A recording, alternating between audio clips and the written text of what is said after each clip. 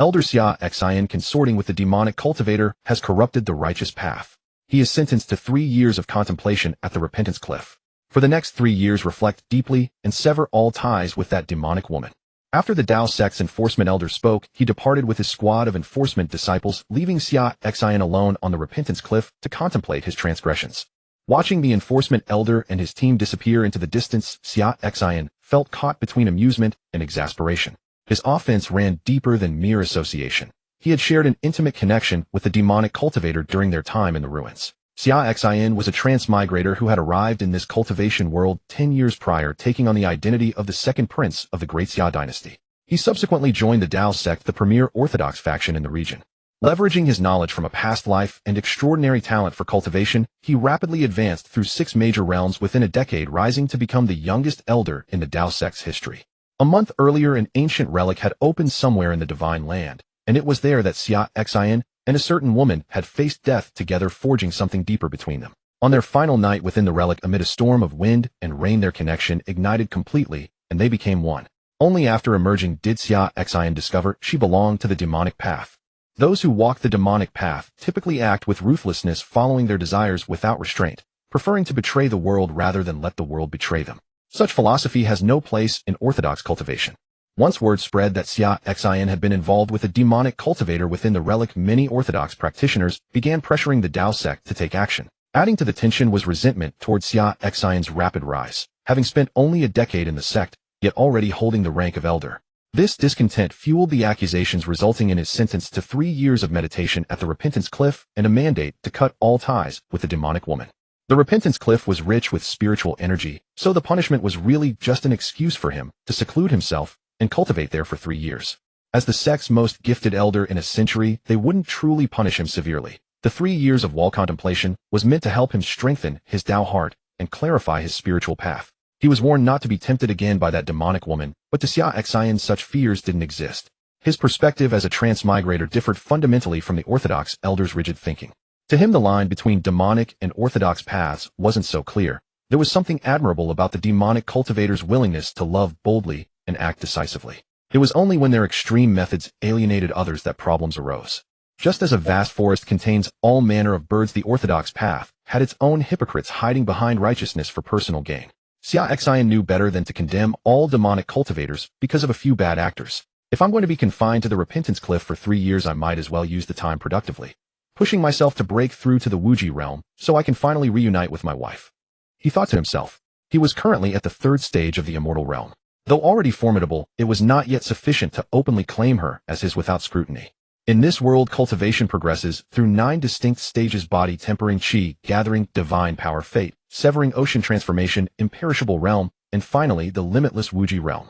Once he reached the pinnacle of the Wuji realm, he'd be recognized as one of the strongest in all of Xinzhou, and no one would dare oppose his reunion with his wife. Though honestly, opposition wouldn't matter much to him. A single sword strike would settle any dispute. As these thoughts crossed his mind, a system notification appeared. A chime echoed in his consciousness. Ding. Congratulations, host. You've awakened the sign-in system. Daily sign-ins grant rewards with more extraordinary locations, yielding greater bonuses. Would you like to sign in at the repentance cliff? Startled by the voice in his mind, Xia Xin realized something remarkable. As a transmigrator, he understood systems better than anyone in this world ever could.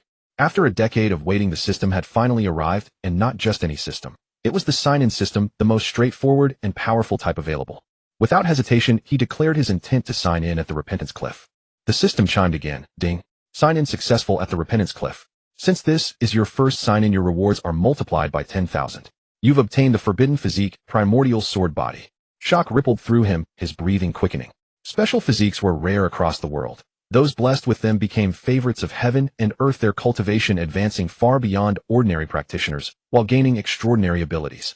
As a sword cultivator, the fact that his very first sign-in granted him a physique tied to the sword path was staggering. The Primordial Sword Body, amplified 10,000-fold by that initial bonus, must be unimaginably powerful. Urging the system to integrate the Primordial Sword Body, immediately, he felt a torrent of power flood into him the moment he spoke. Violent winds erupted around him, cutting through the air like razor-sharp sword chi, while the spiritual energy surrounding the cliff formed spiraling vortexes that surged into his body. Awakened to a forbidden physique, his body became a conduit for heavenly and earthly energy to refine his mortal form, strengthening it while simultaneously augmenting his cultivation. Under this torrent of spiritual power, his imperishable golden body condensed at an accelerating rate. At the imperishable realm stage, cultivation focused on forging the imperishable golden body. As his physical form continued to be tempered, his cultivation base surged forward rapidly. 4th stage, 5th stage, 6th stage of the imperishable realm. With each advancement, his body grew stronger, and the primordial sword body awakened more completely. Above the vast spiritual sea within his dantian, a spectral purple divine sword slowly materialized, wreathed in wisps of primordial purple mist. As the spectral sword took form, every blade wielded by sword cultivators throughout the Tao sect began trembling in reverence and fear, sensing that something profoundly terrifying was awakening. What is happening? My sword trembles in fear. A great and terrifying sword Tao physique is awakening. The swords are quivering and wailing. Countless cultivators of the Tao sect cried out in shock.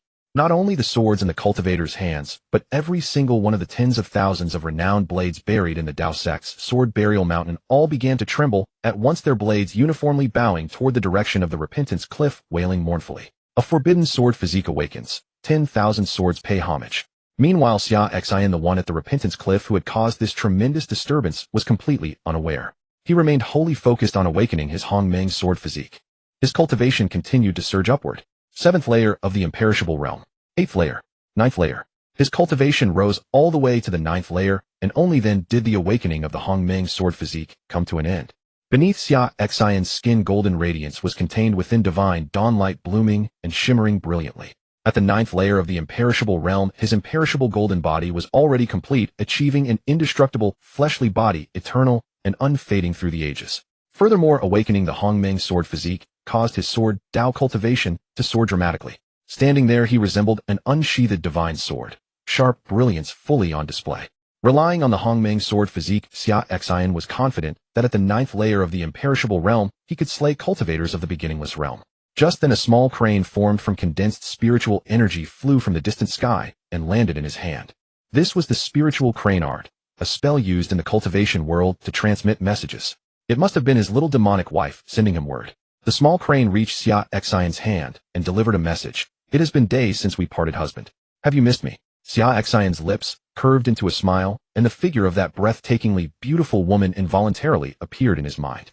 That girl in the ruins, always dressed in a flowing purple long gown and veil, who during their month together constantly complained that the demonic beast meat Xia Xin roasted tasted awful, who argued and bickered with him daily, who bit him with her teeth when she lost an argument. Utterly unreasonable and utterly adorable. That girl who, despite being barely in her 20s, always put on an air of being worldly and wise, as if she understood the ways of the world perfectly. That girl who was an absolute novice in matters of love and romance. That pure and brave girl who, having spent only a single month with him, dared to pledge herself to him for life. As he thought, Xia Xin replied, I am at the repentance cliff reflecting on my faults. Because I miss my wife too deeply, I cannot focus on cultivation and I cannot see her. I am utterly consumed by lovesickness. He then formed a hand seal, condensing his message into a small crane that flew away. While Xia Xin was exchanging letters with his little wife inside the Tao sect, however, things were in an uproar. Earlier, all sword cultivators' swords had trembled in fear, and 10,000 blades on the sword burial mountain had wailed in homage toward the east. It was likely that a terrifying sword Tao physique had awakened to produce such a phenomenon. Many high-ranking members of the Tao sect mobilized, leaving the sect to travel east to investigate. A monster capable of awakening such a sword Tao physique must be recruited into the Tao sect at all costs.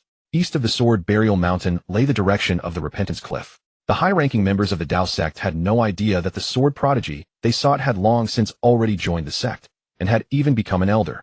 After finishing his message to his little wife at the repentance cliff, Xia Xin began to cultivate right there. Now his cultivation had reached the 9th layer of the imperishable realm, only one step away from the beginningless realm. Of course, that single step was as wide as a heavenly chasm. Out of 100 ordinary imperishable realm cultivators, rarely could even one cross this threshold. Of course, this was for ordinary imperishable realm cultivators. For a monster like him, who had awakened the Hongmeng sword physique, there was no such thing as a bottleneck. Once accumulation was sufficient, breakthrough would come naturally. Let us set a small goal: break through to the beginningless realm within 1 year. Activating the Hongmeng sword physique, a roar immediately erupted within his body. The surrounding spiritual energy of heaven and earth was frantically devoured and absorbed into him. This speed of absorbing spiritual energy startled Xia Xin. He had not expected the Hongmeng sword physique's absorption rate to be so terrifying, truly worthy of being a forbidden physique. This speed of absorbing spiritual energy was more than 10 times faster than before. At this rate of cultivation, he would not need a year, at most a single month, to break through to the beginningless realm. Indeed, running cheat codes felt wonderful. While you all cultivate, I slack off. Yet by the end I stand invincible. A day passed, and the system reset, granting another chance to sign in. System continue signing in at the Repentance Cliff, Xia Xin said. Ding. Sign in at the Repentance Cliff successful. Congratulations, host, on obtaining 1 golden body pill. The golden body pill, a pill consumed during cultivation by imperishable realm experts. 1 pill could replace a month of bitter training. In the mortal world it was priceless. Of course, the 1 month referred to here was the cultivation of an ordinary imperishable realm expert. Xia Xin's talent was extraordinary. His cultivation speed had always far surpassed that of ordinary cultivators. Now with the Hongmeng sword physique awakened, his cultivation speed had multiplied tenfold. It was beyond fast. He estimated that a single day of normal cultivation by him was equivalent to the medicinal power of 1 golden body pill. This time I only obtained 1 golden body pill, far inferior to the Hongmeng sword physique from the first sign-in, Xia Xin said, consuming the pill and beginning to cultivate. Better than nothing after all. The first sign-in was both his first sign-in at the Repentance Cliff and his first since obtaining the system. The rewards had been boosted 10,000-fold, naturally something a second sign-in could not compare to. He estimated that from now on, unless he signed in at a new location, the rewards he received would all be around the level of the golden body pill. While Xia Xin was refining the pill and cultivating, in the Shinzhou continent, in the demonic path's foremost power, the heavenly demon sect, within the Grand Hall, cultivators of tremendous cultivation bearing terrifying demonic might and oppressive auras all knelt respectfully before a woman in a purple long gown and veil who sat upon the main seat. The Hunyuan demon lord, the ghost king of Chuan, the black-faced Rakshasa, the granny of childlike face, the life-claiming judge, the soul-calling emissary, the heavenly shadow assassin, the laughing crying twin evils. These were legendary demons whose mere names alone could strike terror into the hearts of all who heard them. All of them now knelt before the purple-gowned woman, not even daring to breathe loudly. Meanwhile, the woman in purple seated upon the main seat looked at the message Xia Xin had sent through the spiritual crane art.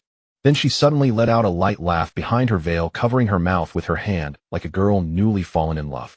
She murmured, "Always with your sweet talk to make this one happy. Then husband, reflect well on the Repentance Cliff. These days I have matters to attend to. When this one has time, I shall come find my husband for a rendezvous." The message transformed into a small crane that flew out of the demonic hall, heading toward the Repentance Cliff of the Tao sect.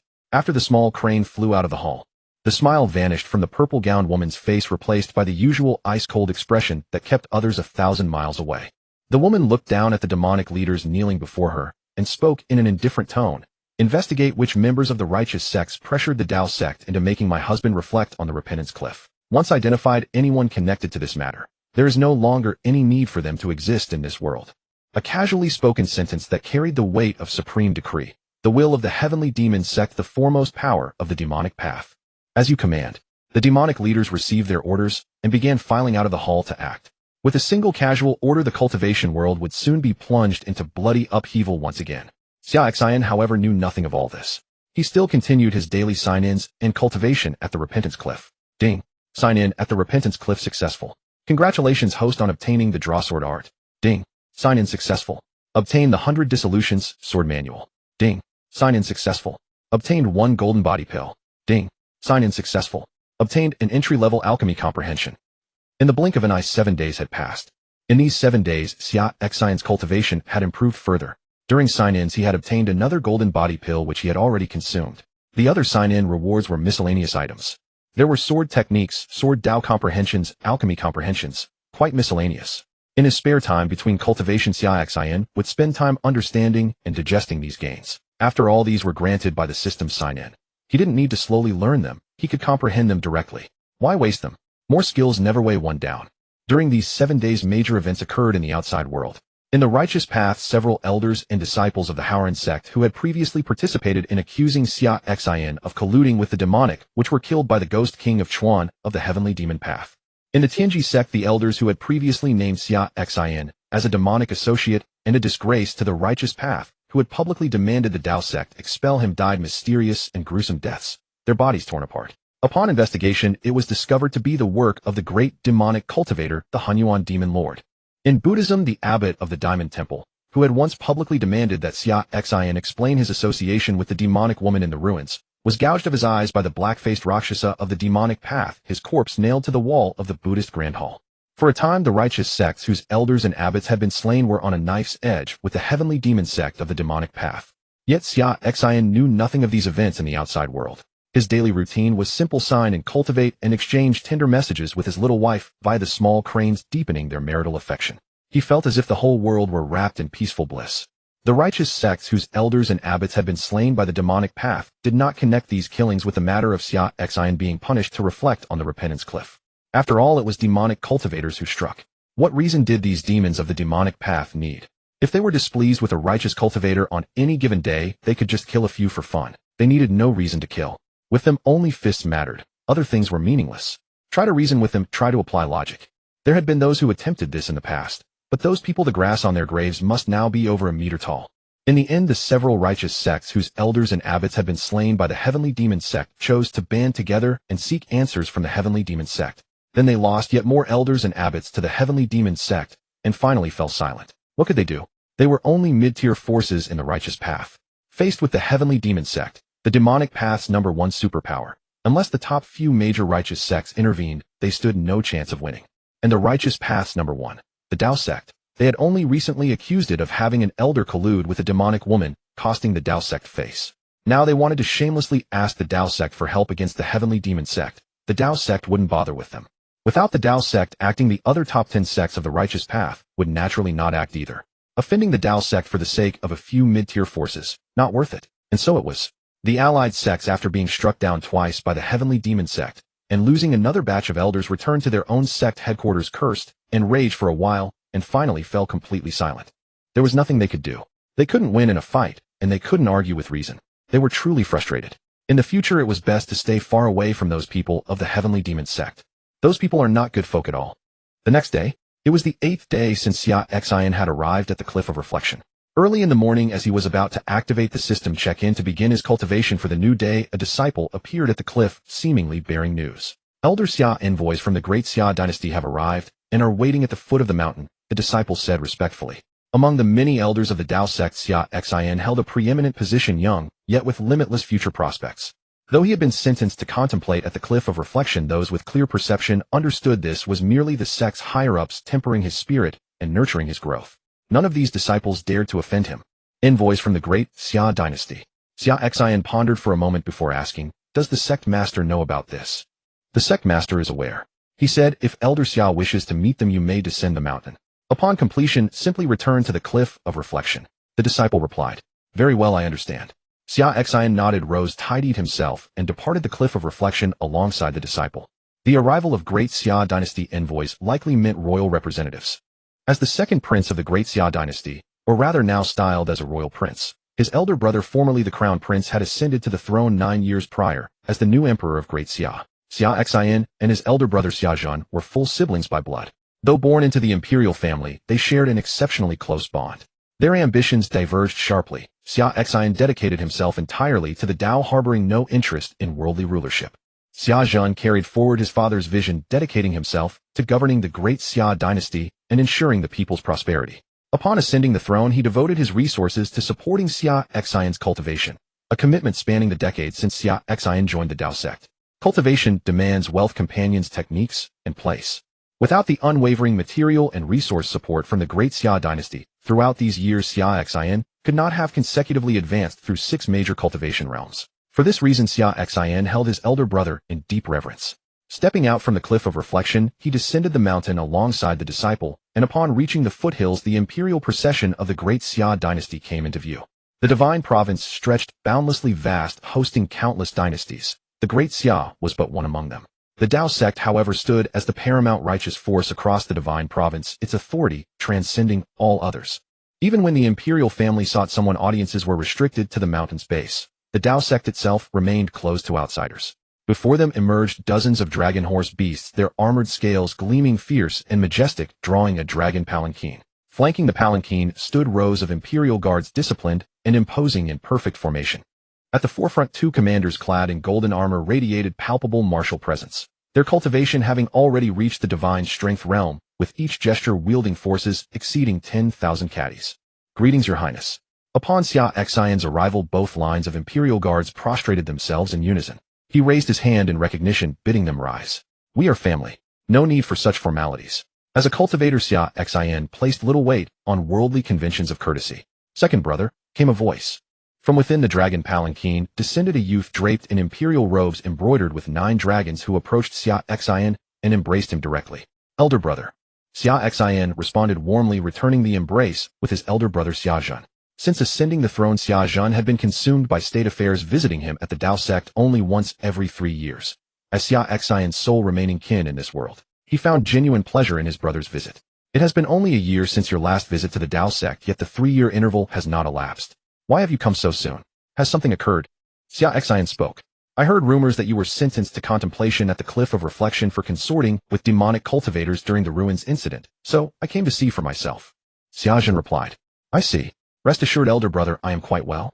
My position within the Dao sect is secure, and the sect will not hold this against me. Sentencing me to 3 years of contemplation at the Cliff of Reflection amounts to no more than conducting my seclusion elsewhere. Xia Xin smiled. That is a relief to hear. Reassured that his younger brother had fared well, Xia Xin continued. In what feels like an instant, you have been away from home for a decade, and I have worn the crown for 9 years now. Time truly flies. Indeed. Xia Xin reflected. By the way, I understand that 9 years into your reign you have established an Empress and welcomed a daughter into the world. Why did you not bring her along? I would gladly meet my young niece. Xia Xin laughed heartily. I had intended to bring her to meet you this time, but that girl has such a restless spirit. Nothing of a princess about her. At merely 8 years old, she already frequents the capital, seeking out cultivators, dreaming of sword-wielding adventures and demon subjugation. Recently, while her mother's guard was down, she slipped away unnoticed, which is why she could not accompany us. Is that so? Huh. Xia Xin chuckled. The little one bore a striking resemblance to his own childhood self. Both of them equally disinclined toward the constraints of royal life. They both shared a fondness for seeking immortals and wandering the world. Afterward, Xia Xin continued conversing with Xia Xin for some time. Yet amid their exchange, he noticed his elder brother harboring something he found difficult to articulate, several times attempting to speak before falling silent. Xia Xin said, Elder brother, beyond coming to see me, you must have other business. Speak plainly. I am your own brother. There is no need for reservation. Hearing this, Xia Xin appeared to steel his resolve and began. Indeed, I have another matter I wish to ask your assistance with. However, since you are currently undergoing contemplation at the Cliff of Reflection and cannot leave the Dao sect, it would prove rather troublesome to handle directly, which is why I hesitated to broach the subject. What is it? Please speak freely, elder brother, Xia Xin replied. Here is the situation. Over these years of my reign, though I have achieved certain accomplishments, my imperial authority still falls short compared to our late fathers. In essence, my strength remains insufficient. Xia Xin sighed deeply. In our father's day, he personally wielded the Transformation Sea realm as a supreme powerhouse, quelling those with ill intentions within the dynasty and compelling the imperial retainers to submit. Now that our father has passed, and I have inherited the throne, my cultivation stands merely at the aperture opening realm, insufficient to command the loyalty of those Transformation Sea retainers. Recently, 2 of the Transformation Sea cultivators stationed to protect the royal family have departed in succession. Adding to this, 1 more who had sworn undying loyalty to the dynasty perished a month ago. Now only 2 Transformation Sea masters remain within the royal ranks. The Great Xia dynasty spans immense territories with numerous vassal kings distributed across the realms, each commanding substantial forces. With only 2 Transformation Sea experts left to anchor the dynasty's authority, maintaining control over the empire grows increasingly precarious. Several vassal lords have grown restless within the dynasty's borders. Through covert investigations, I have discovered that these rebellious powers draw backing from external cultivation factions beyond Great Xia's reach. Certain formidable vassal kings already command the support of no fewer than 4 Transformation Sea masters operating from outside. These vassals conspire with outside forces driven by grand ambitions.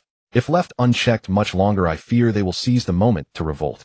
That is why I ask you to intervene. Deliver a firm warning to the cultivation powers backing these vassals, showing them that even if I falter, your presence alone will not permit any designs against our Great Xia dynasty. With that, Xia Xin grew somewhat abashed. As the elder brother who held control of their father's empire, he had failed to shield and provide for his younger sibling, instead finding himself compelled to seek assistance from Xia Xin. Do any of the cultivation factions backing these vassal lords possess experts beyond the immortal realm? Xia Xin inquired. None whatsoever. That is impossible, Xia Xin responded. The immortal realm represented the absolute pinnacle in secular cultivation, an existence transcending the Transformation Sea stage, spoken of only in legend and myth. From the body-tempering realm, through chi-gathering divine strength, aperture-opening Transformation Sea, and unto the immortal realm, each successive breakthrough separated cultivators by an unfathomable chasm that defied crossing. One must understand a practitioner of the divine strength realm already commanded forces exceeding 10,000 caddies, sufficient to lead armies numbering in the tens of thousands. Within the Great Xia dynasty, the aperture-opening realm represented first-rate power, enough to establish independent factions and found one's own sects across the empire.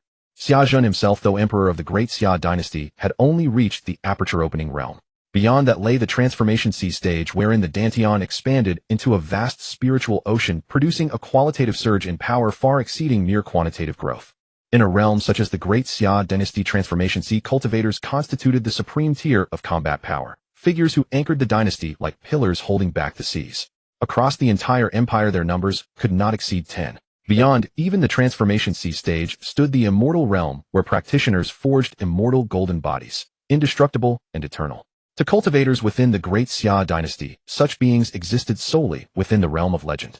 The Great Xia dynasty had never produced any such existence, and only the most powerful dynasties or regions within the divine province could claim them.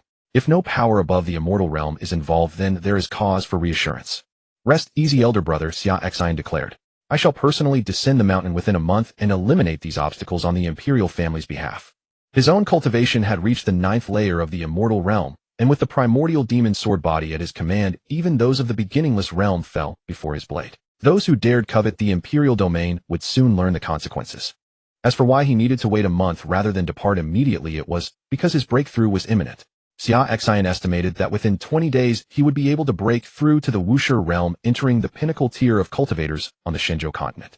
Only then could he descend the mountain in the invincible posture of the Wuxia realm, making the crushing of his enemies all the more satisfying. After exchanging a few more words with Xia Xin, Xia Xin returned to the Cave of Reflection, while Xia Xin headed back to the Great Xia dynasty. The Great Xia dynasty could easily afford to wait 20 days. On his way up the mountain, passing by the Dao sect's main gate, Xia Xin activated his system, sign in at the Dao sect's main gate. The Dao sect's main gate was considered a special location, so he would likely receive something worthwhile. Ding, sign in successful at the main gate. Congratulations, host, you have obtained the renowned sword Qi Xiao. The Qi Xiao sword, one of the 10 great famous swords, and the sword of Imperial Dao. Not bad, Xia Xin reflected inwardly. Though it may not match the Hongmeng sword body, it is far superior to the rewards I have received from signing in at the Cave of Reflection in previous days. Among the 10 great famous swords, the Qi Xiao ranked third, trailing only the Xianyuan sword, the sword of sacred Dao, and the Zhanlu sword, the sword of benevolent Dao. Its attributes would surely surpass the heavenly grade spiritual artifacts of this era. Upon returning to the Cave of Reflection, a messenger crane bearing his wife's message arrived. My lord, 9 days have passed since we parted, and I find myself missing you dearly. Shall we arrange a time to meet, or might I come to the Dao sect to find you? As he read his wife's message, the passion between them was still at its peak. 9 days apart had indeed stirred his longing for her. Yet he knew allowing her to come to the Dao sect was absolutely out of the question. His wife was a figure of the demonic path, while the Dao sect stood as the foremost orthodox sect on the Shenzhou continent. If she were to infiltrate the Dao sect and be discovered by others, she would face grave danger. At his current cultivation level of the 9th layer of the immortality realm, he feared he would struggle to protect her adequately. After all, the Dao sect, as the leading orthodox sect, was home to countless ancient experts, and only those who had reached the immortality realm could serve as elders here. Above the elders stood the protectors, and above them the sect master supreme elders and those ancestors who had lived for thousands of years. Even the immortality realm would fall short against such living legends. The Wuxia realm would stand no chance at all. His wife, a cultivator of the demonic path, should not recklessly enter the Dao sect and place herself in such peril. After contemplation, Xia Xin sent his reply.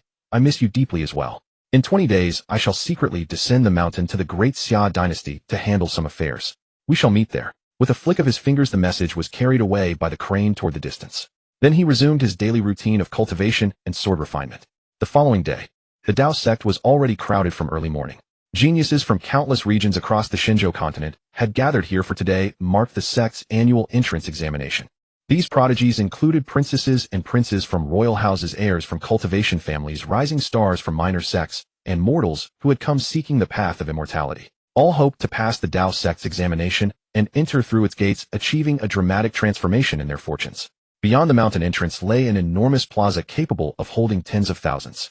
The square was already set up with the assessment illusion array. The Dao sect's entrance exam consisted of a single trial. If one could pass it, they would be admitted. That trial was the heart-searching. The illusion array arranged in the square was called the heart-searching array, designed specifically to probe one's innermost thoughts while simultaneously evaluating one's moral character. Those whose devotion to the Dao was not firm or whose conduct was unrighteous would be unable to pass the heart-searching array. Each year, countless aspirants came to take the Dao sect's entrance examination, yet unfortunately 99% of them failed to pass the heart-searching array and departed in disappointment. Those who passed the heart-searching array could enter the Dao sect to have their spiritual roots tested. The sect elders would select candidates they favored as disciples based on their innate talent to train personally. The higher one's spiritual aptitude, the greater the chance of being chosen by an elder. If one's talent was too low and no elder claimed them, they could only become laboring disciples, their future prospects bleak and uncertain. Tens of thousands entered the heart-searching array within the square for the examination. Yet only a few hundred passed, being led into the Dao sect to have their spiritual roots tested. Hundreds of young men and women who had passed the examination followed their assessing elder into the Dao sect, chattering excitedly as they took in the magnificent scenery along the way. In our great Zhou dynasty, a single practitioner at the Sea Transformation realm serves as the kingdom's pillar of strength. But here at the Dao sect, the Sea Transformation realm does not even qualify one as an outer sect elder. Only those who reach the immortality realm can become elders. If only I could take study under a Dao sect elder. Indeed, the strongest member of my family, the clan head, has only attained the divine power realm. Yet here at the Dao sect, even the two disciples guarding the mountain gate possess the split mansion realm. I do not ask to be taken as a direct disciple by an elder. I merely wish to serve as a laboring disciple at the Dao sect, cultivate peacefully, and when I break through to the split mansion realm, I shall return home and restore the glory of my Wang clan. I was born with a sword heart and have always been drawn to the sword Dao. I intend to study under a Dao sect master proficient in sword cultivation and become a peerless sword immortal in the future. Filled with anticipation, the young men and women stepped forward toward the Dao sect one by one. Only one maiden lingered behind the group, her expression resolute, her gaze steady and fixed upon the direction of the main hall. This maiden was named Lin Hui'er, hailing from a minor region of the Xinzhou continent called the Chaotic Domain. She was the daughter of a second-rate clan's patriarch within that domain, and her clan now faced an existential crisis. Only by passing the examination and entering the Dao sect and taking study under an elder could she resolve her family's crisis. Otherwise, her clan would face utter destruction within a month. At that moment, Xia Xin arose from the cave of reflection and slipped away stealthily, preparing to find a special location to sign in. The previous day's sign-in at the main gate had yielded the famous sword Qi Xiao, teaching him the considerable benefits of signing in at special locations. There was no need to sign in at the cave of reflection every day. Though sentenced to 3 years of meditation here, he reasoned that merely stepping out briefly to sign in and returning immediately should not constitute a violation. Even if he did break the rules, the consequences would be minimal. The Dao sect's sect master held such high expectations for him that nothing severe would come of it. At that moment, at the plaza before the Dao sect's main hall, numerous elders had gathered, testing the talents of those geniuses who had passed the entrance examination and selecting disciples to their liking. After a casual glance, Xia Xin prepared to complete his sign-in and return. Although becoming an elder would grant him the right to take disciples, he had no interest in such matters. Just as Xia Xin was about to activate his system for sign-in, ding, a system alert resonated, Phoenix Bloodline Bearer detected. The notification caught Xia Xin off guard. A Phoenix Bloodline Bearer. Following the system prompt, Xia Xin turned his gaze toward the square, toward Lin Hui'er. Ding, a system mission has been issued. Accepting the Phoenix Bloodline Bearer as a disciple will yield a special reward. Accepting a Phoenix Bloodline Bearer as a disciple for a special reward. How interesting. Xia Xin used his eyes, settling on Lin Hui'er in the square. At this moment, among the hundreds who had just passed the heart-searching array, 30% had already been chosen by elders as disciples. The remaining 70% had gone unrecognized. These unchosen individuals could only become laboring disciples of the Dao sect. If fortune favored them, and they stumbled upon some opportunity to distinguish themselves, they might rise to inner sect disciple status. But misfortune could relegate one to a lifetime of menial service with little hope of advancement. Is my talent truly so wretched that not a single elder wishes to take me as a disciple? Lin Hui'er's eyes brimmed with despair.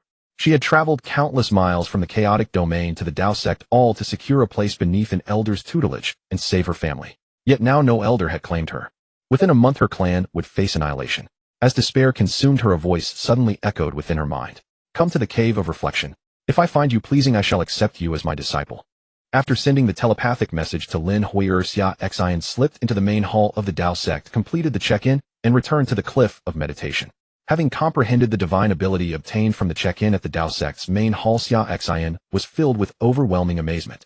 One Sword 9 Heavens was an extraordinarily powerful divine ability. According to the description, its essence lay in the concept that all things under heaven and earth could be severed. With a single strike, one could cleave through the 8 wastelands and 6 directions. Sword Qi stretched across 30,000 miles. In the 9 heavens, none could match it. This is worthy of being obtained from the main hall. With this divine ability and my primordial sword body, Even one who has reached the peak of the Wuxia realm would fall to my single strike. Xia Xin was exceedingly excited.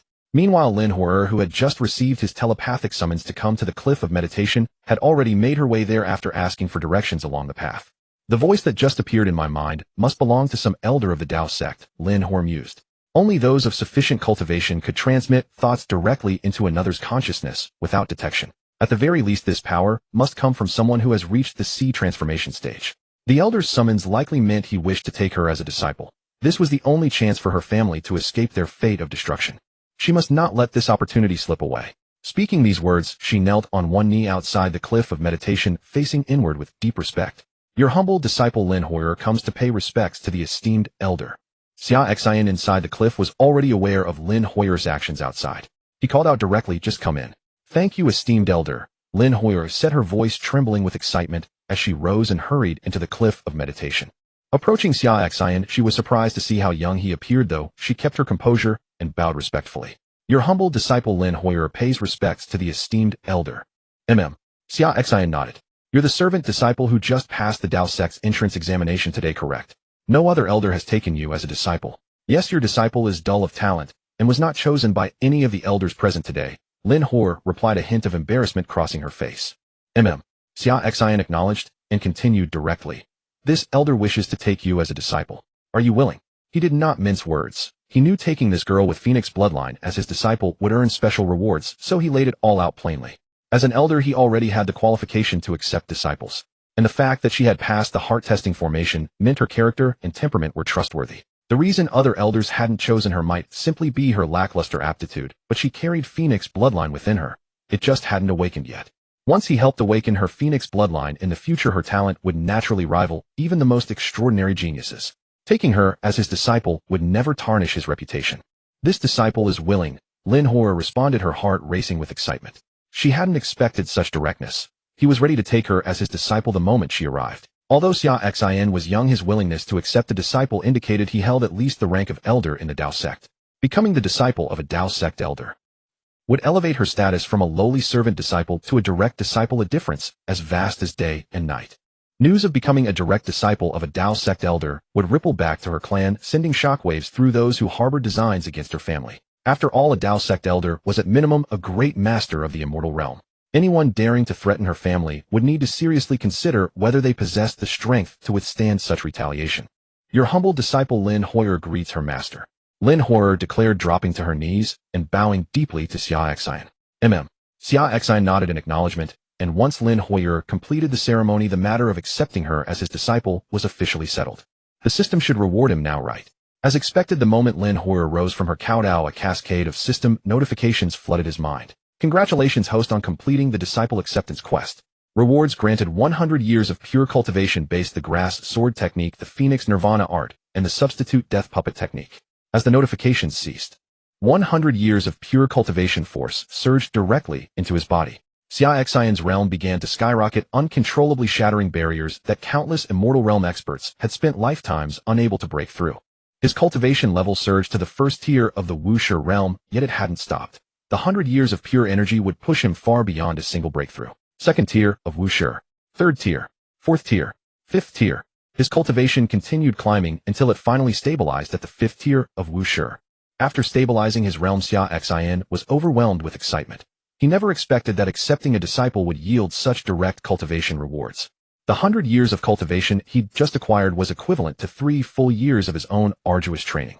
With his Primordial Sword Body's cultivation speed, roughly 30 times that of ordinary cultivators, these 100 years of pure energy translated to 3 years of personal practice. It seemed he needed to complete more special tasks from the system in the future, as this would save considerable cultivation time while rapidly boosting his power.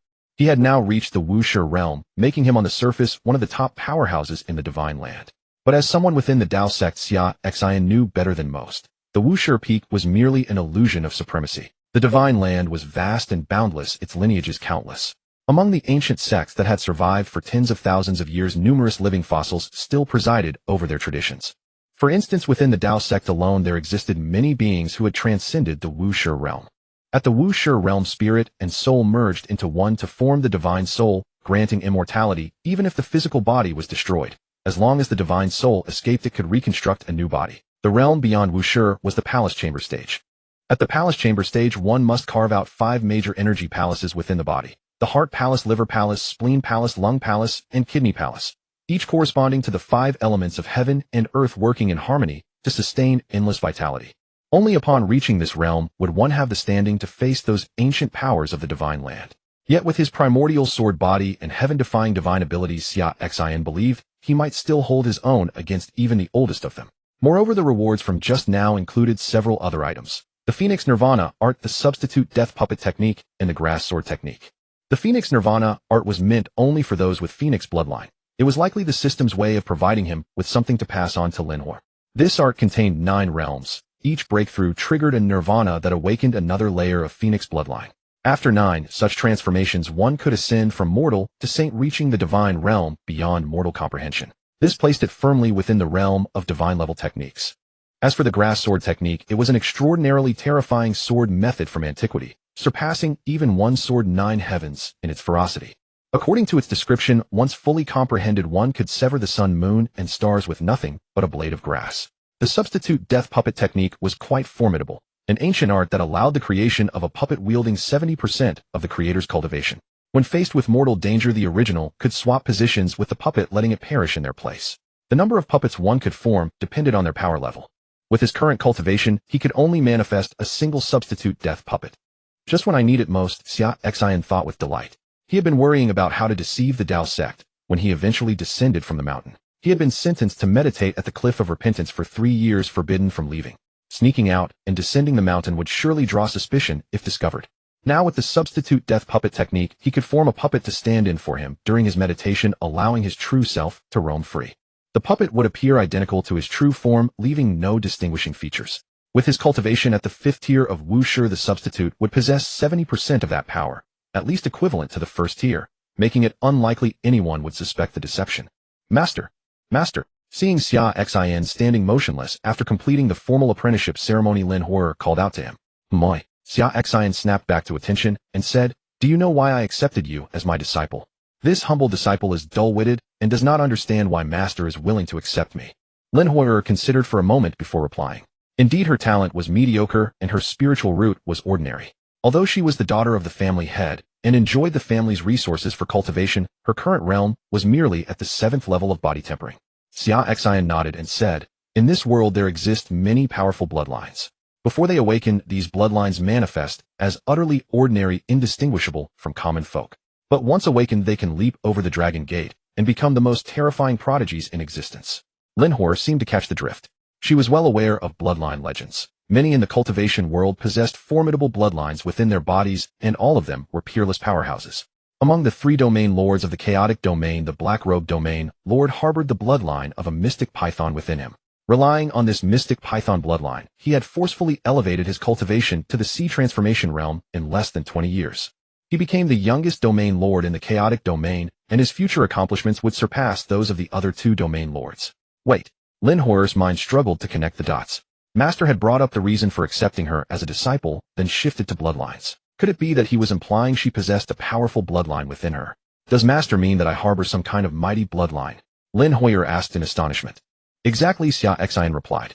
Linhor stood frozen, utterly dumbfounded. A bloodline. Such fortune rivaled that of a special physique. Once activated, there was a high probability she could reach the sea transformation realm, or even higher. How could she not be stunned? Suppressing her shock, Linhor asked, "Then what bloodline do I possess? Is it stronger than the Black Robe domain lord's mystic python bloodline?" The mystic python bloodline is merely an inferior bloodline. Compared to the bloodline you harbor, it does not even deserve to carry his shoes, Xia Xin said. What you carry within is the Phoenix bloodline, superior to a supreme bloodline, a legendary ancient divine bloodline. Bloodlines were indeed classified by rank: inferior, medium, high, supreme, and the legendary ancient divine bloodline. Ancient divine bloodline. Linhor was so stunned by Xia Xin's words that she could barely process it. Her bloodline was not inferior nor medium. It far exceeded all of these, being an ancient divine bloodline. After a moment of shock, Linhor regained her composure and said, "It seems the ancient legend of the chaotic domain is true. I now understand why the Bloodnether sect must extinguish our Lin family. It is because of our unique bloodline." "What ancient legend of the chaotic domain are you referring to?" Xia Xin asked curiously.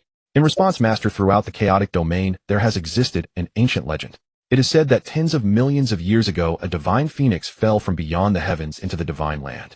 Its landing site happened to be exactly within the chaotic domain.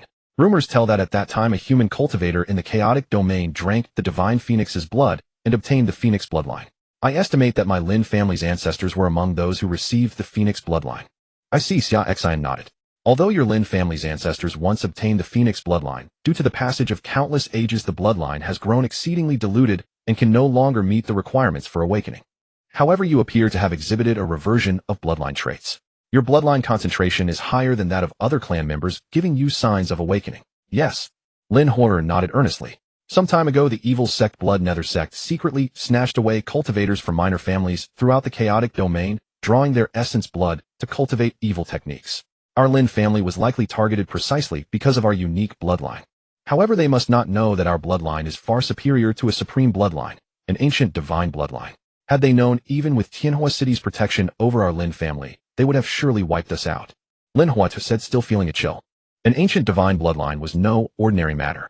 Its allure to cultivators was simply too immense. Even though countless generations had passed, and the bloodline had grown extremely diluted, even weaker than an inferior bloodline, the legacy remained. With the means available to those evil cultivators in the Blood Nether sect, they might exterminate the entire Lin family, extract everyone's bloodline essence, and refine it all together to produce a considerably potent bloodline inheritance. Evil path cultivators were far more detestable than demonic path cultivators. Demonic path cultivators at least were merely ruthless and unreasonable in their methods. But evil path cultivators were essentially a rabid pack, madmen driven by obsession. For the sake of their own interests, they were capable of committing any atrocity. Indeed, Xia Xin nodded. I shall now impart to you a cultivation method. Although your bloodline shows signs of reversion, it remains too diluted. You must use a specialized cultivation method to increase your bloodline concentration before it can awaken. As he spoke, Xia Xin extended a finger and pressed it against Lin Hor's forehead. The divine grade technique, the Phoenix Nirvana art which he had just obtained through the system, flowed directly into her mind.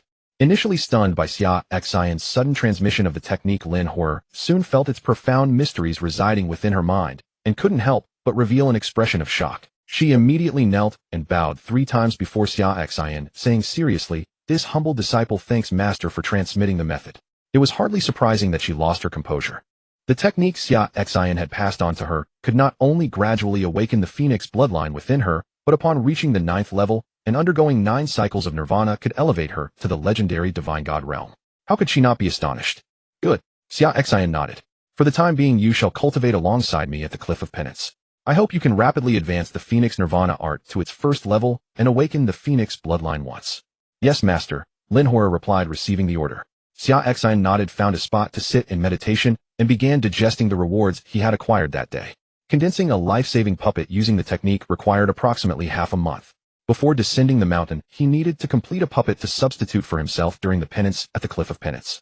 Xia Xin also wished to use this half-month period to familiarize himself with his rapidly surging cultivation realm and thoroughly internalize the Sword Dao divine abilities obtained through check hints and accepting disciples. Imitating Xia Xin, Lin Hor also found a suitable location, sat cross-legged, and began cultivating the Phoenix Nirvana art.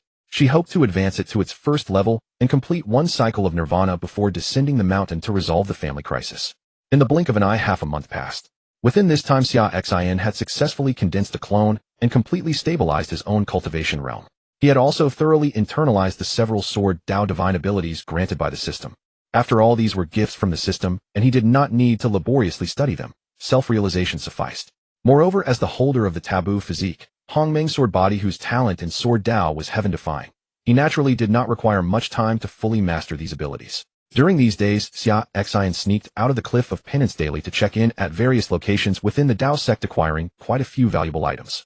The most useful were 2 secret techniques and a famed sword. The 2 secret techniques were the Divine Grade Sword Nourishing Art and the Divine Grade Breath Concealing Art, while the famed sword was Chuanjuan, one of the 10 great famed swords.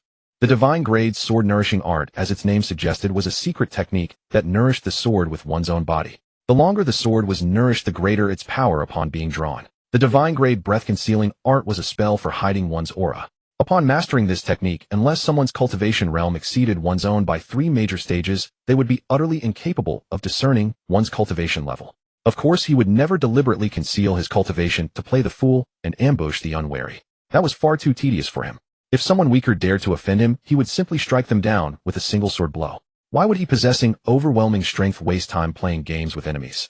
Such behavior would utterly contradict his demeanor. As for Chuanjuan, it was the sovereign sword among the 10 great, famed swords. Legend had it that this sword was forged through the joint efforts of gods and humans. During its forging, the thunder god hammered the iron, the rain maiden splashed water, the flood dragon tended the furnace, and the heavenly emperor stoked the coals.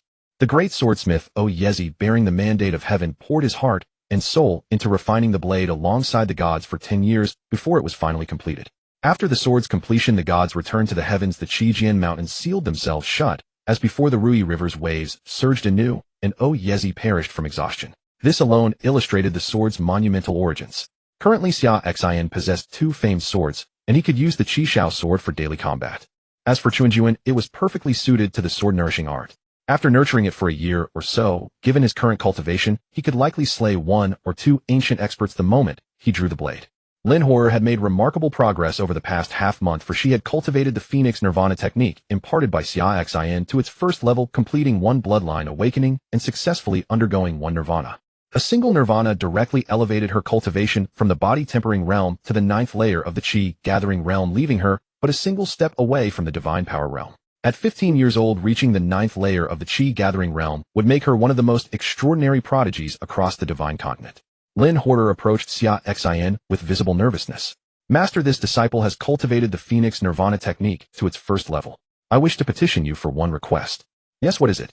Xia Xin asked, observing her for the past half-month and finding her to be a respectful and upright disciple worthy of greater investment in her cultivation. I wish to bid farewell to my master for a period of time and descend the mountain to return to the chaos domain to resolve my family's crisis. Lin Huiger explained, I am the daughter of the head of the Lin family, a second-rate clan in the chaos domain. Our family's unique bloodline has attracted the attention of the heretical Blood Mandate sect. Recently, many of our kin have been secretly abducted by their evil cultivators and drained of their essence blood for dark cultivation arts. Fortunately, an old alliance between the Lin ancestors and Fire Heaven City prompted its lord to grant us half a year of protection while we sought alternative paths. The Blood Mandate sect's overwhelming power left even Fire Heaven City unwilling to sever ties over our family's plight. The Lin family thus sent the younger generation to undergo assessments at prominent cultivation sects, hoping to secure a powerful patron before the 6-month protection expires. Without such an alliance, our family faces certain destruction when that deadline passes.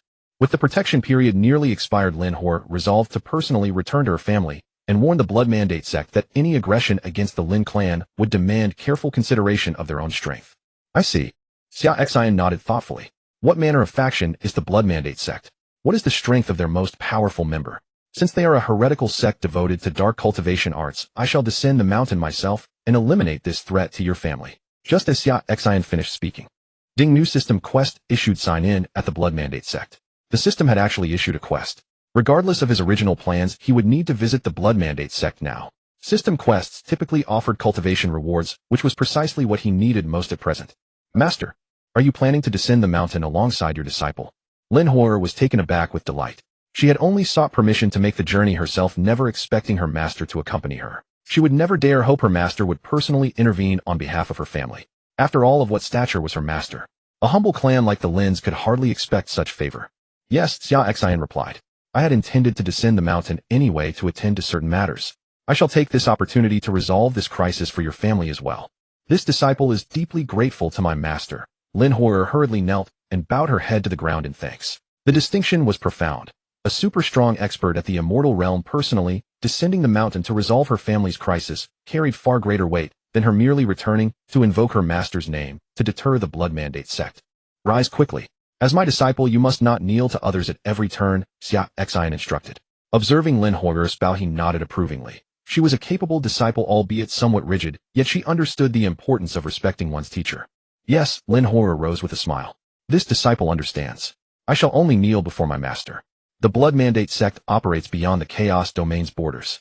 On the surface, their strongest patriarch reaches the 9th layer of the Profound Mansion realm, though whether hidden masters transcend that level remains unknown, Lin Horror explained. She deliberately left room for uncertainty, recognizing that many factions concealed their true strength beneath a veneer of displayed power.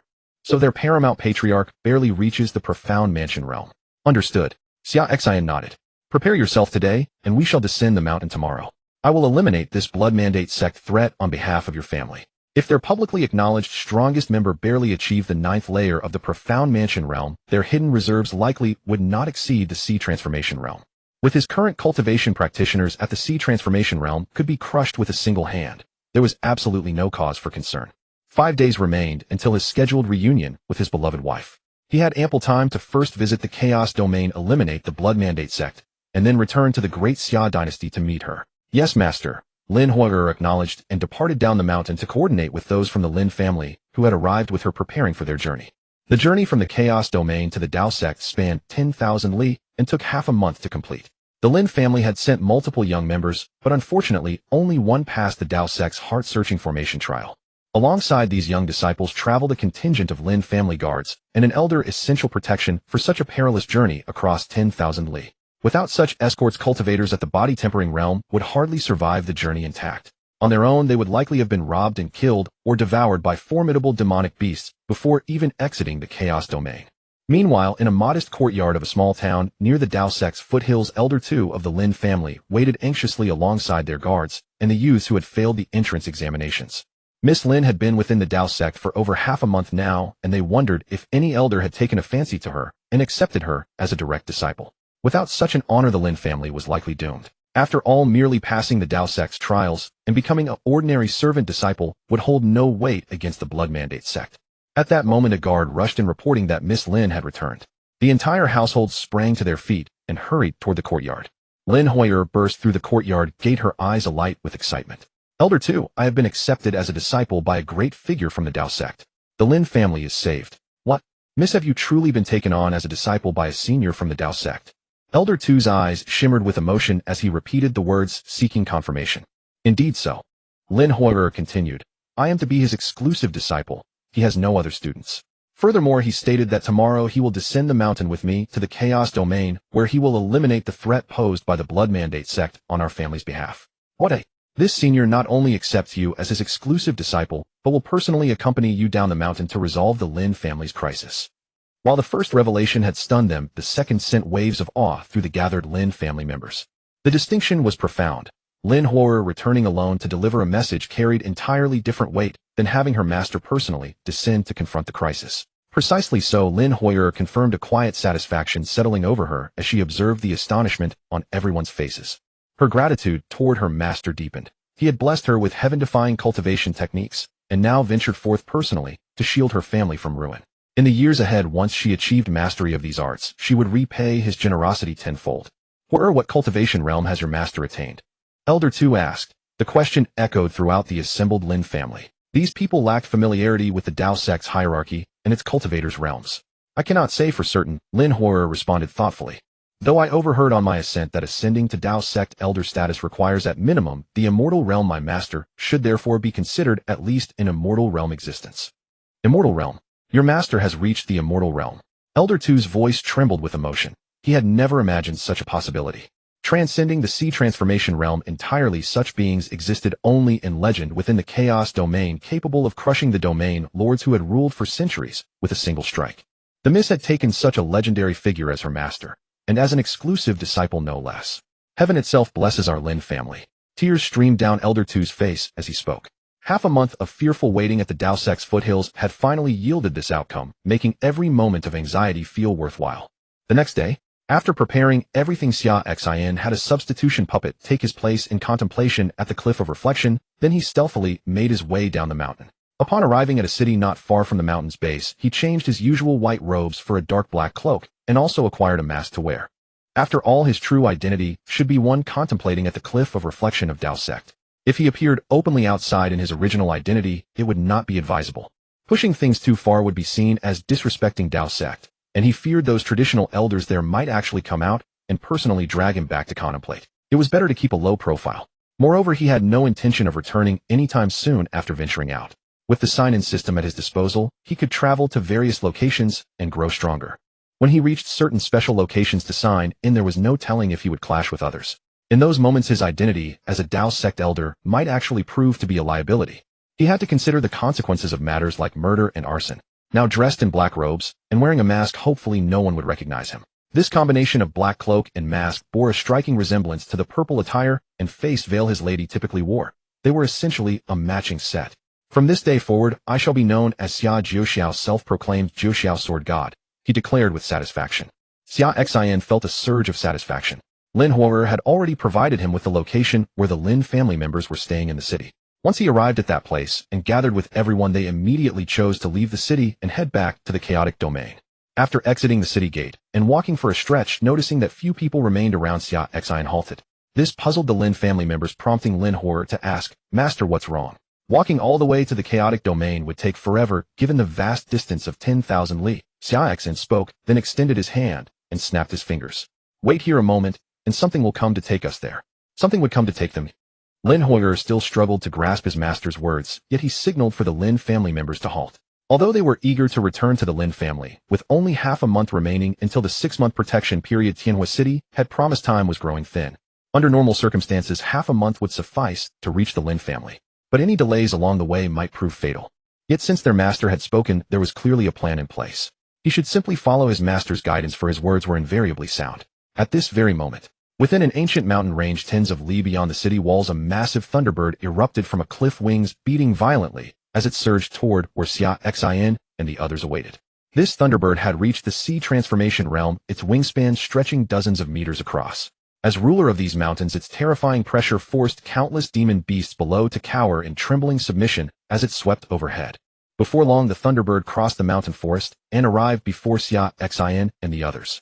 Witnessing the thunderbird materialize from afar and land before them, with its fearsome aura and terrifying lightning crackling around its form, sent the Lin family members into a panic.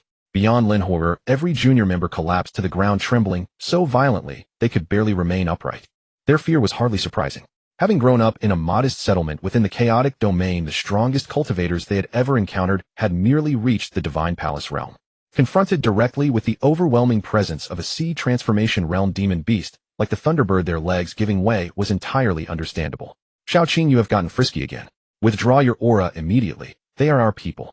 Xia Xin spoke. "This thunderbird has been my mount for several years now. When not in use, I return it to the primal forest, summoning it only when needed." At Xia Xin's command, the thunderbird retracted its oppressive aura, its gaze softening as it regarded the Lin family members. The Lin family members exhaled deeply in relief, astonished to discover that this terrifying great demon beast was merely the mount of the distinguished figure beside them. No wonder it had not attacked them immediately upon arrival.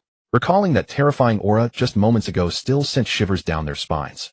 Only a powerful figure like this Lord, one who had reached or surpassed the immortal realm, would possess the prestige to claim such a sea transformation demon beast as a mount. The fact that a sea transformation realm entity, which in their chaotic domain was considered a dignified domain lord, could only serve as a mere mount to this lord was truly astonishing. Simultaneously, their reverence for Xia Xin deepened even further. "Enough dawdling. Mount Xiaoqing's back now. We will ride directly to our destination, for walking would take far too long." Xia Xin declared. "Yes, master. As you command, my lord." The Lin family members brimmed with excitement. Riding a sea transformation demon beast back would surely get them to the chaotic domain in less than a day, allowing them to rescue the Lin family in time. As the group stepped onto the thunderbird's back, it spread its wings and launched skyward, soaring into the distance. Standing atop the thunderbird, the Lin family guards wore expressions of exhilaration. They never imagined they would one day ride a sea transformation demon beast across 10,000 li of territory. This boast would sustain them through a lifetime of bragging back in their small city within the chaotic domain. Elder 2 of the Lin family shared the same excitement. Despite his status as a Lin clan elder, he had only reached the divine power realm and had never even ridden a flying demon beast before, let alone something at the sea transformation level. Watching the landscape speed past beneath them, Elder 2 marveled at how swiftly this sea transformation beast traveled, cutting straight through without the detours they had been forced to take around hazardous zones. At this pace, they should reach the Lin family in the chaotic domain by tomorrow. Meanwhile, in Luoshan City, within the chaotic domain, the Lin residence, all the Lin family elders, temple protectors, and guest disciples had assembled in the main hall to deliberate on pressing matters. To resolve this family crisis, 4 expeditions had been dispatched to powerful sects for evaluation and to seek protection from influential forces. Each team consisted of the Lin family's most promising young genius, leading several junior members escorted by a security detail and an elder sent to compete for admission at major sects across the Divine Land. They pinned their hopes on at least one youth passing the evaluations to join a prestigious sect, secure an elder as mentor, and establish the protective backing needed to resolve the Lin family's predicament. Regrettably, 3 of the 4 teams had already returned within half a month. Though some had managed to enter major sects, none were accepted as direct disciples, by any elder, leaving them unable to leverage the sect's influence to deter the blooding sect. Only the team, led by Miss Lin Horror, remained absent. However, given that she had headed to Dao sect, a sense of foreboding settled over them. Moreover, among the three young geniuses commanding the other teams, eldest Mrs. Talent was not the greatest, deepening their unease. While Dao sect's entrance examination valued spiritual resilience over innate aptitude, testing only whether candidates could navigate the heart-reflecting formation, that was precisely why the Lin family had not sent their most gifted youth there. The heart-reflecting formation carried inherent dangers, and more predictable sects offered greater odds of securing direct discipleship. They sent Miss Lin instead because of her pure heart and filial nature qualities that gave her a strong chance of passing the heart-reflecting formation. Yet beneath it all, they understood that even if she cleared the heart-reflecting formation, her spiritual root aptitude would likely prevent any Dao sect elder from taking her as a direct disciple, relegating her to the role of a mundane servant disciple. After all, while Dao sect's entrance requirements did not demand exceptional talent, becoming an elder's personal disciple certainly did. Now all they could hope for was that Miss Lin's team would pass the assessment and secure her position as a servant disciple. Even that humble status might serve to deter the blooding sect. At minimum, it would buy them crucial time to formulate a response. For the blooding sect had been targeting Lin family members with increasing aggression despite Tianhua City's nominal protection.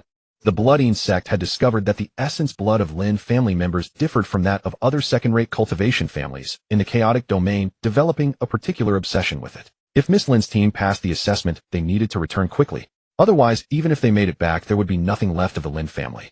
Perhaps the clan lord should visit Tianhua City again, pleading with its lord to extend protection to our Lin family for a while longer.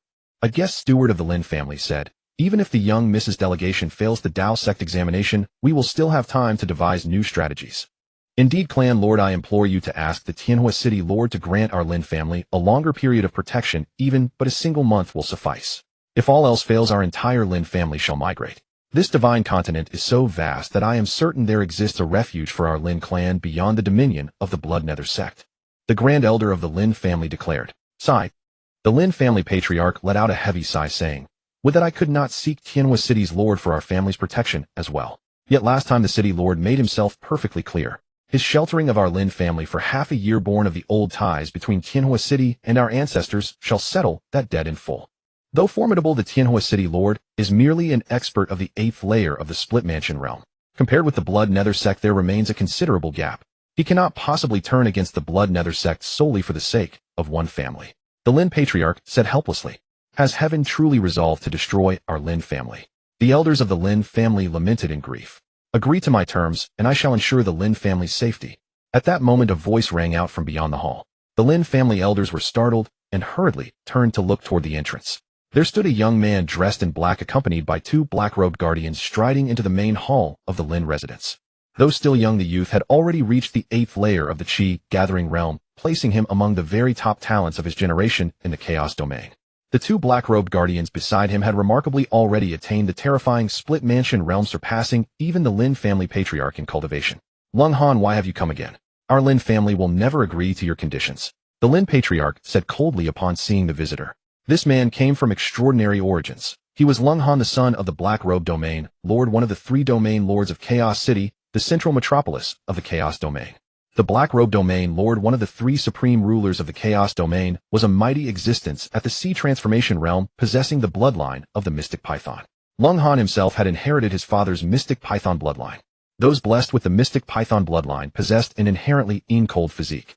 Over time, this accumulated into a devastating cold poison that could only be suppressed through continuous union with women bearing fire tribute bloodlines. The women who surrendered to him, however, would inevitably perish from the backlash of the cold poison. Lung Han had been observing the Lin family for quite some time. He had discovered that the blood of the Lin clan members was extraordinarily unique, possessing potent fire tribute energy, a perfect counter to the cold poison afflicting his Mystic Python bloodline. His demands to the Lin family were simple: send him 10 female clan members this time to help suppress his internal cold poison, and thereafter contribute 1 female member every year, and he would have his father protect the Lin family. His father, a domain lord of the Chaos Domain and in existence at the Sea Transformation realm, naturally feared not the Blood Nether sect. Yet how could the Lin family possibly agree to such terms? Sacrificing 10 female clanswomen and contributing another every year henceforth. What difference was there between this and the complete annihilation of the Lin family? If a clan could not even protect its own womenfolk, what worth was such a humiliating existence sustained by sacrificing females? It would be better to face the Blood Nether sect in battle and perish with honor. "Are you certain?" Long Han looked at the Lin Patriarch and asked, I have secretly received word that the Blood Nether sect will strike against your Lin family tomorrow. You are still hoping, are you not, for that young miss sent to the Dao sect for the examination to return? Let me inform you, stop waiting. This time the Blood Nether sect intends to act before the 6-month agreement with the Tianhua City Lord has expired. They are dead set on draining the essence blood of every member of your Lin family. By then it will be of no use, even if your young miss has become a mortal disciple of the Dao sect. The Dao sect counts its mortal disciples by the tens of thousands, with hundreds becoming members each year. The Dao sect would never dispatch envoys across thousands of miles over the status of a single mortal disciple. Therefore consider carefully. Only I can save your Lin family. Will you accept my terms, or will you choose to watch your clan perish tomorrow? The choice is yours. Hearing this, every elder of the Lin family present turned ashen-faced. They could not have imagined that the bloodline of their Lin family held such temptation for the Blood Nether sect. Even risking open hostility with Tianhua City and the wrath of the Dao sect, they were determined to strike against them ahead of schedule. Yet, could the Lin family truly agree to Long Han's terms? Should they sacrifice their own female clanswomen to buy themselves a life of future humiliation? All the elders of the Lin family looked toward the Patriarch and spoke, Clan Lord, make the decision. Whatever path you choose, we shall follow you to death. Their meaning was clear. Even if the Clan Lord refused Long Han's terms and chose to face the Blood Nether sect directly, they would live and die alongside the Lin family. Looking upon the united front of his family's elders, tears welled in the eyes of the Lin Patriarch. Gritting his teeth, he said, very well. Then we shall face this calamity together. As he spoke, he turned to Long Han and declared, you may leave. Our Lin family will never agree to your conditions. Long Han snorted disdainfully, saying, fools. Then prepare yourselves for the Blood Nether sect to wipe out your entire clan. With that, he departed alongside his 2 black-robed guardians. The elders of the Lin family watched coldly as the 3 figures disappeared from view. Having left the Lin residence, one of the black-robed guardians beside Long Han asked, young master, shall we truly abandon the Lin family so easily? The fire attribute bloodlines coursing through their veins are extraordinarily effective at suppressing the young master's cold poison. Abandon them? Long Han snorted. Since this Lin family refuses to see reason and fair methods have proven useless, there is no fault in this young master taking matters into his own hands. Rather than allowing the Blood Nether sect to take the Lin family's blood tomorrow, it would be far better if this young master acts tonight instead. Long Han said, tonight the 2 of you bring some capable experts and return to the Lin residence. Take every female clan member away from them. If any men dare resist, kill them without mercy. As the ruling power of the Chaos Domain, Chaos City was not supposed to engage in such underhanded schemes. But since the Lin family refused to comply, there was no blame upon him. As you command, young master, the 2 guardians replied in unison. Meanwhile, within the Lin family hall, the Patriarch issued a direct order. Grand Elder, 3rd Elder, 4th Elder, the 3 of you prepare yourselves. Tonight you shall lead a portion of the talented younger generation away from the Lin family and escape the Chaos Domain. The remaining elders and guest stewards of the Lin family shall stay behind with me to buy you time. As long as you escape, the Lin family's lineage shall not be extinguished. The Lin Patriarch understood clearly that under these circumstances only a select few elders could lead a portion of the promising young ones to flee overnight, ensuring the family's legacy survived. A large-scale migration was impossible. Too many people would attract attention, and the pace of escape would slow considerably, making pursuit inevitable. Sending a small group of elites away under cover of night, while leaving the majority behind, would also serve to mislead the Blood Nether sect, buying precious time. Clan Lord. Upon hearing this, the Grand Elder's aged eyes filled with tears. Those who stayed behind faced only one outcome. Say no more. Someone must make the sacrifice. If our deaths in battle can secure a future for the Lin family, it is well worth it. The Lin Patriarch declared, depart as soon as night falls.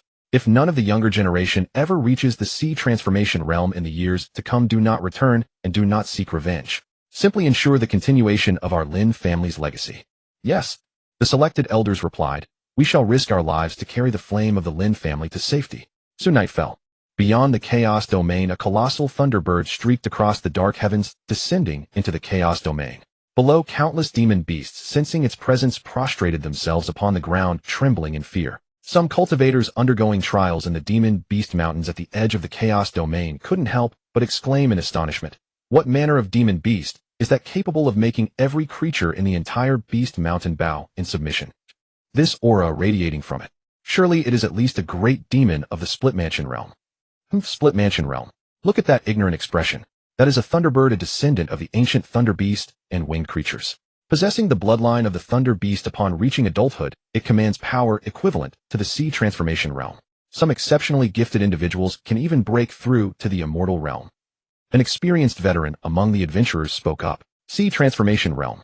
This demon beast is truly a grand demon of the sea transformation realm. Look, there are people standing upon its back. Heavens above, what manner of existence could have tamed such a magnificent beast as a mount? Hearing the awestruck exclamations from the adventurers below, the members of the Lin family felt their hearts swell with excitement. They were basking in the reflected glory of this mighty figure, enjoying for a moment the reverence normally reserved for beings of great power. Those aboard the Thunderbird were none other than Xia Xin and the others who had hurried all the way from the Dao sect that day. In order to arrive before nightfall, Xia Xin urged the Thunderbird to increase its speed, and finally, as darkness fell, they reached the Chaos Domain. Once inside the Chaos Domain, Luo Mountain City, where the Lin family resided, was not far. Only a few hundred li, a quarter-hour's journey. We have finally returned to the Lin estate. The Lin family's second elder spoke with excitement. Miss, do you think the rest of our clan will be too stunned to speak when they see us not only completing our mission, but also returning atop such a sea-taming great demon beast? Haha, I can already picture the expressions of the other elders when they see us riding a sea-taming great demon beast. Jaws dropped to the ground. Watching her, excited second elder Lin Hoyer smiled, her gaze filled with gratitude as she looked at her master beside her. All of this was because of her master. He had transformed her from an ugly duckling into a phoenix in an instant. A quarter-hour later, the Thunderbird arrived above the forest outside Luo Mountain City, preparing to descend so the group could enter the city on foot. The beast was simply too large to land within the city walls. Just as Xia Xin was about to order the Thunderbird to land, the Lin family members aboard noticed a group of people frantically sprinting out of the city, fleeing into the distance. It's the first elder, third elder, fourth elder, along with Lin Chen, Lin Jinger, Lin Jie, and others. Where are they in such a hurry to go? The Lin family's second elder asked in confusion. Being cultivators, their eyesight was exceptional, and even under the cover of darkness they could clearly see what was happening on the ground while standing on the Thunderbird's back. Let's go down and take a look, Lin Hor said. Seeing the three Lin elders and a group of promising young members hastily leaving the city, she had a deep sense of foreboding. Xia Xin nodded and commanded the Thunderbird to descend toward the fleeing Lin family members. Boom! A thunderous roar echoed as the ground trembled violently. The Thunderbird's colossal figure plummeted from the sky, landing directly in front of the Lin family members who had just escaped the city. The terrifying aura radiating from the beast, coupled with its dreadful lightning, immediately stunned the Lin family members who had fled from the city. What kind of demon beast was this, and how had it appeared so suddenly in front of them? Had the Bloodnether sect sent someone to ambush them? Fear seized their hearts.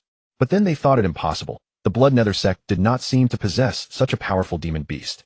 At that moment, Lin Hoger and the Lin family members on the Thunderbird jumped down and approached the fleeing clan relatives. Elders, what is happening? Why are you leaving the city in such a hurry? Upon seeing the newcomers, they realized it was the eldest miss who had been sent to the Dao sect for assessment some time ago. The Lin elders and the younger generation present were all taken aback. What was going on? Had their own eldest miss truly descended from that Thunderbird? Noticing their shock and confusion, Lin Horer explained, I passed the Dao sect assessment and became a disciple under my master. This Thunderbird is my master's mount. We have returned specifically to resolve the crisis facing our Lin family. What? Eldest miss, you passed the assessment and took on a master, and this great demon beast is your master's mount.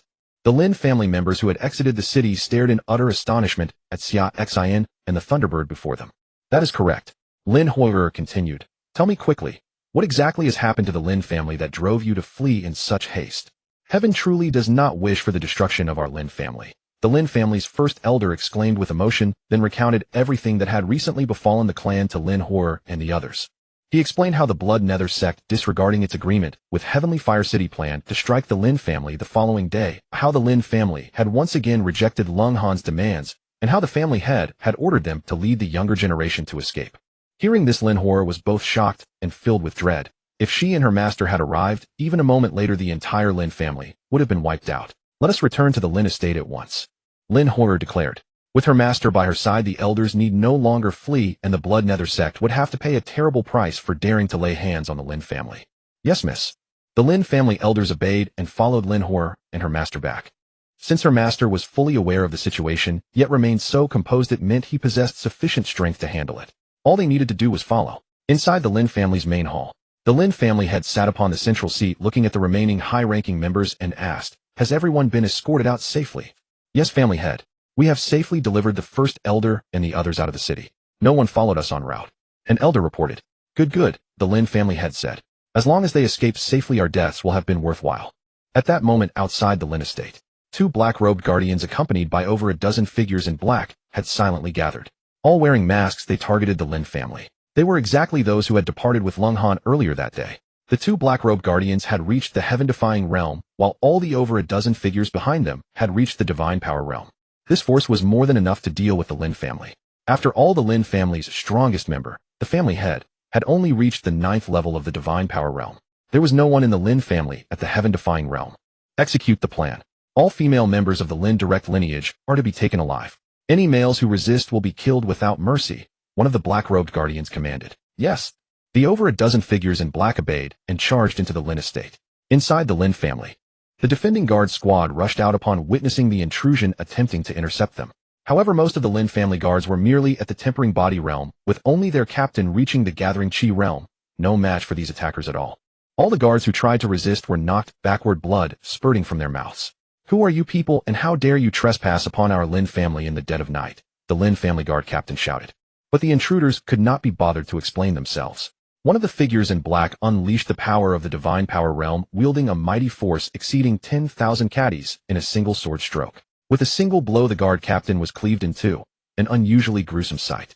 At that moment, the Lin family elders also heard the commotion and rushed out of the main hall, witnessing the guard captain's death. How dare you? The Lin family head roared, channeling his divine power realm 9th level cultivation, and unleashed a devastating palm strike. A terrifying palm wind howled forth, directly targeting the black-clad swordsman who had just killed the guard captain.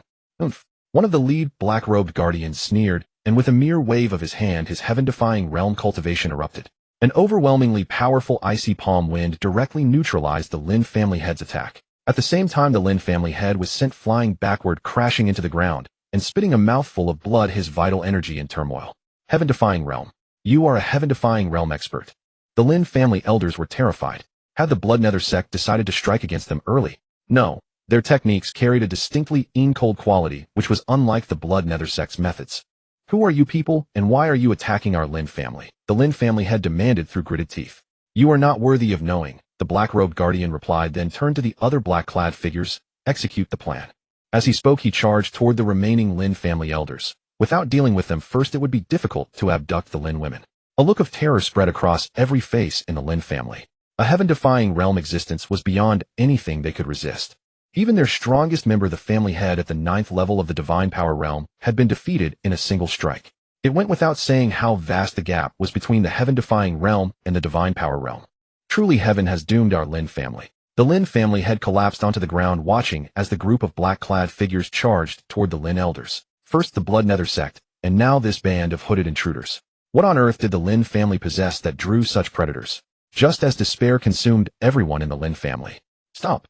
A thunderous voice rang out from outside the Lin family gates. Immediately afterward, every black-clad figure preparing to strike the Lin elders froze, completely unable to move an inch.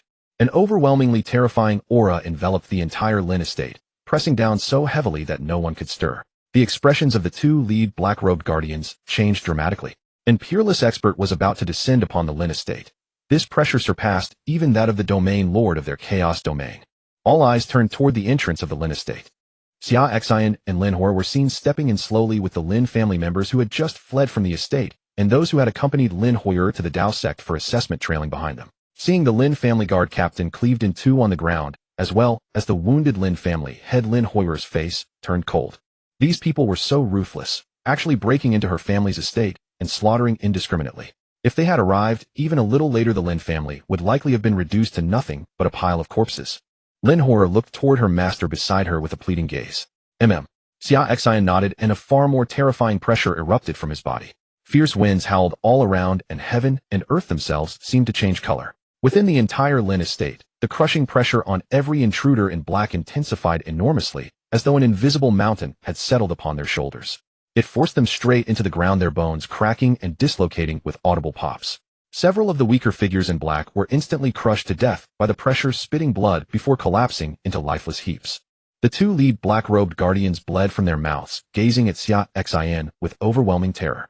What manner of existence was this newcomer to be able to crush a divine power realm cultivator to death, with nothing more than a mere release of pressure? Are these the people from the Blood Nether sect? Xia Xin asked Lin Hor, replying to Master, I'm not sure. Lin Hor answered. She had just arrived and didn't know if these people were from the Blood Nether sect. Go and remove their face covers to take a look, Xia Xin said. Lin Hor nodded, directly stepping forward to remove the face covers of the two leading black-robed protectors. Seeing the true faces of the two black-robed protectors, the Lin family patriarch, and all the senior members of the Lin clan couldn't help but exclaim, "It's them. Father, do you recognize them?" Lin Horror looked at the Lin family patriarch. "That's right. They are precisely the two protectors who came today along with the young master of Chaos Domain Lung Han." The Lin family patriarch said. "Protectors by Lung Han's side, it seems they've also come for our Lin clan." Lin Hoiter's face turned ice cold. "I never thought that Lung Han, since he couldn't succeed openly, would try to strike at our Lin clan underhandedly. How despicable. Or what is the situation here, and who is this honored guest?" At this moment, the Lin family patriarch had stabilized his injuries and climbed up from the ground. The two black-robed protectors and the black-clad men who had charged into the Lin clan were now all subdued by the pressure, completely unable to move. More than the identity of these black-clad men, he cared more about who this honored guest who came to the Lin clan with Lin was. This person had actually subdued Lung Han's men with just pressure alone. "This is my master and elder of the Dao sect." Lin Hoyer introduced proudly. "Father, your daughter has successfully passed the Dao sect assessment, and I've even become a disciple under Master's tutelage. Now I'm considered a personal disciple of the Dao sect." When Master learned our Lin clan was in crisis, he specially descended the mountain with me to resolve the troubles for the Lin clan. Listening to their daughter's introduction, the Lin family patriarch and the senior members of the Lin clan were instantly stunned. Their reverence for Xia Xin grew even deeper. This honored guest was actually a famous elder-level figure of the Dao sect. An elder of the Dao sect.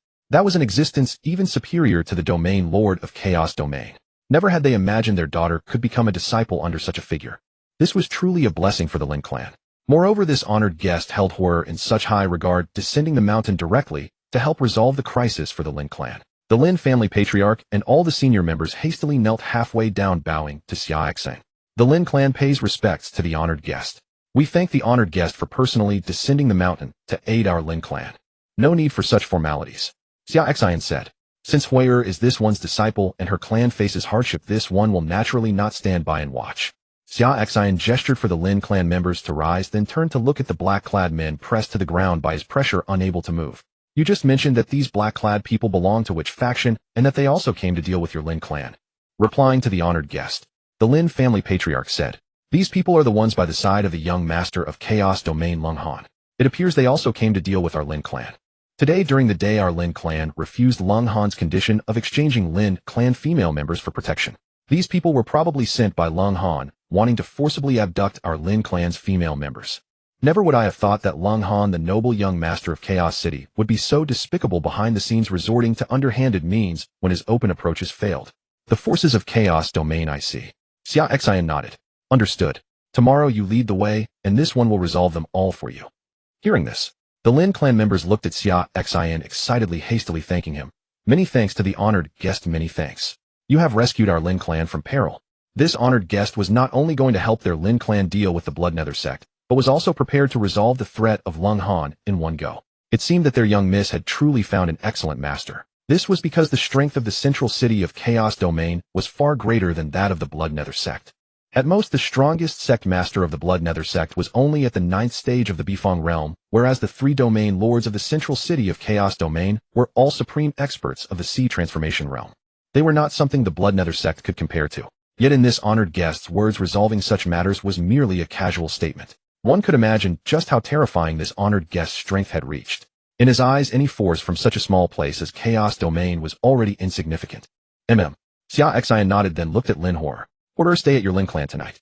Tomorrow, after resolving the Lin clan's troubles, this master will depart." "Yes, master." Lin Horror nodded, then looked at her father, the Lin family patriarch. "Father, quickly arrange the finest guest quarters for master." "Yes, yes." The Lin family patriarch hastily instructed the elders to prepare. This honored guest was now the savior and great benefactor of their entire Lin clan. They must make proper arrangements. "Solving my Chaos City, doesn't the fellow think this statement is rather too arrogant?" At this moment, one of the black-robed protectors spoke. "I admit the fellow is powerful, but my Chaos City has ruled Chaos Domain for several hundred years. We're not made of mud either. Today's matter, I admit we were presumptuous. We didn't know the Lin clan had this connection with you. We killed one Lin clan guard, and you've killed several of ours. Why don't we simply let bygones be bygones, and let us leave? I guarantee Chaos City and the Lin clan will never trouble each other from now on. How about it? My domain lord is a possessor of the Blood Python bloodline. Among those at the Sea Transformation realm, he is quite a renowned figure. If the fellow truly kills all of us when my domain lord flies into a rage, it won't be so easy to bear." Hearing this, Xia Xin's eyes narrowed, a flash of killing intent flickering within. Was he being too gentle, or had he shown too much mercy? How dare a mere person of the Bifong realm threaten him? Moreover, was his so-called master at Sea Transformation Realm in their faction truly that formidable? Xia Xin waved his hand, and terrifying pressure directly crushed all the black-clad men in the Lin clan, including the two black-robed protectors, into pulp. Not a whole body remained. He couldn't even be bothered to waste words on them. As for their domain lord behind them, tomorrow Xia Xin would go pay him a visit. He wanted to see just how capable this renowned figure of the Sea Transformation Realm truly was. The Lin clan members present were utterly shocked by Xia Xin's display. Over a dozen Divine Power Realm experts, 2 Bifong Realm experts, wiped out in a wave of his hand crushed to pulp. One could see how terrifying this honored guest's strength was. It seemed they had just now still underestimated Xia Xin's power. That night, Xia Xin stayed at the Lin clan. The sign-in opportunity for today had not been used yet. He might as well use it at the Lin clan. System sign-in at the Lin clan. Xia Xin said to the system. A notification appeared. Ting. Sign-in at the Lin clan successful. Congratulations to the host for obtaining 1 Sea Transformation Pill. Sea Transformation Pill. Reading the system's introduction to the Sea Transformation Pill immediately sparked Xia Xin's interest. Sea Transformation Pill, when consumed, could allow a cultivator's cultivation to directly break through to the Sea Transformation realm. It was a pill that could rapidly elevate cultivation. It was useless to him, but he would be heading to the Great Xia dynasty in a couple of days. Since he couldn't use it, he could give it to his elder brother Xia Xin. The reason the imperial power of the Great Xia dynasty was in turmoil was ultimately because his elder brother Xia Xin the emperor did not have sufficient cultivation, only at the Bifong realm. If his elder brother Xia Xin possessed Sea Transformation realm cultivation, he could personally suppress the world of the Great Xia dynasty. Then he wouldn't need to ask for help on every matter. Excellent. This trip to the Lin clan wasn't for nothing. This single Sea Transformation pill alone makes it worthwhile. Xia Xin silently sighed. Pills that could directly elevate cultivation to a certain realm were extremely difficult to refine. Those that could be refined mostly only elevated one's cultivation to the Divine Power realm or Bifong realm. Pills that could directly elevate cultivation to the Sea Transformation realm were basically non-existent. Moreover, those pills that could elevate one's cultivation to Divine Power or Bifong realms in one go all had tremendous side effects. They were pills that exhausted one's potential. After taking them, once the potential was depleted, the foundation would be destroyed, and one's cultivation would basically never improve again. However, this pill obtained through the system's sign-in could not only elevate cultivation to Sea Transformation realm in one go, but also had absolutely no side effects. After the elevation, one could still continue to cultivate and improve normally. Indeed, products from the system were still reliable. The next morning, after having breakfast at the Lin clan, Xia Xin and Lin Hoyer prepared to set out for the Blood Nether sect headquarters.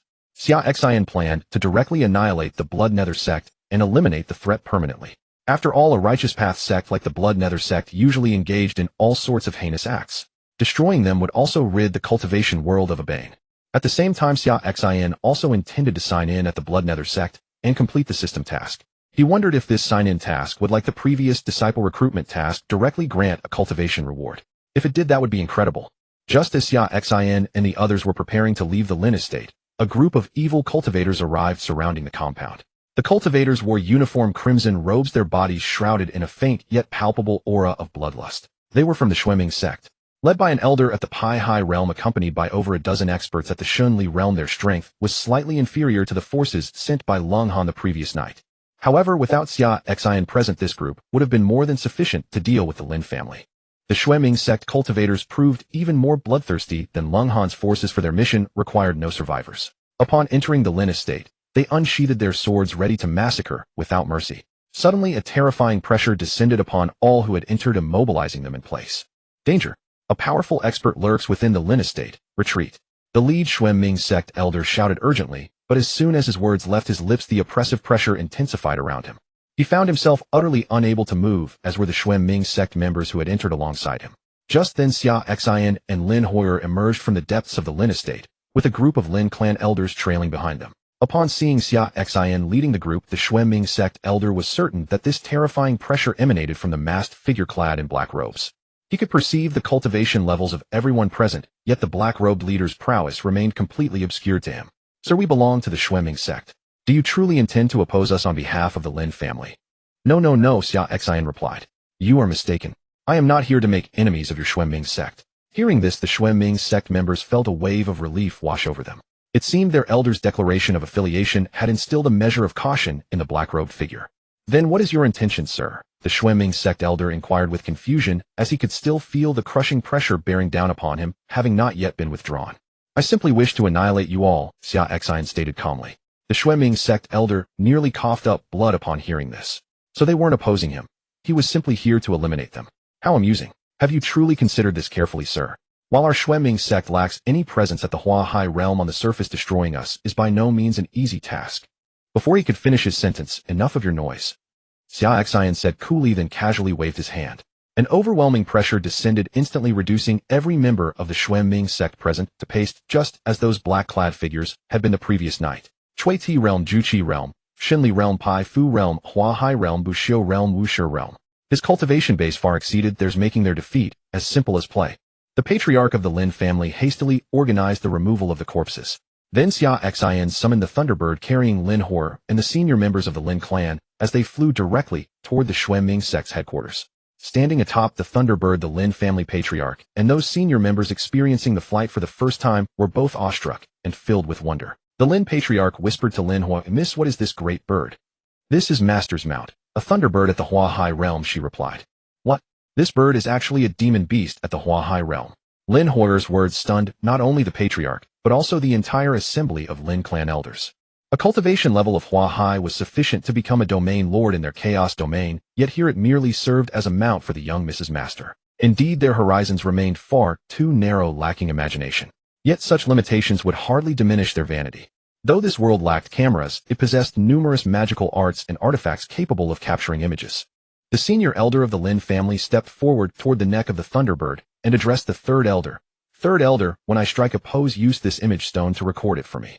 I will have someone paint a copy and frame it on my study wall. Even an old man like myself can claim to have ridden a Hua Hai realm demon beast." The third elder accepted the image stone and prepared to capture the portrait. The senior elder assumed a dignified pose, standing with hands clasped behind his back atop the Thunderbird's back, embodying the demeanor of an immortal master. The third elder promptly recorded the image. Having finished, he remarked, "I never expected you old elders so advanced in years to care so much about such superficial matters. Never mind. We still have some distance before reaching the Xueming sect, and since there is nothing else to do, why not record one for me as well? I'll have it framed when I return for reminiscing," the senior elder said to the third elder. "And you call me vain for caring about such things? You're no different," the senior elder retorted. Seeing the two elders capture the moment with their image stones, the remaining senior members of the Lin family eagerly followed suit. After all, this was a rare experience. Given their cultivation levels, if not for benefiting from the young Mrs. Master's association, they would likely never have the opportunity to ride a Hua Hai realm demon beast through the skies. Such an opportunity must not be missed. Watching the elders of the Lin family in their enthusiastic state, Xia Xin smiled silently. For the Lin clan members, this was indeed an unforgettable experience, one that in his past life he would have surely shared on social media for all to see. Departing from Luoshan City, where the Lin family resided, and traveling to the Blood Moon Mountains where the Xueming sect's headquarters stood required approximately 1 hour. The Thunderbird's speed was considerable. Crossing the entire Chaos domain would not take nearly as long. It was not long before an hour passed. The Thunderbird carried the group out of Chaos City and arrived at the Blood Moon Mountains, home to the Xueming sect. Deep within the Blood Moon Mountains, at the central hall of the sect's architectural complex, the appearance of Xueming Zi, the sect master of the Xueming sect, bore a slight darkness. Just an hour ago, the soul jade slips of all the experts dispatched from the Xueming sect to deal with the Lin family in Chaos City, including the leading elder, had shattered simultaneously. This meant that every owner of these jade slips had perished. "Who exactly dares to strike against my Xueming sect?" Xueming Zi spoke in a chilling voice. "Could Tianhua City have acted against them to protect the Lin family? That cannot be. The lord of Tianhua City only possesses cultivation at the 8th layer of the Pai Fu realm.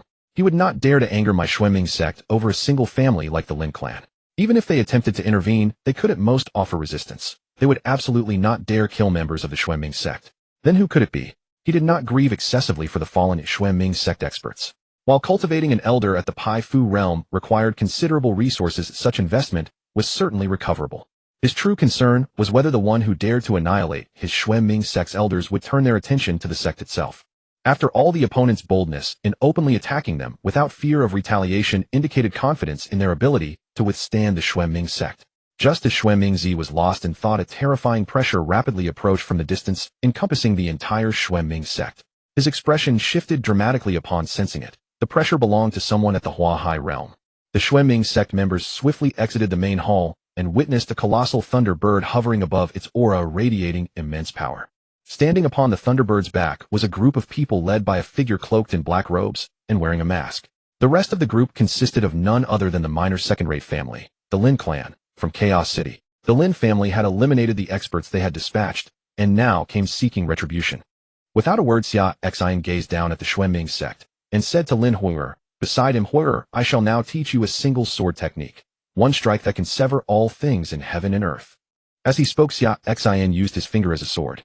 Terrifying energy waves swirled around his body, drawing upon the momentum of heaven and earth. Streams of sword chi converged upon his fingertip. In an instant, his finger transformed into a peerless divine sword. One strike that can sever all things in heaven and earth.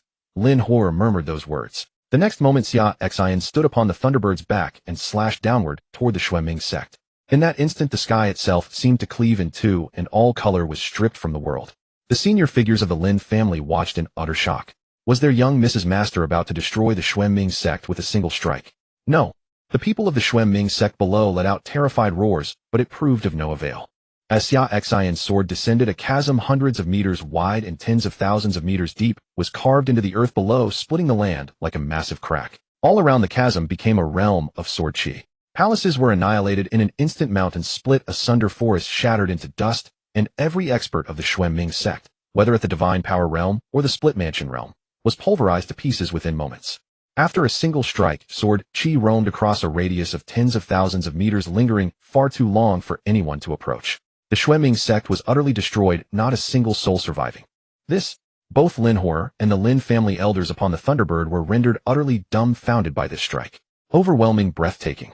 That was their assessment of Xia Xin. His previous two displays had only involved suppressing enemies to death, with sheer pressure, leaving them unable to fathom how formidable he truly was. Now they had some idea. He was not merely strong. He was absurdly, unimaginably strong. To use a single finger as a sword and effortlessly annihilate the entire Xuanming sect. This was beyond the capability of any cultivator at the Sea Transformation realm. Their young Mrs. Master was undoubtedly far beyond that. At such a level, even if the Xuanming sect possessed any hidden trump cards, there would be no opportunity to use them. Before absolute power, all clever stratagems lost all meaning. Lin Hui'er stared blankly at the devastation. Was this truly the sword art her master wished to pass on to her?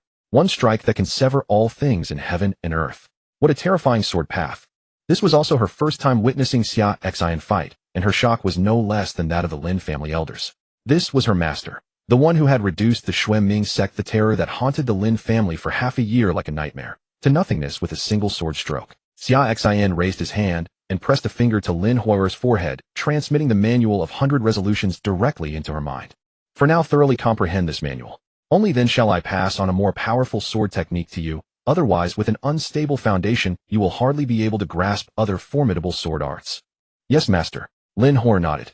Indeed, her understanding of the sword path was still in its infancy, making it impossible to cultivate other advanced sword techniques at present. Xia Xin nodded and opened his system, silently chanting, check in at the Xuanming sect. Although the Xuanming sect below had been destroyed by his sword along with its treasuries, which was somewhat regrettable, fortunately being positioned directly above the sect still fell within the check-in range. Ding, congratulations host on successfully checking in at the Xuanming sect and completing the system mission. Ding, congratulations host. You have been awarded 40 years of pure cultivation base. Ding, congratulations host. You have received the divine ability 10,000 swords returned to the master. Ding, congratulations host. You have received one immortal pill. The moment the notifications ceased, the 40 years of rewarded cultivation immediately flooded into Xia Xin's body, causing his cultivation realm to rapidly ascend. Late beginning realm 6th stage. Late beginning realm 7th stage. He advanced 2 full stages. Though less than the 100 years he had received from the previous disciple recruitment reward, this was to be expected. The higher the realm, the more arduous the advancement. Beyond the cultivation base reward, the remaining 2 prizes, 10,000 swords returned to the master and the immortal pill, were both invaluable. 10,000 swords returned to the master was a group attack ability of extraordinary power. The immortal pill was similar to the Sea Transformation pill in that it could boost one's cultivation in a single application, yet it surpassed that pill by an entire tier, capable of propelling a cultivator directly to the immortal realm. Xia Xin had originally intended to give the Sea Transformation pill to his elder brother Xia Xin, but now that an immortal pill had come to hand, that would suffice instead. With Xia Xin's cultivation directly elevated to the immortal realm, he would not only be able to suppress the great Xia dynasty, but also bring several neighboring dynasties into submission without difficulty. After all, in the mortal world, the immortal realm was already considered a legendary existence. Very well. We shall now proceed to the central city of the chaotic domain. Once we resolve the troubles there, I shall depart from the chaotic domain. You may stay here to spend time with your clansmen and later seek me out in the great Xia dynasty. Yes, master. Lin Hor nodded. So they were heading to the central city of the chaotic domain next. She would never forget what Lung Han had done to the Lin family the night before. If she and her master had not arrived in time, the Lin family would have been utterly destroyed. Upon reaching the chaotic city, she would ensure Lung Han paid dearly for his actions. Xia Xin ordered the Thunderbird to change course without delay and head toward the central city of the chaotic domain. Meanwhile, in chaotic city, Lung Han stood in his father's grand hall, the black-robed domain lord's palace, his expression ice cold. Numerous black-robed guardians had gathered within the hall, dozens in total, including the 4 strongest who had already reached the 9th stage of the split mansion realm. Any one of them, were they to be sent elsewhere, could rival the Xuanming sect's patriarch. And this was merely the power under one of the 3 domain lords of the chaotic domain, the black-robed domain lord. It was evident that the central city of the chaotic domain far surpassed the Xuanming sect in strength. Gazing at the black-robed domain lord upon the main seat, Lung Han said, "Father, let us depart at once. Today I shall utterly annihilate the Lin family. And that Tianhua city, I cannot believe they dispatched experts to secretly protect them, slaughtering all of ours." Recalling the events of the previous night, when the 2 black-robed guardians and over a dozen experts he had sent to the Lin family never returned, fury surged within him. When the dispatched individuals failed to return the previous night, sensing something amiss, he had rushed back to Chaotic City in haste, only to learn that all their soul jade slips had shattered, meaning they had perished. The Lin family possessed no split mansion realm experts whatsoever. The 2 black-robed guardians he had sent were only at the 1st and 2nd stages of that realm, accompanied by over a dozen divine power realm experts. To annihilate such a force required at least a split mansion realm expert at the 3rd stage or above. Without a doubt, it was those from Tianhua City, the ones who had promised to protect the Lin family for half a year, who were behind this. After all, the ruler of Tianhua City had already reached the 8th stage of the split mansion realm and undoubtedly commanded several split mansion realm experts at the 5th and 6th stages. What perplexed him was why Tianhua City would dare oppose Chaotic City on behalf of the Lin family. Given the Tianhua City ruler's notoriously cautious nature, this seemed highly unlikely. Unless, did the Lin family's ancestors share such a profound bond with Tianhua City that they would risk offending Chaotic City to protect them? Not yet. Wait, the black-robed domain lord spoke from his seat. As a lord of an entire domain, his vision and strategic depth far exceeded that of any youth such as Lung Han. In the black-robed domain lord's view, Tianhua City would not dare oppose Chaotic City for the sake of a single family. This matter carried an air of suspicion. He had already sent someone to Tianhua City to investigate. With the methods employed by his agent, Tianhua City could not possibly conceal their actions. They only needed to wait for the agent's return with the results. Just then a colossal thunderbird demon beast flew from afar, soaring directly into City of Chaos. Throughout the journey, the thunderbird made no attempt to conceal itself. Its terrifying pressure radiated outward, causing countless people within the city to pale with fear. Look at the sky. What manner of demon beast is that? Its aura is so terrifying. That's a great demon thunderbird, a descendant of the ancient mythological beasts. This one has likely reached maturity. How could it suddenly descend upon our City of Chaos? An adult great demon thunderbird likely possesses power at the sea transformation stage. Good heavens, if this demon beast were to wreak havoc throughout City of Chaos, it would be their worst nightmare. Fear not. Our City of Chaos has 3 domain masters stationed here, all at the sea transformation realm. We won't allow this demon beast to run rampant in our city. Below in the city, countless cultivators were discussing among themselves. And shortly after the thunderbird entered City of Chaos, 2 figures flew out from within the city, hovering in the air to confront the thunderbird above. It was the other 2 domain masters of the Chaos domain. Seeing a group of people standing on the Thunderbird with a figure in black robes and a mask at their head, they finally understood that this great demon Thunderbird was merely the mount of this prestigious figure. This took the 2 domain masters of Chaos domain by surprise. The Thunderbird's cultivation and aura were not inferior to their own, yet it was merely a mount. How powerful must the masked figure in black robes riding it be? May I ask what brings this esteemed lord to our City of Chaos? The 2 domain masters respectfully asked towards Xia Xin atop the Thunderbird. The newcomer's cultivation was far beyond theirs, and they dared not act recklessly. Xia Xin glanced at the 2 and said, "Tell Lung Han of your Chaos domain to come out and face death. Let Lung Han come out and meet his demise." A single sentence startled the 2 domain masters.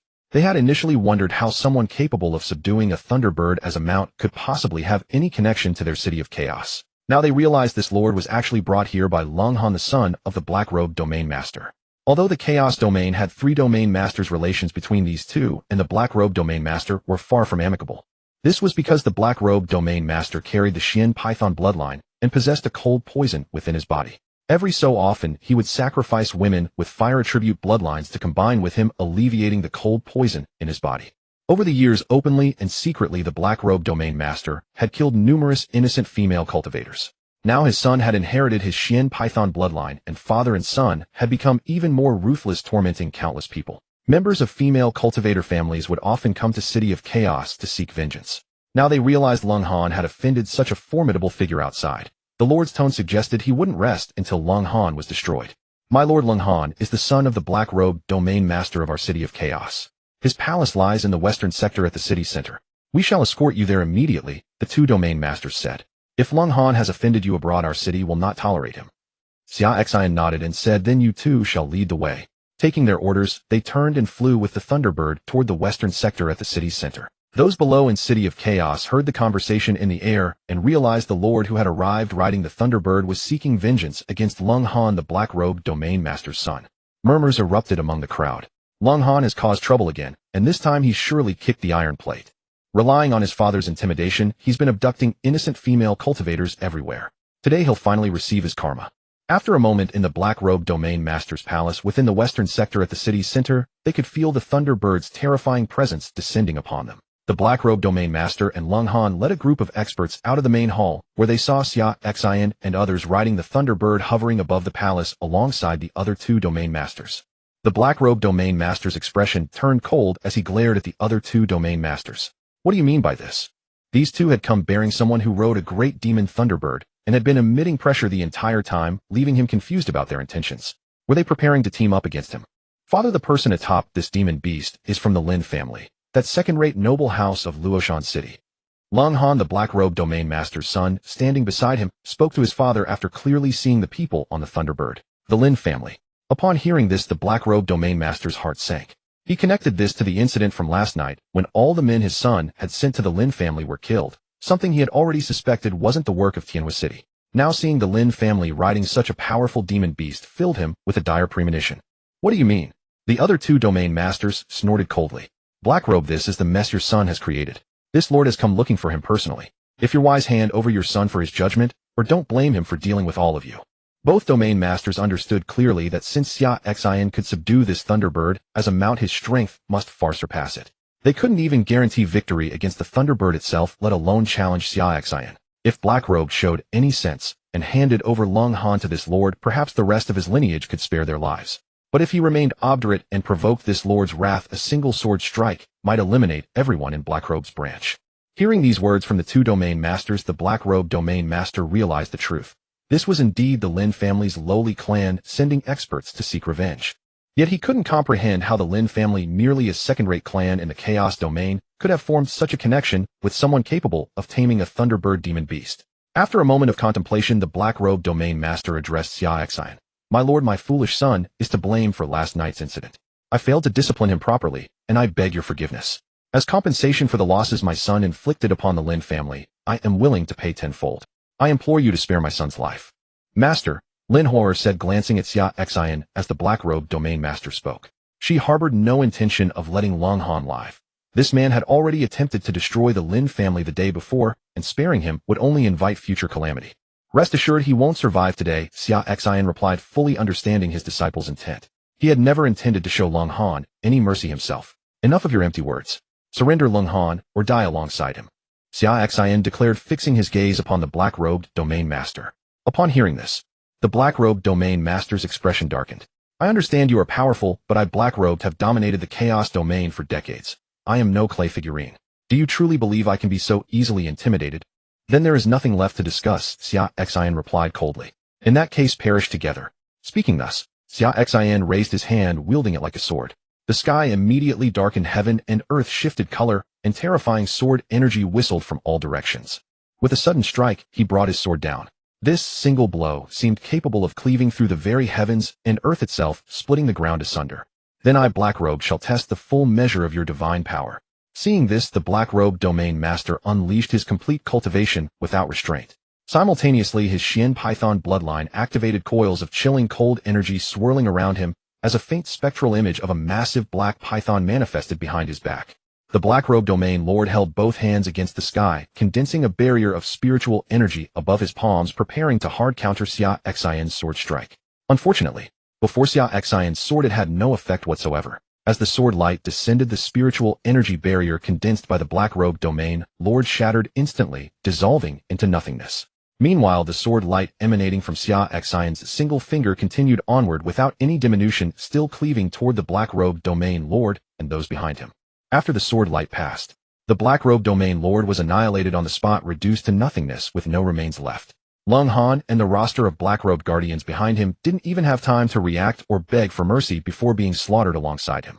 The palace behind the assembled crowd was split open by this single sword strike, the earth torn asunder with wisps of sword intent lingering around the crevasse. Gasp! A round of sharp intakes of breath arose at this moment. Apart from the two domain lords of the Chaos Domain, quite a number of scattered cultivators from Chaos City had been drawn over. Witnessing this scene, none were not shaken by what they saw. Too formidable. With a single sword strike, still wielding his finger as a sword, he had slaughtered an entire domain lord of the Chaos Domain along with all the powerful figures under his command. You see, the black-robed domain lord was a denung of the sea transformation realm, an existence that scattered cultivators like them could only aspire to but never reach, yet now he had been slain by a single sword strike. How strong must this esteemed lord be to accomplish such a feat? Truly worthy of being the one who subdued the Thunderbird great demon. After dealing with the faction of the black-robed domain lord, Xia Xin turned his gaze to the remaining two domain lords of the Chaos Domain and said, "Now that the top experts of this faction have been slaughtered by this venerable one, the Lin family is the backing clan of my beloved disciple. You two shall from now on look after them on my behalf within the Chaos Domain." Now that the top experts of the black-robed domain lord's faction have been eliminated, there was no need for him to remain in the Chaos Domain. It was time to set off for the Great Xia dynasty. These two were domain lords of the Chaos Domain. Fearing his might, if he requested they look after the Lin family, they would certainly spare no effort to curry his favor. In the future, the Lin family's development within the Chaos Domain would also proceed smoothly, so he need not concern himself further. At your lordship's command, we too will in the Chaos Domain henceforth fully support the Lin family. Having witnessed Xia Xin's terror just now, the two domain lords dared not disobey his words. Moreover, by taking charge of caring for the Lin family, they could forge a connection with this esteemed lord. What joy could they not find in that? Xia Xin nodded, then turned to Lin Huo'er beside him and said, "Huo'er, do you like this Thunderbird of master?" "Do you like this Thunderbird?" "I like it." Lin Huo'er was somewhat puzzled by her master's meaning. This Thunderbird possessed profound cultivation and was so beautiful. Of course she liked it. "Since you like it, then master shall bestow it upon you as a mount." Xia Xin smiled. "I do like it, but master, this is absolutely impossible. How could a disciple like me be worthy of possessing such a powerful mount?" Then as soon as she finished speaking, Xia Xin pressed a single finger against the center of Lin Huo'er's brow, and a master-servant seal was branded into her mind. This was the master-servant seal he had forged with this Thunderbird great demon. He now transferred the seal to Lin Huo'er. From this moment forth, Lin Huo'er would be the true master of this Thunderbird. "You are my disciple. How could you be unworthy? If master says you are worthy, then you are worthy," Xia Xin stated. "Master." Lin Huo'er felt profoundly moved within her heart, tears welling in her eyes. A moment later, she burst into loud tears. Her master had treated her too well. She was overwhelmed with emotion. Those around, the members of the Lin family, the two domain lords of the Chaos Domain, and many nearby onlookers among the scattered cultivators, all gazed at Lin Huo'er with boundless envy.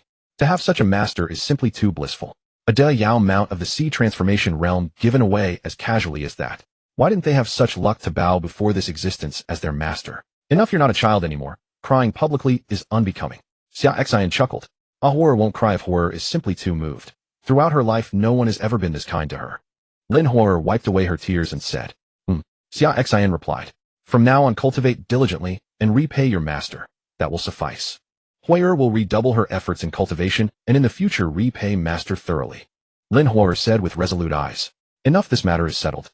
You shall have the Thunderbird carry your Lin family members back to Luoshan City." Xia Xin continued, "This master intends to depart the Chaos Domain and make way for the Great Xia dynasty. You and the Lin family members shall return, but once you have settled your Lin family, you may thereafter seek out this master in the Great Xia dynasty." "Yes, master." Lin Huo'er nodded. After explaining clearly, Xia Xin took his leave from everyone and set off directly for the Great Xia dynasty. As for Lin Huo'er, she then drove the Thunderbird, leading the Lin family members back to Luoshan City. With the promise of the two Chaos Domain lords to look after the Lin family in the future, and having bestowed upon Lin Huo'er the Thunderbird mount, the Lin family would surely rise rapidly within the Chaos Domain. From then on, he need not worry about them. As for gifting the Thunderbird to Lin Huo'er, Xia Xin also had his own designs. Now that his cultivation had advanced to the 7th layer of the Originless realm, he already counted among the top powers of the Divine Province. A sea transformation realm demon beast as a mount was no longer sufficient, Moreover, the flight speed of such a sea transformation realm beast was limited and not even as fast as his own aerial travel. He needed to subdue another great demon to serve as a mount.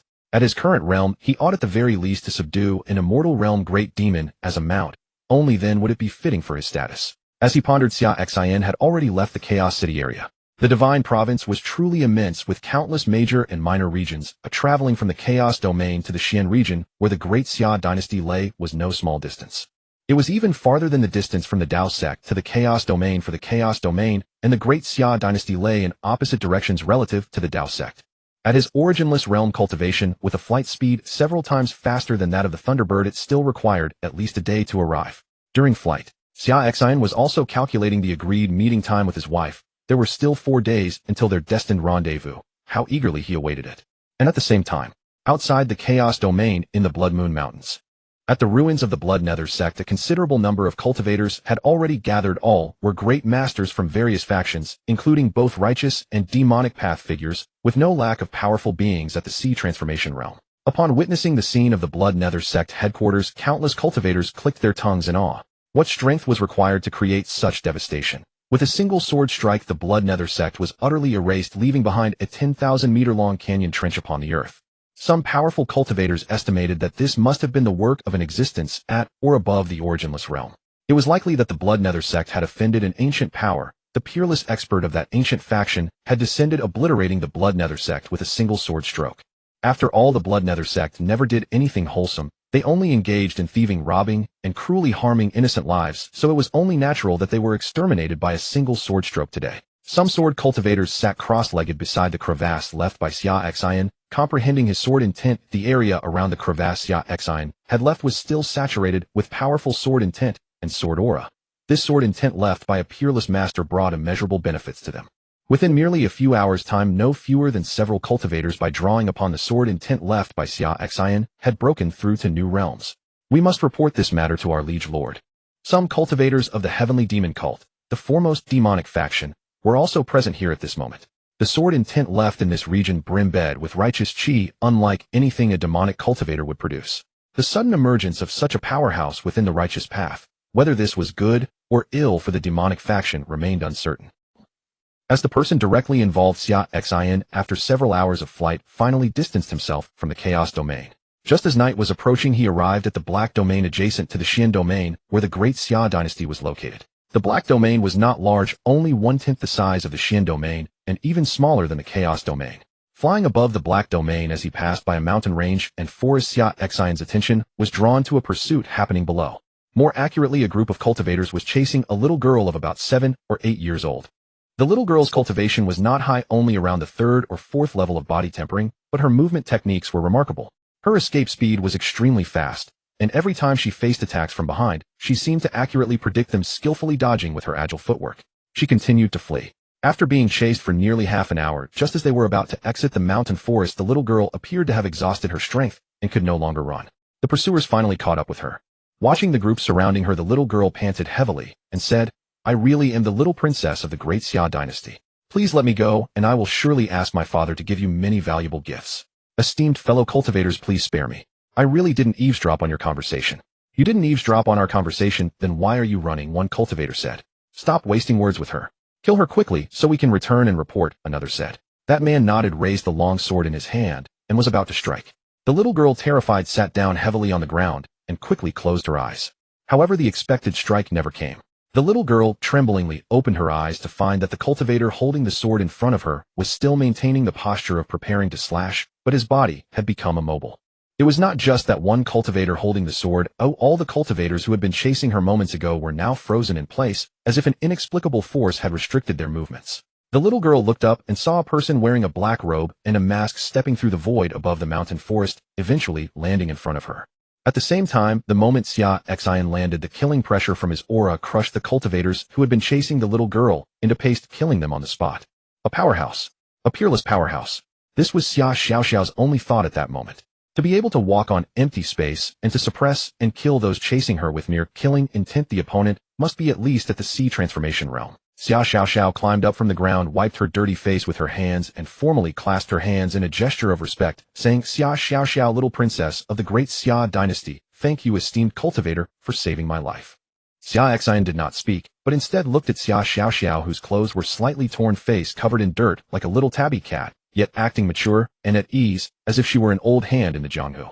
She was thanking him in such a formal manner which felt quite comical to Xia Xin. Xia Xin looked at Xia Xiaoxiao's dirty face. Her appearance did bear a slight resemblance to his eldest brother Xia Xin when he was young. You are called Xia Xiaoxiao, and you are the little princess of the great Xia dynasty. Xia Xin asked, is your father Emperor Xia Xin of the current great Xia dynasty? Hearing this, Xia Xiaoxiao showed a surprised expression and said, how do you know that? Then it is confirmed. Xia Xin said. He had intervened precisely because he heard this little girl claim to be the little princess of the great Xia dynasty. Some time ago, his eldest brother Xia Xin had visited the Dao sect to see him. At that time, Xia Xin had asked why his eldest brother did not bring his little niece along. His eldest brother Xia Xin had said that this girl was too wild. At only 7 or 8 years old, she had no sense of being a princess. She liked wandering the world and practicing the ways of the Jianghu with the sword. She had already sneaked out on her own. Unexpectedly, he would meet his little niece here. It was truly fate. You little girl, how did you run out on your own? Didn't your parents send someone to protect you secretly? Xia Xin asked as he ruffled Xia Xiaoxiao's hair. If he had not arrived in time, this girl would have been in danger. Haha, they did send someone, but I shook them off. Am I amazing? Xia Xiaoxiao said proudly. Then she added, those people following me were too cumbersome. My purpose in this trip is to go to the Dao sect to find my imperial uncle and have him teach me martial arts and divine abilities. Go to the Dao sect to find your imperial uncle. Upon hearing this, Xia Xin felt both amused and exasperated. This little girl had secretly sneaked out only to come to the Dao sect to find him. He really did not know what to say to her. Little did she know, if she had waited just a few more days before sneaking out of the great Xia imperial capital, her father would have personally led her to the Dao sect to find him. Xia Xiaoxiao, however, had not noticed any abnormality in Xia Xin and continued, yes, my imperial uncle is incredibly powerful. Father told me that he is the greatest genius in the history of the great Xia dynasty. 10 years after joining the Dao sect, he broke through 6 major realms consecutively and became the youngest elder in the Dao sect. I grew up hearing stories about my imperial uncle. He is the person I admire most. My dream is to become a powerful cultivator like my imperial uncle in the future, then roam the world slaying demons and subduing monsters. Xia Xiaoxiao said, her eyes filled with yearning. Is your imperial uncle that strong? Have you met him? Xia Xin teased. Caught at an awkward point, Xia Xiaoxiao was momentarily speechless. She truly had never met her imperial uncle. All the stories about her imperial uncle had been told to her by her father since childhood. Her deep yearning for the cultivation world and her romanticized dreams of wandering the world with a sword were largely influenced by her imperial uncle. She wanted to become someone like him. Often in the imperial capital, she listened to stories from the cultivation world, such as when a great demon wreaked havoc upon the mortal realm, devouring an entire city's populace, yet was slain in a single strike by a powerful swordsman passing by. The authorities were powerless to stop it. Or tales of evil cultivators who specifically used children's hearts and livers for their cultivation, endangering numerous cities, until finally righteous cultivators emerged to subdue the demons and eliminate the wicked. These fantastical stories of the cultivation world left an indelible impression on her young mind. The reason she secretly sneaked out was to go to the Dao sect and find her imperial uncle to learn divine abilities and martial arts from him. Because her father had told her that her imperial uncle was the cultivator with the strongest innate talent in the royal family of the great Xia dynasty, and also the most powerful cultivator. Unable to answer Xia Xin's question.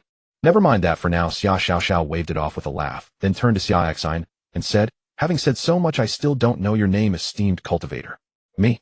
I'm a lone swordsman, Xia Jiuxiao. Xia Xin replied. He did not reveal his true name to this little girl and wanted to tease her a bit.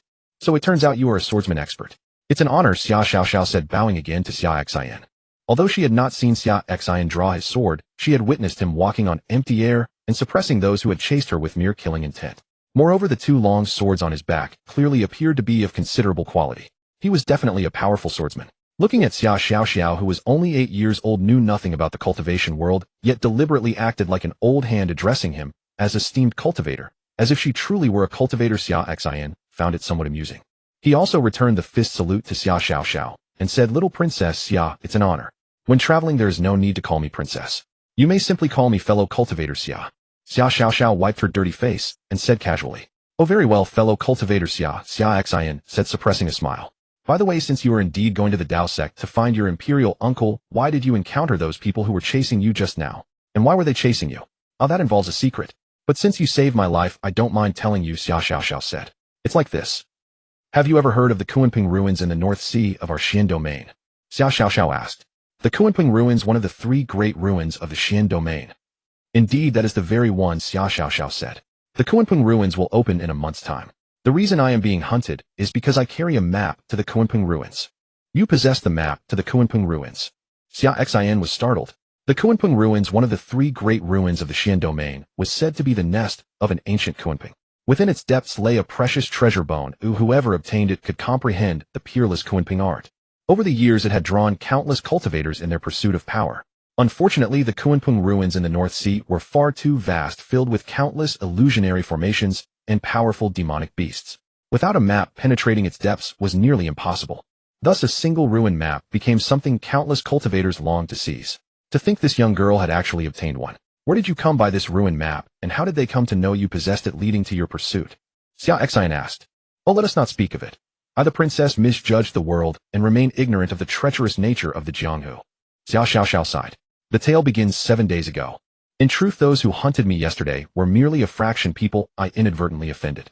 The ones truly pursuing me are the ungrateful scum of the Yuan Hall. 7 days ago I successfully eluded the guards my father had secretly assigned to protect me and stumbled upon the resting place of a cultivator, a minor ruin. This cultivator was likely a top-tier expert at the sea transformation realm, specializing in the art of formations. Because his minor ruin contained many powerful illusionary formations, I encountered the Yuan Hall members there. They had specifically entered the minor ruin to search for a map to the Kunpeng ruins, for the former owner was a formation master who had once entered the Kunpeng ruins himself. Relying on his profound knowledge of formations, he navigated through the many illusionary arrays and even drew a map of the Kunpeng ruins. I guided the Yuan Hall members through the illusionary formations and obtained the map. But who would have thought they would turn traitor and attempt to silence me for the sake of the Kunpeng map? If not for my superior movement techniques and my habit of darting toward areas dense with illusionary formations, I would surely have been killed long ago. Xia Xiao said, still trembling with lingering fear. Xia Xiao spoke with visible fear still evident. As for yesterday's pursuers, I overheard them discussing how several major righteous sects planned to secretly massacre multiple cities and frame the demonic Tianma sect for it. Out of curiosity, I lingered to eavesdrop longer, and when they discovered me, they began their pursuit. Xia Xiao said helplessly. Hearing this, Xia Xin looked down at Xia Xiao, who barely reached his thigh, disbelief etched across his face. An 8-year-old girl at the 3rd level of body tempering, devoid of strength, yet remarkably skilled at stirring up trouble, and remarkably fortunate to have survived so long while being hunted. There was some merit to her, Xia Xin thought, curiously wondering how she had managed to escape from the Yuan Hall cultivators. Xia Xin had heard of the Yuan Hall, a major power outside the Xian domain, surpassing even the central city of the chaotic domain in strength, said to be protected by an ancestor at the immortal realm. Furthermore, she had just claimed that she was the one who led the Yuan Hall cultivators through the illusionary formations in that minor ruin to obtain the Kunpeng ruins map. How had she accomplished such a feat? Seeming to read his confusion, Xia Xiao explained, my eyes differ from ordinary people's. They can pierce through illusions and aid my cultivation of movement techniques. I began practicing the Supreme Dragon technique, the premier movement art of our great Xia dynasty, at age 5, and within 3 years had brought it to perfection, combined with these peculiar eyes that allow me to predict my opponent's movements. On that day when I realized the Yuan Hall members intended to kill me, I reacted immediately, grabbing the ruin map and diving headfirst into the illusionary formations of the minor ruin. They lacked any knowledge of formations and were once again trapped by the illusions, which is how I escaped unharmed. Hearing this, Xia Xin examined Xia Xiao's eyes. They truly differed from ordinary people, possessing what appeared to be double pupils. A reptilian-eyed one. Xia Xin was taken aback. This young girl was a natural reptilian-eyed one. A naturally born reptilian-eyed one with double pupils capable of seeing through all deception. Ding. An unawakened ancient reptilian eye has been detected. A task has been issued: assist in awakening the ancient reptilian eye to receive special rewards. The system had issued a quest. This young girl truly possessed a natural reptilian eye. No wonder she could penetrate the illusionary formations set by a sea transformation realm formation master using only her eyes. No wonder she cultivated movement techniques with such ease, reaching perfection in the great Xia dynasty's Supreme Dragon technique within 3 years, and could discern others' movement trajectories. So that was the explanation. The system had tasked him with helping this young girl awaken her powers, which presented quite a challenge. Ancient reptilian-eyed ones were exceptionally rare, and the heavenly materials and earthly treasures required for awakening were equally scarce. Nothing for it. For the sake of the special reward, he would gather the necessary resources over time. Then what are your plans now? Will you still proceed to the Dao sect to find your imperial uncle? Xia Xin asked. Fellow Taoist, how about we make a deal? Xia Xiao said. What deal? Xia Xin asked, genuinely intrigued. You escort me safely back to the great Xia dynasty, and upon arrival, I will provide you with a copied map of the Kunpeng ruins. How does that sound? Xia Xiao said. With your formidable strength, returning me to the great Xia dynasty would be straightforward. You would gain a map of immeasurable value in return. It is quite a favorable arrangement. Noticing Xia Xion's hesitation and silence, Xia Xiao clung to his leg, gazing up at him with wide, pleading eyes. Xia Jiudao, great sword cultivator, sword god, please help me. Once we reach the great Xia dynasty, I will not only give you a copy of the map, but also have my father bestow upon you some heavenly materials and earthly treasures as a token of gratitude. How does that sound? Witnessing this scene, Xia Xian couldn't help but find it amusing. At such a tender age, she had already learned to make empty promises. Moreover, this young girl was truly peculiar. She had not mastered other cultivation techniques, while yet she had honed the supreme dragon technique to perfection. Before even stepping into the Jianghu, she had already maxed out her escape skills. Judging by her current request, it seemed she had abandoned her plan to seek her uncle at the Dao sect, and was instead asking him to escort her back to the great Xia dynasty. She was not entirely foolish. She understood that carrying the Kunpeng ruins map and being pursued by the Yuan Hall made a solo journey to the Dao sect impossible. Choosing to negotiate with him for escort back to the great Xia dynasty was the pragmatic decision. Very well, I agree, Xia Xian said. Excellent, it's a promise. Xia Xiao released his leg, her voice trembling with excitement. With such a mighty expert escorting her, the journey back to the great Xia dynasty should be safe. It is already dark tonight. Let us find a settlement in the Black Domain to rest for the night, and I will escort you back to the great Xia dynasty tomorrow, Xia Xian said. Observing the excited girl before him, the 7 days of fleeing from the Yuan Hall had clearly taken their toll. Her clothes were tattered from escape attempts and her face was smudged with dirt resembling a small wildcat. Anything suits me, fellow Taoist. Please arrange as you see fit, Xia Xiao said. As long as Xia Xian agreed to escort her home, a delayed departure was of no consequence. Mitian City, the largest metropolis in the Black Domain, and its central hub, it lay at the crossroads of the Xian Domain and several neighboring territories, a land without established order, steeped in chaos. Here countless fugitives and desperados made their refuge, a paradise for crime where morality held no sway, and only the law of the jungle reigned. The strong thrived, and the weak perished. Xia Xian brought Xia Xiao to Mitian City and found a tavern to stay at. He then bought her a new set of clothes, for the ones she had worn during their 7-day flight were now so dirty and tattered that they were useless.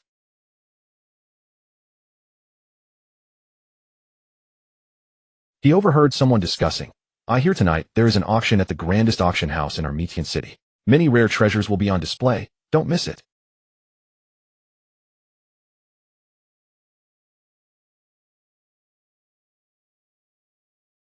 The Xinggrade top-tier spiritual weapon isn't even the highlight of tonight's auction, said a third. I hear there are several treasures that would make even a Huahai realm expert jealous. Among them is a heavenly material said to be one of the items capable of awakening the rejuvenating eyes. Hearing the discussions all around him, Xia Xian thought, so tonight there is a heavenly material that can awaken the rejuvenating eyes being auctioned in Mitian City. How fortunate that I came at just the right time. A smile lingered at the corners of Xia Xian's lips. The system quest issued today required him to help Xia Xiao awaken the rejuvenating eyes, offering a special reward. He had been pondering where to find such a heavenly material, and now it had simply appeared before him. Xia Jiuxiao, why are you laughing? Are you going to attend tonight's auction? Xia Xiao asked between bites. Yes, there are things that interest me. Would you like to come? Xia Xian asked. I want to go, but I have no money, Xia Xiao replied. Never mind. Even without money, I'll accompany you. It will be an eye-opening experience. Very well, Xia Xian nodded. After finishing their meal, the two left the tavern and made their way directly toward the auction house in the center of Mitian City. The auction house of Mitian City was located in the bustling heart of the city, spanning thousands of meters, truly magnificent. It was said that the owner behind the auction house was an expert at the 9th layer of the Paifu realm, commanding numerous other Paifu realm warriors beneath him. Otherwise, who would dare to establish an auction house in a place like Mitian City? The 9th layer of the Paifu realm already matched the cultivation level of the sect master of Xueming sect. Within the modest expanse of the Black Domain, such a powerhouse was considered among the finest.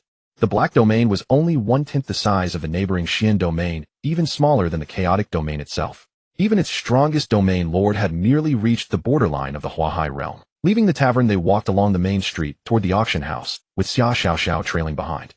Although Xia Xian wore a mask, it drew no unusual attention. For those who came to the Black Domain were either heinous criminals or fugitives who had made enemies elsewhere and sought refuge here. It was only natural that they would wish to conceal their true appearances. Entering the auction house, the bidding began shortly thereafter. Our first item, a Xinggrade spiritual weapon, Ice Cold Sword. The opening bid is 100,000 spirit stones with increments of no less than 10,000 spirit stones. The etiquette maiden in charge of the auction announced. The first item is indeed the Ice Cold Sword. This auction house truly brought out some fine pieces tonight, someone exclaimed from the audience. No wonder it commands an opening bid of 100,000 spirit stones. That price alone makes it inaccessible to many, someone remarked with a sigh.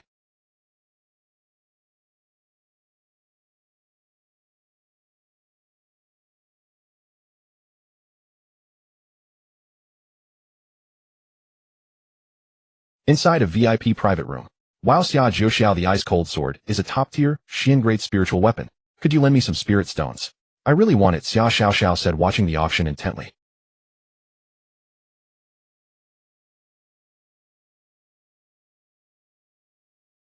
He then called out to the auction platform, 200,000. This Xian-grade top-tier spiritual weapon was hardly worthy of his interest. He possessed two famous swords of his own, both far surpassing the Tian grade. But if the girl liked it, he would buy it for her. In the 10 years since he entered the Dao sect, the cultivation resources provided by his elder brother Xia Xin had long exceeded 100 million spirit stones in value. Spending a few $100,000 to purchase this sword for his young niece was nothing. His previous expedition into the ruins had netted him numerous treasures and a substantial amount of spirit stones. After all, he had once been a powerhouse at the immortal realm, and his wealth remained considerable. Xia Xin currently possessed approximately 200 million spirit stones, quite comfortable. Outside on the auction platform, when others saw someone in the private room bid 200,000, they largely abandoned the competition.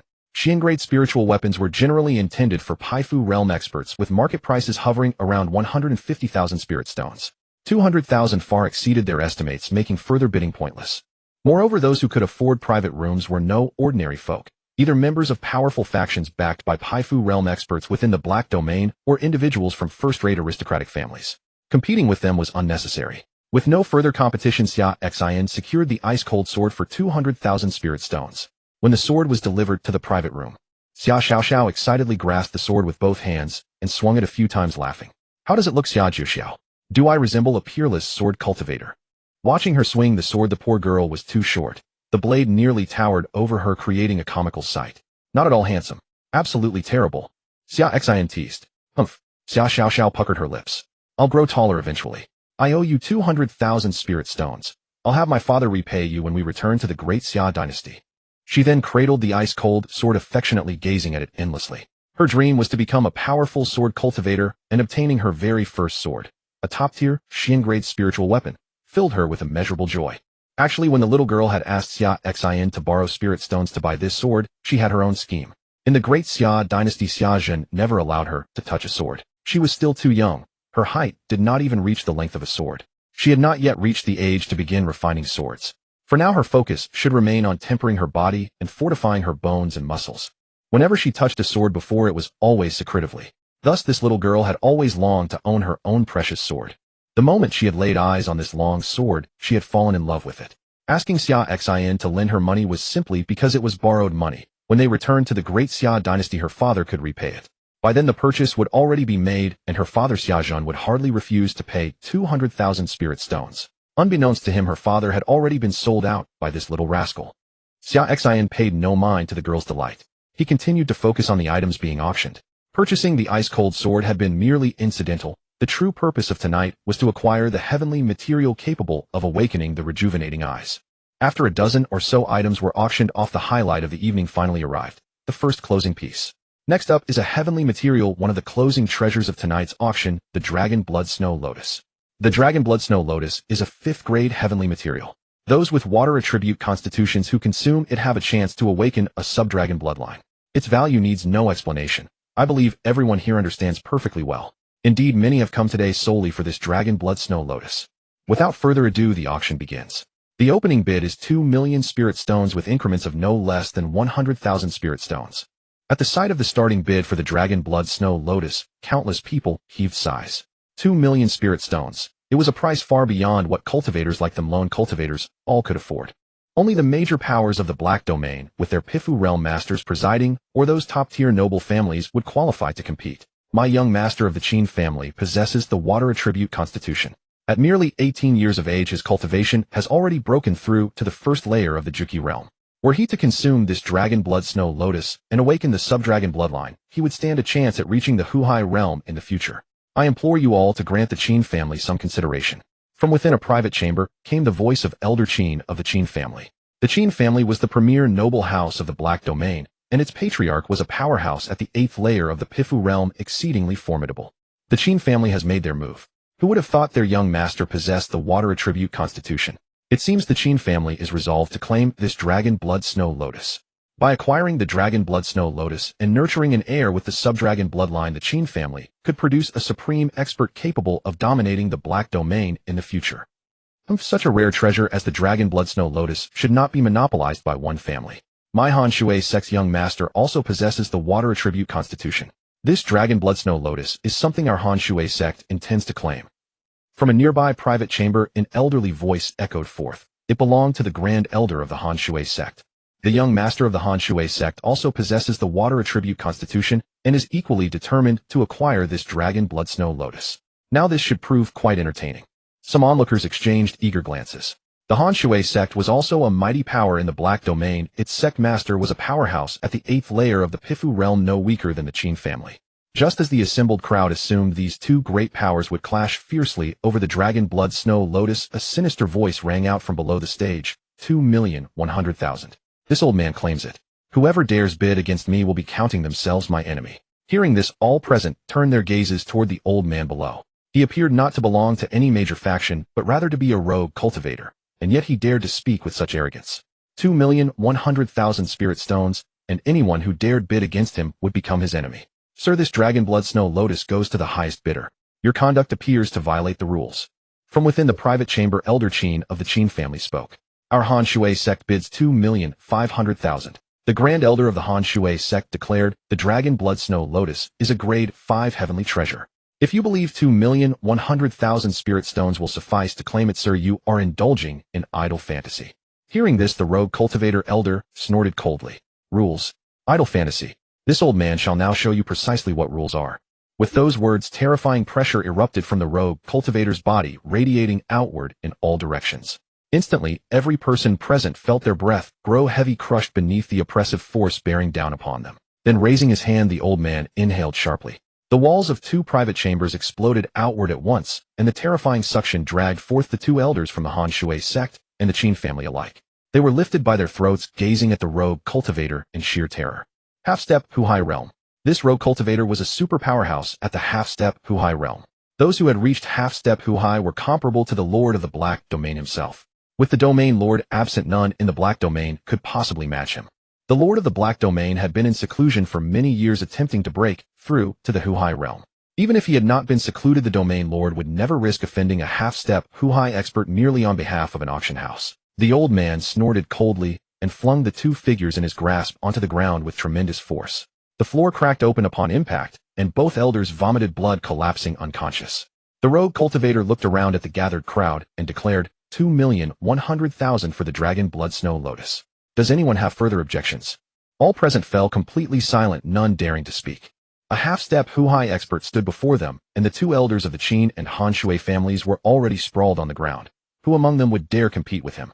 On the stage, the ceremonial lady glanced toward the deepest section of the auction hall, where the auction house proprietor resided. The auction house proprietor was a powerhouse at the 9th layer of the Pifu realm. She was waiting to see what the proprietor intended. She believed the proprietor was already aware of the situation. Yet no move had been made to stop the rogue cultivator before her.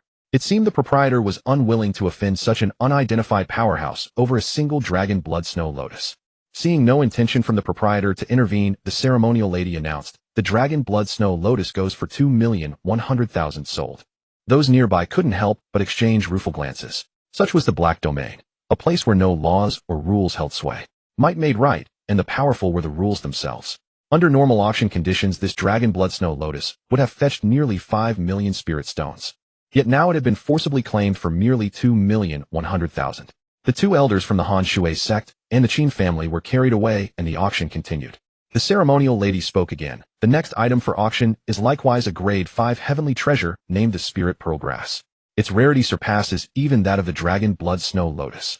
Upon consuming the Spirit Pearl Grass, one can awaken the Spirit Eye. Those who possess the ancient dual pupils may even use this treasure to fully awaken their power. The starting bid is 2,500,000 spirit stones, with minimum increments of no less than 100,000 spirit stones. Hearing the ceremonial lady's introduction, everyone's breathing quickened. It was the Spirit Pearl Grass. This treasure was far more rare than the Dragon Blood Snow Lotus. For although the dragon blood snow lotus was precious, it required a specific constitution. Only those with a water attribute physique could consume it to awaken the subdragon bloodline. But the spirit pearl grass, on the other hand, could awaken the spirit eye in any cultivator who consumed it. The spirit eye, that was something incredibly useful to cultivators. It not only allowed one to see through basic illusory formations, but also enhanced cultivation talent. Furthermore, during combat, activating the spirit eye enabled one to predict an opponent's attack positions. Therefore, the spirit pearl grass was even more alluring than the dragon blood snow lotus just auctioned. Xia Xin gazed at the spirit pearl grass on the auction platform and smiled. Who would have thought that tonight's auction would indeed feature a treasure capable of awakening the dual pupils? This trip had not been in vain. He was determined to claim the spirit pearl grass. 2,600,000 spirit stones. This old man claims it, declared the rogue cultivator who had just secured the dragon blood snow lotus. Upon hearing this, the surrounding cultivators all showed expressions of resentment. It seemed the spirit pearl grass would suffer the same fate, forcibly purchased at an unjust price. As frustrated as they were, there was nothing they could do. Ordinarily, no one dared cause trouble at the auction house, for its proprietor was a powerhouse at the 9th layer of the Pifu realm, one of the top-tier experts in the entire Black Domain, second only to the Black Domain Lord himself. But today this old man appeared to be an outsider from beyond the Black Domain, and clearly stronger than their own auction house proprietor. What could they do? 3 million, spoke Xia Xin from within his private chamber. Upon hearing this, all the cultivators in the auction hall fell completely silent. Someone actually dared to compete against the rogue cultivator. Was he not afraid of death? Excellent. It seems I have not yet taught you all the proper rules. In that case.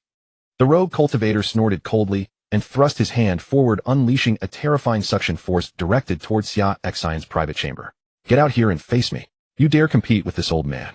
Let me see what kind of vermin you are, the rogue cultivator barked. However, before his suction force could reach Xia Xin's private chamber, it was completely neutralized by an even more terrifying pressure surging outward from within. That pressure, hundreds of times stronger than his own, poured forth from Xia Xin's chamber. Instantly, the rogue cultivator was forced to cough up a mouthful of blood and drop to his knees. Terror flooded his eyes. The person within the private chamber was a super existence at the Huhai realm or beyond.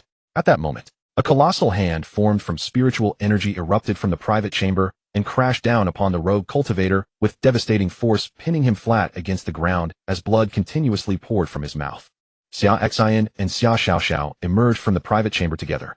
Stepping before the fallen rogue cultivator, Xia Xin spoke coldly, "And just who do you think you are lecturing me about rules?" On the ground, blood continuously gushed from the rogue cultivator elder's mouth as he spoke indistinctly. "Senior, spare me. I know my mistake. I will no longer contend with you." The rogue cultivator elder finally comprehended that Xia Xin's strength far exceeded his wildest imaginations. This was not someone of his caliber could afford to provoke. After all, Xia Xin had effortlessly suppressed him with nothing but his pressure. One mere gesture could have inflicted crippling damage. To become an enemy of such an existence was nothing short of a death sentence. He silently regretted his arrogance. Having suppressed 2 elders from the Qin family and the Han Shui sect, he had foolishly convinced himself he was invincible at this auction tonight. He never expected that within the private chamber resided a terrifying presence like Xia Xin, who had simply observed coldly, without choosing to intervene. And he himself, in his overconfidence, had brazenly provoked this formidable figure, truly courting his own demise. Witnessing the rogue cultivator elder in such a wretched state begging for mercy, the cultivators in the auction hall felt a secret sense of satisfaction. Those from the Han Shui sect and the Qin family nearly burst into laughter, applauding the spectacle. "So you've come to this end as well. What happened to your earlier arrogance and haughty demeanor? You bullied the weak and forced transactions simply because you had some strength. Now you've finally kicked an iron plate." "Oomph." Xia Xin let out a scornful snort, raising his hand and bringing it down. A terrifying palm of spiritual energy materialized once more, crashing down with immense force, and directly pulverized the rogue cultivator elder into a bloody pulp. Showing mercy was out of the question.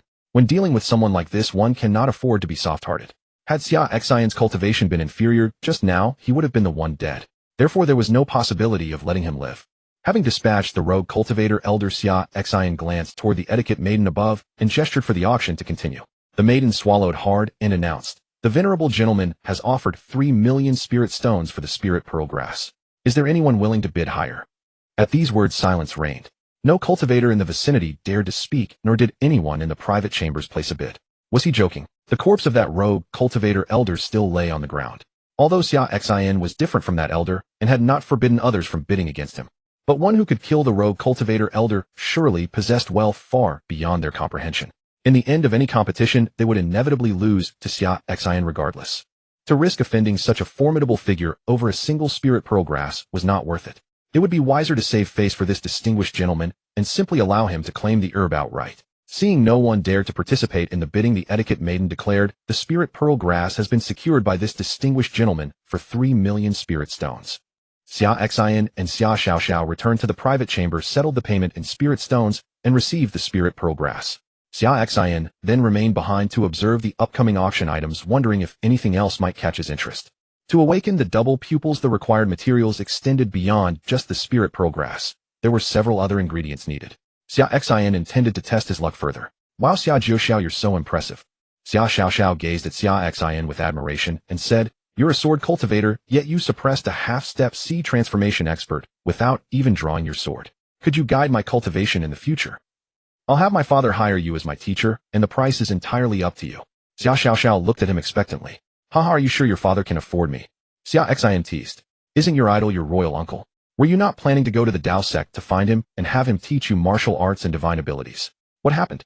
You don't want that anymore, and now you want to cultivate with me?" "Of course I'm still going to find my royal uncle," Xia Xiaoxiao replied. "But before I go searching for him, having a teacher to guide my cultivation would be beneficial. Once I establish a solid foundation, I can then seek out my royal uncle to teach me profound divine abilities. Wouldn't that be even better?" "That does make sense," Xia Xin said, impressed that this little girl had thought of such details. "As for guidance, we can discuss it after I return you to the great Xia dynasty. There's no rush right now," Xia Xin added. "All right, it's a promise," Xia Xiaoxiao exclaimed excitedly. Xia Xin's strength was incredibly formidable. If he could guide her, it would be absolutely wonderful. Although the auction's closing items were rare, none matched what Xia Xin needed. So after the auction concluded, Xia Xin took Xia Xiaoxiao back to the inn to rest, planning to depart for the great Xia dynasty the following day. Shortly after the two departed, a group arrived at the auction house. These were the Yuan Temple operatives who had relentlessly pursued Xia Xiaoxiao over the past 7 days. News of her appearance at the auction had just reached them. The Yuan Temple members arrived swiftly, bringing powerful experts with them. At their head was an elder at the first layer of the sea transformation realm. Yuan Temple was a formidable force beyond the dark domain, possessing an ancient ancestor at the immortal realm as its deterrent. This elder at the sea transformation realm was the leader Yuan Temple had dispatched to explore that array master's ruins. Unfortunately, within the ruins, they were on the verge of obtaining the Kunpeng ruins map when Xia Xiaoxiao had led them to escape. "I've heard that small brat has a mysterious expert nearby who appears to be at the sea transformation realm. Should we still proceed with our actions?" a Yuan Temple disciple asked. Many witnesses had seen Xia Xin's display at the auction, how he effortlessly suppressed that rogue cultivator elder.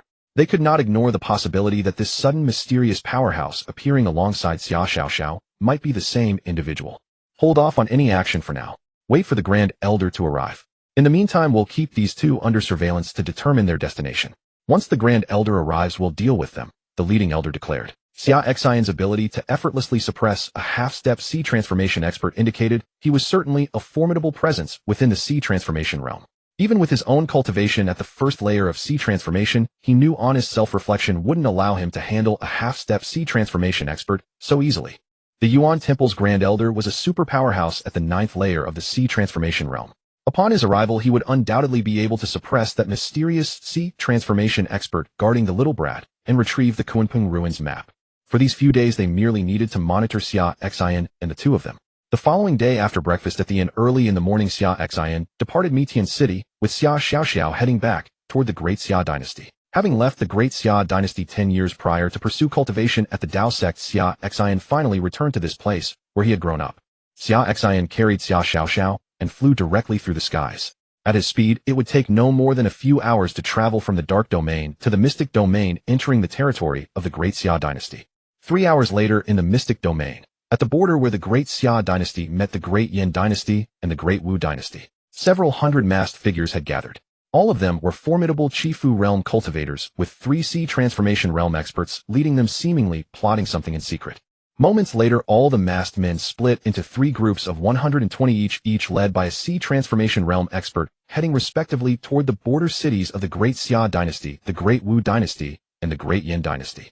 Wangtian City was a small border town of the Great Xia Dynasty with a population of only several hundred thousand. It typically lacked powerful experts, and its strongest cultivator was merely at the divine power realm. A quarter hour later, the 120 Chifu realm masked men, led by that sea transformation realm cultivator, stormed into Wangtian City and immediately began massacring. Neither ordinary civilians nor cultivators within the city were spared. Wherever they passed, rivers of blood flowed. In an instant, cries of grief echoed throughout Wantian City. Xia Xin carrying Xia Xiaoxiao happened to pass by Wantian City. Seeing the horrific scene below, he was startled, then his expression darkened with anger. Evil cultivators actually dared to prey upon ordinary people on the territory of his great Xia dynasty, committing such brutal and inhumane atrocities. Wantian City was a border town of the great Xia dynasty, and its citizens and cultivators were all subjects of his dynasty. The cultivation resources the great Xia dynasty provided to him annually might very well have come partly from the tributes of these small towns. As a prince of the great Xia dynasty, how could he not be furious upon witnessing his own subjects being slaughtered so mercilessly? Daring to commit such inhumane atrocities within our great Xia dynasty, you're asking for death. Xia Xin unleashed a thunderous roar, his terrifying aura erupting from his body and engulfing the entire city of Wantian. Within Wantian City, both the masked figures who had just been slaughtering civilians and the civilians fleeing in terror were frozen in place at that moment. Their bodies were bound by a terrifying power, unable to move in the slightest.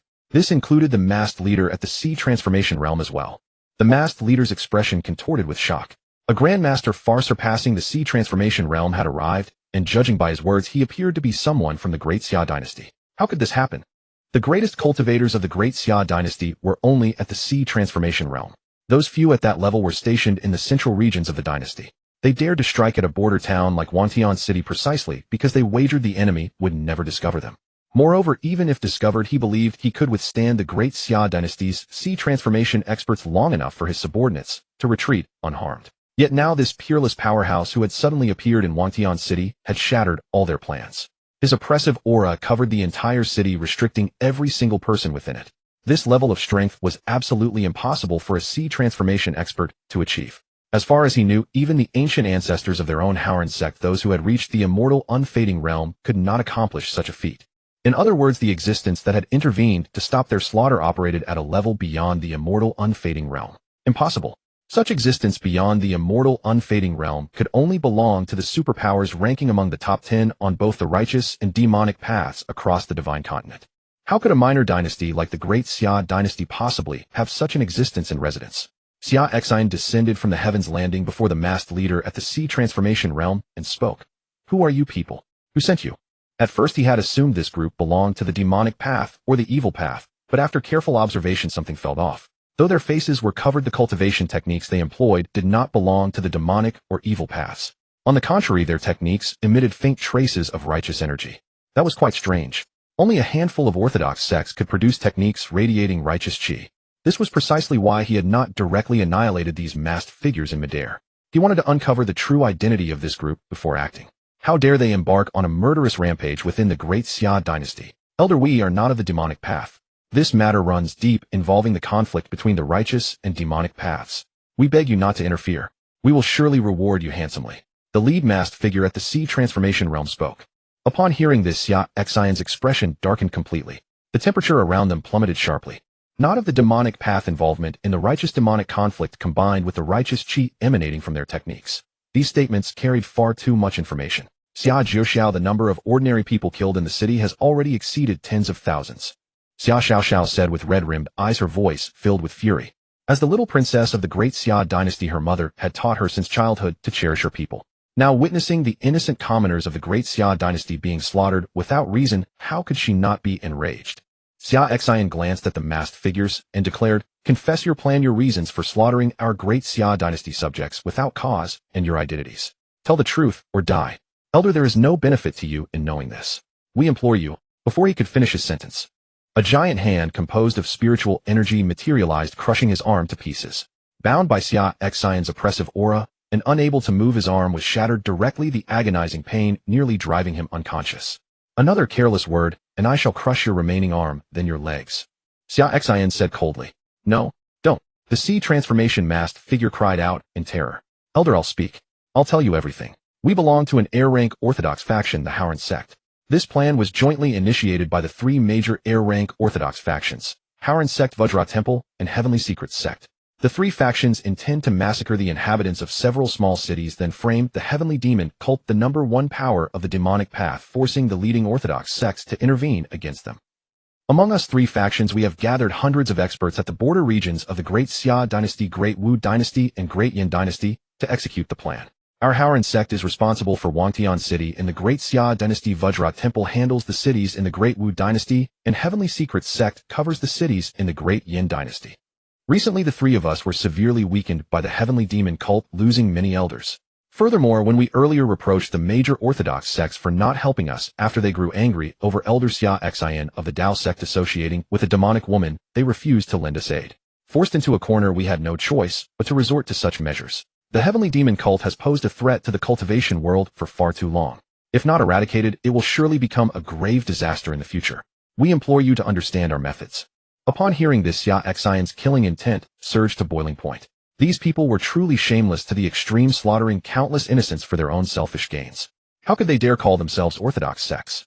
Their mouths full of benevolence and righteousness, claiming to protect all living beings. Yet compared to demonic cultivators, these people deserve to die 100-fold. Xia Xin suddenly brought his palm down with immense force, pulverizing the masked leader before him into a bloody pulp. Then he intensified the oppressive aura shrouding Wangtian City, exterminating all remaining masked figures within the city. Afterwards, Xia Xin withdrew his aura and departed with Xia Xiaoxiao, heading toward the two cities in the Great Yin Dynasty and Great Wu Dynasty that were simultaneously under attack. He was certainly no naive savior meddling in affairs that did not concern him. Xia Xin produced 2 illusion stones capable of recording visions, intending to document the interrogation of the masked leader as evidence. He did not care if these 3 Orthodox factions massacred innocents to frame the Heavenly Demon cult, but the fact that they dared to lay hands on the Great Xia Dynasty made them his target as well. The Howran sect acting with such despicable means, then let them be destroyed. Once he finished recording the evidence with the illusion stone and saw Xia Xiaoxiao safely back in the Great Xia Dynasty, he would personally visit the Howran sect, ensuring that these scum who hid behind the banner of righteousness while committing atrocities worse than beasts vanished from the cultivation world. And barely had Xia Xin and Xia Xiaoxiao departed, when within Wangtian City the remaining hundreds of thousands of civilians fell to their knees in unison, facing the direction where the two had flown away. It is a celestial deity. The celestial deity has saved us. We are eternally grateful to the celestial deity. Within Wangtian City, the surviving cultivators also knelt down. However, they knew that the one who had saved them was no celestial deity, but rather a far more powerful cultivator from the Great Xia Dynasty. They had heard Xia Xin's words earlier. He had declared that these masked figures dared to rampage through the Great Xia Dynasty only to seek death, proving beyond doubt that he was a native of this dynasty. Xia Xin, accompanied by Xia Xiaoxiao, repeated the same approach, arriving at the 2 cities in the Great Yin Dynasty and Great Wu Dynasty where civilians were being massacred. Xia Xiaoxiao was responsible for recording with the illusion stones, while Xia Xin handled the interrogation. Only after crushing the arm of an elder from the Heavenly Secret Sect and both arms of an abbot from the Vajra Temple did they finally confess the truth. Thereafter, he eliminated both groups entirely. Xia Xin, accompanied by Xia Xiaoxiao, returned to the Great Xia Dynasty. At that moment, within the vast territory of the Daxia Dynasty in the city of Xiliang's princely estate, 3 experts at the Sea Transformation realm had gathered to deliberate on a grand scheme alongside the king of Xiliang. The king of Xiliang was the second most powerful among the many vassal kings and theft by the Daxia Dynasty, commanding the western territories and wielding an army of 600,000 soldiers. This king has received intelligence that one of the imperial family's loyalist experts at the Sea Transformation realm has recently passed away, and 2 guardian experts loyal to the old throne have defected from the new emperor. As of now, only 2 Sea Transformation experts remain to guard the imperial capital of Daxia. The king of Xiliang turned to the 3 Sea Transformation experts seated before him. One of them was a guardian from his own Xiliang estate, while the other 2 hailed from powerful factions in the Xian domain beyond the borders of the Daxia Dynasty, disciples of Qingmin's sect and Luofu Palace. Since ancient times, the Daxia Dynasty had stood as an independent nation, refusing to submit to any external power. These factions from the Xian domain had long harbored ambitions to seize control of the Daxia Dynasty. After all, once they controlled the Daxia Dynasty, the annual tributes of spirit stones and cultivation resources paid by the empire to their respective sects would constitute an enormous fortune. It had merely been a matter of lacking an opportunity. But now, with the new emperor's authority waning and the imperial family left with only 2 Sea Transformation experts, their chance had finally arrived. By supporting the king of Xiliang to claim the throne and seizing power from the imperial family, we shall directly control the Daxia Dynasty in the future, the king of Xiliang declared. Our opportunity has arrived. The king of Xiliang continued. We now only await word from the king of Baima. Once his message arrives, all our Sea Transformation experts will mobilize in unison, striking directly at the emperor's head in the capital and thus seize control of the Daxia Dynasty. The king of Baima was the most powerful among all vassal kings of the Daxia Dynasty, commanding the northern territories with an army of 800,000 troops, and at his side stood 4 Sea Transformation experts. With the two of them joining forces, they could topple the imperial dynasty. The king of Xiliang was well aware that although the imperial family now possessed only 2 sea transformation experts, the imperial house had ruled the Daxia dynasty for hundreds of years. They might well harbor some formidable trump card. Acting alone, whether by himself or with only the king of Baima, even if they managed to overthrow the imperial family, the casualties would be devastating. It would be far better for both sides to unite, bringing together all their sea transformation experts, 7 in total, so that even if the Daxia imperial family possessed some secret trump card, they would have nothing to fear. Once the imperial family of Daxia had been destroyed, they could then negotiate the division of the realm. At the very least, they could split the Daxia dynasty in 2 each, controlling half of its territory. Shortly thereafter, an intelligence operative entered the estate. Kneeling on one knee, he presented a sealed letter. Your Majesty, the secret dispatch from the king of Baima. The king of Xiliang took the sealed letter and opened it. 7 days hence, all our sea transformation experts will mobilize in unison, striking directly at the emperor's head in the capital. Overcome with delight upon reading the contents, the king of Xiliang turned to the 3 sea transformation experts in the mansion and declared, the king of Baima has sent word. 7 days from now, our experts will mobilize together and strike directly for the emperor's head in the capital. Hearing this, the 3 sea transformation experts replied in unison, in 7 days we shall certainly assist your majesty in seizing the imperial throne. Excellent, excellent. The king of Xiliang beamed with joy. Once we have crushed the imperial family, whatever treasures lie in the imperial vault shall be at your disposal to choose from. The 3 sea transformation experts were overjoyed. The Daxiao imperial family had governed the empire for centuries, amassing countless rare treasures and artifacts, many of which would prove enormously beneficial to cultivators at their level. Thank you, your majesty, the 3 responded. Fuseled by this promise, they knew that with their combined might deployed in 7 days, the imperial family would surely fall. In the imperial city of the Daxia dynasty, within a luxurious mansion in the outer district, a breathtakingly beautiful woman draped in violet silk robes and adorned with a face veil sat upon the main seat. Below her gathered a host of demonic path experts. She was none other than the heavenly emperor of the heavenly demon cult, the foremost demonic faction, accompanied by her fellow demons. The primordial demon lord, Purple River Ghost King, Black-Faced Rakshasa, the child-faced Granny, the life-determining judge, the soul-stealing envoy, the shadow assassin, the weeping laughing twin fiends, and others. The heavenly demon cult had never previously established a foothold in a place as modest as the Daxia dynasty. This mansion had only recently been purchased to serve as a temporary base for the cult within the empire.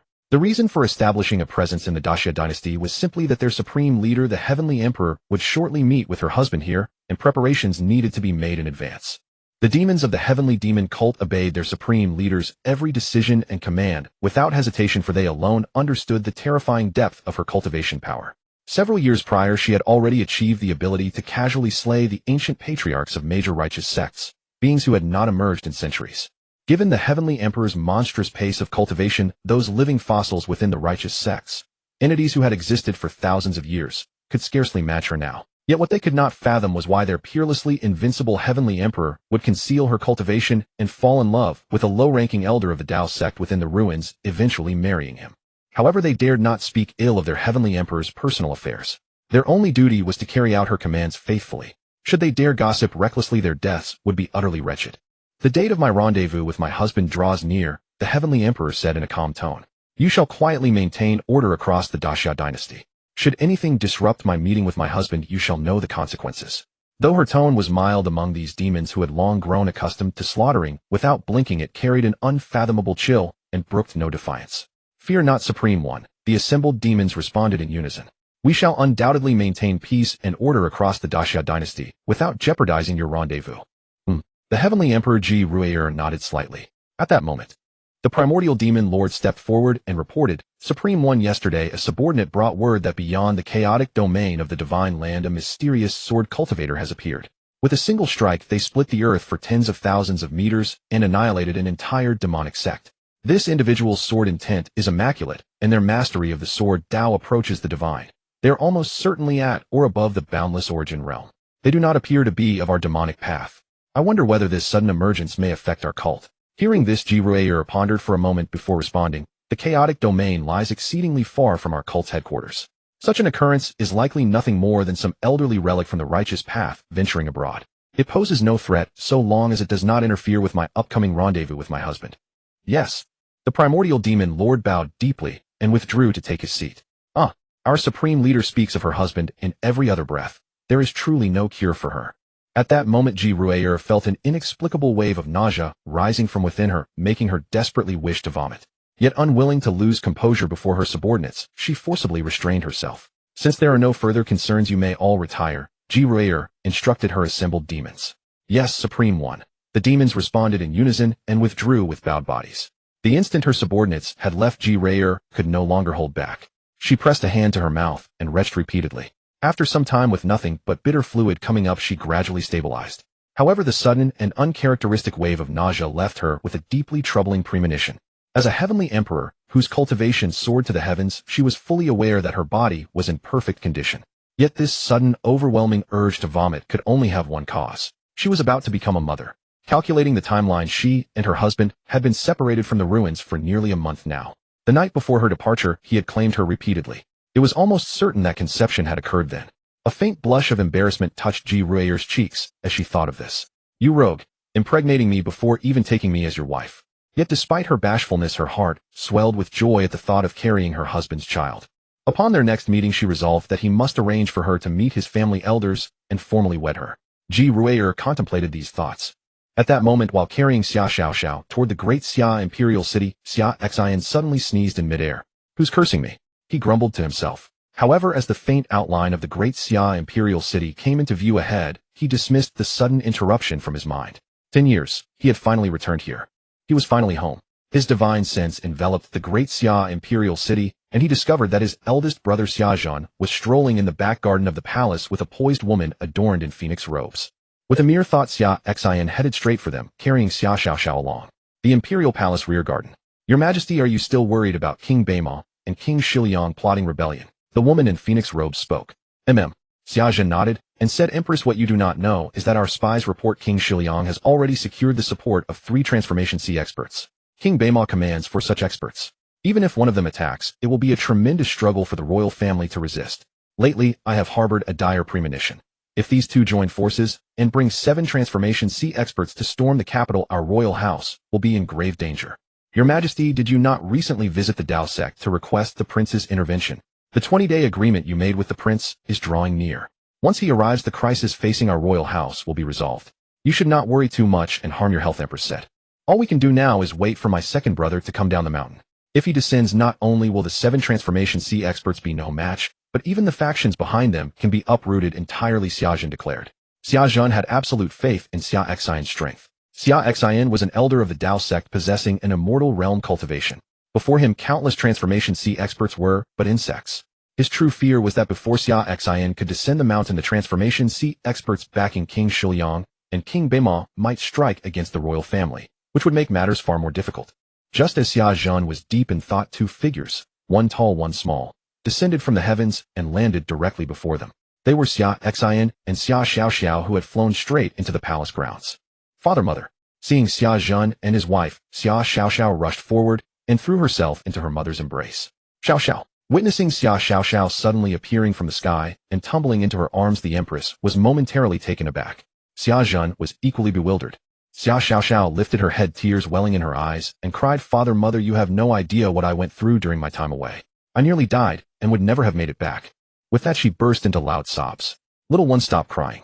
Tell us what happened and how you ended up returning alone. Please explain slowly, the Empress said gently. Xia Xin glanced at Xia Xiaoxiao weeping in his wife's arms, then turned his attention to Xia Xin. The figure seemed familiar, but clad in black robes and wearing a mask, Xia Xin remained unrecognizable for the moment. Yet he knew full well that Xia Xin had just flown in from beyond the palace walls carrying Xia Xiaoxiao. Only those, at least at the Transformation C realm, could fly through the air. This sent a wave of astonishment through Xia Xin. This Xia Xiaoxiao had snuck out of the great Xia dynasty and somehow convinced a Transformation C cultivator to escort her back. How on earth had she come to know someone of such stature? A master of the Transformation C realm was an existence the royal family itself would receive as an honored guest, treating them with the utmost respect. Xiaoxiao, stop crying for now. Tell us what exactly happened, Xia Xin said. Xia Xiaoxiao looked up, dabbing her tears with her small hands, and explained, well, after I snuck out of the imperial city, I originally intended to visit the Dao sect to find my royal uncle and ask him to teach me divine abilities. But some unexpected incidents occurred along the way. Xia Xiaoxiao recounted everything in detail. From sneaking out of the palace, evading the master Xia Xin had secretly assigned to protect her, accidentally stumbling upon a ruin, and obtaining the Kunpeng ruins map, being hunted by the Yuan Hall, overheard the plans of several righteous sects, and nearly silenced, then rescued by Xia Xin, and finally traveling all the way back to the Great Xia Dynasty with Xia Xin. She also confessed that she had borrowed 0 spirit stones from Xia Xin to purchase a rank-tier spiritual weapon, and that Xia Xin would need to repay the debt on her behalf. Father, mother, you have no idea how viciously those people hunted me down. If I had not run so swiftly, you would likely never have seen me again. Fortunately, I am blessed with good fortune. Xia Jiuxiao saved me. You need only pay him some reward and reimburse him the 2 spirit stones he lent me for the cold ice sword. Xia Xiaoxiao sobbed through tearful eyes. Hearing this, both Xia Xin and the Empress simultaneously shot their daughter a withering glance. At last they understood why Xia Xiaoxiao had returned, throwing a dramatic fit, feigning sorrow, and claiming she missed them so desperately. She had actually gone out and painted grand promises to some powerful expert, coaxing him into escorting her home while expecting her parents to foot the bill. Moreover, the little rascal had borrowed 2 spirit stones from a transformation C expert to purchase her own spiritual weapon. Truly remarkable. After just one trip, her boldness had grown considerably. She was even scamming her own father now. Nevertheless, Xia Xin and the Empress were too lazy to scold her further. Hearing how perilous her tale sounded, they surmised that the girl had indeed suffered quite a bit during this outing. Perhaps this would be for the best. It might deter her from constantly nagging about wanting to visit the Dao sect to seek out her royal uncle. Xia Xin turned to Xia Xin and said, "Sir, thank you for escorting Xiaoxiao back safely. The promise our daughter made to you, my wife, and I will honor without hesitation. Regarding the Kunpeng Ruins map, I will have someone copy it and deliver it to you. Additionally, I, Xia Xin, am willing to open the royal treasury and allow you to select any treasure as compensation. As for the 2 spirit stones my daughter borrowed from you, I will have them fetched immediately." Xia Xin and his wife were somewhat impressed by the little girl's eloquence. She had somehow convinced a transformation C expert to personally escort her home. And at that moment, watching Xia Xiaoxiao's dramatic tantrum conclude successfully and seeing his eldest brother now standing in such an awkward position, Xia Xin burst into laughter. Then Xia Xin directly removed his mask, revealing his face to Xia Xin, and smiled. "Eldest brother, it's me." Upon seeing Xia Xin's true countenance, Xia Xin froze for a moment. Only after a pause did he snap out of it, his voice trembling with disbelief. "Second brother. Eldest brother." Xia Xin stepped forward and embraced his sibling. He then explained, "I returned ahead of schedule. On the road, I encountered this little rascal who claimed to be a princess of the Great Xia Dynasty. Noticing her striking resemblance to you, and recalling that you had mentioned she secretly slipped out of the palace recently, I rescued her and brought her all the way back." Xia Xin released Xia Xin and patted his shoulder, his voice thick with emotion. "Excellent. Wonderful. Now I understand why a transformation C expert could be persuaded so easily, not to seize the Kunpeng Ruins map from her, but to see her home safely. It turns out she ran into family." Xia Xin laughed. With Xia Xin now returned from the mountain, having rescued Xia Xiaoxiao along the way and arrived at the capital ahead of schedule, the crisis threatening the royal house could finally be resolved. "Qing, come meet your second uncle," Xia Xin called to the Empress. The Empress Murong Qing approached with a graceful smile and said, "Thank you, Your Highness, for safely escorting Xiaoxiao back to the palace." "You are too kind, sister-in-law," Xia Xin replied. He recognized Empress Murong Qing, the daughter of the current prime minister, beautiful and talented, fully deserving of her position as Empress of the Great Xia Dynasty. Witnessing this grand family reunion, the most astonished of all was Xia Xiaoxiao. Her mind was still struggling to process what was happening. She stared at Xia Xin speechless for a long while. Only after a moment did she finally speak. "Xia Jiuxiao, you actually are my royal uncle, the Great Xia Prince." What else would I be?" Watching the bewildered expression on his niece's face, Xia Xin found it quite amusing. "You rascal Xia Jiuxiao, quite the journey you've had. Your imperial uncle kept this from me, hiding it for so long," Xia Xiaoxiao said, pouncing forward and clinging to Xia Xin's leg like a little tiger cub, roaring in protest. "You never asked me, ha. Xia Xin chuckled. Xia Xiaoxiao pondered for a moment, still clinging to Xia Xin's leg. "I don't care. Since you are my imperial uncle, you must teach me cultivation from now on. I want to become a sword cultivator as powerful as you." "Very well." Xia Xin shook his head with a smile. This little girl was merely using the pretense of resentment over his secrecy as an excuse to have him guide her cultivation henceforth. Hearing Xia Xin agree, Xia Xiaoxiao exclaimed excitedly, "Wonderful. It's a promise then." Throughout the journey back with Xia Xin, her admiration for his formidable power only grew. Whether it was witnessing him dispatch a bullying rogue cultivator in a single palm strike at the auction house, or witnessing him quell an entire city in Wangtian with a mere aura projection, these displays perfectly embodied her vision of true strength. She resolved to become a peerless powerhouse like Xia Xin in the future. "This little one." Xia Xin chuckled, then turned to Xia Xin. "You must be weary from the journey. Come follow me to your prince's manor. Though you departed the capital before my coronation, I have had a residence built for you, not far from the palace, rivaling its grandeur. The stewards and maids are already in place from my last visit, so you may move in immediately. Should you marry and start a family in the future, this shall be your home." The eldest brother has been exceedingly thoughtful, Xia Xin replied. To have his coronating brother build him a residence rivaling the imperial palace was truly commendable, providing convenient accommodation for his future residence in the great Xia dynasty. Arriving at the prince's manor, the magnificent scale was indeed staggering, matching the grandeur of the imperial palace. Upon entering, the steward immediately assembled all the maids and servants to welcome them. Greetings, your majesty. The steward led the hundreds of servants in a deep kowtow. Rise, Xia Xin commanded. Now that the prince has returned, he shall be the master of this place henceforth. By your decree, the steward and his retinue rose in unison. Second brother, you have traveled far and must be weary. Rest here in the manor tonight, and we shall share a meal and drink together this evening, Xia Xin said. Tomorrow I will announce to the court officials that in the great Xia dynasty seeing the prince is as seeing myself. Understood, eldest brother. Xia Xin nodded, showing no false modesty to his own brother. It was fortunate he had returned now, for there were still matters to attend to, such as contacting his beloved wife and arranging a meeting place. Then, imperial uncle, we shall take our leave. I will return later to find you, Xia Xiaoxiao said. Very well. Xia Xin watched as Xia Xin, Empress Muronqing, and Xia Xiaoxiao departed. He then returned to the prince's manor, where the steward and his attendants hastily bowed. Greetings, your highness. From now on there is no need for excessive ceremony within these walls. I care nothing for such formality, Xia Xin said. As you command, your highness, they responded in unison. When Xia Xin had left the great Xia dynasty, Xia Xin was not yet emperor. Moreover, Xia Xin had always kept a low profile, disliking court affairs, leaving everything to his eldest brother Xia Xin. Thus few in the great Xia dynasty knew of this second prince. Now that Xia Xin had become emperor and Xia Xin held the title of prince, the realm only knew that Xia Xin was coming. None were aware that he was an elder of Daozong, the #1 orthodox sect in the divine continent, and a powerhouse whose strength far surpassed the sea transformation realm. Yet it was fortunate that no one knew, for this way his secret descent from the mountain would remain undetected by the Dao sect. Go about your duties, Xia Xin said. He then toured the prince's manor and found it quite agreeable. The spiritual energy, though thinner than at Daozong, was still sufficient. Compared to the sect's austere living quarters, the manor was remarkably luxurious. After all, during his time meditating on the Repentance Cliff, he had spent nearly 20 days seated upon the cold stone ledge. Even when not secluded on the Repentance Cliff, his quarters at Daozong were little more than a modest courtyard. Beyond the sect's important halls, the rest followed the same simple style, for Daozong valued tranquility and non-action. Ostentatious extravagance was antithetical to Taoist philosophy. Gilded statues of Buddhas and Arhats, magnificent halls, plump and wealthy disciples. That was the domain of the Buddhist sect. Though the spiritual energy is somewhat thin, I can erect a spirit-gathering formation to concentrate qi here. It will not hinder my cultivation, Xia Xin mused.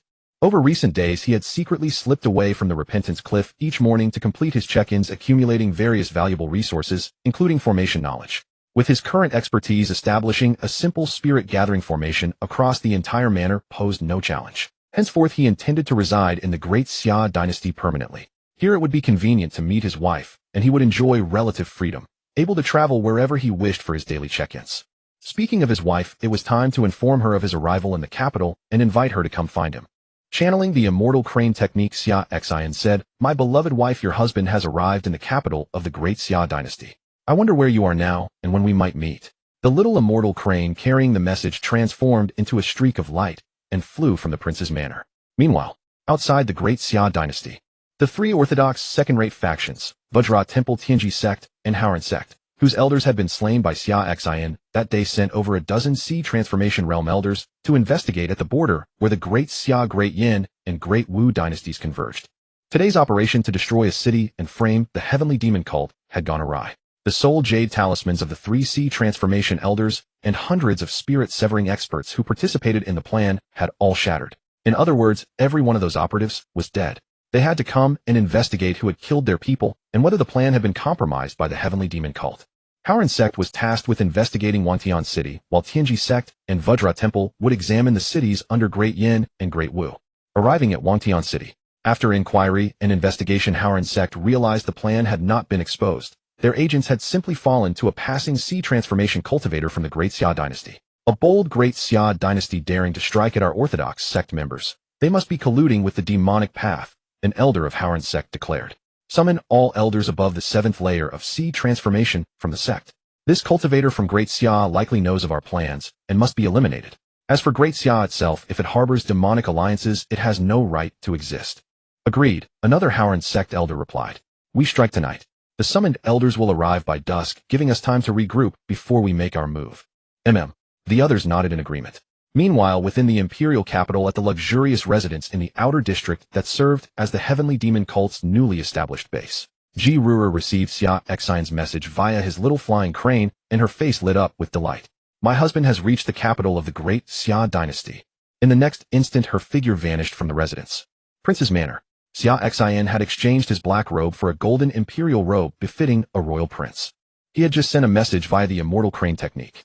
If his wife were somewhere near the great Xia dynasty, she would surely be able to find her way to him by following the crane's trail.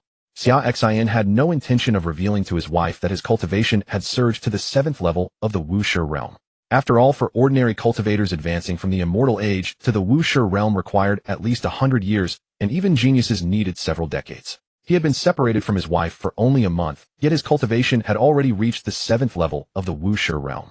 There was no plausible explanation, and the truth about obtaining the system could never be exposed. Moreover, his wife's cultivation remained at the immortal age. If she discovered his cultivation had skyrocketed to surpass her by an entire major realm, he feared she might feel inadequate. Women tended to be highly sensitive about such matters, and this could create distance between them, potentially damaging their relationship.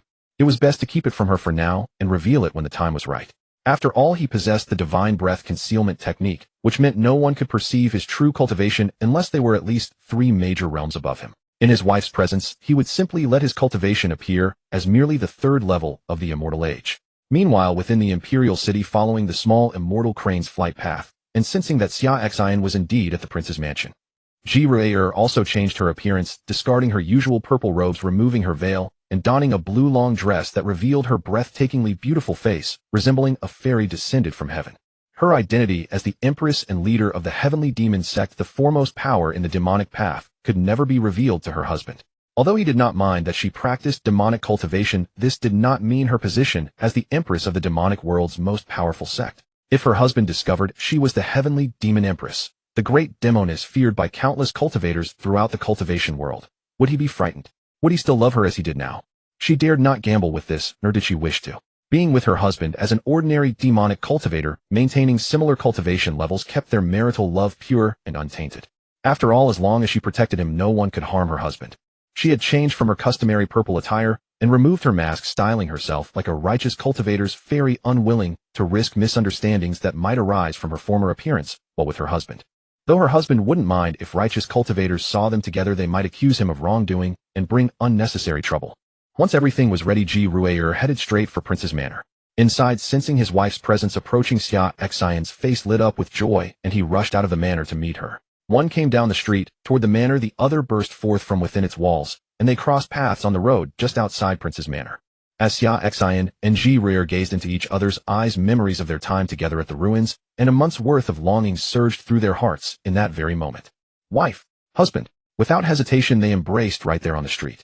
After so many days apart, all those countless yearnings dissolved in that single embrace. Here before him, held close against his chest, was the one he loved most.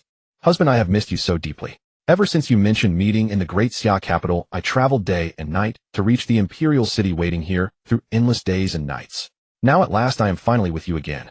Ji Ruer looked at Xia Xin and spoke softly. Only in this moment was she not the exalted empress, but simply Xia Xin's beloved wife. You have suffered so much on the journey, delayed by various matters, Xia Xin said, deeply moved.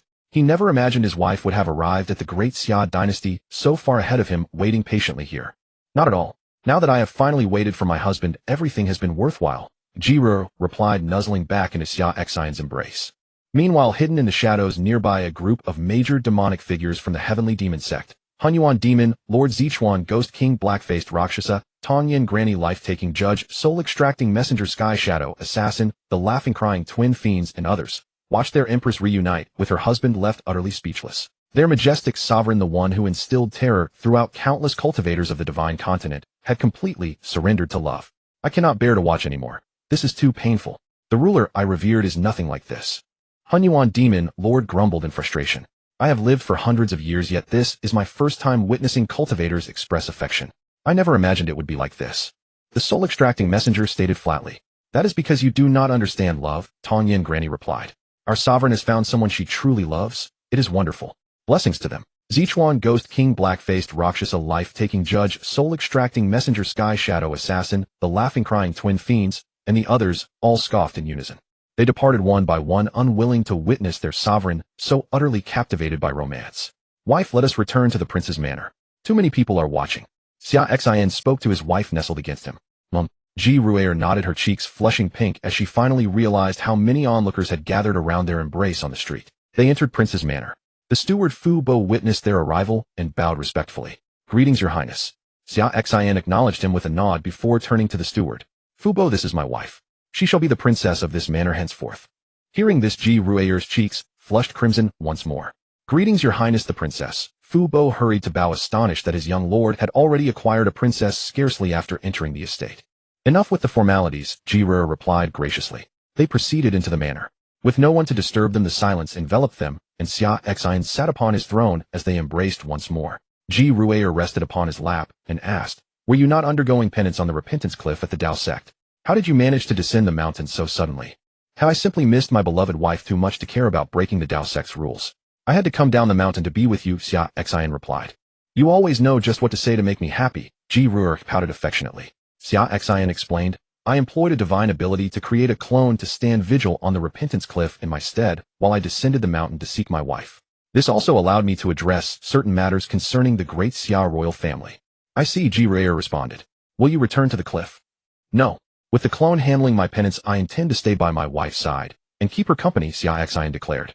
Moved by his devotion, Ji Ruer looked at Xia Xin with tearful gratitude and said, you are so good to me. Then I shall not go anywhere either. I will stay in the great Xia dynasty and live alongside you, my husband. How wonderful, Xia Xin replied. With my wife by my side, it is the greatest fortune in life. Flatterer, Ji Ruer chided playfully. What matters were you handling in the great Xia dynasty? Have they been resolved? Not yet, Xia Xin replied. I am originally the second prince of the great Xia dynasty.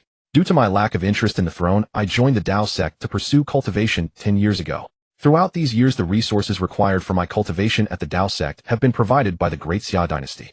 9 years ago, my eldest brother ascended the throne.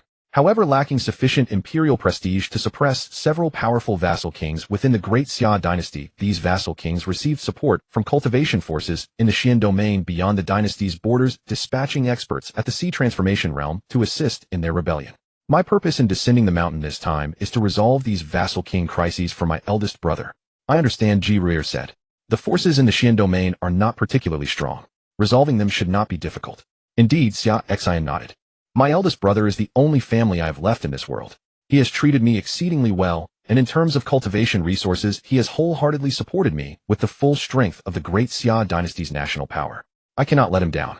Ji Ruer replied. Then we shall not let him down. Do you need my assistance in dealing with these vassal kings? She thought that if her husband as a righteous cultivator needed to carry out actions like exterminating entire families, he might hesitate. She could handle that. This was precisely what her demonic sect excelled at. No need. I can handle it alone, Xia Xin replied. By the way, wife, there is something I must tell you. Ji Ruer suddenly grew serious. Seeing his wife become suddenly serious, Xia Xin also grew solemn and asked, what is it? Husband, congratulations. You are going to become a father, Ji Ruer told him. I discovered today that I am with child. What a wife, you are with child. Xia Xin felt his mind go completely blank for a moment. He was about to become a father. Madam, are you serious?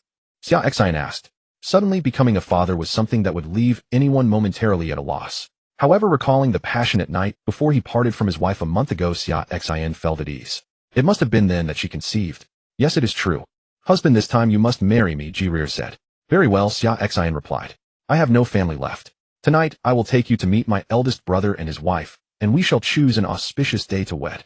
All right then, Ji Ruer said, shyly nodding. This is wonderful. I am about to become a father. Xia Xion's heart swelled with excitement as he looked at Ji Ruer and said, why, from now on you need not engage in any fights or physical matters. Leave that to me. Simply stay within the manor and rest for the child. Yes, I shall follow your wishes, Ji Ruer replied. By the way, is there anything you are craving? Whatever delicacies or rare fruits you desire, I shall find them for you, Xia Xin said. Nothing for now. I will let you know when something comes to mind, Ji Ruer said. Very well, Xia Xin nodded. Ji Ruer gazed at him tenderly, then suddenly rose to kiss him, saying, Husband, it is so good to have you.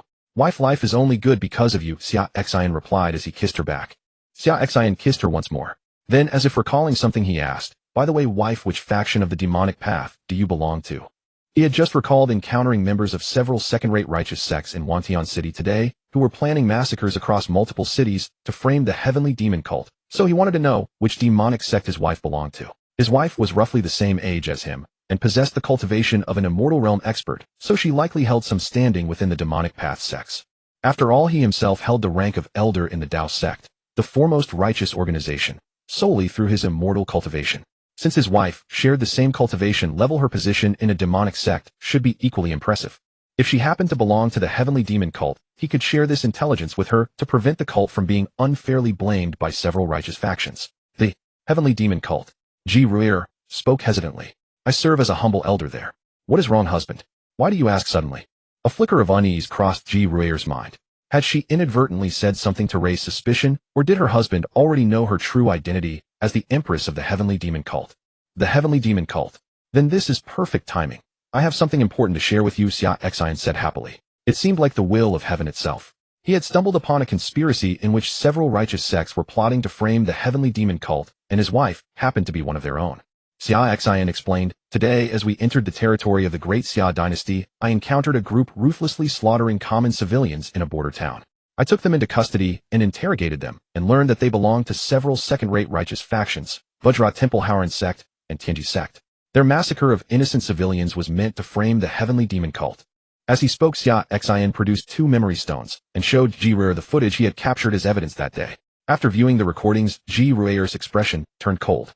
These hypocritical villains who pretend one way to your face but act differently behind your back are truly repulsive. She naturally understood why these 3 major sects would massacre innocent civilians and frame it upon the heavenly demon cult.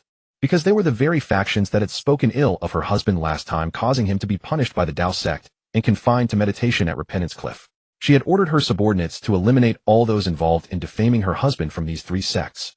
Daring not seek revenge against the heavenly demon cult directly, they now intended to use this despicable method to pin the blame upon them, forcing the top-ranked orthodox sects to take action against the heavenly demon cult. It seemed that last time only those who had participated in slandering her husband had been eliminated, which was insufficient. Since they had not been completely destroyed, they had already resurfaced. In that case, there was no reason for them to exist anymore. Husband, I shall report this to the cult headquarters at once, and they will send someone to handle it, Ji Ruer said. That would be ideal, Xia Xin replied. Thank you, husband, for sharing such important intelligence and gathering evidence. Otherwise, the heavenly demon cult would likely have been falsely accused this time, Ji Ruer said. When such incidents occurred, it was nearly impossible to clear one's name through explanation.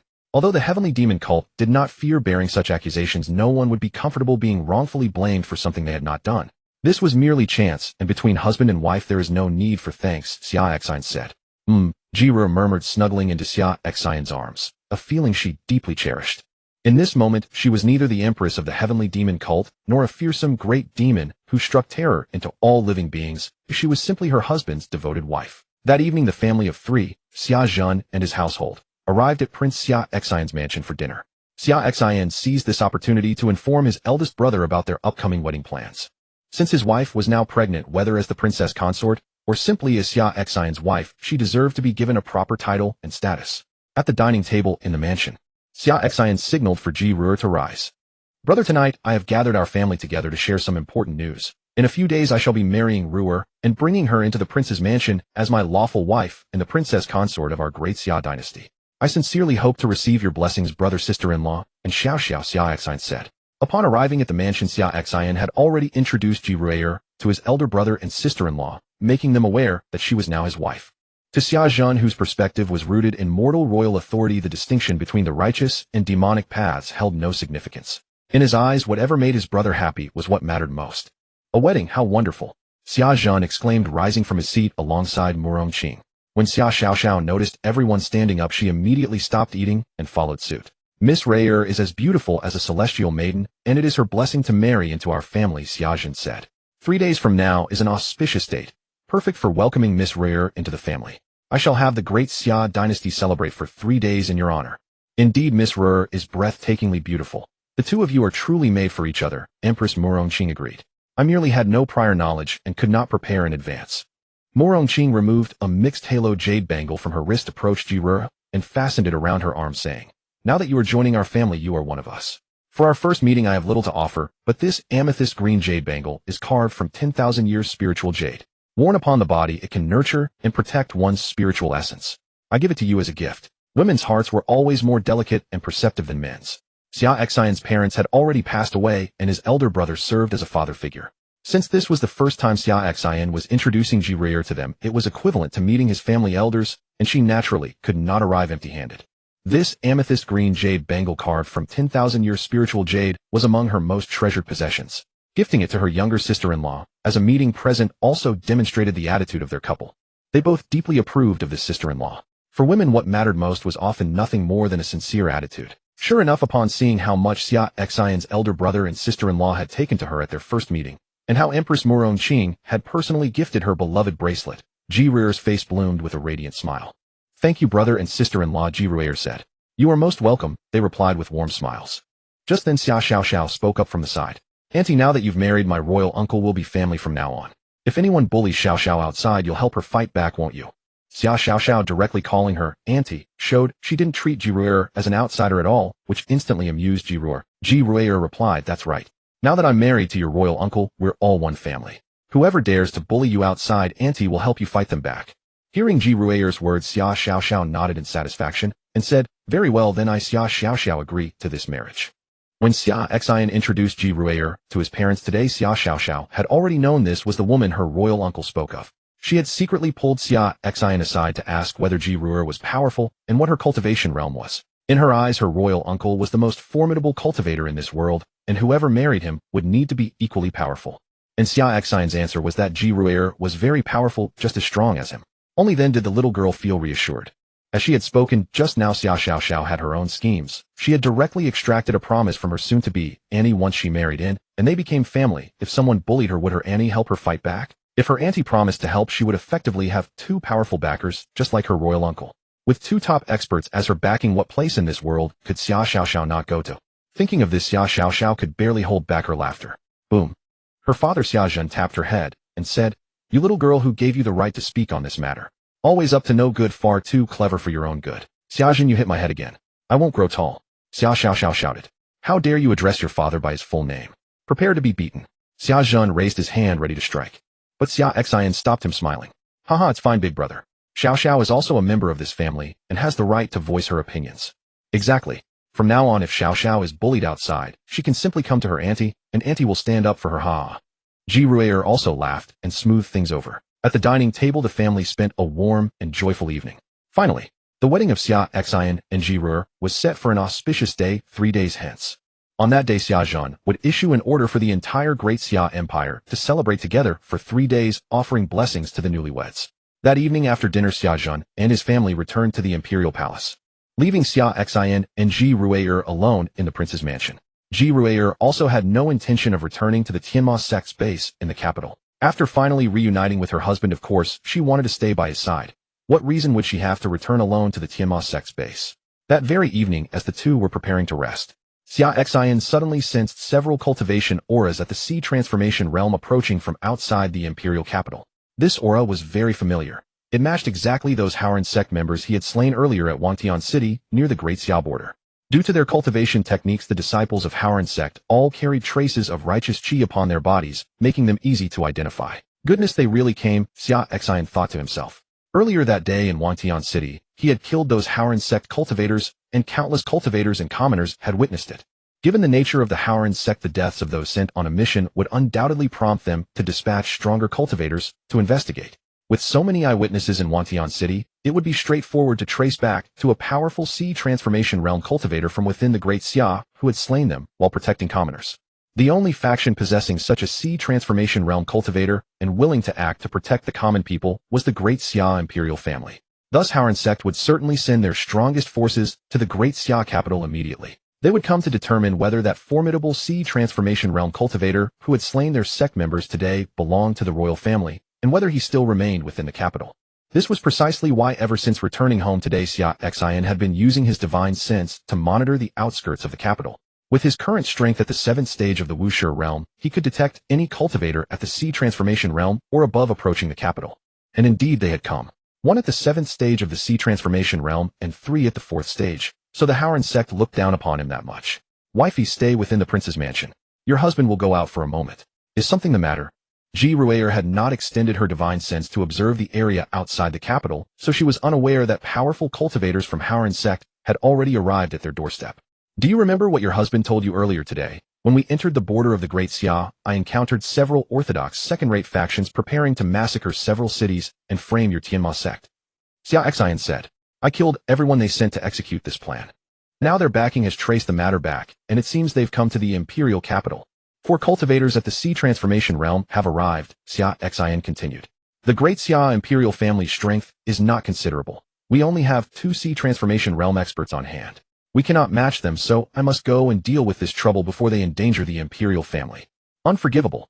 How dare these people track us down? Ji Ruier said with a furious expression. Husband, let me go with you. I'll tear them apart piece by piece and show them what happens to those so arrogant. Hearing this, Xia Xin looked at his beloved wife with deep affection and comforted her. Now, wifey, don't be angry. You are carrying our child. Losing your temper would harm both of you. Let your husband handle this. I promise they'll never see tomorrow's sunrise. Then since anger is bad for our child, I shall not be angry. Husband, please go and deal with them. I will wait for your return in the mansion. Ji Ruier said obediently. Yes, that's the way to be. Xia Xin kissed Ji Ruier on the forehead. Wait patiently for your husband to return. With that said, Xia Xin departed from the prince's mansion and vanished into the streets. Once far from the mansion, he donned a black robe and wore a mask. Killing outdoors was different from killing within one's own estate. It was better to conceal one's identity. After changing, Xia Xin blinked and appeared before the 4 Howren sect elders at the Sea Transformation Realm, who were preparing to fly directly into the imperial capital from above. Stopping not far before them, he released his suppressing aura, instantly restraining all 4 and immobilizing them in midair. One moment they had been flying forward, and the next they found themselves trapped in midair by an overwhelming pressure that denied them any movement. Their expressions immediately darkened. Who has controlled us? Please reveal yourself, spoke the expert at the 7th stage of the Sea Transformation Realm from Howren sect. His aura was strong enough to restrain even him, which meant the opponent was at least at the 7th stage of the Sea Transformation Realm, a strength that the Great Xia could not possibly possess. What was going on? Could it be that mysterious Sea Transformation Realm cultivator who had annihilated their Howren sect disciples in Wantian City today? He instantly dismissed the thought. It was impossible. That mysterious cultivator should belong to the royal family, and the royal family did not have cultivators of such immense power. And the next moment, Xia Xin, clad in black robes and wearing a mask, appeared before the 4 of them, startling them greatly. It truly was that mysterious Sea Transformation Realm cultivator who had slaughtered their sect's elders in Wantian City. According to the descriptions given by commoners in Wantian City, the divine figure who had saved them was precisely one dressed in black robes and wearing a mask. But how could he possibly possess such terrifying strength? Shocked, aren't you? Xia Xin sneered. You're from the Howren sect, right? You came here specifically to silence me, so what happened earlier today wouldn't be exposed. No, senior, you've misunderstood. How could we possibly come to kill you? We stand no match against you. The elder at the 7th stage of the Sea Transformation Realm hurriedly denied it. We're merely passing through, truly, just passing through. Yes, we're merely passing through. The other 3 elders, all at the 4th stage of the Sea Transformation Realm, quickly chimed in. Oh, merely passing through, are you? Xia Xin spoke coldly, a sneer curling his lips. Even if you're merely passing through, you all shall die then. He raised his hand, preparing to crush all 4 into nothingness. Seeing Xia Xin's killing intent, the elder at the 7th stage of the Sea Transformation Realm called out in threat, Senior, you dare threaten us elders of the Howren sect? Do you fear not our sect's undying ancestral patriarch? Even if you don't fear him, what of the royal family of the Xia dynasty behind you? Can they remain unfazed? Can you guarantee you'll be by their side every moment? I advise you not to act rashly. Release us, and the Howren sect shall pretend this never happened. Seeking death. The moment he finished speaking, Xia Xin's massive hand grasped at empty air. A colossal palm of spiritual energy materialized out of nowhere, clenching down and crushing all 4 into paste in an instant. Daring to threaten him with the Xia dynasty royal family, these fools did not know what death was. If their Howren sect's undying ancestral patriarch was so formidable, then he would pay them a visit and wipe the entire sect off the face of the earth. That should put an end to any further trouble, shouldn't it? At that moment, ding, a task has been issued. Proceed to the Howren sect for sign-in. The system prompt echoed within his mind. Another system task. Xia Xin was elated. Every time the system issued a task, it meant cultivation rewards were on the way. Of all possible bonuses, Xia Xin cherished direct cultivation gifts the most. Unexpectedly going to annihilate the Howren sect would also net him a system task. How delightful. The Howren sect, cloaked in righteousness while harboring deeds worse than demonic factions, deserved to be destroyed. Xia Xin transformed into a streak of light, soaring toward the Howren sect. The Howren sect lay not far from the Xuanyu domain. With his 7th stage Wu Shi realm cultivation flying at full speed would take no more than 4 hours for a round trip. 10 minutes to destroy the sect, 1 minute for sign-in, and return by evening to rest with his wife. Time would be plenty. Unbeknownst to Xia Xin, shortly after his departure, his wife Ji also left the prince's mansion. She made her way to the heavenly demon cult's stronghold within the imperial city. Ji reverted to her usual icy demeanor, summoning all of her wuxia realm and above demonic overlords. Hunyuan Demon, Lord Zichuan, Ghost King, Black-Faced Rakshasa, Child-Faced Granny Reaper, Judge, Soul-Stealing Envoy, Heavenly Shadow Assassins, the Laughing Crying Twin Fiends, and others, all kneeling before her. Ji recounted how several second-rate righteous sects had colluded to massacre an entire city intending to frame the heavenly demon cult. She then declared, "After tonight, I want none of the Haoran sect, Tianji sect, or Jingang temple to still exist in this world." Understood. Understood. The gathered demonic overlords bowed deeply, receiving her command. They could sense that their sect leader was truly furious. These three sects were utterly deserving of death. Not only had they framed the heavenly demon cult, but they had also come knocking to deal with their master's husband. Did they not know that their master's husband was the one vulnerable point? They were as good as dead now. No amount of backup would save them. Upon receiving orders, Zichuan Ghost King, Hunyuan Demon Lord, and Black-Faced Rakshasa, each a major demonic overlord, departed the mansion immediately. That night, these three second-rate sects were destined to become mere history. 2 hours later, Xia Xin arrived at the boundary of the Xuanyu domain on the other side of the vast expanse known as the Tianyu domain. Tianyu domain was an immense territory 100 times the size of the Xuanyu domain. Its factions were deeply intertwined with countless powerful organizations, several of which ranked among the top 10 righteous sects. The Haoran sect, located on the fringe of Tianyu domain, was merely a second-rate sect. Hovering above the Haoran sect, Xia Xin did not rush into action. Instead, he opened his system. "System sign-in at the Haoran sect," Xia Xin silently commanded. His sign-in quota for the day had not yet been used, so he would utilize it now rather than let it expire past midnight. "Ding, congratulations on completing the sign-in at Haoran sect." "Ding, congratulations, host. You have been awarded 70 years of pure cultivation." "Ding, congratulations, host. You have obtained the divine ability Xinxing Shu." "Ding, congratulations, host.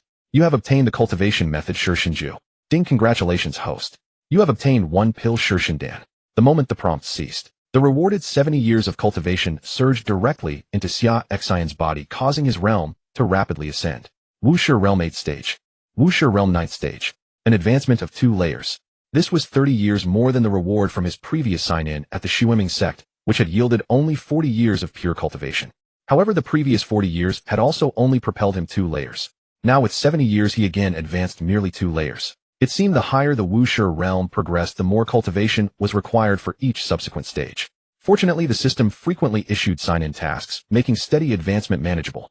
At the very least, this pace far exceeded that of ordinary Wuxia realm cultivators who trained conventionally. Xia Xin couldn't help but marvel at how satisfying it was to cheat. Always cheating, always satisfied. Now at the 9th stage of Wuxia realm, he was only 1 stage away from the legendary Qinggong realm. Within one's own body, 5 Dao palaces would be opened, birthing the power of the 5 elements, endless and unceasing. Once entering the Qinggong realm, one would join the ranks of those ancient immortals who barely emerged from seclusion once in a millennium. Continue advancing. Aside from the 70 years of cultivation, the 3 remaining rewards, the divine ability, Xinxing Shu, the cultivation method Shixin Ju, and the pill Shixin Dan, were all excellent items. Xinxing Shu was a divine ability for swift travel.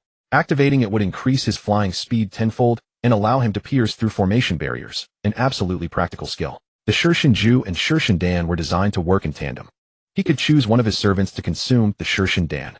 After ingestion, the servant would rapidly grow to a cultivation level 1 minor realm below his own, becoming his divine servant, utterly loyal. In later years, their cultivation would continue to rise alongside his. The Shixin Ju was the cultivation method provided for his divine servant. These Shixin Dan and Shixin Ju were system-exclusive, unique, and irreplaceable, unavailable anywhere in the outside cultivation world. Xia Xin was extremely excited. The Shixin Dan was precisely what he needed most at present. His wife was pregnant and unable to fight, yet he could not remain by her side at all times, as he sometimes needed to venture out for sign-ins or tasks, just as he was doing now. The Shixin Dan solved this problem entirely. He could have the steward of the prince's mansion, Master Fu, consume it. Afterward, Master Fu would become his divine servant, completely loyal. Though his strength would be 1 minor realm below Xia Xin's at the current Wuxia realm 9th stage, that would still place him at the 8th stage. Furthermore, with the Shixin Ju cultivated, his combat power would far exceed that of an ordinary 8th stage Wuxia cultivator. With such a divine servant steward guarding the prince's mansion, his wife would be protected even in his absence. Moreover, his divine servant's strength would grow alongside his own realm, allowing them to keep pace in later years. This was simply wonderful. Thinking thus, Xia Xin gazed down at the Haoran sect below, his expression tinged with excitement. Though he had gained much from signing in here, the Howren sect still needed to be destroyed. The Howren sect slaughtered the people of Wantian City in the Xia dynasty without cause. Their crimes are unforgivable, Xia Xin declared from above the sect. Tonight I shall bestow upon you all the death you deserve. The moment his words fell, multiple undying realm auras exploded from within the Howren sect. An aged, thunderous voice boomed. Which junior dares to cause chaos at our Howren sect? Seeking death. Several elderly men with white hair soared from the palace complex of the Howren sect, hovering before Xia Xin as they confronted him in midair. Then another dozen or so presences at the sea transformation realm flew up from below, positioning themselves behind the several immortal-level ancestors of the Howren sect. The Howren sect master, having reached the 9th layer of the sea transformation realm, cast his gaze towards Xia Xin ahead and declared, "Where does this rat come from daring to slander our Howren sect?" Slander? Xia Xin sneered coldly, looking at the sect leader of the Howren sect, and said, "The elder you just sent out probably already has his soul jade tablet shattered." Silence. What nonsense are you spouting? The Howren sect master's face turned ice-cold, saying, "Full of absurdities, you must be that demonic path person. Since you've walked into our trap today, don't blame me, the sect master, for subduing demons and monsters." As he spoke, he condensed a giant palm of spiritual energy and thrust it towards Xia Xin. Xia Xin let out a cold snort, and with a wave of his hand neutralized the attack, while simultaneously manifesting a palm dozens of times larger than his opponent's spiritual palm, blotting out the sky and sun, engulfing all 12 practitioners from the Howren sect, who floated in the air with terrifying pressure emanating from within the palm. The Boundless Origin Realm. You're someone at the Boundless Origin Realm. A senior ancestor of the Howren sect exclaimed in terror. How is this possible? How could such a minor domain like Xian domain harbor a cultivator of this caliber? Senior, spare us. We realize our mistakes and beg you to grant us mercy. Our Howren sect is willing to submit to your leadership. The Howren sect master trembled with fear. No need. Die together. Xia Xion's massive palm descended like swatting flies, crushing the sect's senior ancestors and numerous sea transformation realm cultivators from the sky straight down to the ground. Several palaces crumbled to ruins in an instant beneath the colossal palm. All the high-ranking members of Howren sect caught beneath it were reduced to scattered bones, their cultivation paths extinguished forever. Humph. With a cold snort, Xia Xion's figure vanished and reappeared within the sect's treasure vault. A sect possessing immortal ancestors would certainly amass considerable wealth and resources. Having plundered the Howren sect's treasure vault empty-handed, he acquired over 100 million spirit stones alongside numerous heavenly materials and earthly treasures. Not a bad harvest. Xia Xian smiled. This trip had not only yielded the system check-in rewards, but also secured the substantial fortune from the Howren sect's vault. A significant gain indeed. Furthermore, among the spoils was a certain heavenly material essential for awakening the twin pupils, making this expedition truly a bountiful one. Stepping out from the treasury. At this moment, the Howren sect was plunged into utter chaos. Several cultivators from the Howren sect at the Split Mansion realm spotted Xia Xin emerging from the vault and thrust their swords forward to intercept him, shouting, "Who dares trespass upon the Howren sect's treasure vault during this turmoil?" The aerial confrontation had been too brief. Before many Howren sect members could even process what was happening, Xia Xin had already crushed all their peak level and above elders with a single palm strike. Thus they remained unaware that Xia Xin himself was the one who had infiltrated their sect. Xia Xin showed no interest in engaging them. With a mere wave of his hand, a terrifying blade aura erupted like a storm, sweeping forward and obliterating the assembled Howren sect cultivators into nothingness. He then ascended into the air, gazing down at the chaos within Howren sect, and with his hand forming a sword, delivered a devastating downward strike. The piercing sword intent condensed into a raging torrent of blade energy that crashed downward like an inverted silver moon. Even the stars across the heavens paled before its overwhelming might, leaving nothing but ferocious sword chi filling the world. One strike fell. The blade energy swept across hundreds of thousands of meters, reducing the entire Howren sect grounds to rubble and devastation. At the Howren sect headquarters, only terrifying sword chi remnants and scattered corpses remained. All else had been utterly obliterated by that single strike. Xia Xin activated the divine movement technique and vanished into thin air, racing toward the great Xia dynasty. The journey here had taken 4 hours, but with the divine movement technique amplifying his flight speed tenfold, the return trip, normally 2 hours, would take less than 15 minutes to reach the great Xia dynasty. His wife should still be awake, Xia Xin thought. Meanwhile, the two secondary righteous factions, Vajra Temple and Heavenly Secret Sect, were facing their own annihilation. Inside Vajra Temple, several demonic lords from the Heavenly Demon Cult, Black-Faced Rakshasa, Purple River Ghost King, and Granny Tongyin, were laying waste. None within Vajra Temple could withstand them. Even the strongest senior monks of Vajra Temple had only reached the immortal realm, no match for the Boundless Origin realm demonic lords of the Heavenly Demon Cult. The Buddhist sects of this world stand as one. Do you not fear that the foremost temples will seek revenge for such wholesale slaughter? The abbot of Vajra temple exclaimed in shock and rage. You old bald monk, you should have anticipated this fate when you plotted to massacre innocent civilians from several cities to frame the heavenly demon cult. Black-faced Rakshasa retorted. All this talk of righteous path and saving the common people, yet your deeds in secret are utterly despicable. Granny Tongyin sneered. Our punishment last time was far too lenient. Today I shall exterminate every one of you bald monks without exception. To eradicate the demonic cult, what does the sacrifice of some ordinary folk matter? Do not grow so arrogant. For the sake of righteousness we shall die today. Though you destroy Vajra temple, now the Buddhist sects will surely avenge us in time. The Vajra temple abbot pressed his palms together, golden light erupting from his body as he struck toward Granny Tongyin with devastating force. Then perished together. Granny Tongyin regarded the Vajra temple abbot's sneak attack with disdain, black energy swirling around her form as she delivered a palm strike that shattered his body completely. In the end, under the massacre by the three great demonic heads of the heavenly demon cult, every monk of Vajra temple was exterminated without a single survivor. Vajra temple was annihilated. Heavenly secret sect. Under the slaughter by other demonic cultivators, the life-taking judge, soul-guiding messenger, and sky shadow assassin. It too fell swiftly. Above the ruined Howren sect, demonic figures from the heavenly demon cult had also arrived. Demonic Lord Hunyuan accompanied by the crying and laughing fiends. Ji Ruayer's operatives had split into three groups targeting heavenly secret sect Vajra temple and Howren sect for simultaneous eradication. Upon witnessing the devastation before them, Hunyuan and the twin fiends, tasked with overseeing Howren sect's destruction, were momentarily stunned. Howren sect had already been annihilated before their arrival, and the power behind the strike seemed to match or exceed their own capabilities. Gazing downward at the aftermath of that single sword strike, which had carved devastation across hundreds of thousands of meters with residual sword chi lingering throughout, and a colossal pit left by an enormous palm. A few days ago a report came in from our informants. They mentioned a mysterious sword cultivator appearing in the chaotic territories of the Divine Land, who obliterated a secondary demonic sect with a single strike. Hunyuan Demon Lord mused. Given what we see here, the one who just dealt with Howren sect is likely another formidable sword cultivator. Crying Fiend nodded in agreement. This person's sword Dao has reached near divine levels. The sword chi stretches hundreds of thousands of meters. Our own ancient sword cultivator monsters, who rarely emerge from seclusion even after millennia, would barely match such prowess. Laughing Fiend observed, judging by the residual power of that palm strike, this person's cultivation has likely reached the peak of the boundless origin realm. Moreover, they practice the most lethal form of sword Dao. I wonder whether the emergence of such a master near Xian domain will disrupt our master's plans. This is significant. We should report back to our master and let him decide, Hunyuan Demon Lord stated. With that, the three departed Howren sect and made their way back to Great Xia Dynasty. Xia Xin, having traveled at full speed to reach Howren sect before Hunyuan's group, and returning immediately afterward using divine movement technique, managed to avoid any encounter with them entirely. Upon returning to the imperial city of Great Xia Dynasty, Xia Xin shed his previous disguise and donned his prince's imperial robes before making his way back to the prince's mansion. His wife was still awake. As soon as she saw Xia Xin return, she rushed into his arms and asked softly, "You're back, my lord. Are you unharmed? Have all matters been resolved?" "Nothing happened. It's all settled now. No one should cause further trouble." Xia Xin replied, "My dear, aren't you resting yet? As long as everything is resolved, I was waiting for you to return so we could rest together," Jiro said, snuggling against him.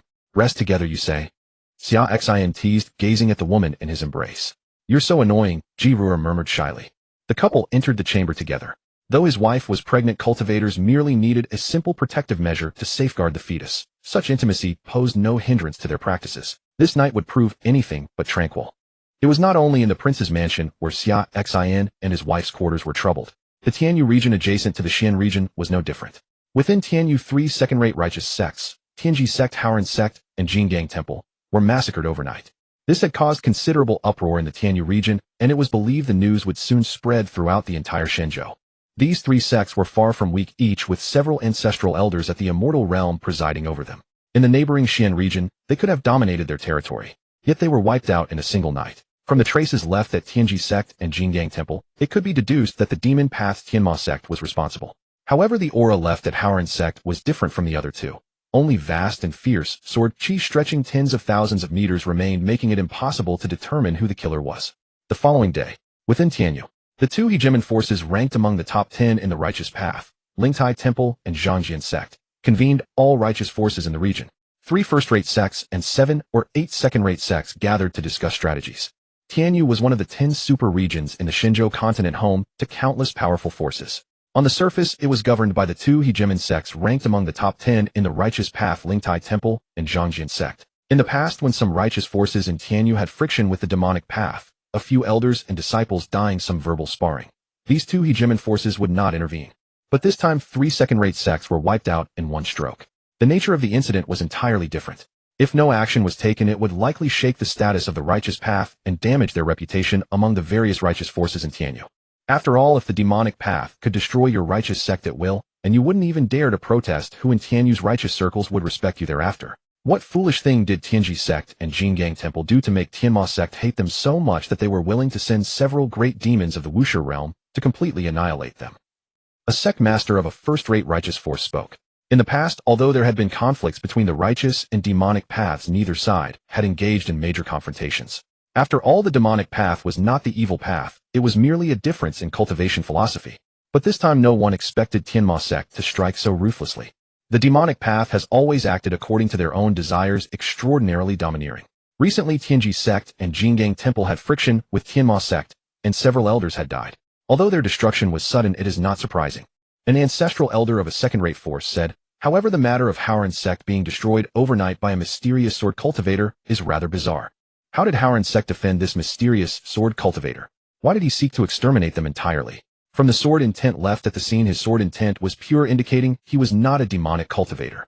But no one could understand why he would commit such genocide, exterminating Haoran sect in one blow. The leaders of the various sects nodded and began to discuss. Indeed, the destruction of Tianji sect and Jingang Temple by Tianma sect, though sudden, could be explained. Perhaps these 2 sects had done something to anger Tianma sect and were consequently wiped out. After all, demonic path forces were known for their domineering and ruthless nature, striking to eliminate all threats without leaving any loose ends. However, the matter of Haoran sect was incomprehensible to them. How had Haoran sect defended such a powerful sword cultivator? Based on the residual power left at the scene, the mysterious sword cultivator who attacked Haoran sect had reached an extraordinarily high cultivation level. Even the abbots and sect masters of Lingtai Temple and Zhangjian sect, the 2 hegemon forces in Tianyu ranked among the top 10 in the righteous path, might not be his match. Only the ancient elders from these 2 forces who had not appeared for hundreds or thousands of years might have the strength to fight him. Such existences were typically old monsters who had lived for over 1,000 years. How could they possibly attack Haoran sect? The leaders of the various sects could not figure it out. Meanwhile, the sect master of Zhangjian sect spoke. Let's set aside the matter of Haoran sect for now. Regarding Tianma sect's destruction of Jingang Temple and Tianji sect, we must take action. Otherwise, the various forces across Xinzhou will truly think our righteous forces in Tianyu fear Tianma sect. It is time to demand an explanation from Tianma sect. The abbot of Lingtai Temple also spoke. If we take no action this time, we will only fuel Tianma sect's arrogance. I fear that in the future, whenever Tianma sect wishes to destroy a force in our Tianyu, they will simply do so. Indeed, we must give Tianma sect an explanation. We cannot let them be so arrogant. A sect master of a first-rate force spoke. Zhangjian sect and Lingtai Temple are the 2 hegemon forces of our Tianyu. With the leadership of your 2 forces, we righteous forces of Tianyu will certainly follow to demand an explanation from Tianma sect. The leaders of the righteous forces echoed in agreement. Although Haoran sect had been destroyed, the mysterious sword cultivator was not from the demonic path. As for who he was, no information had been found yet, so that matter could be put aside for now. But the matter involving Jingang Temple and Tianji sect concerned the conflict between the righteous and demonic paths, so an explanation from Tianma sect was absolutely necessary. Very well, then the abbot of Lingtai Temple and I will represent the righteous forces of our Tianyu to visit the headquarters of Tianma sect and demand an explanation. The sect master of Zhangjian sect said, if Tianma sect remains as unreasonable and domineering as before, refusing to give us a clear answer, we will certainly not let it go. Then we trouble the sect master and the abbot. You must let Tianma sect know that the righteous forces of our Tianyu are not to be bullied. If Tianma sect continues on its stubborn path, just give the word, and we will surely gather the righteous forces of Tianyu to crusade against Tianma sect. The leaders of the righteous forces said in unison. Thus the matter was settled.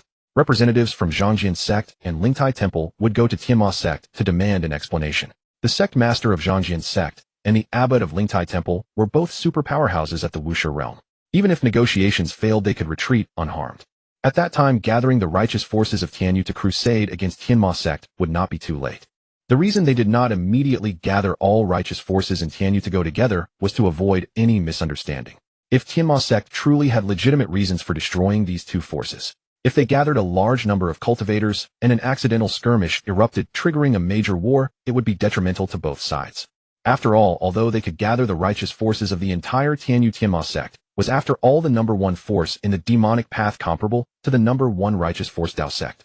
On the surface alone, there were quite a few great demons of the Wuxia realm, not to mention the legendary super old demons of Tianma sect, who had chosen to remain in seclusion through the ages.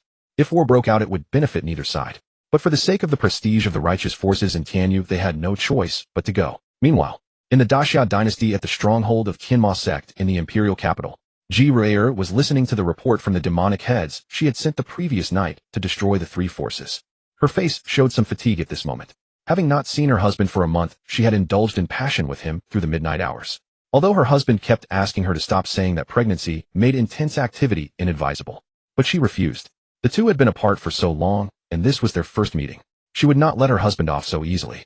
Besides, she was only 1 month pregnant, it would be fine. So the two indulged for a long time, only ending in the middle of the night, and finally fell into deep sleep. My lord, Jingang Temple has been destroyed by your servants. Not a single monk was spared, all were killed. Zichuan Ghost King He Mian Luocha and Tong Yin Lao reported. My lord, Tianji sect was the same. Destroyed by your servants, everyone was wiped out without exception. Shui Ming Pongwan Gaoan Shizha and Tianying Shasha reported. Ji Ruier nodded. Xiao Ku Shuangsha and Hunyuan Majuan approached and said, my lord, Haoran sect has also been destroyed. Everyone was killed, but what? Ji Ruier looked up, her cold gaze instantly fixing on the three. It was not us who struck the blow. Sensing their lord's cold gaze, the three hastily explained, because when we three arrived at Haoran sect last night, it had already been destroyed by someone else. All were killed and nothing remained at the scene except for vast sword chi stretching tens of thousands of meters that had not yet dispersed. This person's sword cultivation is extremely profound. His strength likely surpasses all three of us. By the time we reached the Haoran sect, he had just departed not long ago. The Hunyuan demon lord said. He must also bear a grudge against the Haoran sect. He is probably one of those ancient monsters who have not appeared in millennia. I only wonder if such a figure emerging in Tianyu will affect matters on this side of the Daxia dynasty. Is that so? Ji Ruier pondered for a moment before speaking. Let the matter of the Haoran sect be dropped. That person likely wronged them in some other affair. Your duty is to maintain order within the Daxia dynasty. Ensure no cultivators from either the righteous or demonic paths cause trouble there. My wedding with my husband is but 2 days away. Nothing must go awry. Ji Ruier continued, as for the incidents involving the Tianji sect and Jingang Temple, should any righteous factions from Tianyu demand answers, simply show them those 2 recording stones my husband obtained. Evidence of the civilian massacres these sects committed in an attempt to frame the Tianma cult. If they persist in pressing this matter, tell them we are ready for battle. Even if every righteous faction in Tianyu unites against us, the Tianma cult fears nothing, Ji Ruier declared. Proceed. Remember to secretly safeguard the peace of the Daxia dynasty. If anyone disrupts my wedding with my husband in 2 days' time, I will not spare you, Ji Ruier added. At your command, my liege. The great demons saluted in unison. Yes, my liege. We shall secretly protect the Daxia dynasty and prevent any lawlessness, the demons acknowledged before departing. Wait. Tong Lao, you stay behind, Ji Ruier instructed. Come with me back to the prince's mansion. Externally, you shall be presented as the servant who raised me since childhood. Your future duty is to ensure the security of the mansion. Yes, my liege. Granny Tong Yin bowed respectfully. As one of the 9 demons under Ji Ruier's command, she had mastered the powerful secret art of concealing demonic chi, a technique that could mask both her aura and her cultivation realm. Unless one had reached the reincarnation realm or beyond, no one could penetrate her true strength, ensuring the cult leader's identity would remain safe. As the remaining demons exited the Tianma cult's stronghold, their faces were etched with exasperation. Their mistress had truly become captivated by that young elder of the Dao sect. Every decision revolved around her husband, yet she commanded them to secretly guard the Daxia dynasty. Each of them, if sent out into the cultivation world individually, was a demon lord feared by all. They were being reduced to mere guards for some minor dynasty in Xuanyu. What injustice! Meanwhile, within the prince's mansion of Xia Xin summoned the mansion's steward Fu Bo. He planned to give Fu Bo the divine servant pill obtained from the previous day's sign-in reward. Upon consuming it, Fu Bo would become his divine servant, bound by absolute loyalty, and his cultivation would rise to the 8th level of the Wuxia realm, one minor realm below Xia Xin's own. Looking at Fu Bo before him, Xia Xin spoke. Fu Bo, would you like to become a powerful cultivator? Fu Bo's innate talent was mediocre. After decades of cultivation, he had only reached the divine power realm. It was his administrative ability that earned him the position of steward in the prince's mansion. Hearing this, Fu Bo was momentarily stunned, then hastily knelt and replied with deep reverence, "I desire nothing more. This has been my dearest dream." When Xia Xin had taken over the mansion the previous day, Xia Xin had instructed Fu Bo to serve him well, explaining that Xia Xin was an elder of the Dao sect, the foremost orthodox power, and a cultivator far surpassing even those at the sea transformation realm. Now hearing such words from Xia Xin, Fu Bo wondered if his master felt his cultivation was inadequate and wished to grant him some opportunity so he might better manage the estate and serve his lord. "Then listen well," Xia Xin said. "I possess an opportunity that could swiftly elevate you beyond the sea transformation realm. The price is your servitude, to become my slave and swear eternal loyalty to me. Do you accept?" Upon hearing this, Fu Bo eagerly prostrated himself, his head striking the ground. "This servant accepts. This servant accepts. If your highness grants me this opportunity, I shall serve you for all my days." Fu Bo understood clearly that in this world wealth and status meant nothing. Only personal strength was truly fundamental. His talent was limited, and through his own efforts, he might barely reach the split mansion realm in this lifetime. The sea transformation realm, however, seemed impossible to attain. The opportunity your highness offered would allow him to rapidly ascend beyond the sea transformation realm, a chance to rise like a dragon to the heavens. How could he refuse? As for becoming the prince's servant and attending to him for life, this was no burden at all. Besides, was he not already a servant within the mansion? "Very well," Xia Xin nodded, producing the divine servant pill and handing it to him. "This pill is your opportunity. Consume it, and your cultivation will swiftly advance." "Yes, your highness." Fu Bo's hands trembled with excitement. He accepted the pill without hesitation and swallowed it whole. The moment the pill entered his stomach, a massive surge of divine power erupted within him, and his cultivation rapidly ascended until it stabilized at the 8th level of the Wuxia realm. Furthermore, the transformation wrought by the divine servant pill forged an intimate bond between Fu Bo and Xia Xin, a soul-level master-servant contract through which Xia Xin could extinguish his life with a single thought. From that moment forward, Fu Bo became Xia Xin's divine servant in truth. "This old servant pays respects to his master," Fu Bo said, reverently kneeling. Xia Xin nodded. "Rise. From now on you are responsible for guarding the prince's mansion. When I am absent, ensure your noble wife's safety." As he spoke, Xia Xin pressed a finger to Fu Bo's forehead, transmitting the divine servant art directly into his mind. The divine servant art rivaled divine grade techniques designed specifically for divine servants. It contained abilities to conceal one's cultivation aura along with offensive and defensive techniques, making it a comprehensive martial art. After practicing the divine servant art, no one except Xia Xin could perceive Fu Bo's cultivation. With its powerful offensive techniques, no cultivator at the same realm could match him. "Thank you, master, for granting this technique," Fu Bo said reverently. "Rise and go adapt to your new cultivation realm. Study the divine servant art thoroughly," Xia Xin instructed. "Yes, master." Fu Bo acknowledged and departed. After Fu Bo left, Xia Xin fell into deep thought. He still possessed 2 pills capable of single-use cultivation breakthroughs, the Sea Transformation Pill and the Immortal Pill. Initially, he had planned to give the Sea Transformation Pill to his elder brother Xia Xin, but after obtaining the Immortal Pill, he decided to give that instead. Elevating his brother directly to the immortal realm would be wiser. Should Xia Xin ever leave the Daxia dynasty, Xia Xin could still maintain order over the realm. As for the Sea Transformation Pill, he would give it to his sister-in-law Murongqing. When he and his wife first met her, she had gifted his wife a jade bracelet carved from 10,000 years spiritual jade. He would certainly not be stingy. Moreover, having his sister-in-law consume the pill to reach the Sea Transformation realm would benefit the Daxia dynasty as well. I will deliver them to my elder brother and sister-in-law shortly. Just as Xia Xin was lost in thought, a child's voice called out from outside. "Uncle, I've come to find you." There was no mistaking that voice. It was none other than Xia Xiao. Even before she arrived, her loud voice echoed through the corridors. Xia Xin stepped out of the mansion's main hall and spotted his elder brother Queen Murongqing and Xia Xiao approaching together as a family. "Elder brother," Xia Xin greeted. Xia Xin nodded. "Second brother, during this morning's court session, I have formally proclaimed your status as prince. Henceforth in the Daxia dynasty, to see you is as though seeing me." "Elder brother need not go to such trouble. I care little for such formalities," Xia Xin replied with a smile. "I was actually on my way to find you moments ago. I did not expect you to arrive so promptly. Haha, what a coincidence. This young one has been insisting on learning divine abilities and martial arts from you. Your queen and I had nothing better to do, so we brought her along," Xia Xin laughed. "Second brother, what brought you to seek me out?" "On this return, I prepared 2 pills for you and sister-in-law. I was just about to deliver them to you both," Xia Xin said, producing the Immortal Pill and the Sea Transformation Pill and handing them over. "Second brother, what are these pills?"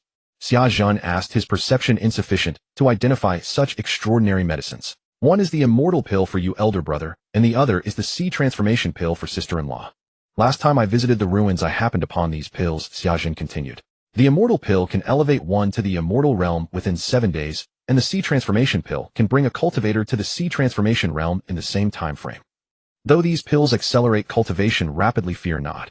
Unlike other realm-enhancing medicines, they leave no residual damage. You may take them without concern, Xia Xin explained. These 2 pills can simultaneously elevate one's cultivation to the immortal and Xia transformation realms. Upon hearing this, Xia Xin's hands trembled as he clutched both pills in disbelief. Not only was Xia Xin taken aback, but Queen Murongqing too found Xia Xin's words utterly staggering. For cultivators from a remote corner like the Great Xia dynasty, such claims were simply incomprehensible. The Xia transformation stage was already considered an apex existence, each one capable of serving as the dynasty's pillar of stability. And what of the immortal realm? A tier far surpassing it. Before Xia Xin, no one in the entire history of the Great Xia dynasty had ever reached the immortal realm. It was a legendary concept within the dynasty, existing only among the dominant powers beyond its borders in the mystic realm. A single being of such stature could shake the very foundations of the mystic realm, elevating their faction to supreme dominance. Now Xia Xin was telling them outright that one of these 2 pills would grant immediate ascension to the immortal realm, while the other would propel them directly into the Xia transformation stage. How could they remain unmoved? And furthermore, these pills carried absolutely no aftereffects. It was well known that pills capable of leaping one's cultivation in a single stroke typically came with devastating consequences, draining one's latent potential, forever rendering future advancement impossible. Yet the 2 pills Xia Xin offered bore none of those dreadful side effects.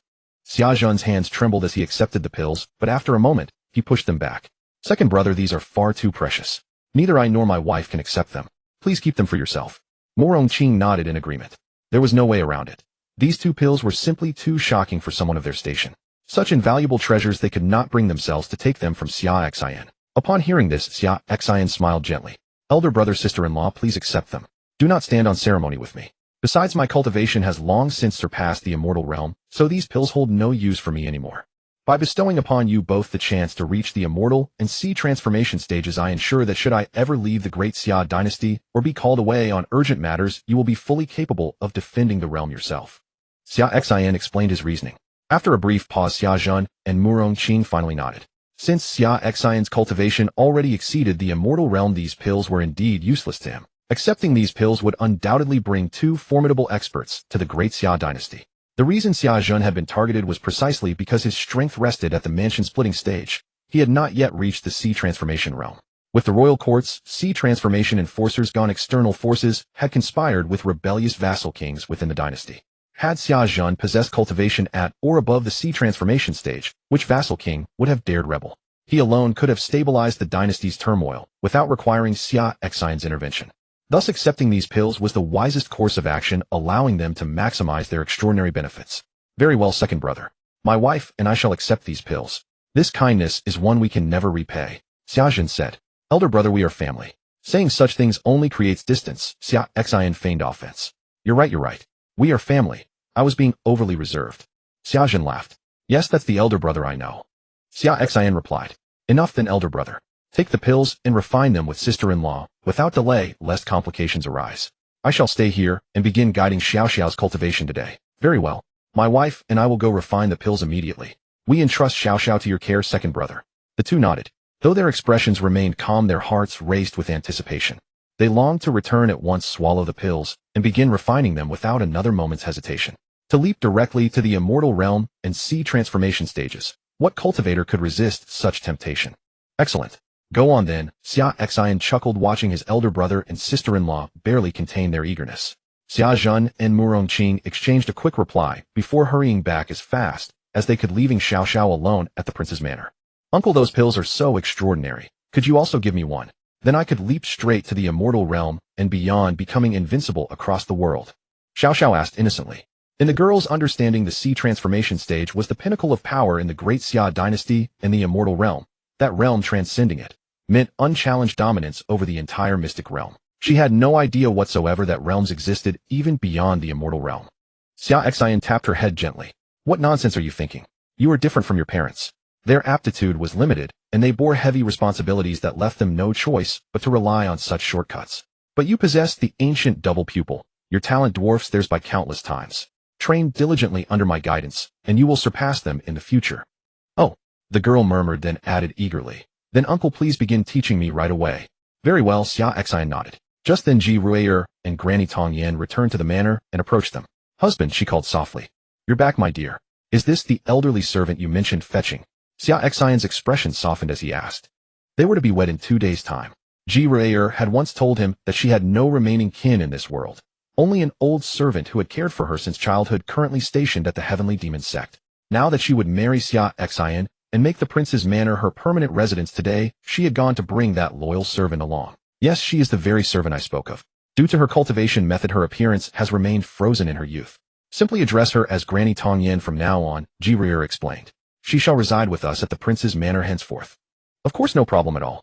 Since she has been caring for my wife since childhood, she may reside at the manor permanently, Xia Xin said. Thank you, young master, Granny Tong Yan replied. These were Ji Ruier's instructions within the manor. She would be addressed as Miss, and he as young master, maintaining the role of the elderly servant who had raised her. Excellent. Xia Xin nodded, then took his wife's hand. Your return is perfectly timed. Together we can guide this girl's cultivation. She possesses the innate double pupil with exceptional physical constitution, an outstanding candidate for the Tao. Auntie. Xiao Xiao quickly called out to Ji Ruier in a demure tone.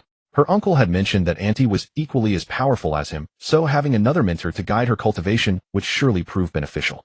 Yes, Xiao Xiao is such a sweet girl, Ji Ruier said, stroking the girl's head before gazing into her eyes. 2 pupils. Indeed, the innate double pupil. Ji Ruier turned to Xia Xin and said, the innate double pupil paired with Xiao Xiao's remarkable constitution makes her truly exceptional. Let us teach her cultivation together. The Heavenly Demon cult possesses a peerless ancient scripture, the Great Heavenly Net Scripture, which I can pass down to her. The Great Heavenly Net Scripture. Wow, is it powerful? Xiao Xiao asked excitedly. Certainly. It stands shoulder to shoulder with the Tao sect's foremost ancient scripture, the Tao Classic, Ji Ruier replied. Then I shall study this one. Xiao Xiao declared, absolutely thrilled.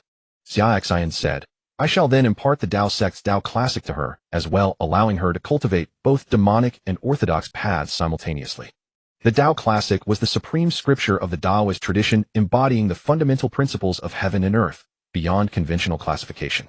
It was also Xia Xin's own cultivation method, with the girl's double pupil nurturing both demonic and orthodox cultivation within her would yield fascinating results. And she might just become a monster of immense power in the future. Wonderful. And I must also learn your sword techniques, Uncle. Xiao Xiao said. Agreed. Once you break through to the Qi gathering stage, Uncle will begin teaching you my sword arts, Xia Xin replied. The girl nodded, her eyes shining with determination. If that was the case, she would set herself a small goal, reaching the Qi gathering stage as swiftly as possible. Meanwhile, within the Great Luo domain, one of the 10 great super regions of the Divine Land, at the headquarters of the Heavenly Demon cult, the sect master of the sword-wielding sect, and the abbot of Lingtai Temple, the 2 dominant orthodox powers of the Tian domain, had already arrived. The Heavenly Demon cult has wiped out 2 of our Tian domain's righteous factions overnight. Do you intend to offer any explanation? The sect master of the sword-wielding sect floated outside the cult's grounds, his profound cultivation radiating authority as he spoke.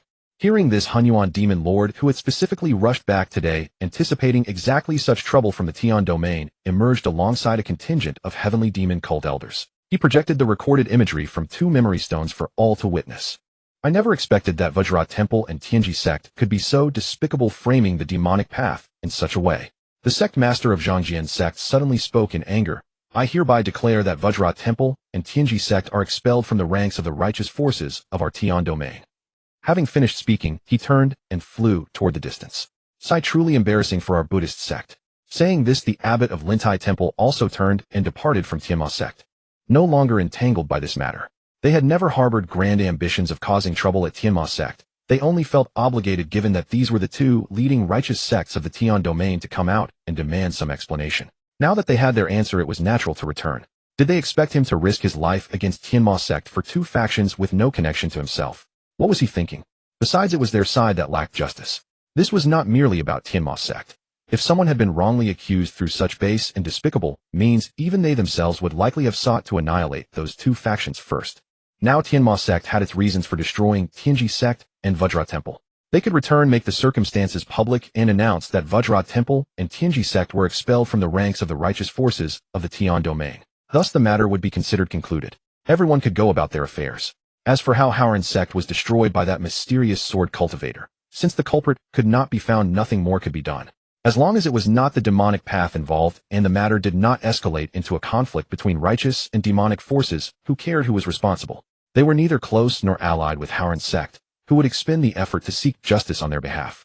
Inside the Wang residence, Xia Xin and Ji Ruer handed their respective cultivation techniques to Xia Xiaoxiao, then allowed her to practice on her own. The young girl had already reached the third stage of body tempering.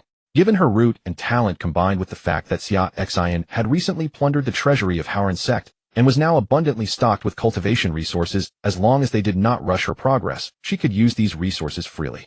He believed that before long she would break through to the Qi-gathering realm. If they could quickly gather the heavenly materials and earthly treasures needed to awaken her twin pupil, her cultivation aptitude would improve further, and with the twin pupil assisting her, she would be able to soar to unprecedented heights. Speaking of awakening the twin pupil, 5 heavenly materials and earthly treasures were required: spirit pearl, grass, twin soul flower, 1,000 illusion fruit, purple gold immortal vine, and sea spirit fruit. Of these he already possessed the spirit pearl grass and the twin soul flower. The spirit pearl grass had been obtained at an auction last time, while the twin soul flower came from the treasury of Haoran sect. The remaining 3 would have to be sought out slowly. Xia Xin looked at his wife beside him and said, "My dear, although this girl possesses the twin pupil, it has not yet awakened. I have already prepared 2 of the materials needed for awakening, and only still lack the final 3, the 1,000 illusion fruit, the purple gold immortal vine, and the sea spirit fruit. I wonder if my wife has any leads on these 3 heavenly materials." Upon hearing this, Ji Ruer pondered for a moment before saying, "The 1,000 illusion fruit, and the purple gold immortal vine. These 2 items seem to be in my collection. As for the final item, the sea spirit fruit, I heard there is one within the Kunping ruins near the Xian domain. The 1,000 illusion fruit, and the purple gold immortal vine, I will send old Mother Tong to fetch them for you right away. As for the sea spirit fruit, in less than a month the Kunping ruins will open. At that time I can accompany you inside to search for it," Ji Ruer said. Hearing this, Xia Xin was overjoyed. His wife's collection was quite impressive. The 1,000 illusion fruit, and especially the purple gold immortal vine, were extremely rare, yet she possessed them. Then I must thank my wife. I will borrow the 1,000 illusion fruit and the purple gold immortal vine for now to help this girl awaken her twin pupil. Once I find them I will return them to you," Xia Xin said. The reason Xia Xin was so eager to search for these items to awaken the girl's twin pupil was because he had not forgotten the system's task. The system had a special mission for him to help the girl awaken her twin pupil, and special missions came with rewards of pure cultivation base. What he needed most right now were the system's rewards of pure cultivation. His current realm was the 9th layer of the Wushi realm, considering his cultivation speed to be 30 times that of an ordinary cultivator. For an ordinary cultivator to break through from the 9th layer of the Wushi realm to the Cangong realm would require at least a century of accumulation. For him it would still take 3 or 4 years. He did not wish to remain in one realm for such a long time. Therefore he could only place his hopes on the system. Once he completed the task the system had assigned, helping the twin pupil awaken, he should be able to break through to the Cangong realm, reaching the same level as those ancient monsters in the divine land who had not emerged for 1,000 years. At that time, combined with his taboo constitution, the Hongming sword body, and his arsenal of divine abilities, he would truly be able to dominate the divine land and become invincible under heaven. My husband and I need not speak of such words as returning debts. What belongs to me is what belongs to you," Ji Ruer said, her eyes brimming with tenderness like flowing water. At the same time, she transmitted a sound message to Grandmother Tong Yin. "A moment ago you will go out and have someone return to the treasury of Tianma sect headquarters to fetch the 1,000 illusion fruit and the purple gold immortal vine for my husband." "Yes, my lord," old Mother Tong transmitted back in response. Inside she sighed. Their lady had completely fallen in love, already giving away the treasures of the Tianma sect vault as gifts. Was she preparing to marry and treat the entire Tianma sect as her dowry? Hearing his wife's words, Xia Xin replied softly, "My wife, you are so kind." He then leaned in and kissed his wife's forehead. "My husband, you are good too," Ji Ruer said, then nestled into Xia Xin's embrace as the two shared a kiss. On the side, Uncle Fu and old Mother Tong watched the scene before them, momentarily at a loss for words, and simply turned their heads away.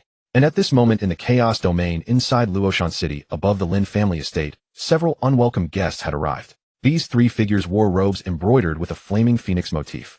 Their aura was profound, and not a single one fell below the immortal level in cultivation. All 3 were immortal level experts, with the strongest being a great cultivator at the 7th layer of the immortal realm. They sensed the pure phoenix bloodline aura emanating from the Lin family below and showed astonishment. Unexpectedly, on their very first visit to the divine land in such a borderland territory, they could encounter a prodigy endowed with a pure phoenix bloodline. And not only that she was born into such a minor family, it was truly destiny. The Shunwang sect, which they belonged to, specialized in cultivating phoenix bloodlines, and their entire cultivation methods and divine abilities were inseparable from the ancient divine phoenix. For such a prodigy with pure phoenix bloodline born in such a remote place, they could bring her to the Shunwang sect. If she willingly submitted, she could be accepted as a disciple. If she stubbornly refused, her phoenix bloodline could be extracted and grafted onto another. Immediately the three descended from the sky and walked toward the Lin family ahead. Seeing this, the Lin family guard stepped forward to intercept them and asked, "May I ask what business brings the four of you to our Lin family?" But these three were elders of the Shanhuang sect, one of the top cultivation forces in the Eastern Wasteland, supreme experts at the immortal level. They found it absurd that a mere guard from a minor family, without even a force-severing realm cultivation, dared to block them. The eldest of the three, Elder Hong Kuan, at the 7th layer of the immortal realm, let out a cold snort. Instantly, a terrifying aura erupted, and the powerful suppression crushed down upon the guard, forcing him to cough up a mouthful of blood and fall to his knees, unable to move. This spectacle frightened some of the Lin family servants. They hurried to the main hall deep within the estate to inform the family head. These three came with such fierce intentions, assuredly they were no trivial threats. Moreover, the way they suppressed the Lin family guard was comparable to that master of the young miss who had descended upon the Lin family not long ago. At this moment, in a courtyard of the Lin family, Lin Horror, who had been meditating with her eyes closed, suddenly opened them and hurried toward the main hall. Due to the special nature of the phoenix bloodline within her body, she too had sensed the aura of the three Shanhuang sect elders. What Lin Horror did not know was that it was precisely because she had just cultivated the Phoenix Nirvana art, stirring the Phoenix bloodline within and releasing her aura, that she caught the attention of the three passing Shanhuang sect elders. At this moment, in the main hall of the Lin family, the family head and the elders of the Lin family had already gathered, watching in shock as the three Shanhuang sect elders slowly advanced toward the hall. As the three advanced step by step, every Lin family guard and servant along their path was forced to their knees, vomiting blood under their oppressive aura. The family head and the elders could not fathom what grievance the Lin family had incurred against such three existences, only to be attacked immediately upon their arrival. Since the young Mrs. Master had descended upon the Chaos Domain several days ago, arrogantly executing the Black Robe Domain Lord, and had even gifted the young Miss an ocean-transforming mount, the factions of the Chaos Domain had been striving by every means to curry favor with the Lin family and draw closer to them. How could such three existences suddenly appear and attack the Lin family? "Father," Lin Horror called out, then entered the main hall of the Lin residence. "Who or what is going on? Do you know why these people suddenly barged into our Lin family?" said the head of the Lin family. Lin Horror looked at the three men, feeling her phoenix bloodline restless within her body at their presence. Squinting her eyes, she spoke, "This has nothing to do with the Lin family. These people are here for me." "Little girl, you have some sharp eyes." The three elders of the Divine Phoenix sect strode into the Lin family's grand hall, and the moment they crossed the threshold, a formidable pressure descended upon them, bearing down on the Lin family patriarch and senior members alike. All within the hall, except Lin Horror, were forced to their knees, blood spilling from their lips as they prostrated before the three figures. Watching the trio before her, Lin Horror's expression darkened with anger. "There's no need to glare at us like that," said the lead elder. "Mortal cultivators naturally show their respects with kowtows when they encounter the likes of us three." Hong Kuan, the head elder of the Divine Phoenix sect, continued, "You must be the one with the Phoenix bloodline in this minor noble house. We've come to take you with us." "Take me away? By what right?" Lin Horror's voice turned frigid. "By what right?" "Heh." The three elders from the Divine Phoenix sect sneered. "People from remote regions truly have never seen the world. Because you possess the Phoenix bloodline, you will come with us," Hong Kuan declared. "And because of our Divine Phoenix sect, we hold the utmost authority among all realms, whether in the Divine Land, Northern Border, Western regions, Southern Borders, or Eastern Wastes. That alone is sufficient justification." Upon hearing this, Lin Horror understood their purpose. They were an ancient and powerful sect specifically dedicated to cultivating disciples with the Phoenix bloodline. They must have sensed her Phoenix bloodline while passing through the Lin estate, which is why they came to forcibly take her back with them. "I already have a master. You should leave." Though their intentions were to recruit disciples, Lin Horror found their demeanor and behavior deeply distasteful. Regardless of whether she had Xia Xin as her master, their conduct toward the Lin family revealed an arrogant disdain that treated Lin family cultivators as nothing more than insects beneath their notice. She would never follow them to the Divine Phoenix sect under any circumstances. "Indeed, honored elders, my daughter already has a master. I implore you to return." The Lin family patriarch spoke up as well. At this point, they had come to understand the true nature of these three, certainly drawn by the Phoenix bloodline in their young miss, intending to forcibly take her away to serve as disciples in their sect. "Humph." Hong Kuan let out a cold snort, and the oppressive pressure bearing down on the Lin family intensified further, causing several servants to collapse unconscious beneath the weight. "What does having a master matter? Born in this insignificant region, what power could the master you've encountered possibly possess? You're nothing but frogs at the bottom of a well. You have no concept of what the Divine Phoenix sect represents. That is an existence you may never reach in your entire lives," Hong Kuan declared. "Cease your words immediately. My master surpasses your so-called Divine Phoenix sect by 10,000-fold. something beyond your comprehension. Upon witnessing these three show such disrespect toward her master, Lin Hoyer's rage boiled over. She could tolerate criticism of her own limitations, but never her master. Her master's kindness to her was immeasurable. He not only accepted her as his personal disciple and taught her formidable divine-level techniques, but also helped rescue the Lin family from crisis and gifted her a powerful sea cultivation realm demonic beast mount. How could she allow anyone to speak ill of such a master? 10,000 times stronger than our divine phoenix sect he. The three Shenhuang sect elders felt genuinely amused by the Lin Hoyer's ignorance. Ignorant. Enough. I have no patience for further words. Regardless of your consent, you will accompany us three back to the divine phoenix sect today. Backward regions will only confine your perspective. Once you witness the true power of our divine phoenix sect firsthand, you'll understand how laughable your so-called master appears in comparison. My master is a Dao sect elder. Are you certain you wish to proceed? Lin Hoyer's voice turned ice cold. A Dao sect elder. Why don't you just claim your master is the Dao sect's supreme leader? Hong Kuan sneered, refusing to believe a word of it. The Dao sect stood as the foremost orthodox sect across the divine continent, a power far surpassing the divine phoenix sect. That such a prestigious organization would send disciples to recruit in this desolate backwater was absurd. Lin Hoyer, desperate to avoid being taken away, couldn't even fabricate a convincing excuse. As he spoke, Hong Kuan extended his hand and grasped at empty air. A massive palm formed from condensed spiritual energy materialized, seizing Lin Hoyer to forcibly escort her away. Stop! Let me go! Lin Hoyer struggled desperately, her eyes blazing red as she screamed, "You'll regret this." The three divine phoenix sect elders paid her threats no mind, carrying her away from the Lin residence and flying directly toward the eastern wastes. Upon witnessing Lin Hoyer being taken by the trio, the Lin family's senior members grew increasingly anxious, ready to send someone to the great Xia dynasty to contact the master who had taken her as a disciple. Now only Firechild's master could rescue her. These three had the audacity to forcibly take someone connected to such a figure.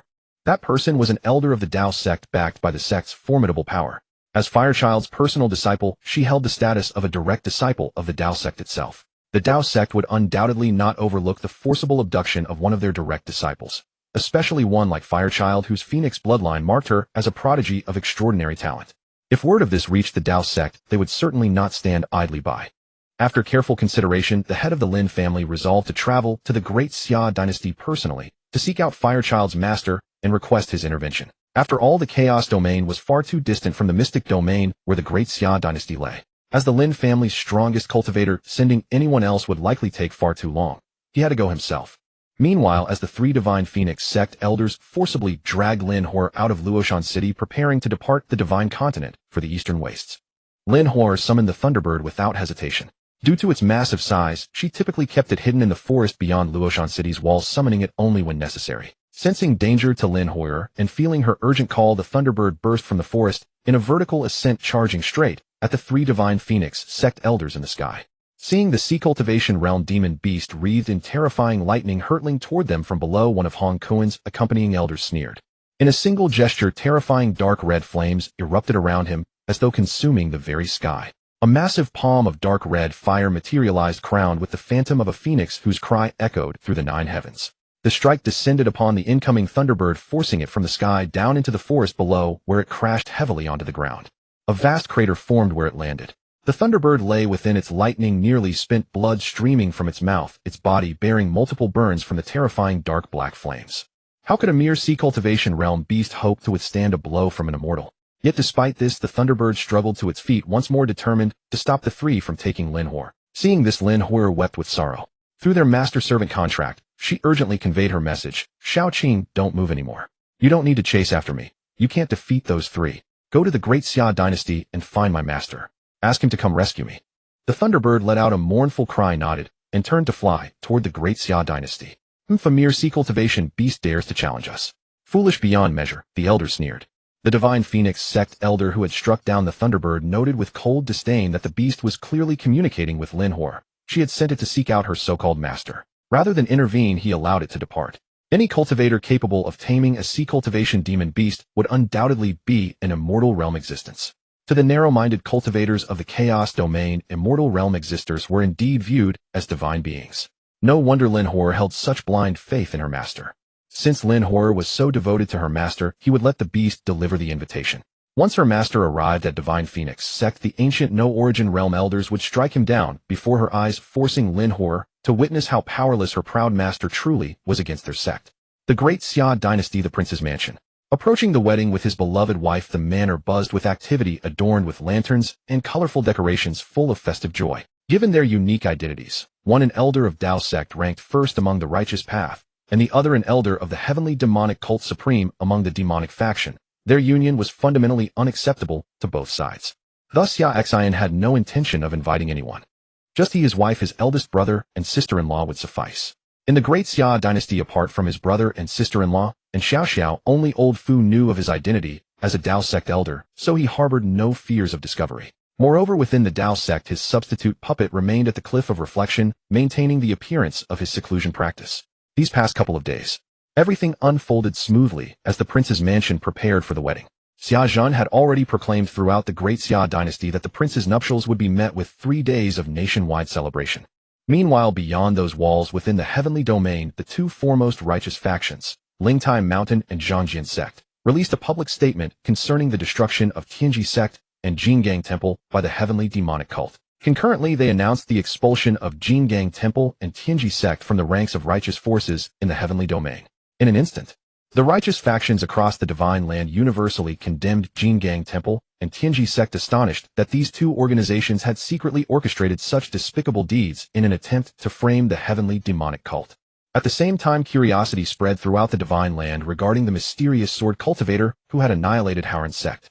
Howren's sect had been complicit in this massacre of civilians intended to discredit the heavenly demonic cult, yet the mysterious sword cultivator destroyed them with a single strike. This revelation fueled speculation that the mysterious sword cultivator might be an ancient master from some sect, having cultivated for over 1,000 years, who happened to emerge and witness Howren's sect's atrocities. Unable to stand by, he had eradicated them in a single stroke. For an existence of such caliber, some dared to speculate that his cultivation might exceed the boundless origin realm, having already reached the stage of establishing the palace of storage within his body. Regardless of the speculation swirling around him, it held no relevance to Xia Xin. These past 2 days he had remained within the prince's mansion, guiding Xiao's cultivation alongside his wife. During this time, he also imparted to Xiao his divine ability, the divine movement technique. He saw no urgency in teaching her the sword Dao, but the skills of evasion and swift travel could be entrusted to her now, ensuring she possessed means of self-preservation should she ever find herself without him and his wife at her side. The day before, his wife had dispatched old Lady Tong to retrieve the 1,000 illusion fruit and purple gold immortal vine from her collection. With these obtained, only the sea spirit fruit remained among the 5 treasures needed to awaken her double pupils. Legend held that the sea spirit fruit awaited within the Kunpeng ruins, which were expected to open in approximately 20 days. At that time, he would simply enter and seek it out. Fortunately, they still possessed the map of the Kunpeng ruins that Xiao had procured, which would considerably improve their chances of success within the ancient site. This evening marked the wedding night between him and his wife. Xia Xin and Murong Qing took their places at the head table, and as an elder brother stands in for parent, Xia Xin presided over a simple ceremony, wherein Xia Xin and Ji Ruier performed the traditional bows. Afterward, the family shared a meal together, and with that the marriage was sealed.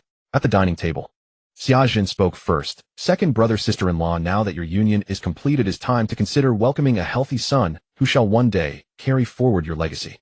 Hearing this, Ji Ruier cast a shy glance at Xia Xin. There was no need to deliberate further, for they already had. Xia Xin smiled gently and replied, I shall do my utmost.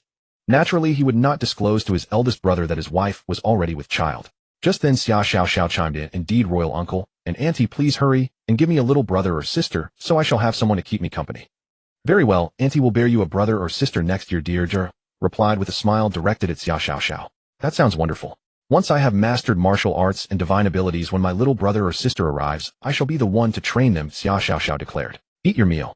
Your royal uncle and aunt are peerless masters. What need is there for you to intrude? Empress Murong Qing chided with amusement.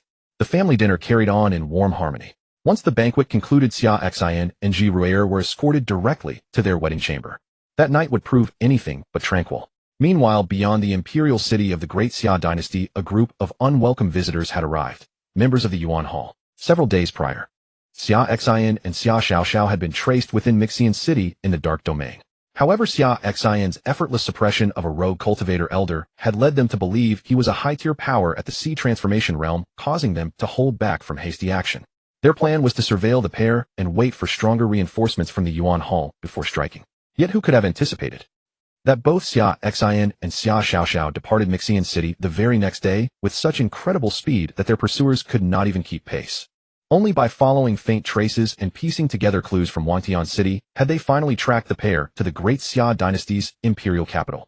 Furthermore, reports from cultivators in Wantian City had confirmed beyond doubt that Xia Xin was indeed a high-tier expert of the sea transformation realm. Consequently, they altered their original strategy, summoning a supreme elder from the Yuan Hall who stood on the threshold of the immortal realm, bringing formidable warriors to ensure the Kuanpeng Ruins map would be retrieved without fail.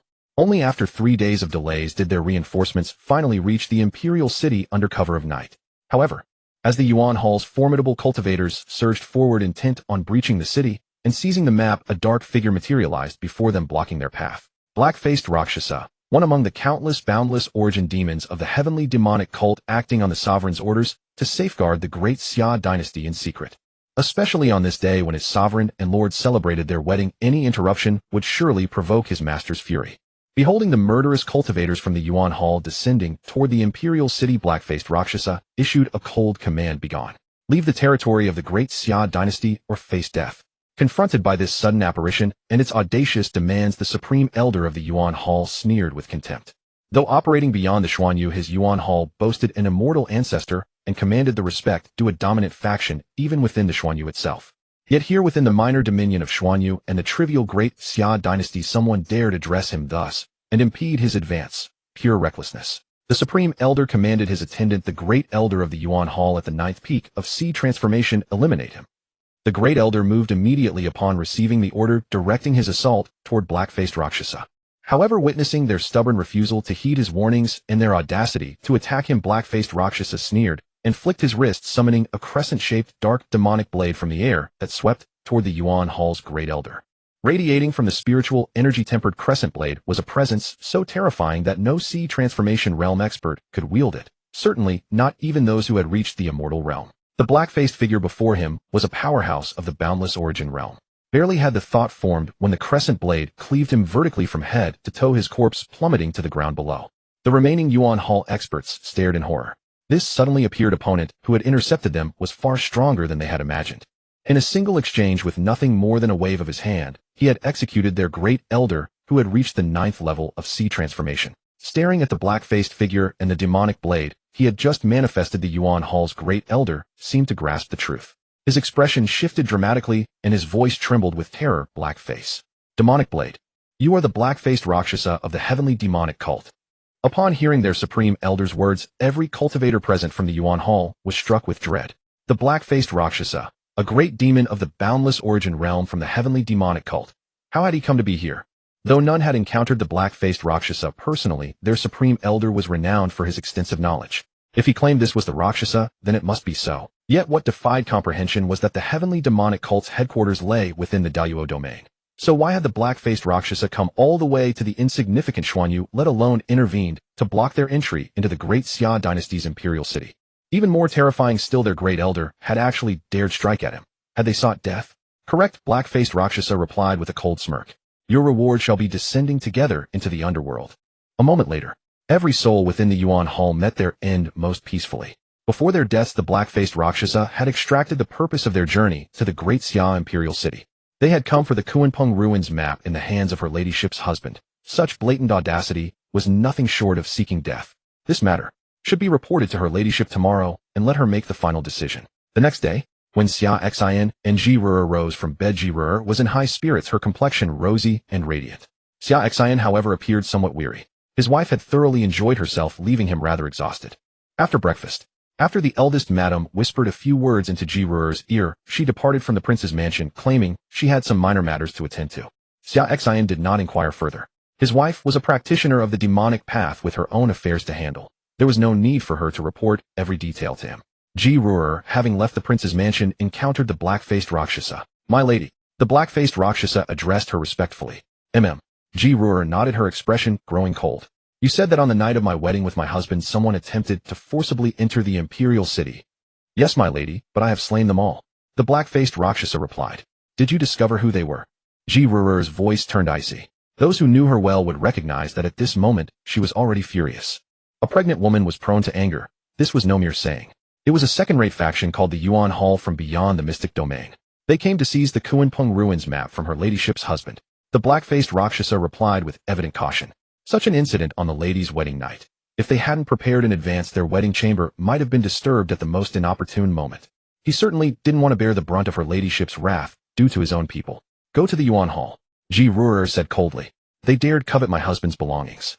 There's no need for them to continue existing. As you command, my lady. This subordinate will go immediately and annihilate the Yuan Hall. The black-faced Rakshasa acknowledged. Meanwhile, inside the prince's mansion, Xia Xin was as usual preparing to wait for Xia Xiao before guiding her cultivation. Just then Xia Xin suddenly sensed a familiar aura approaching from beyond the great Xia dynasty, a Thunderbird's presence. Although he had dissolved the master-servant contract with the Thunderbird, it had once been his spirit beast. Thus he was extremely familiar with its aura. Even from such a great distance, the moment it had just entered the borders of the great Xia dynasty, he could already sense it. Moreover, he could feel that the Thunderbird was desperately calling for him, as if it had something crucial to tell him. From the aura it was transmitting, its current condition was extremely dire. The Thunderbird appeared to be gravely injured. What happened? How did it get so severely injured after just a few days apart? Xia Xin was puzzled, a bad premonition stirring within him. Uncle Fu, when my wife returns, please inform her that I've gone outside the imperial city. Tell her not to worry. Xia Xin said, then vanished from the prince's mansion in an instant. Yes, master. Uncle Fu acknowledged, somewhat puzzled as to where his master was rushing off to in such haste. Xia Xin departed from the prince's mansion and rushed out of the imperial city, then activated the divine speed art, heading toward the direction from which the Thunderbird had come. It had been nearly 5 or 6 days since they had left the Chaos Realm. When he had originally planned the wedding date, he had specifically taken his disciple Lin Hoyer into consideration. If Lin Hoyer had taken 2 days to arrange things for the Lin family in the Chaos Realm, and then traveled to the great Xia dynasty on the Thunderbird, she would have been able to make it to his and his wife's wedding. In truth, had the Divine Phoenix Gate not suddenly appeared at the Lin family, Lin Hoyer had also intended to set off that very day to seek him in the great Xia dynasty. Under normal circumstances, the Thunderbird could fly from the Chaos Realm to the great Xia dynasty in just 2 days. However, the Divine Phoenix Gate had suddenly descended upon the Lin family, forcibly taking Lin Hoyer while injuring the Thunderbird. That was why up until yesterday Lin Hoyer had never arrived. Xia Xin, who was in the great Xia dynasty, had felt somewhat strange yesterday, assuming Hoyer had been delayed by something. This morning, with the Thunderbird suddenly arriving in haste, he knew this matter was likely far more complicated. At the borders of the great Xia dynasty, dragging its exhausted body, stumbling along the way, the Thunderbird was about to collapse at any moment. The palm strike from that elder of the Divine Phoenix Gate had already inflicted severe injuries upon it. Afterward, to increase its speed, it had forcibly operated its demon core, burning its life essence. Now it was at its absolute limit. Even if it survived this time, its cultivation realm would likely drop below the sea transformation realm. Just as the Thunderbird was about to give out and fall downward, a gentle force appeared around it, enveloping it and gently lowering it to the ground. Xia Xin's figure appeared before the Thunderbird. Xiao Qing, what happened? Who injured you like this? Upon seeing the Thunderbird's injuries, its body scorched black in multiple places, constantly bleeding, Xia Xin felt a surge of rage. He immediately retrieved 2 pills, 1 healing pill and 1 essence fortifying pill, and administered them to the Thunderbird. These 2 pills were what he had obtained from check-in rewards at the Great Xia Dynasty Imperial Palace and Prince's Mansion over the past 2 days, both priceless treasures. He could naturally tell that the Thunderbird was severely wounded and had dangerously overtaxed its life essence. If not remedied in time, serious problems would arise. After consuming the 2 pills, the Thunderbird's wounds began healing at a visible rate. The burn wounds all over its body started to scab over and mend. A moment later, completely restored. Moreover, the Thunderbird's aura, nourished by the immense medicinal power of the essence fortifying pill, had also recovered, returning to its original sea transformation 3rd stage, and there were even signs of an imminent breakthrough. This time it had actually turned disaster into fortune. The Thunderbird's large avian eyes glistened with tears as it nuzzled against Xia Xin several times. Finally, it had reunited with this powerful master. Being forced to become Lin Hoyer's mount was something it had never truly accepted, because only in the presence of this powerful master did it feel truly safe. The Thunderbird conveyed everything that had happened with Lin Hoyer to Xia Xin directly through soul communication. Hoyer was forcibly taken away by someone, and she told you to come find me. Those people are the ones who injured you. Xia Xin's eyes narrowed, a fierce, killing intent flickering within. The Divine Phoenix Gate, a top-tier power of the Eastern Wasteland. He had heard of this power. This world was roughly divided into 5 continents: Xinzhou, Eastern Wasteland, Southern Border, Northern Realm, and Western Territories. Each continent was vast beyond measure, containing countless regions and powers. The Divine Phoenix Gate was one of the top-tier powers of the Eastern Wasteland. Rumors held that their sect master was a cultivator of the Infinite Origin Realm. Their sect possessed an ancient heritage, and there should be hidden palace realm experts, those who had secluded themselves for over 1,000 years, providing backing. Their foundations were roughly comparable to the hegemon forces among the 10 supreme domains of the Shinjo continent. However, even so daring to forcibly take his disciple and injure his Thunderbird so brazenly. Today the Divine Phoenix Gate was a place he simply had to visit. From the moment he began cultivating until now he had never truly gone all out. It had always been mere child's play. The Hongmeng sword physique he obtained from his first systematic check-in was a forbidden constitution. Its greatest strength lay in the way of killing. If he activated it fully, just how powerful would he become? He had no idea. Then there were the several great divine techniques he had acquired afterward. Sword strike through the 9 heavens, the grass blade sword art, and myriad swords return to the source, none of which he had ever used. And the 2 famous swords he had obtained through check-ins, the Red Arc sword and the Chunjun sword, both still untouched. This time he would let these celebrated swords of Huaxiao make their debut in this world by using Divine Phoenix Gate cultivators as their offering. At this moment, in his mind, ding, system task released, go to the Divine Phoenix Gate to check in. Hearing the system notification in his mind, Xia Xin was overjoyed. The system itself had issued a check-in task. This was truly heaven-sent fortune. He was currently at Infinite Origin 9th stage. If he completed another check-in task at the Divine Phoenix Gate, wouldn't he be able to break through to the Hidden Palace realm without even waiting for Xia Xiaoxiao's Chongyang Eye's awakening? He would reach the same realm as those ancient monsters who had not emerged for 1,000 years. With the power of the Hidden Palace realm combined with his divine techniques and forbidden constitution, he had absolutely nothing to fear from those Divine Phoenix Gate cultivators. This time, even those 1,000-year-old monsters of the Divine Phoenix Gate, Xia Xin would slaughter them all. Daring to forcibly take his disciple so brazenly, they had better prepare themselves for destruction. Shaoqing, let's go. We're heading to the Eastern Wasteland to rescue your master. Xia Xin spoke. The Thunderbird let out a cry, nodded, spread its wings, and gestured for Xia Xin to sit on its back. It would carry him there. However, Xia Xin shook his head. Activating the Divine Speed Art, a terrifying force enveloped the Thunderbird. Like a falling star, he directly carried the Thunderbird and rushed eastward. The Thunderbird's own speed was far too slow. Depending on it to carry him to the Eastern Wasteland, who knew how long it would take. The Thunderbird was so sluggish in flight, yet Xia Xin had insisted on bringing it along. Only with the Thunderbird beside him would he stand a chance of finding Linhor, for Linhor was now the Thunderbird's master. They had forged a soul contract granting her the ability to sense its presence within a certain range. Thus, by bringing the Thunderbird along, even if the people of Shenhuang sect managed to conceal Linhor from sight, he could still locate her through the Thunderbird's sensing abilities. Xia Xin changed his attire, donning his black robe and covering his face with a mask. This journey to Shenhuang sect was bound to end in bloodshed. Since he intended to turn the world upside down, he would go as the 9 Heavens Sword God. Thus, Xia Xin pushed his speed to the limit at the 9th stage of the Originless realm, further bolstered by the Divine Movement technique, which amplified his velocity tenfold as he raced toward the Eastern Wasteland. Shenzhou and the Eastern Wasteland were separated by an enormous distance. Ordinary cultivators who had not yet reached the Sea Transformation realm could not fly and had to travel on foot, making the journey impossible without decades of trudging. Even cultivators at the Sea Transformation realm would require over a month of non-stop flight to reach the Eastern Wasteland from Shenzhou. And even those at the Immortal realm whose speed was more than 10 times greater would still need 2 to 3 days. But with Xia Xin at the peak of the Originless realm and the tenfold speed boost from the Divine Movement technique, he could reach the Eastern Wasteland in merely 1 hour at full sprint. Meanwhile, deep within the Eastern Wasteland in the Fire Domain inside Shenhuang sect. The Fire Domain was one of the 7 great super regions of the Eastern Wasteland, and Shenhuang sect stood as one of its 2 dominant powers. At that moment within Shenhuang sect, all the supreme experts at the Originless realm had gathered, solely because of a little girl. That morning, 3 Immortal Realm elders of Shenhuang sect had brought back from the Shenzhou lands a young girl whose phoenix bloodline was extraordinarily pure. 3 days prior, after leaving the chaotic region with Lin Hui'er Hongkuan and the others, had flown non-stop at the speed of the 7th stage of the Immortal Realm, arriving at Shenhuang sect in the Eastern Wasteland just before dawn. Shortly after, through Shenhuang sect's special testing methods, it was discovered that Lin Hui'er's phoenix bloodline purity was astonishing, reaching the legendary heavenly grade. According to Shenhuang sect's usual practice, if she had not willingly submitted and was forcibly brought here, they would have extracted her phoenix bloodline.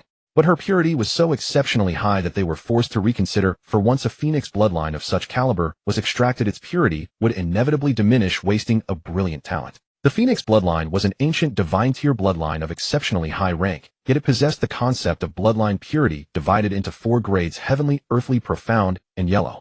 Only those reaching the yellow grade barely met the standard, qualifying as ordinary disciples. Those at the profound grade were considered outstanding and could directly become inner sect disciples. Reaching the earthly grade was extraordinarily rare, granting entry as a core disciple, personally mentored by the sect's Origin Realm Elder Grandmasters. As for the heavenly grade, It was something Shenhuang's sect had not seen in 1,000 years. Even the sect master lacked the qualifications to take such a disciple. Only the sect's eldest patriarch, who had lived for over a millennium, could personally accept the apprenticeship. 1,000 years ago, when Shenhuang's sect last produced a heavenly grade phoenix bloodline, it was the patriarch who took her as his disciple. Unfortunately, that heavenly grade recipient perished before she could fully master Shenhuang's sect's inheritance. If that patriarch still lived, Shenhuang's sect would undoubtedly be far more than just a top-tier force in the Eastern Wasteland. They could even compete among the top 5 superpowers of the region. At that moment, an elder grandmaster suddenly awakened, exclaiming, "Sect master, something is wrong. There is something peculiar about the phoenix bloodline on this girl." This elder grandmaster had remained silent throughout the discussion, instead closely examining the bloodline sample collected from Lin Huo, the very sample he had used to test her bloodline purity. He had discovered that Lin Huo's bloodline concentration was remarkably thin, yet her purity reached the rare heavenly grade. Such a phenomenon could never occur in an ordinary phoenix bloodline bearer. Normally, if a person's phoenix bloodline concentration was thin, their bloodline purity would not be high either. It would certainly not reach the heavenly grade of purity. Lin Huo's situation could only point to one conclusion: she originally possessed phoenix bloodline, but its concentration was exceedingly thin. The reason her purity had surged and triggered an awakening must be due to an extremely profound cultivation method suited for phoenix bloodline practitioners. This single awakening had already elevated her bloodline purity to the heavenly grade. Realizing this, the elder grandmaster's eyes blazed with excitement, his breathing growing erratic as he gazed greedily at Lin Huo. To enable someone with such a meager phoenix bloodline to reach the heavenly grade after merely a single awakening, a peerless cultivation method like that was absent from Shenhuang's sect. He was certain this technique surpassed the heavenly grade, reaching the legendary divine grade of cultivation methods. If they could extract this technique from the girl, then every member of Shenhuang's sect could elevate their phoenix bloodline purity to the heavenly grade. With heavenly grade phoenix bloodline paired with a divine grade technique, within a few centuries, they could cultivate an army of experts at the Qinggong realm and beyond, the legendary reincarnation realm strongest beneath the divine realm. They would dare to clash not only with the Eastern Wasteland, but even with the greatest factions of Shenzhou, the Tao sect, Buddhist sect, and Heavenly Demon cult. The elder grandmaster shared his thoughts with the other grandmasters, the 2 deputy sect masters, and the sect master of Shenhuang's sect. All present were great experts at the originless realm who had cultivated for hundreds of years, intimately familiar with the characteristics of phoenix bloodline. Upon this elder's reminder, they immediately understood. In an instant, their gazes turned greedy as they fixed upon Lin Huo, eager for her to surrender the cultivation method that could awaken and purify her phoenix bloodline. Understanding that Lin Huo's innate phoenix bloodline purity was not particularly high and that her heavenly grade status was merely the result of a peerless technique refining at the origin realm powerhouses of Shenhuang sect, no longer harbored any intention of fully accepting her as a disciple for cultivation. Now they only desired that divine grade technique from her. After all, once obtained, every disciple in Shenhuang's sect with phoenix bloodline could elevate their purity to the heavenly grade. What use would there be for just one Lin Huo? Little girl, the sect master of Shenhuang's sect spoke. Your phoenix bloodline was never this pure to begin with, was it? It was elevated by a peerless technique, correct? Hearing this, Lin Huo's expression shifted.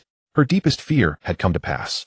When her master first took her as a disciple, he had told her that although she possessed phoenix bloodline, generations of dilution had left it exceedingly thin, far from the threshold of awakening. Her awakening was entirely thanks to the supreme divine grade technique her master had bestowed upon her, the Phoenix Nirvana scripture.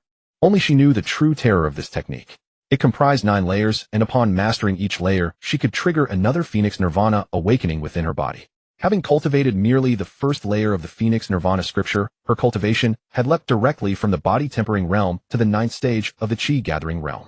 If she were to master all 9 layers, her cultivation would likely ascend to the legendary divine realm. Though captured by Shenhuang's sect, she did not fear being forced to join as a disciple, for she believed the Thunderbird had already gone to the Daxia dynasty to find her master. Her master would come for her soon enough. What worried her was that Shenhuang's sect would discover the secret of her phoenix bloodline, that her natural concentration was low and her heavenly grade purity existed only because of the divine grade technique forcing the refinement. They would coerce her into handing over the divine grade technique she cultivated. The technique had been transmitted by her master and was of such supreme importance. Without her master's orders, she would never betray it, not even under threat of death. I do not understand what you are saying. Lin Huo pretended not to comprehend the words of the Shenhuang sect leader, replying in a cold voice. There is no need to pretend. Our Shenhuang sect has cultivated the phoenix bloodline for thousands of years, and our understanding of it far exceeds yours. The Shenhuang sect leader sneered coldly. Without a powerful cultivation method, it would be impossible for you to elevate the purity of the extremely diluted phoenix bloodline within your body to the heavenly grade. We have no time for empty words. Hand over the divine grade technique you practice that can enhance the purity of your phoenix bloodline, and we will not make things difficult for you. On the contrary, I can make you a core direct disciple of our Shenhuang sect personally taught by our ancestor who has reached the hidden palace realm. The Shenhuang sect leader said, "What do you think? I do not understand what you are talking about. There is nothing on me that can enhance bloodline purity. The phoenix bloodline was simply awakened by chance." Lin Huo'er gritted her teeth and replied. She had already made up her mind to never admit possessing any divine grade technique, no matter the cost. Her master had done so much for her, rescuing her Lin family from disaster, providing her with a great demon beast of the sea transformation realm as her mount, and passing down the divine grade cultivation technique. Thanks to her master's presence, the entire chaotic region showed immense respect toward her Lin family, granting her honors she had never experienced throughout her life before. Without her master's gifts, she would be nothing at all. She absolutely could not let the divine grade technique he had passed down fall into the wrong hands. It seems you refused the congratulatory wine only to end up drinking the penalty wine. The Shenhuang sect leader's voice turned cold. You should know we have countless ways to make you speak. If you persist in silence, we will have no choice but to forcibly search your divine sense. You should be aware that your cultivation is only at the Qi gathering realm and your divine sense is remarkably fragile. If we forcibly search it, your divine sense will be damaged and you will become an idiot. I sincerely hope you consider carefully. The Shenhuang sect leader watched her with an icy gaze. Of course, if Lin Huo'er were willing to confess voluntarily, they still would not have searched her divine sense, for soul-searching carried its own risks. If Lin Huo'er resisted too fiercely and directly self-destructed her divine sense, or committed suicide, they might end up unable to extract anything at all. I have already said I do not possess any cultivation method. The phoenix bloodline was awakened by my own chance, Lin Huo'er said through gritted teeth. She had already resolved that if these people dared to search her divine sense, she would self-destruct it. Master, there is no need to waste words with her. Restrain her directly, prevent her from self-destructing her divine sense, and then forcibly search her soul memories. An elder spoke, his eyes fixed intently on Lin Huo'er to prevent her from self-destructing her divine sense at any moment. The temptation of a divine grade technique was too great. Even if they had to destroy a peerless prodigy blessed with heavenly purity bloodline, through soul searching, they absolutely had to obtain it. Since you are being obstinate, do not blame us for what follows. The Shenhuang sect leader stated coldly, then extended a massive hand. A terrifying suction force erupted, immobilizing Lin Huo'er and pulling her toward him as he prepared to search her soul. Controlled by the terrifying suction force from that great hand, Lin Huo'er realized in horror that she had lost even the ability to control her own soul for self-destruction. She could only watch as her body slowly levitated and drifted toward the Shenhuang sect leader's palm. In her mind, memories of the time she had spent with her master flooded back. Tears streamed from the corners of her eyes. Master, I am sorry. Huo'er will fulfill her promise to you. I will cultivate diligently and become a powerful cultivator to repay you. Lin Huo'er's heart had grown like ashes. As she watched her body slowly being drawn toward the Shenhuang sect leader for a soul search, all the elders and the two vice leaders of the Shenhuang sect began breathing heavily. A divine grade technique. The legendary divine grade technique. They were about to obtain it. And just as Lin Huo'er's body was about to reach the Shenhuang sect leader's palm, a terrifying force descended. Its power had reached the pinnacle of the formless origin realm, the 9th level, on the verge of breaking through to the hidden palace realm. In the instant that force arrived, the suction from the Shenhuang sect leader's palm was severed as if by a sharp sword, losing all connection to Lin Huo'er's body. Lin Huo'er's body was enveloped by this gentle force and slowly drifted toward the entrance of the Shenhuang sect grand hall. At that moment, a man in black robes and a mask stepped through the doorway. Seeing that she was not being pulled toward the Shenhuang sect leader, but instead drifting toward the outside, a thought flashed through Lin Huo'er's mind. Tears welled up in her eyes as she hastily turned to look outside the door. There he was, the figure she considered the most majestic in her heart, and the one she most wanted to see at that moment, stepping forward step by step. Master! That cry of master was barely held back by Lin Huo'er through tears. Even when facing the threat of death earlier, she had not yielded. She would rather die than hand over what her master had given her. Yet this time, the moment her master appeared, her emotions completely shattered. It was as if she had suddenly found someone to rely upon, and all her grievances spilled forth at once. As though with her master before her, no one could ever harm her again. Xia Xin answered and guided Lin Huo'er to land gently beside him, crying again, "Your master is here to rescue you, isn't he?" Xia Xin reached out and wiped the tears from her eyes. After all, she was only 15 years old and had not experienced much hardship. When someone cared for her and stood up for her, it was natural that she could not control her emotions. Humans were such strange creatures. When you had no one to rely upon, no matter how great the difficulties or grievances, you would find a way to endure.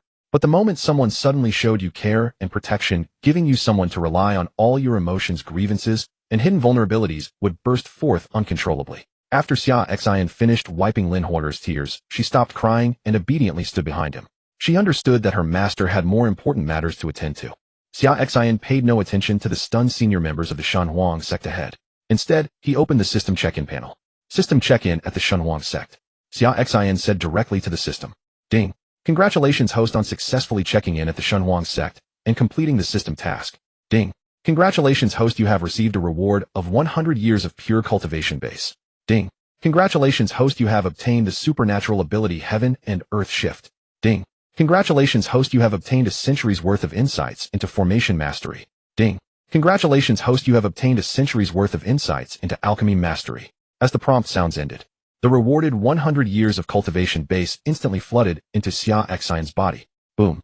Inside his body it felt as though a mini-universe had exploded. Countless insights emerged, and the Taoist scripture he practiced began to circulate on its own accord. Spiritual energy from his spiritual ocean continuously surged toward his heart.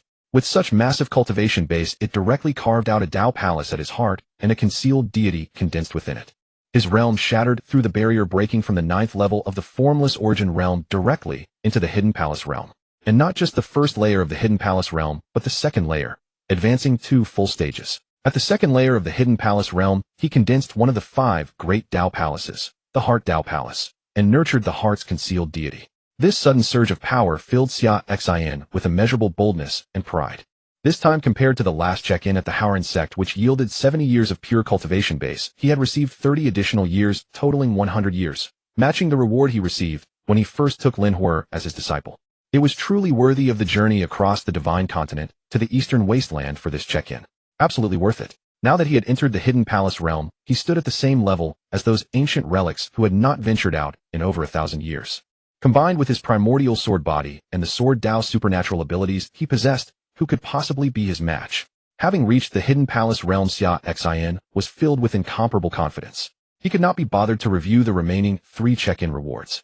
He would study them upon his return. First, let's deal with the immediate problem.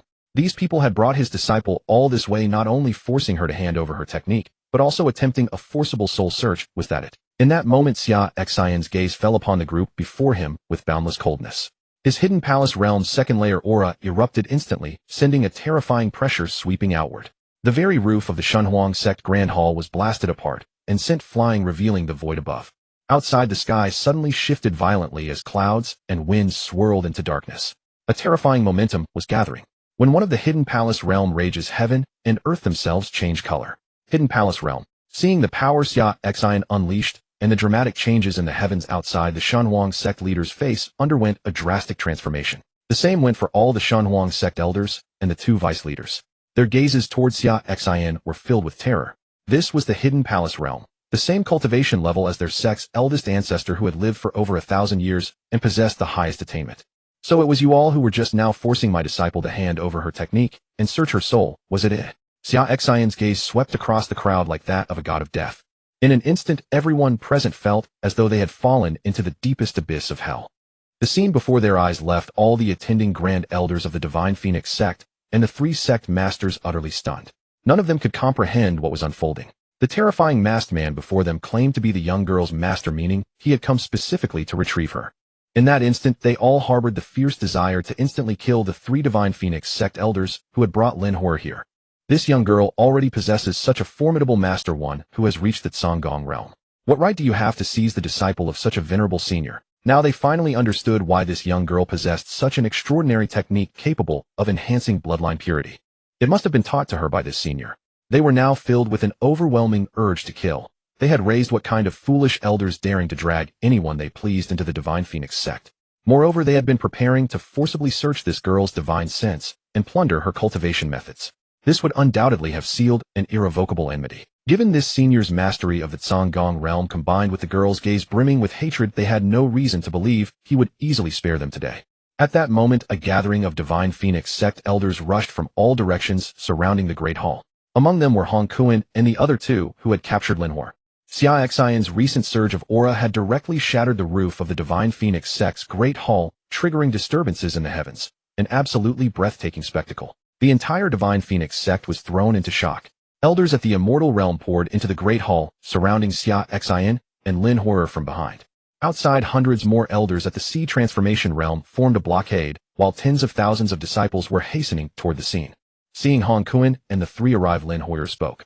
Master, it is these three who forcibly brought me here, and it was him who wounded the Thunderbird. Lin Hoyer pointed at Han Kuan, and the three, her gaze settling on the Immortal Realm elder beside Han Kuan, the same one who had struck down the Thunderbird 3 days ago with a single palm.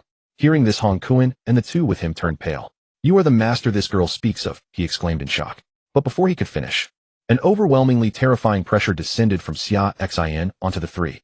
Han Kuan and his companions felt an incomparable force crush down upon them. All three spat blood in unison, forced to their knees by the pressure. They looked up at Lin Hoyer's master with abject terror. He was simply too powerful.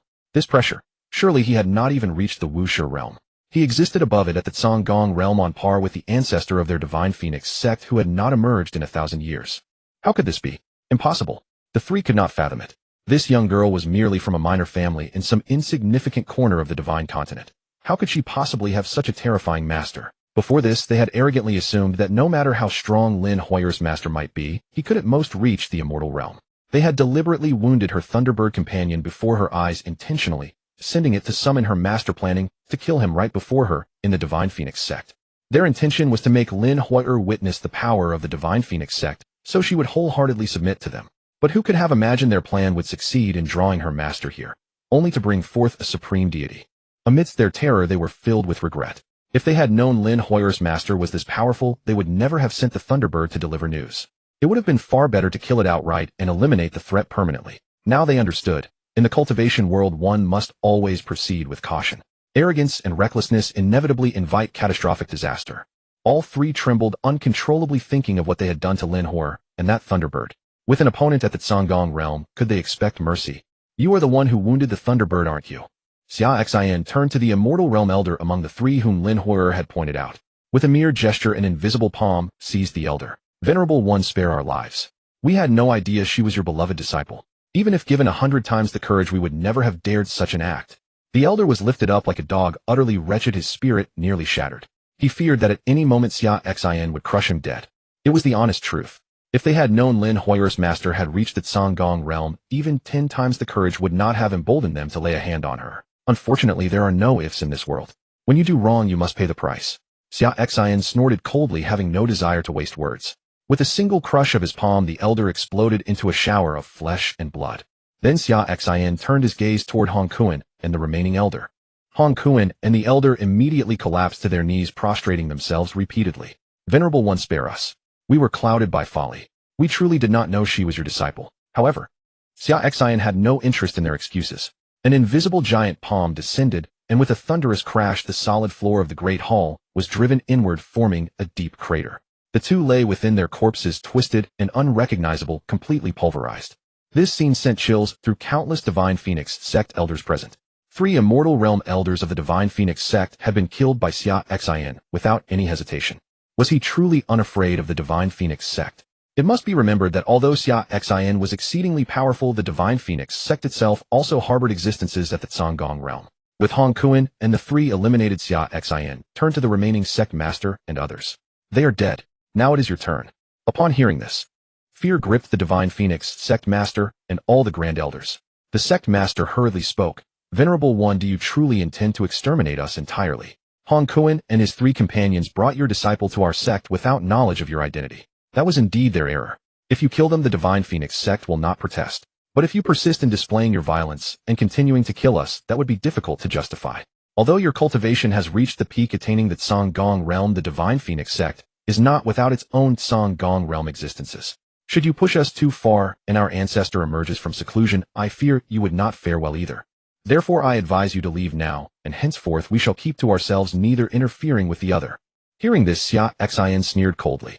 With a wave of his hand, a massive sword intent condensed countless razor-sharp sword chi swirling around, striking toward the divine phoenix sect master. Sensing this suddenly descending sword, the divine phoenix sect master's expression contorted in terror. He urgently mobilized his full strength to resist. A fiery red phoenix phantom appeared around his body, protecting him, while his hands gathered a flame phoenix that he launched forward to clash against the incoming sword. Unfortunately, that flame phoenix collapsed instantly upon contact with Xia Xin's sword, shattered into nothingness. Xia Xin's strike continued with undiminished momentum, bearing down upon the Divine Phoenix sect master. Watching the sword draw ever closer, the Divine Phoenix sect master's pupils dilated in terror. He wanted to dodge, but the surrounding space had been sealed by Xia Xin's overwhelming power, leaving him no room to escape. In the end, the Divine Phoenix sect master was directly slaughtered by this single sword, his physical body torn apart, by the sword chi reduced to dust with no remains left. Even at the moment of his death, he could not imagine that Xia Xin would act so recklessly despite his threats. Did he truly not fear the ancestor hidden within the Divine Phoenix sect? Dare to threaten me, humph? Xia Xin snorted coldly, then turned his gaze toward the remaining Grand Elders and 2 Vice Sect Masters of the Divine Phoenix sect. Today not only will he perish, but I shall spare none of you. Daring to forcibly search the divine sense of my disciple. Even the gods themselves could not save you. Hearing this, in an instant, all the Grand Elders and 2 Vice Sect Masters of the Divine Phoenix sect felt their hearts turn to ashes. They had grown accustomed to arrogance within the Eastern Wasteland Fire domain, regarding no one with any respect. This habit had bred in their sect elders a pattern of domineering and contemptuous behavior. Never could they have anticipated that this very habit would now bring catastrophic ruin upon them. Just as despair consumed everyone. You dare threaten the elders of my Divine Phoenix sect. Let us see what strength you possess to utter such words. An ancient yet immensely resonant voice rang out. At the moment the voice sounded, the entire Divine Phoenix sect Great Hall was enveloped by an overwhelming power. It was the energy of heaven and earth, the unique force possessed only by those at the Tsonggong realm. Those at the Tsonggong realm can mobilize the momentum of heaven and earth, unifying all forces. It was the 1,000-year secluded ancestor of their Divine Phoenix sect who had arrived. The moment this power descended, the oppressive aura that Xia Xin had placed upon the Grand Elders and 2 Vice Sect Masters of the Divine Phoenix sect was neutralized. Feeling the crushing pressure lift from their bodies, the assembled Grand Elders and 2 Vice Sect Masters of the Divine Phoenix sect erupted in jubilation. The ancestor had arrived. It was the ancestor. The Tsonggong realm ancestor of their Divine Phoenix sect had emerged from seclusion. At that moment, a figure clad in dark red robes with white hair descended from the heavens. Falling from above the shattered roof of the Great Hall, he landed at the center of the Divine Phoenix sect's main hall. Standing before the Grand Elders of the Divine Phoenix sect, countless sect members, both within and outside the Great Hall, knelt in reverence. We pay respects to the ancestor. Grand Ancestor, this person is exceedingly arrogant. Relying on his Zongong realm cultivation, he has been slaughtering freely within our Shunhuang sect. We implore you, Grand Ancestor, to uphold justice for us. The acting sect master of Shunhuang sect spoke. Furthermore, Grand Ancestor, that young girl possesses a divine-level cultivation technique capable of purifying the Phoenix bloodline. Should we obtain it, it would greatly benefit the development of our Shunhuang sect. The Supreme Elder, who had previously assisted in testing Lin Huoger's bloodline purity, also spoke. Upon hearing this, the Grand Ancestor nodded and gestured for everyone to rise. Then he raised his head to look at Xia Xin, narrowing his eyes as he said, "You only recently broke through to the Zongong realm within the past millennium, correct? I recall there being no figure like you among the Zongong realm experts from the Divine Land." Xia Xin drew forth the Qi Shao sword, one of the 10 great famous swords, from his back. He could not perceive the cultivation realm of this Shunhuang sect Grand Ancestor, which meant the other party's realm likely fell between the 3rd and 4th stages of the Zongong realm. In terms of cultivation realm, the other party was indeed superior to him. But in the cultivation world, a higher realm did not always guarantee strength. One had to fight to find out. Lin Huoger gazed coldly at the Shunhuang sect Grand Ancestor. This elder was extraordinarily powerful, as evident from the attitudes of everyone present. Nevertheless, she placed her trust in her master. Her master had always carried 2 swords on his back. In previous battles, whether against the Blood Nether sect or when slaying the Black Robe Domain Lord in the Chaotic City, and even just now when he beheaded the Shunhuang sect master, her master had never drawn his blade. Now seeing her master draw his sword, she knew he was getting serious. At the same time, anticipation stirred within her heart. Usually, without even unsheathing his blade, her master could carve valleys tens of thousands of meters deep with a single thrust of his finger. How formidable would he be now that he had actually drawn his sword? Witnessing Xia Xin draw his blade and remain silent, the Shunhuang sect Grand Ancestor continued, "The 2nd stage of the Zongong realm. Quite a remarkable talent. Reaching this realm within a millennium is indeed something to be proud of. However, if you believe that your 2nd stage Zongong realm cultivation allows you to run rampant within our Shunhuang sect, then you are living in a fool's delusion." As he spoke, the Shunhuang sect Grand Ancestor unleashed his full cultivation power. The pressure of the 4th stage of the Zongong realm erupted outward, causing the entire Grand Hall of Shunhuang sect to explode apart, shattering into fragments that tumbled in all directions. Instantly, everyone found themselves standing in the open-air courtyard where the hall once stood. Behind the Shunhuang sect master, 2 phantom forms of hidden gods emerged, towering dozens of meters high, piercing the clouds and sky. The winds and clouds above the entire palace complex of Shenhuang sect were stirred into chaos with thunderous roars echoing across heaven and earth. This sight filled countless Shenhuang sect disciples and elders with utter astonishment. This was their grand ancestor, the invincible elder who had already opened 2 Dao palaces within his body and condensed 2 hidden gods, reaching the 4th stage of the Zongong realm. He was far beyond what Xia Xin merely at the 2nd stage of the Zongong realm could ever hope to match. For a moment, a surge of boundless pride filled the hearts of countless Shenhuang sect members.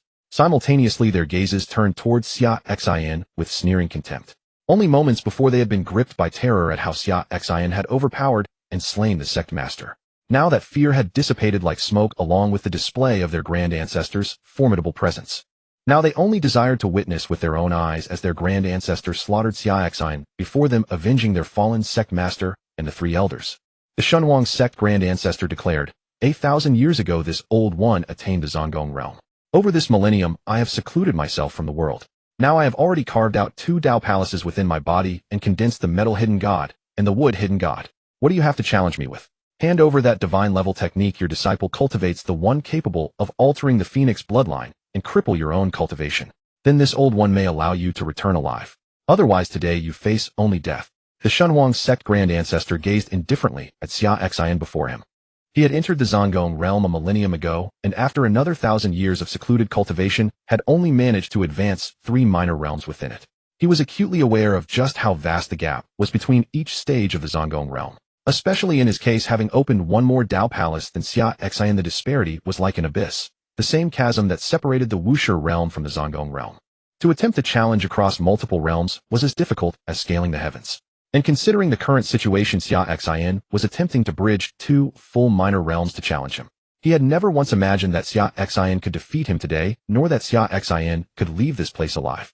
If he allowed Xia Xin to walk away alive despite being 2 minor realms below him, he would feel as though his 1,000 years of cultivation had been entirely wasted. Nevertheless, Xia Xin had no intention of engaging in idle words. So what if the other party was 2 minor realms higher? In the face of absolute strength, a 2-realm advantage meant nothing. It would still slaughter you across the gap. Xia Xin pushed backward with one hand, unleashing a torrent of surging power that sent Lin Hui'er flying backward far beyond the boundaries of Shenhuang sect. She landed in the sky above the palace complex, settling onto the back of the Thunderbird. Xia Xin had instructed the Thunderbird to wait here upon his arrival, preventing it from entering and risking restriction of its movements. Now by sending Lin Hui'er away, Xia Xin sought to protect her from the aftermath of the battle about to unfold. Combat between Zongong realm experts could already harness the momentum of heaven and earth. Within a single blink, mountains could be moved and seas filled, lands split and skies shattered. It was far too dangerous for her to remain nearby. Upon landing beyond the gates of Shenhuang sect, Lin Hui'er discovered that several figures from other factions within the fire domain had already gathered in the surrounding skies to witness the battle. The fire domain was one of the 7 great super-regions of the Eastern Wasteland, comparable to any of the 10 super-regions of the Divine Land. It boasted numerous powerful factions. Those who had come were all experts at or above the Huaihai realm, with several already having reached the Wuxia realm. All these figures from the fire domain were extremely curious as to who this formidable presence was that had struck at Shenhuang sect and caused such an uproar. Even the supreme grand ancestor of Shenhuang sect, who had broken through to the Zongong realm 1,000 years ago, had personally intervened. Among the onlookers, an elder at the Wuxia realm observed Lin Hui'er being propelled outward by a power belonging to the Zongong realm. Curiosity got the better of him, and he called out, "Young girl, who are you? And is that existence below engaging in combat with the grand ancestor of Shenhuang sect your master?" He was a member of the Xinhua Palace, another dominant faction within the fire domain whose power rivaled that of Shenhuang sect. Their sect also hosted a supreme grand ancestor at the Zongong realm. The Xinhua Palace and Shenhuang sect had vied for supremacy in the fire domain for many years, each seeking to supplant the other. Seeing Shenhuang sect being attacked by such a Zongong realm powerhouse, they could only rejoice at the spectacle. "We hail from the Divine Land," Lin Hui'er replied. "That one below engaging with the grand ancestor of Shenhuang sect is my master. An elder of Shenhuang sect unjustly abducted me, interrogating me about my cultivation techniques. Now my master has come to confront them." Lin Hui'er responded concisely. "I see. That elder of Shenhuang sect truly coursed death, daring to lay claims upon the disciple of a Zongong realm senior." The Wuxia realm expert from the Xinhua Palace spoke, though inwardly he was overjoyed. He eagerly hoped that Shenhuang sect would be crippled today by this mysterious Zongong realm powerhouse from the Divine Land, never to recover. In the future, the fire domain of the Eastern Wasteland would belong solely to the Xinhua Palace. Meanwhile, below in the open-air courtyard, Having seen Xia Xin send his young disciple beyond the boundaries of Shenhuang, Sect the Grand Ancestor did not attempt to stop him. He understood that Xia Xin was already beginning to gather the momentum of his sword, and that the true battle was about to commence. The fate of a mere chi-gathering realm girl was inconsequential. It would not affect the outcome of the battle. If worst came to worst, he would simply apprehend the girl after eliminating Xia Xin. With his cultivation, the girl would not escape. He could conduct a soul searching at his leisure and still obtain the divine-level technique she practiced. At this moment, Xia Xin's body slowly rose into the air, surrounded by a vortex of ferocious sword energy. In an instant, every sword held by sword-cultivating disciples and elders of Shenhuang's sect, as well as those wielded by fire domain cultivators observing from the skies around the sect, began to tremble. It was as though all could sense a profoundly terrifying sword strike being forged. Before it had even taken form, it already compelled the momentum of heaven and earth to align, striking fear into 10,000 blades. Xia Xin's body ascended ever higher into the air. Raising the Qi Shao sword in his hand, he generated a terrifying storm of sword energy that swirled around him like a maelstrom. The entire area of Shenhuang sect seemed to transform into a domain of pure sword qi. What a fearsome sword path! The Shenhuang sect Grand Ancestor's expression shifted, a deeply ominous premonition stirring within him. One strike, cleave you. Xia Xin declared, preparing to unleash his peerless sword art technique, Sword of the Nine Heavens. Sword energy sweeps across 30,000 li. With a single strike to heavens, none can stand against him. Xia Xin raised that sword. Across the entire Shenhuang sect, from elders to disciples alike, their faces paled as a deep soul-stirring fear erupted within them. The sword chi storm radiating outward from Xia Xin now caused even their very souls to tremble. This aura was several times stronger than what their old ancestor had displayed just moments ago. Some among them even harbored an absurd notion that their old ancestor would fall beneath this single sword strike and might even perish on the spot. This absurd feeling sent cold sweat trickling down their spines. Their old ancestor had already reached the 4th level of the Hidden Palace realm, yet the girl's master merely sat at the 2nd level. How could he possibly hope to win? Far away, a power of the Wuxia realm from the Xinhua Hall, who had been watching the scene unfold, spoke in utter astonishment. Young Miss, your master's understanding of the sword Dao must have already reached divine perfection. Such overwhelming pressure. Heaven and earth align in resonance, and all swords tremble in mournful lament. Can only be rivaled by that peerless sword immortal who swept across the eastern wastes 1,000 years ago. It was well known that when that eastern waste sword immortal once walked among the cultivation world, he had been a living nightmare. With a single individual's power, he had forced every sword cultivator in the eastern wastes to bow their heads in submission. Fortunately, after achieving sword Dao enlightenment and sweeping through the eastern wastes with no opponent able to stand against him, he chose to take up residence in the eastern wastes Sword Emperor City and never emerged again. Had he not done so, all sword cultivators in this world would still be bowing low. Before Xia Xin, sensing the magnificent momentum of sword Dao he was condensing, the Shenhuang sect old ancestor said coldly, "Your comprehension of sword Dao is indeed divine. You command a supreme killing art of the sword path, and furthermore it appears you have been blessed with some extraordinarily heaven-defying sword physique. Otherwise there is no way you could have condensed sword momentum to this degree." Hearing this, Xia Xin, who was in the midst of condensing his sword Dao momentum, showed a flicker of surprise. The Shenhuang sect old ancestor had a keen eye after all. He correctly sensed that Xia Xin possessed the ultimate forbidden physique of the sword Dao, the Primordial Sword Body. Yet at present Xia Xin was still unable to unleash even a fraction of its true power. The Primordial Sword Body required at minimum the Saint Realm to unlock even a portion of its forbidden might. What he could currently harness from the Primordial Sword Body amounted to less than 1%. Even so, it was more than enough to slay the Shenhuang sect old ancestor before him. What is more, he had not actually activated the Primordial Sword Body this time. He had merely borrowed its faint power to help condense his sword momentum. The killing move he now unleashed was still his peerless sword Dao divine art. One sword, 9 heavens. Perish! Xia Xin roared. One sword, 9 heavens. Upon the Qi Shao sword in Xia Xin's hand, the magnificent momentum of sword Dao suddenly crashed down in that very instant, accompanied by awe-inspiring heavenly might. In mere a heartbeat, the sword Dao momentum gathered above the Shenhuang sect was summoned forth, unleashing countless sword Qi storms that transformed into the most resplendent sword, intent concentrated upon that single strike and slashing straight toward the old ancestor of the Shenhuang sect. At that moment, the heavens and earth lost all color. Everything seemed frozen in an instant, leaving only this single sword strike that defied the very creation of nature itself. I refuse to believe you can slay this old ancestor with a single sword strike, the Shenhuang sect old ancestor bellowed. Phoenix Bloodline, activate. Heart Dao Palace, open. Liver Dao Palace, open. In that single instant, the old ancestor held nothing back, unleashing every trump card at his disposal, giving his full strength to face this one blow. The moment his phoenix bloodline activated, everything within a 10,000-meter radius erupted into dark red flames. The terrifying fire directly reduced the entire palace district spanning 10,000 meters into a sea of flames. The searing heat of those dark red flames was so extreme that even space itself began to warp and distort. Two hidden divine beings stood towering within the fire sea like two guardian deities protecting the Shenhuang sect old ancestor. Phoenix Heaven-Burning Technique. The old ancestor of the Shenhuang sect roared aloud, unleashing the most supreme divine art of his sect, the Phoenix Heaven-Burning Technique. This art could only be wielded by those bearing the Phoenix bloodline, and it belonged to the category of forbidden techniques. After a single use, he would likely need several years to recover, having burned through his bloodline essence in exchange for one devastating strike. But at this juncture, he knew clearly that he could no longer hold anything in reserve. He had to unleash his strongest available technique, or else he might die this day. The moment the divine art was unleashed, all the flames within the 10,000-meter fire sea around the old ancestor were drawn upward, condensing above his head into the form of a phoenix wreathed entirely in black flames. It then thundered forward, crashing down upon Xia Xin's single sword strike. Watching the black fire phoenix continuously fly towards Xia Xin's sword strike, everyone present, whether from the Shenhuang sect or those who had come merely to observe, held their breath. Victory or defeat would be decided in this single moment. A thunderous roar shattered the air as the black fire phoenix clashed with Xia Xin's destructive sword strike. The terrifying flames and razor-sharp sword chi storms swept outward in all directions, tearing the clouds into nothingness in an instant. The shockwave spread outward, instantly reducing all the palace complexes below to rubble. The disciples of the Divine Phoenix sect below the Sea of Transformation realm, who were watching, were sent flying backward, vomiting blood.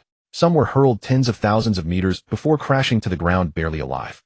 Powerful warriors at the Sea of Transformation realm barely withstood the shockwave, suffering significant injuries as their chi churned violently. As the residual energy dissipated, the crowd quickly turned their gaze upward, eager to witness the outcome of this clash. When the crowd clearly saw the scene in the sky, they were horrified to discover that the Divine Phoenix sect's ancestor's divine technique, the Black Fire Phoenix, which he had activated by burning his bloodline, had already vanished. However, the strike Xia Xin had unleashed, infused with the overwhelming momentum of heaven and earth, showed no signs of weakening. It continued to descend with the majestic, world-destroying might of the heavens themselves. No, came the unwilling roar from the Divine Phoenix sect's ancestor below. This single strike completely engulfed the Divine Phoenix sect's ancestor. The destructive sword light swept across the entire Divine Phoenix sect area below. Some members attempted to flee, but found it impossible to escape in time. In that fleeting moment, the destructive sword light that had covered the Divine Phoenix sect's ancestor tore apart the entire Divine Phoenix sect area, transforming it into a realm of sword chi. Everything within the entire Divine Phoenix sect area was shredded and annihilated by the destructive sword chi, converged through the terrifying sword path, momentum reduced to absolute nothingness. As the dust settled within the tens of thousands of meters of the Divine Phoenix sect area, no living creatures remained. Only destructive sword chi filled the space between heaven and earth. The Divine Phoenix sect's ancestor and all remaining members of the sect within its territory were utterly destroyed by this single strike. Xia Xin sheathed his sword, and everything finally came to rest.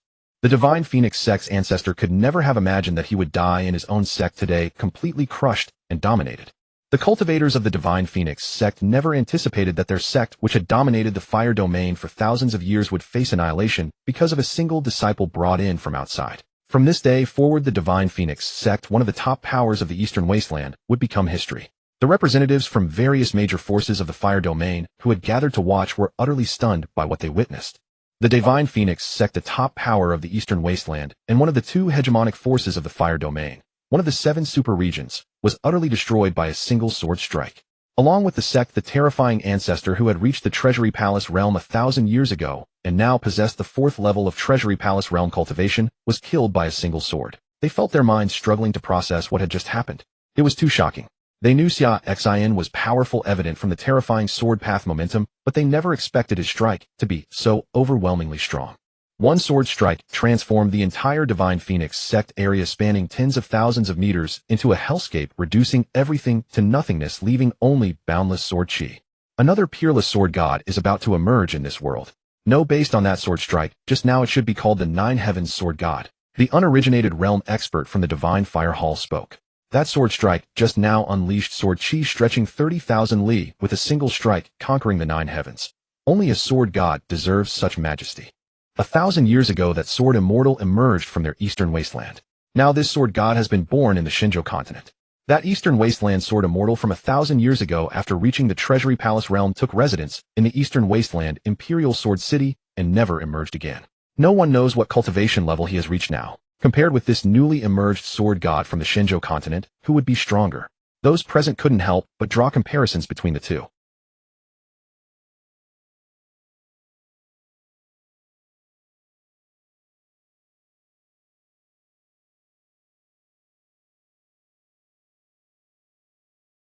If the sword immortal from the Eastern Wasteland Imperial Sword City were to learn of this, he might leave the Imperial Sword City and journey to the Shinjo continent to demand an explanation for Xia Xin's destruction of the Divine Phoenix sect.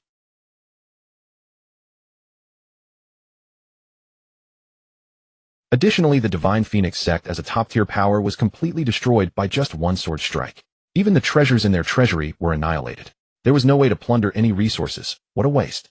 Lin Horror stood on the Thunderbird's back, gazing spellbound at the figure standing with hands clasped behind his back in the air before her. This person was her master. Her master who had fought his way from Shinjo to the Eastern Wasteland to save her, and with a single sword strike annihilated the top-tier power Divine Phoenix sect. In that moment Lin Horror's eyes grew moist again. Lin Horror made a silent vow that she would strive to repay her master in the future, even living solely for him. With the Divine Phoenix sect destroyed, those who had come to watch had no reason to linger, and they departed quickly one after another. They would relay what had happened at the Divine Phoenix sect today. It wouldn't be long before this news spread throughout the entire Eastern Wasteland, and even the whole world. A supreme sword god was born in the Shinjo continent, who with a single sword strike annihilated the Divine Phoenix sect. As everyone departed, Xia Xin turned and walked through the void approaching Lin Hor. It's over.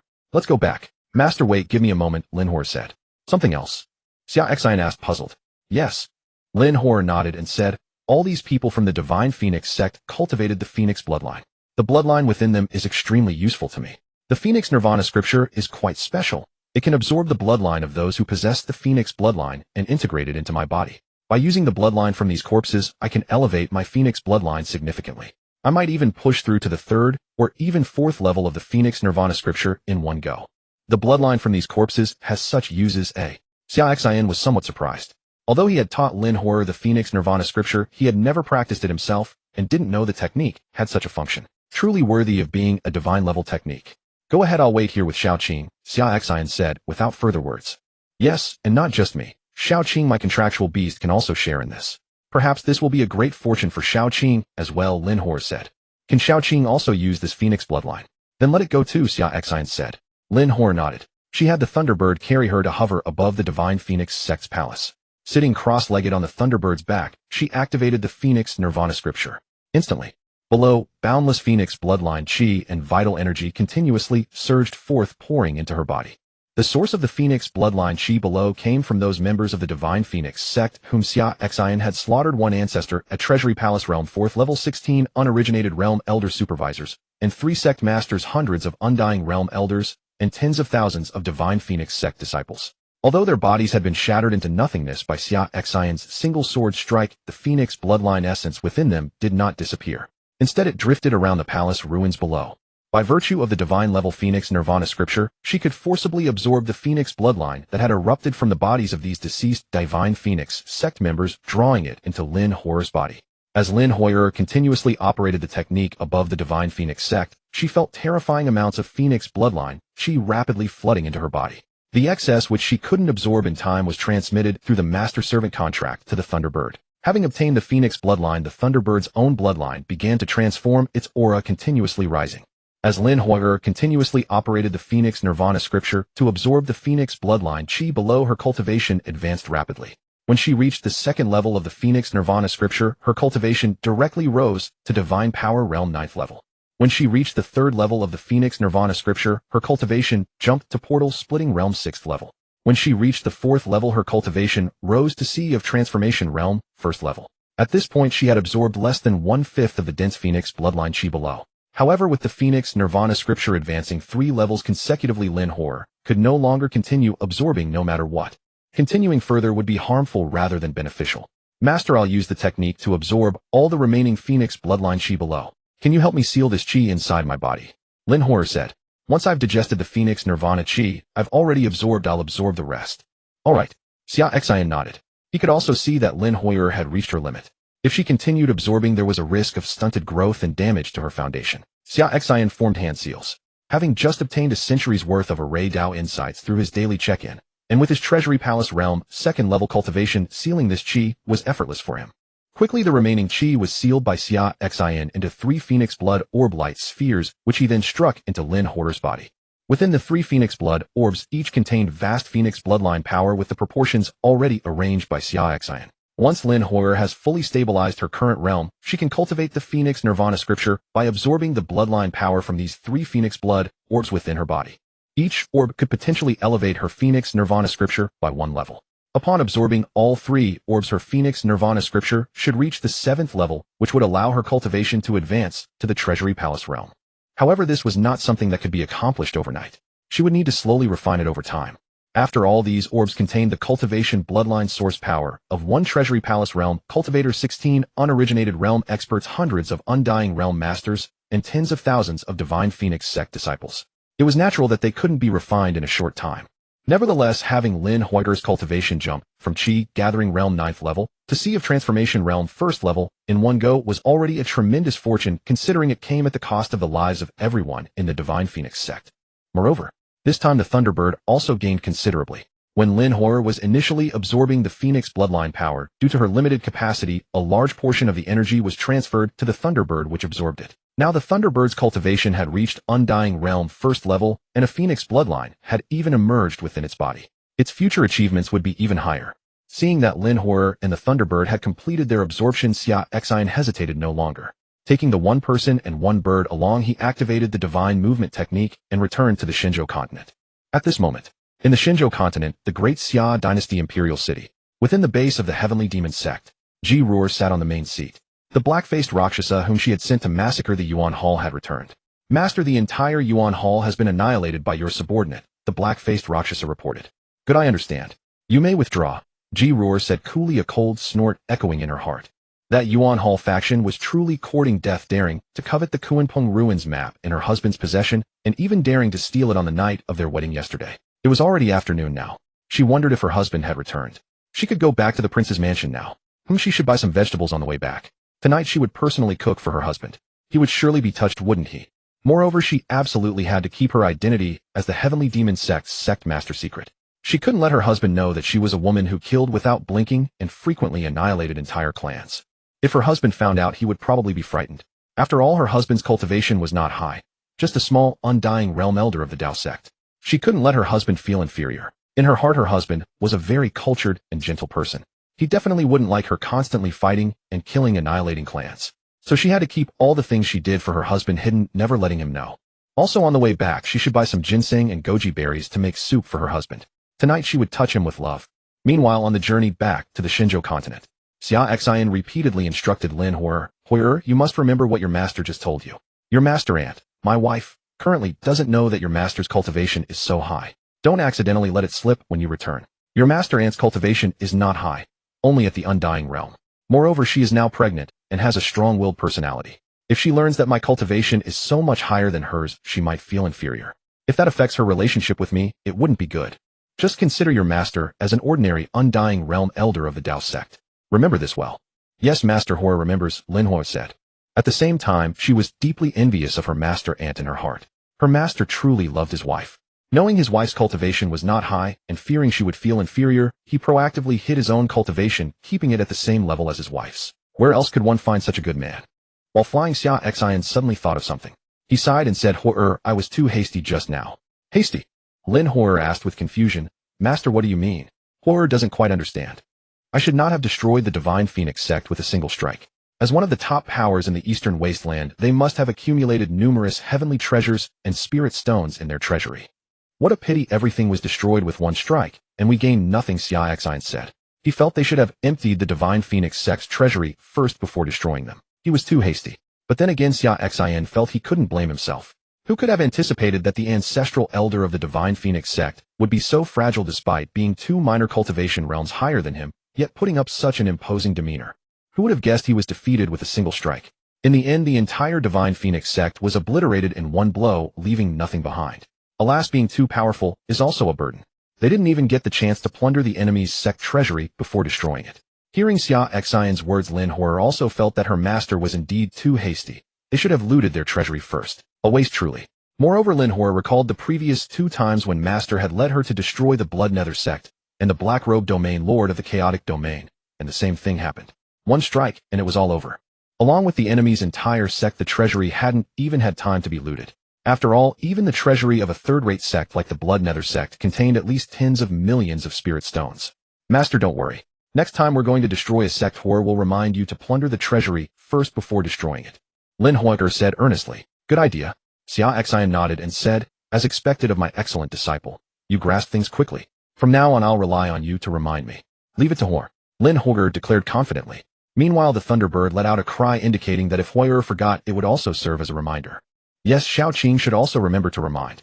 The resources we gain from plundering their treasuries will ensure you never lack for cultivation supplies in the future, Xia Xin said. Thunderbird Xia Xin eagerly cried out in excitement, showing that it would take charge of this matter. It might not excel at anything else, but when it came to plundering treasuries, it was quite capable. The 2 humans and 1 bird journeyed back to the Great Xia dynasty in the Mystic Domain.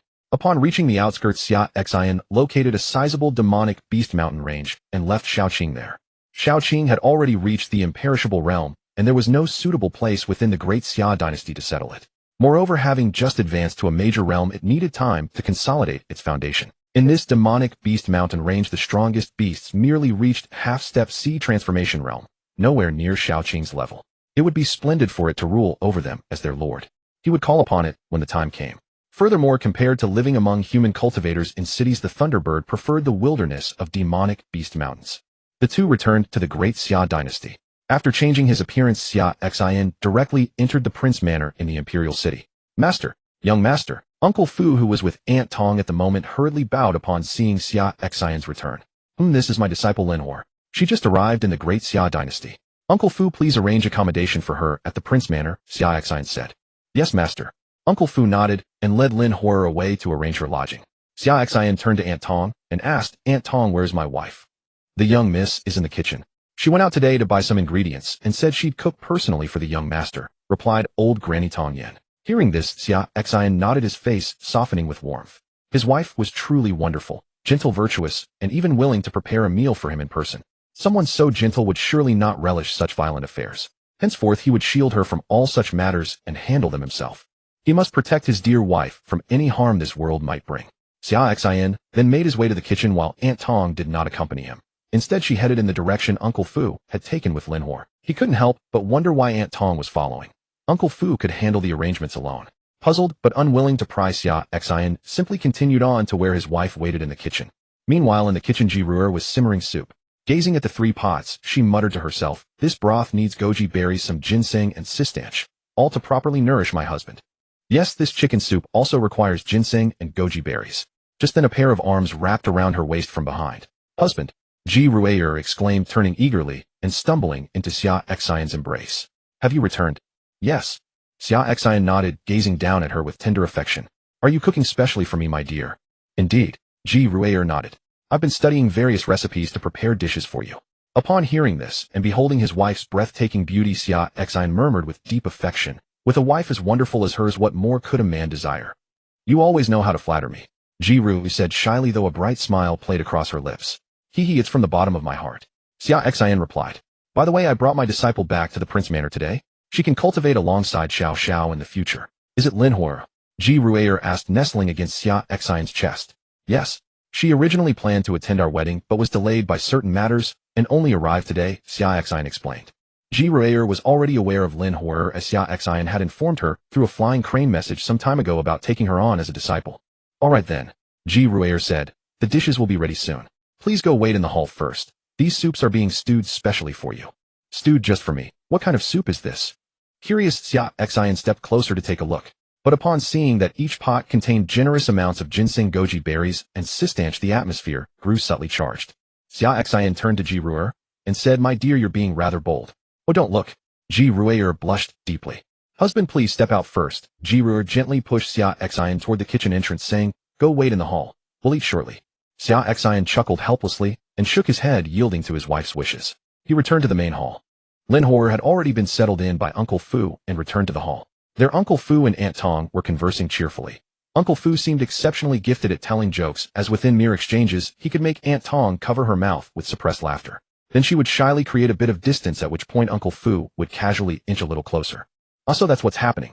Xia Xin sensed he'd stumbled upon something remarkable. Aunt Tong had only arrived at the Prince Manor a few days ago, yet Uncle Fu was already making his moves. Master. Upon seeing Xia Xin arrive, Lin Huo spoke. Xia Xin nodded and said, "Your mistress is preparing the meal. It'll be ready shortly." Wonderful. Mistress is so virtuous and gracious, Lin Huo remarked. She had never imagined her master's wife possessed not only extraordinary cultivation, but also such gentleness and domestic grace. A truly exemplary spouse.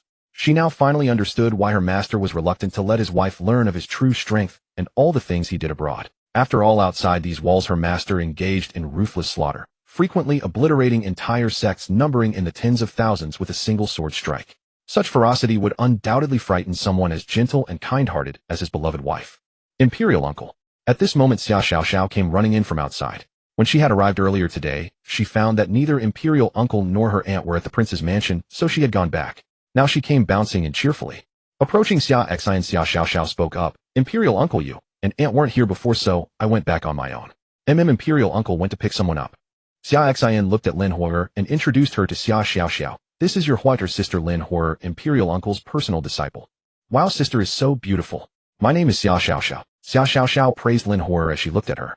"Xiaoxiao is your master's niece. You two may cultivate together from now on," said Xia Xin. "Yes, master."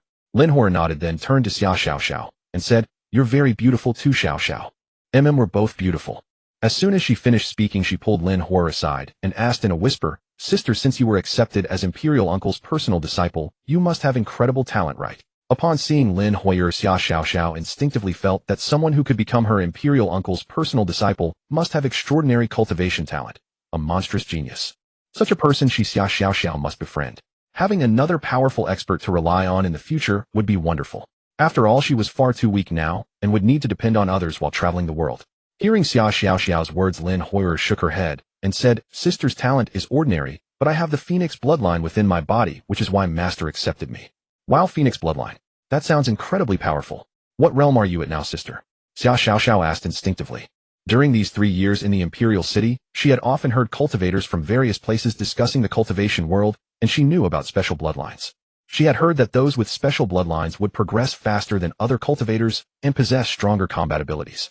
Lin Huo's Phoenix bloodline sounded extraordinarily powerful. She wondered just how strong her cultivation had become. "I just broke through to the Sea of Transformation realm, and I'm not yet proficient with my control over the realm," Lin Huo replied. "What? Sea of Transformation? Even more powerful than my father was before." Xia Xiaoxiao exclaimed in astonishment. That was truly formidable. The Sea of Transformation realm. In their great Xia dynasty, such cultivators could serve as anchors of stability. She knew that before her father Xia Zhen obtained Imperial Uncle's elixirs, he was merely at the Splitting Mansion realm. She had felt quite pleased with herself today, because under the joint guidance of Imperial Uncle and Aunt, in just 3 days, she had advanced one minor realm to the 4th layer of body tempering. But compared to this disciple of Imperial Uncle, she was still far from adequate. "Xiaoxiao, don't be discouraged. I only reached the Sea of Transformation realm because of special opportunities. With Master's guidance you'll certainly achieve great things too," said Lin Huo. Xia Xiaoxiao nodded and said, "In the future when I travel the world, I'll have to rely on sister to look after me." Upon hearing this, Lin Huo suddenly smiled. Master's little niece was truly interesting. Only 8 years old, yet speaking with the air of an old hand like a veteran of the Jianghu. "Of course," Lin Huo replied. "Come eat." At this moment Ji Ruo spoke up. The food had been prepared and brought to the table. The 4 of them ate together at a table laden with sumptuous dishes, all prepared by Ji Ruo. Xia Xin took a bite and found it delicious. He couldn't help but admire. His wife's cooking was truly extraordinary. "Is it good, husband?" Ji Ruo asked Xia Xin. "Absolutely exquisite," Xia Xin replied. "Then eat more, husband. And drink more of this soup too." Ji Ruo said, happily pleased that her husband enjoyed the food she made. She picked up a small bowl and ladled soup for Xia Xin. In the thick broth one could see goji berries and ginseng. "Yes, my lady." Xia Xin took the bowl with some trepidation and took a sip.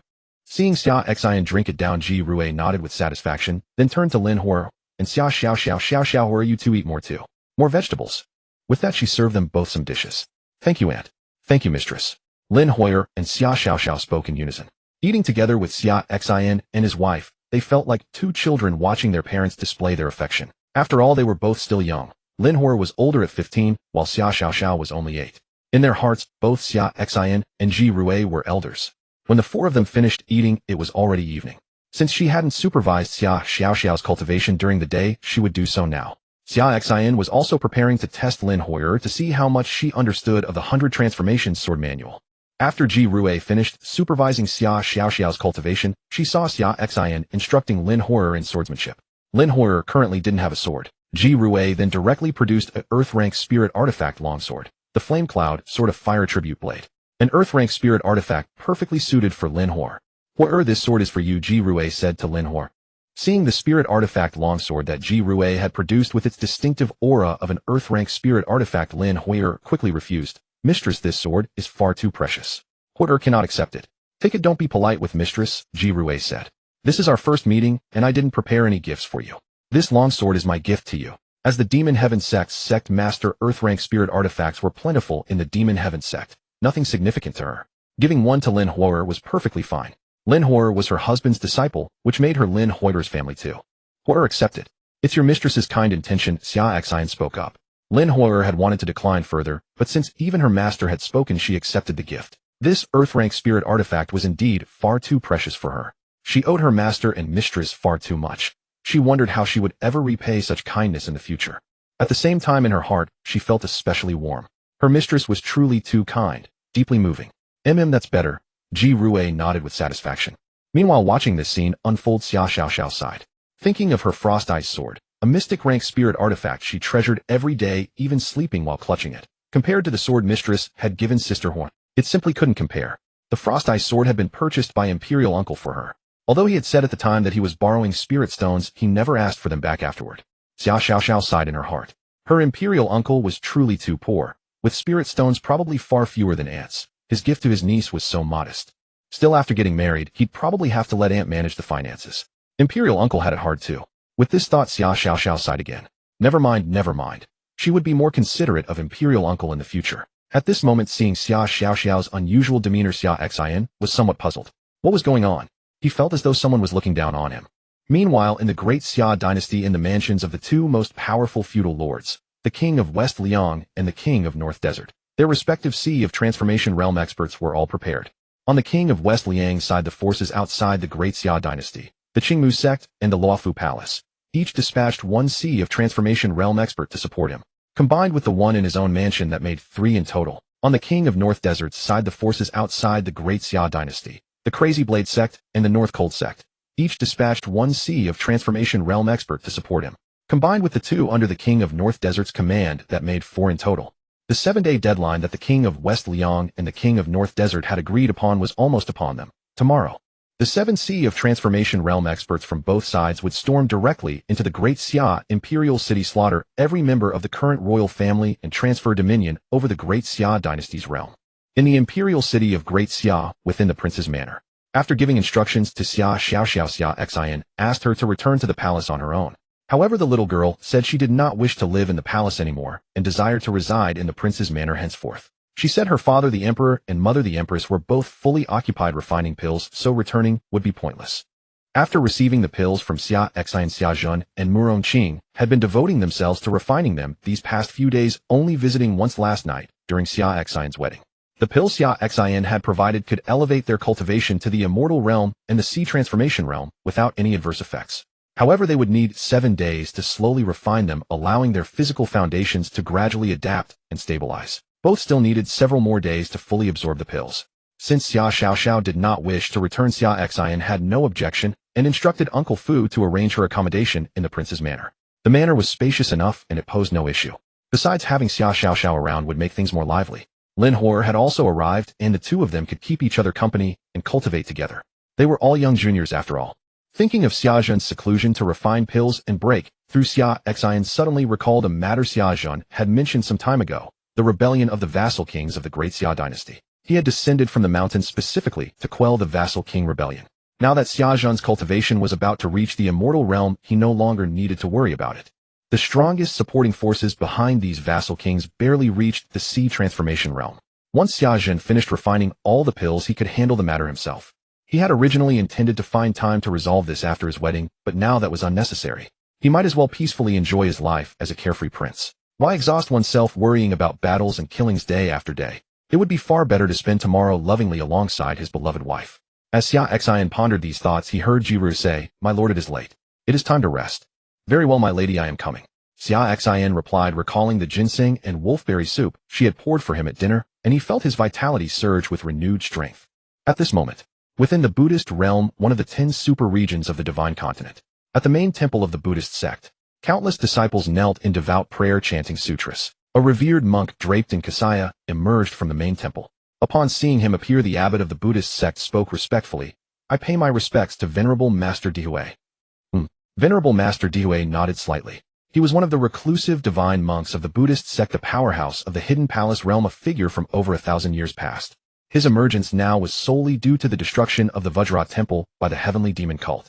The Buddhist world is one family, and the Vajra temple branch was established by his own disciple. Having suffered such a tragedy, regardless of the cause, he had to venture forth. He had not left the main temple in 1,000 years. Had the demonic cults of this world truly become this rampant? Dare they wantonly slaughter a Buddhist branch? Venerable Master, we have already investigated this matter thoroughly. It was the Vajra temple that provoked the heavenly demon cult first. Therefore your emergence now may not be prudent.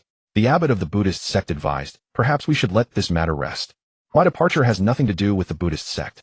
You need not worry that my actions will implicate the temple. Venerable Master Dihue said. Without waiting for the abbot to respond, he strode forward and departed. The demonic path has grown too rampant in this world. This poor monk must do something about it. Hearing this, the abbot could only shake his head in resignation. Though he was the abbot of the Buddhist sect, the second most powerful orthodox force in the divine continent, before these ancient masters who had lived for over 1,000 years, he was merely a junior with little authority. The following day, in the mystic realm Great Xia dynasty, a group of uninvited guests had already arrived silently. 7 experts at the sea transformation realm entered the imperial city directly. They had been sent by the kings of Xiliang and Beima to the imperial city to exterminate the royal family. Once the Great Xia royal family was wiped out, and the kings of Xiliang and Beima took control of the dynasty, their backer forces could also insert themselves into Great Xia affairs. This benefited both them and the 2 vassal kings. Therefore the Great Xia royal family had to perish today. The group of 7 strolled into the imperial city, passing through the outer city to the inner city outside the palace, where they were stopped by the imperial guards. In an instant, the 7 hovered into the air above the imperial city. Terrifying aura erupted as the pressure of the sea transformation realm swept across the surroundings. Old Emperor, come out and face your death. The sea transformation expert under the king of Xiliang's command bellowed. His roar echoed through the entire imperial city, reaching the ears of countless citizens. The oppressive aura released by the 7 hovering above the city plunged the entire imperial capital into a suffocating atmosphere. All the citizens looked up at the sky in terror. Sea transformation realm. 7 sea transformation realm experts. Good heavens, who are these people? Who sent them? Are they targeting the royal family? I heard recently that a sea transformation expert of the royal family perished, and 2 more have defected. Only 2 remain. Can they resist? Meanwhile, the moment the 7 released their oppressive aura, the demonic heads of the heavenly demon sect hidden within the imperial city immediately sensed it. Their faces turned pale in alarm. We're doomed. At the heavenly demon sect's stronghold in the imperial city, great demonic heads wore expressions of dread. They were not afraid of the 7 sea transformation experts who had sneaked into the city. They were afraid of their own lord. They had failed in their duties. Their lord had ordered them to secretly maintain order in Great Xia during her wedding, especially to protect the imperial city. And now 7 puny amateurs had sneakily slipped in and were parading arrogantly above the imperial city, releasing their pressure. To these ancestral demon-level demonic heads of the heavenly demon sect, these 7 sea transformation experts were nothing but weaklings. One slap could crush them all. But thinking of the punishment they would face from their lord for failing to maintain security, they grew furious. Hun Yuan Demon Lord, this is all your fault. You said the master's wedding period had passed, and we could relax. Now look, 7 low-tier sea transformation experts slipped in and are showing off. We're going to be punished by the master. Black-faced Rakshasa accused. How was I supposed to know these 7 low-tier sea transformation experts would be so low-key? They sneaked in silently and only revealed their cultivation once they reached the inner city outside the palace. Hun Yuan Demon Lord was equally speechless. In his view, a sea transformation expert in a place like this was like the largest ant among a colony. If they wanted to cause trouble, they would normally come roaring with overwhelming pressure, shouting threats before they even arrived. Why were they so low-key this time? They had simply let their guard down and allowed these people to slip in. If they had been this arrogant outside the city, they would have been slapped to death before even entering. Now that they had let them in, it was difficult for the demons to act directly. Their lord had ordered them not to be discovered by their brother-in-law or reveal their identities. They could only wait for their lord and her husband to handle this themselves. Once the master dealt with these 7 incompetents, she would come to deal with them next. At this moment, in the prince's manor, Xia Xin, Uncle Fu, Grandmother Tongyan Jirer, and others had all sensed the pressure radiating from the seven above the imperial city. Xia Xin looked up at the sky and said, "How audacious! Are these sea transformation experts sent by those vassal kings?" 7. Quite a number indeed. At this moment, high above the 7 sea transformation experts saw the entire imperial city's citizens falling into panic under their oppressive aura, and their hearts swelled with a sense of accomplishment. This great Xia imperial city was nothing special. The 2 remaining sea transformation experts in the palace were so frightened they dared not emerge. In this moment, they felt a surge of heroic confidence, unaware that within this very city a group of existence realm experts had already set their sights on them. It was merely a question of who would strike first to crush them. "Old Emperor, come out and face your death." The sea transformation expert under the king of Xiliang roared again. Outside the prince's manor, Xia Xin Jirer, Uncle Fu, Grandmother Tongyan Lin, Hor, Xia Xiao, and others had already walked to the gate. "My lord, shall I go, or will you?" Ji Ruer asked with a smile, looking at the 7 boasting in the sky. "My lady, you are with child. Battles and killing are not suitable for you. Let me handle this," Xia Xin said. He then looked up at the 7 in the sky and sighed. He had hoped he would not need to involve himself, but these people had conveniently delivered themselves to him. What could he do? He was troubled too. He would simply have to slap them all to death with one strike. Xia Xin stepped forward, walking directly from the street toward the 7 sea transformation cultivators in the air. As for why he had to act personally, it was because his elder brother Xia Xin and his sister-in-law Murong Qing were still in seclusion refining pills, unable to intervene. As for old Fu, just a few days prior he had only reached the divine strength realm, so a sudden surge in his cultivation would naturally arouse suspicion. He could not reveal himself either. Old Fu served as a hidden trump card, a safeguard for the royal mansion whenever Xia Xin was away, especially now that his cultivation had advanced to the 2nd layer of the hidden palace realm. Old Fu's cultivation had naturally risen to the 1st layer of the hidden palace realm, and with the divine servant art at his disposal, he faced few rivals below the 3rd layer. His presence at the royal mansion allowed Xia Xin to travel without worry, confident that his wife would be protected. With these 7 minor threats before him, Xia Xin decided to handle them himself. The oppressive aura of the 3rd layer of the immortal realm radiated from his body, effortlessly dissolving the pressure the 7 sea transformation cultivators had projected onto the imperial city. The royal mansion stood not far from the imperial palace. Clad in his prince's ceremonial robe, Xia Xin stepped through the void toward the 7, his aura cascading over the city below like a gentle spring breeze that brought comfort to all who felt it. To the citizens below, Xia Xin appeared as an immortal descended from the heavens, dispelling the fear that had gripped their hearts. "It's the prince himself. The oppressive aura has vanished. I never expected the prince to be a legendary immortal realm expert." The immortal realm was considered a legendary existence in the great Xia dynasty, and they never thought they would witness such a figure with their own eyes today. And he was their very own prince. Recently a prince had arrived in the imperial city. He was the current emperor's younger brother, and 2 days prior he had held his wedding ceremony. The emperor had even decreed 3 days of nationwide celebration across the entire great Xia dynasty. Who would have guessed this prince was actually a legendary immortal realm expert? Hearing this, the citizens of the imperial city erupted with excitement, thinking the 7 sea transformation cultivators who had come to cause trouble were as good as dead. Emperor Xia Xin had been diligent in governance and compassionate toward his people since his ascension, earning deep affection from the citizens. They were firmly opposed to the 7 sea transformation cultivators who had just arrived to intimidate and disrupt. Seeing Xia Xin step forward now, their excitement spilled over unmistakably. Moreover, with the prince possessing the immortal realm, the great Xia dynasty would now have such a powerful expert guarding it, ensuring its status in the Xian domain would only grow stronger in the years ahead. After all, even the dominant powers currently ruling the Xian domain only had experts at the immortal realm as their strongest. The great Xia dynasty producing an immortal realm expert was certainly a cause for celebration. Their joy, however, left the 7 sea transformation cultivators above completely stunned. Immortal realm? That's impossible. How could such a place as the great Xia dynasty have an immortal realm expert? They couldn't believe their eyes. The immortal realm was like the anchor of the seas in the Xian domain, the absolute pinnacle of combat power. How could such an existence appear in the great Xia dynasty? They immediately felt betrayed by the kings of Xiliang and Beima. Didn't they bother to properly scout the situation before sending them to charge in? Who wouldn't be bewildered in a situation like this? Sending 7 sea transformation experts to assault a royal family guarded by an immortal realm cultivator. What were they thinking? Xia Xin approached the 7 and unleashed his pressure, enveloping them in a force that instantly rendered them unable to move, completely restrained. Xia Xin had only employed the cultivation of the 3rd layer of the immortal realm. He couldn't reveal his true strength before his wife, but that was more than sufficient to handle these 7 sea transformation cultivators. Who sent you? What is the faction behind you? Xia Xin asked, wanting to learn more about their masters before dealing with them. Once the information was gathered, he could wait for his brother Xia Xin to finish refining the pills and then handle the forces behind them himself. Even if we tell you, will you let us go? The sea transformation expert under the king of Xiliang's command asked hesitantly. Upon hearing this, Xia Xin's hand moved through empty air, and the speaking expert was instantly crushed by a massive palm of spiritual energy reduced to minced flesh. In that instant, the remaining 6 trembled in terror. Your turn, Xia Xin continued, asking coldly. Who sent you? You have 2 choices. Either answer when I ask, or I beat you half to death first, Xia Xin said indifferently. The hope that had flared in their hearts instantly dissolved upon hearing this. Was this really a choice? All 6 chose to confess everything immediately.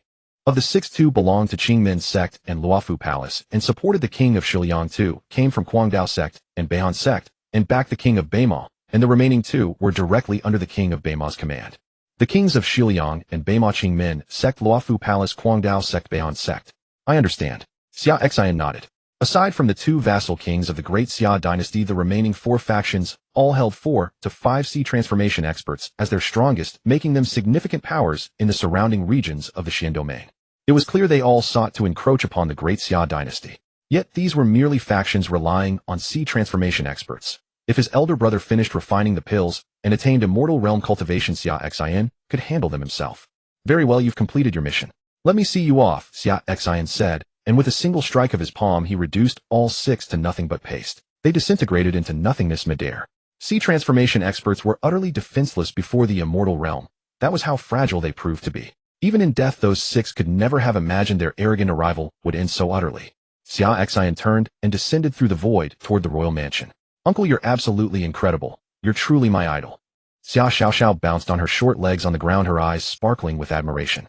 Xia Xin smiled and landed before Xia Xiaoxiao, Lin Hor, Jiruo, Old Fu, and the others. That move where you slapped 6 sea transformation cultivators to death just now was so cool. I've decided, Uncle. I want to learn that technique, the 1 palm to kill 6 method. Xia Xiaoxiao declared. Xia Xin rubbed her head and replied, that's not a special technique. They were simply too weak. With my immortal realm cultivation, 1 palm was enough to kill them. When you reach the immortal realm, you'll also be able to dispatch sea transformation experts with ease. I see, that's amazing. Xia Xiaoxiao said. From today forward, my goal is the immortal realm. Her gaze was resolute. Xia Xin chuckled and chose not to press the matter. He knew the girl's ambitions shifted daily, and there was no point in worrying about it. Husband, you looked so handsome just now, Jiruo said, throwing herself into his embrace. They were only a handful of sea transformation experts, hardly worth mentioning. With a mere gesture you could suppress them. Xia Xin replied. You're so impressive, husband, Jiruo murmured affectionately. Nearby Granny Tongyan watched Jiruo throw herself into Xia Xin's arms without hesitation in front of everyone and sighed. Once a woman found her husband, she saw him as infallible. Even displaying immortal realm power became something to boast about. Here she was, a demon cult empress who had transcended the hidden palace realm and entered the samsara realm, an existence who could crush hidden palace experts with a casual slap. Yet she was praising an immortal realm cultivator as remarkable. Did she not find that embarrassing? No one knew the true strength of their lord, but Tongyan Laolao did. Their lord was said to be the reincarnation of the Empress of the upper realm, and from the moment she began cultivating in her childhood, her progress had been nothing short of extraordinary. The 10 realms of cultivation: body, tempering chi, gathering divine, strength, mansion, opening, sea transformation, immortality, originless palace, storage, samsara, and divine realm. Their lord had now reached the pinnacle of this world, the realm of samsara, just below the divine realm. Divine realm experts had not appeared in tens of thousands of years. It was said that upon reaching the divine realm, one could ascend to the upper realm. Their lord had essentially reached the strongest realm beneath the divine realm, matching the cultivation of those ancient Taoist elders who had lived for tens of thousands of years. In this world there were few who could stand against their lord. Tongyan Laolao recalled how their samsara realm lord would throw herself into her immortal cultivation husband's arms like a devoted wife, praising him whenever he dispatched a few sea transformation cultivators, calling him magnificent and impressive. Tongyan Laolao wanted to find a crack in the ground to hide in. But then again, romantic affection between husband and wife should not be measured by one's cultivation level. Didn't she find the steward of the prince's mansion, Fu Bo, quite interesting as well? Though his cultivation was modest, he possessed a unique charm. Enough, I won't concern myself with it. Wifey, the wind is strong outside. Let us return to the mansion first, Xia Xin said. Though his wife possessed immortal cultivation, he still did not wish for her to be exposed to the wind while pregnant. My husband is so considerate, Jiruo replied. In the imperial city, seeing the 7 sea transformation cultivators being swatted to death by their lord's husband Hunyuan Majuan Zichuan Guiwang and the others all breathed a sigh of relief. Fortunately, no major disturbance had occurred. When the Lord punished them later, it would be somewhat lighter. Had they caused a massive uproar, their Lord's wrath would have been far more severe. They might not have died, but they would have suffered greatly. As expected, that evening while Xia Xin was instructing Lin Hor in sword cultivation, Jiruer excused herself, claiming she needed Tong Laolau's company to purchase groceries, saying she would cook dinner for Xia Xin personally that night, and thus left the prince's mansion. She arrived at the heavenly demon cult stronghold and summoned Hunyuan Maju and Zichuan Guowang, He Mian Lasha Chui Ming Panguan Go Hun Shi, Shitianing Shasha, and the others. The demonic cultivators knelt before Jiruer, trembling uncontrollably, daring not even to breathe heavily. Today's incident, I will not pursue whose responsibility it was. My husband is upright and kind-hearted. He only killed the 7 invaders from today, and let it rest, Jiruer spoke. But these people dared to plot against my husband's dynasty. That is courting death. Jiruer's voice turned icy as she continued, I do not wish for the 6 great forces, King Shiliang, King Beima, Qingmin sect, Lufu Palace, Guangdao sect, and Beihan sect, to see tomorrow's sun. Do you understand? Yes, my lord, the demonic cultivators responded in unison. We shall depart immediately and eradicate these forces entirely. Very well, go, Jiruer said. As the demonic cultivators departed, Jiruer turned to Tongyan Laolao beside her. Let us also depart. The sky is growing dark. We should return to buy provisions and prepare dinner for my husband. Today too I will prepare some nourishing soup, so my husband may drink more of it, Jiruer said. My lord is the young master in poor health. Does he need to drink nourishing soup every evening? Tongyan Laolao asked. No, it's not that my husband is weak, Jiruer replied with a mysterious smile. But this nourishing soup. You have not been married, so you do not understand its wonders. When men drink it, it grants them extraordinary power. Meanwhile, at the prince's mansion, Xia Xin, who was instructing Lin Hor in cultivation, suddenly sneezed. What's going on? Has someone set their sights on me? Xia Xin was somewhat bewildered. Could someone be plotting against me behind my back, or perhaps cursing me yet? By now his wife should be returning from shopping for groceries. What a virtuous and capable wife she is. Not only has she borne his child, but she also personally goes shopping and cooks for him. To have married her is truly his good fortune in this life.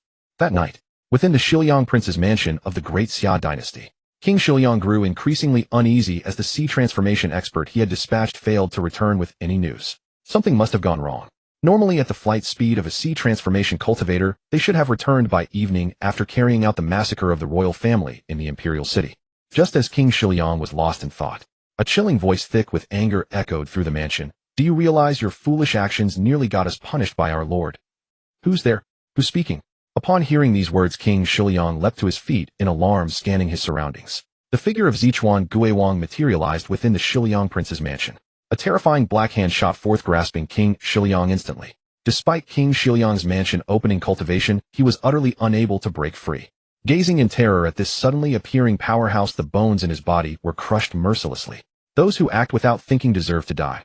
Zichuan Guowang crushed King Shiliang's body until it exploded, then proceeded to slaughter throughout the Shiliang prince's mansion. Moments later, a dark, ghostly shadow departed from the Shiliang prince's mansion.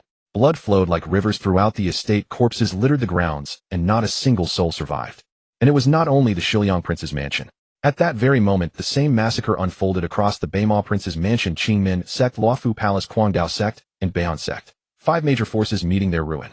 An ancient demon of the originless realm had appeared out of nowhere, executing them with ruthless efficiency, showing no hesitation whatsoever. While King Shiliang and King Beima might suspect their destruction stemmed from retaliation for their failed assault on the great Xia royal family, the 4 external forces beyond the dynasty remained entirely oblivious as to why they had been annihilated. Never in their final moments could they have imagined that dispatching a single sea transformation expert to interfere in great Xia affairs would unleash such catastrophic consequences.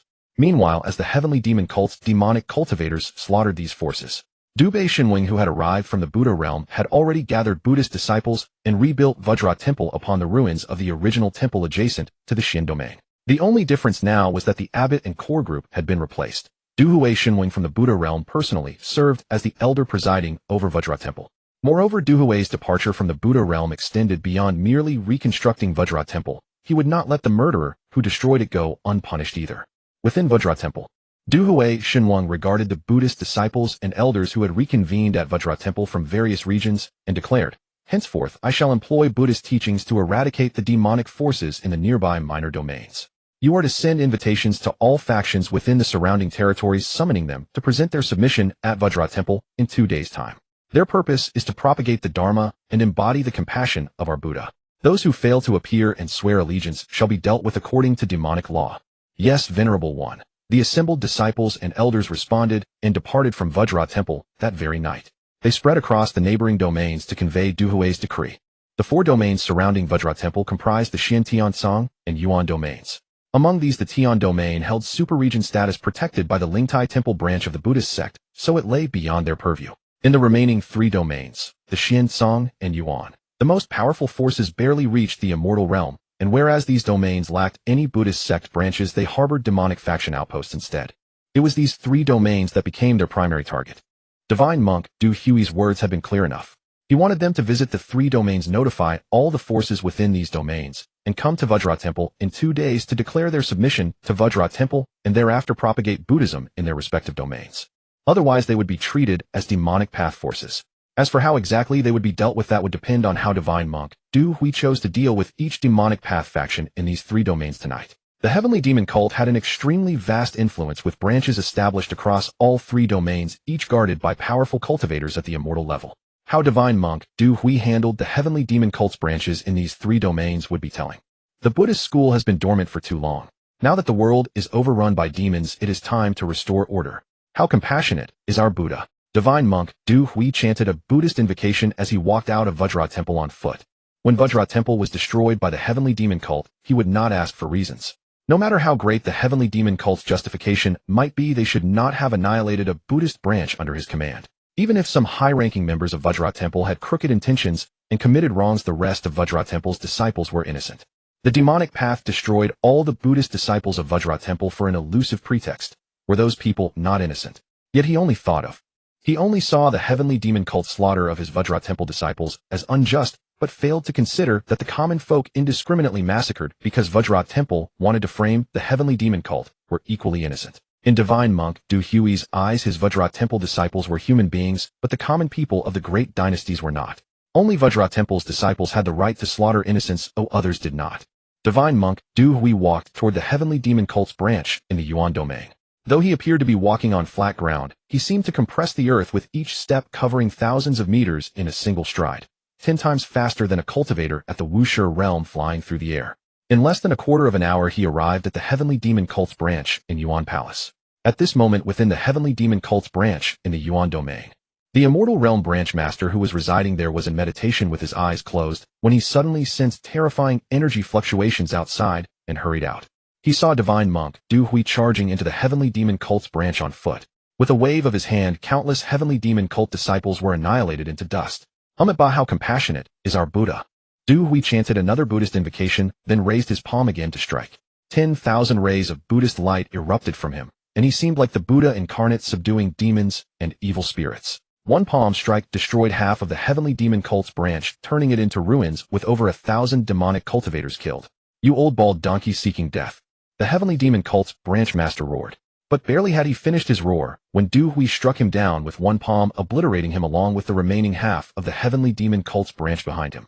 Du Hui, a supreme elder figure from 1,000 years ago and a great expert at the Cong realm, eliminated an entire Heavenly Demon Cult branch with just 2 palm strikes, claiming the lives of thousands of demonic cultivators. How compassionate is our Buddha? Du Hui chanted a Buddhist invocation once more, then continued toward the remaining 2 domains, Xian domain and Song domain, intending to wipe out the Heavenly Demon Cult's branches from these domains from the face of the world. This was in part to avenge Vajra Temple's destruction at the hands of the Heavenly Demon Cult, and in part to deter the various forces across the Xian domain, Song domain, and Yuan domain. He wanted them to come to Vajra Temple in 2 days, meekly declare their submission, and thereafter propagate Buddhism throughout the 3 domains. Otherwise, they would be treated as demonic path forces. Those treated as demonic path forces would meet the same fate as the Heavenly Demon Cult's branches in the 3 domains. Others feared the Heavenly Demon Cult, but Du Hui did not. Having sequestered himself at the Buddhist sect's headquarters for 1,000 years, his cultivation had reached the Cong realm, making him a legendary divine monk. Now that the demonic path ran rampant, he had emerged from retirement to propagate Buddhism. The next day, Xia Xin and Murongqing exited their seclusion. Both had successfully refined the pills. Xia Xin's cultivation had advanced to the 1st level of the Immortal Realm, while Murongqing's had reached the 1st level of the Sea Transformation Realm. As soon as they exited seclusion, the 2 came to find Xia Xin without delay, asking about yesterday's incident, where 7 cultivators at the Sea Transformation Realm had stormed the Imperial City.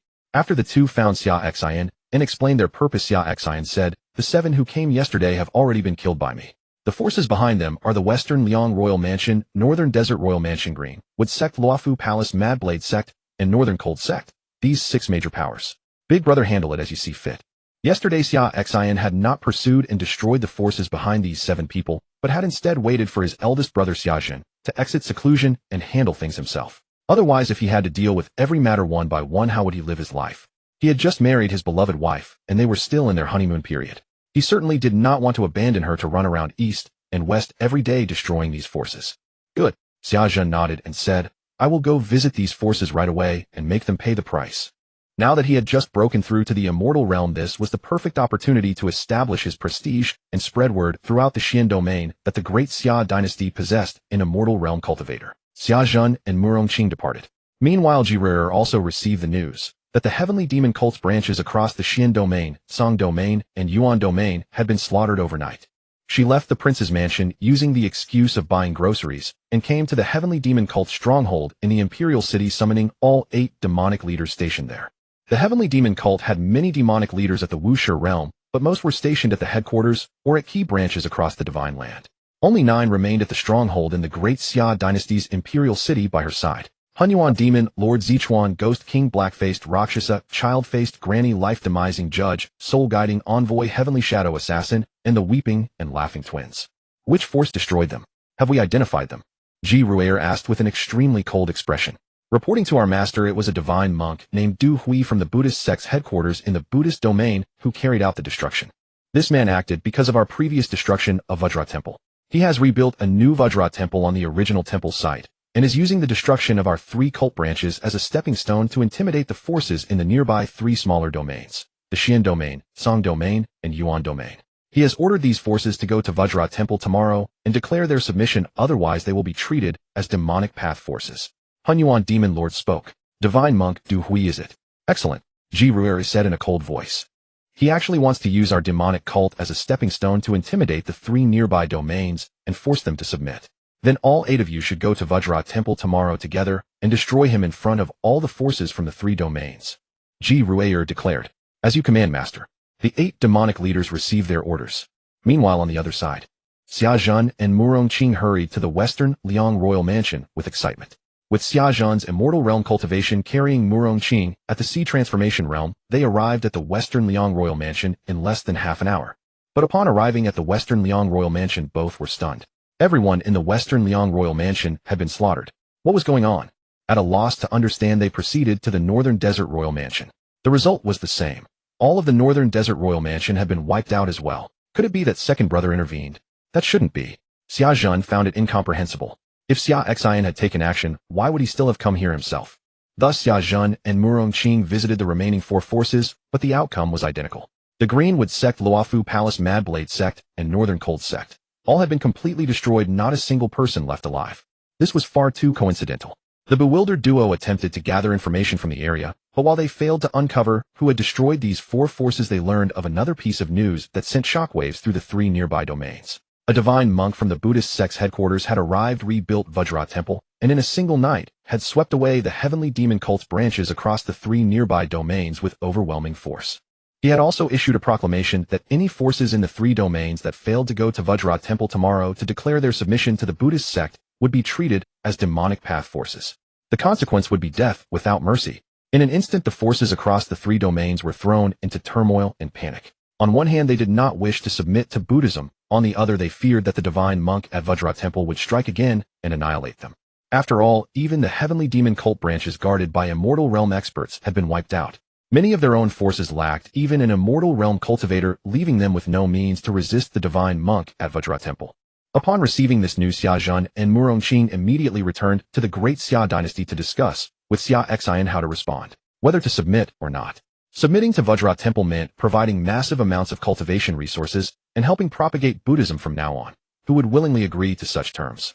But if they refused, what would happen if that divine monk came killing at their doors? It was best to return and discuss matters with Xia Xin. As a senior elder of the Dao sect, perhaps Xia Xin could leverage the Dao sect's power to deter the divine monk at Vajra Temple. As for why the Greenwood sect and other forces had suddenly been destroyed, there was no point investigating now. They had already been annihilated regardless. Returning to the great Xia dynasty, Xia Xin informed Xia Xin about the divine monk who had arrived at Vajra Temple, wiped out the demonic cult's 3 branches overnight, and proclaimed that all forces in the 3 domains must submit. Xia Xin narrowed his eyes. Was Vajra Temple really this arrogant? Could this divine monk from the Buddhist sect's headquarters be a powerhouse at the Tsonggong realm? Otherwise, if he lacked such cultivation, yet dared to act so recklessly by destroying heavenly demon cult branches, that would truly be extraordinary arrogance. The divine monk from Vajra Temple's Buddhist sect headquarters has already declared that any forces that do not choose to submit tomorrow will be treated as demonic path forces. Xia Xin said. Upon hearing these words, Xia Xin felt deeply unsettled. Treated as demonic path forces. Did this mean he would exterminate all who refused to submit to Vajra Temple? His own wife was affiliated with the heavenly demon cult. Would she be killed as well? Since they were husband and wife, would the great Xia dynasty itself be classified as a demonic path force in his eyes and destroyed along with it? A surge of nameless rage rose within Xia Xin, and killing intent stirred in his heart. He would not spare anyone or anything that sought to harm his wife or posed a threat to her. Whether others called him tyrannical or said his methods resembled the demonic path rather than the righteous path, when it came to his wife's safety, there was no room for negotiation. Just then a chime echoed in his mind. Sign in, task issued, go to Vajra Temple to sign in. Hearing the prompt in his consciousness, Xia Xin thought, so the task has arrived. This settles it. No need to wrestle with the dilemma anymore. He would visit Vajra Temple tomorrow and confront that divine monk, but he would go armed with his sword. Tomorrow I will personally visit Vajra Temple to handle this matter, Xia Xin said. Of course, there was another sentence he left unsaid. To handle this matter and incidentally to deal with Vajra Temple as well. Your Vajra Temple is so mighty that you demand all the forces of the nearby 3 regions to submit to you, threatening annihilation for those who refuse. You also intend to eradicate the demonic cult factions across the 3 regions. Well, my wife belongs to a demonic faction. You will not spare her, will you? And the child in my wife's womb was conceived by someone of the demonic path. You certainly won't let it live either. How wonderful. Then I won't spare any of you either. Second brother, if you go personally, there will be no problem with this matter, Xia Xin said. His second brother was an elder of the Dao sect, so even if he went to Vajra Temple tomorrow and refused to submit, with his status as a Dao sect elder, that divine monk wouldn't dare lay a hand on him. As for whether the monk would treat Xia Xin as a member of the demonic path simply because he refused to submit, Xia Xin had absolutely no doubt about that. After all, the identity of a Dao sect elder carried far too much significance. As the #1 sect on Xinzhou, the Dao sect's influence far surpassed that of the Buddhist sect. The Dao sect housed many ancient cultivators who had gained renown thousands or even tens of thousands of years ago. Any one of them stepping forth could shake the entire land of Xinzhou. If you provoke such figures, the consequences would be dire. What? Vajra Temple dared to treat one of our Dao sect elders as a demonic cultivator. Does that mean your Vajra Temple also regards the entire Dao sect as demonic? You're so reckless. Does your Buddhist headquarters know of this? You're not significant enough. Go summon one of the ancient monks from your sect's headquarters who has lived for over 5,000 years. If you can't explain yourself clearly, I'll crush you with a single slap. Divine monk. My apologies. When I was traversing Xinzhou, your ancestors may not even have been born yet. Xia Xin nodded without saying more. The system had issued a check-in mission. His trip tomorrow was not only to eliminate the potential threat against his wife, but also to complete the check-in. Earning the special reward of purified cultivation would allow his strength to reach a new level. Although he had reached the Qinggong realm, Xia Xin knew that in this world, among the leading factions of both the righteous and demonic paths, such as the Dao sect, Buddhist sect, and heavenly demon cult, there existed some ancient cultivators who had survived for thousands, even tens of thousands of years. Someone like the ancestor of the Divine Phoenix sect, a Qinggong realm cultivator who had only lived for over 1,000 years, amounted to nothing. Therefore, he could not let slip any opportunity to strengthen himself. In contrast to the tranquility of the great Xia dynasty, the forces of the other 3 regions were thrown into disarray. It couldn't be helped. They simply had no desire to submit to Vajra Temple. Cultivation was about defying heaven and changing one's fate, seeking freedom and ease. Who would willingly take vegetarian food and chant Buddhist scriptures all day long? But refusing to submit didn't mean they could flee, for the very foundation of their entire faction lay here. They could only go to Vajra Temple tomorrow and see what would happen. They still clung to a fragile hope. Vajra Temple had destroyed 3 branches of the heavenly demon cult, and the cult would surely not let this go. Tomorrow, representatives of the heavenly demon cult should come looking for trouble. They would simply wait and see who emerged victorious. If the heavenly demon cult won, everyone would rejoice. They wouldn't have to submit to Vajra Temple or chant Amitabha every day and could continue living quietly on their own territories. If Vajra Temple won, however, it would be troublesome. They would be forced to submit. Thus, the forces of all 3 regions wholeheartedly supported the heavenly demon cult's chances of victory. The next day, at the location of Vajra Temple, Within the early morning hours, numerous forces from the three regions had already arrived. Divine Monk Duhui presided over Vajra Temple. He fully understood that having wiped out 3 branches of the heavenly demon cult in a single night, those demonic cultists would certainly not let the matter rest. Today he would wait right here for those demons to come and claim their deaths. Destroying 3 branches was not his true objective. After all, the strongest among those 3 branches had only reached the immortal foundation realm. Such insignificant pests could not accomplish much in Duhui's eyes. At most, they could merely annoy the heavenly demon cult. His real prize was to lure out the void origin realm demon heads who had recently attacked and destroyed Vajra Temple. With his Qigong realm cultivation, eliminating those void origin realm demons would be effortless. It would also awe the 3 regions and elevate Buddhism's prestige among them. As more forces from the 3 regions gathered at Vajra Temple, 8 terrifying presences surged toward it. Amitba. Duhui chanted the Buddha's name. The big fish had arrived.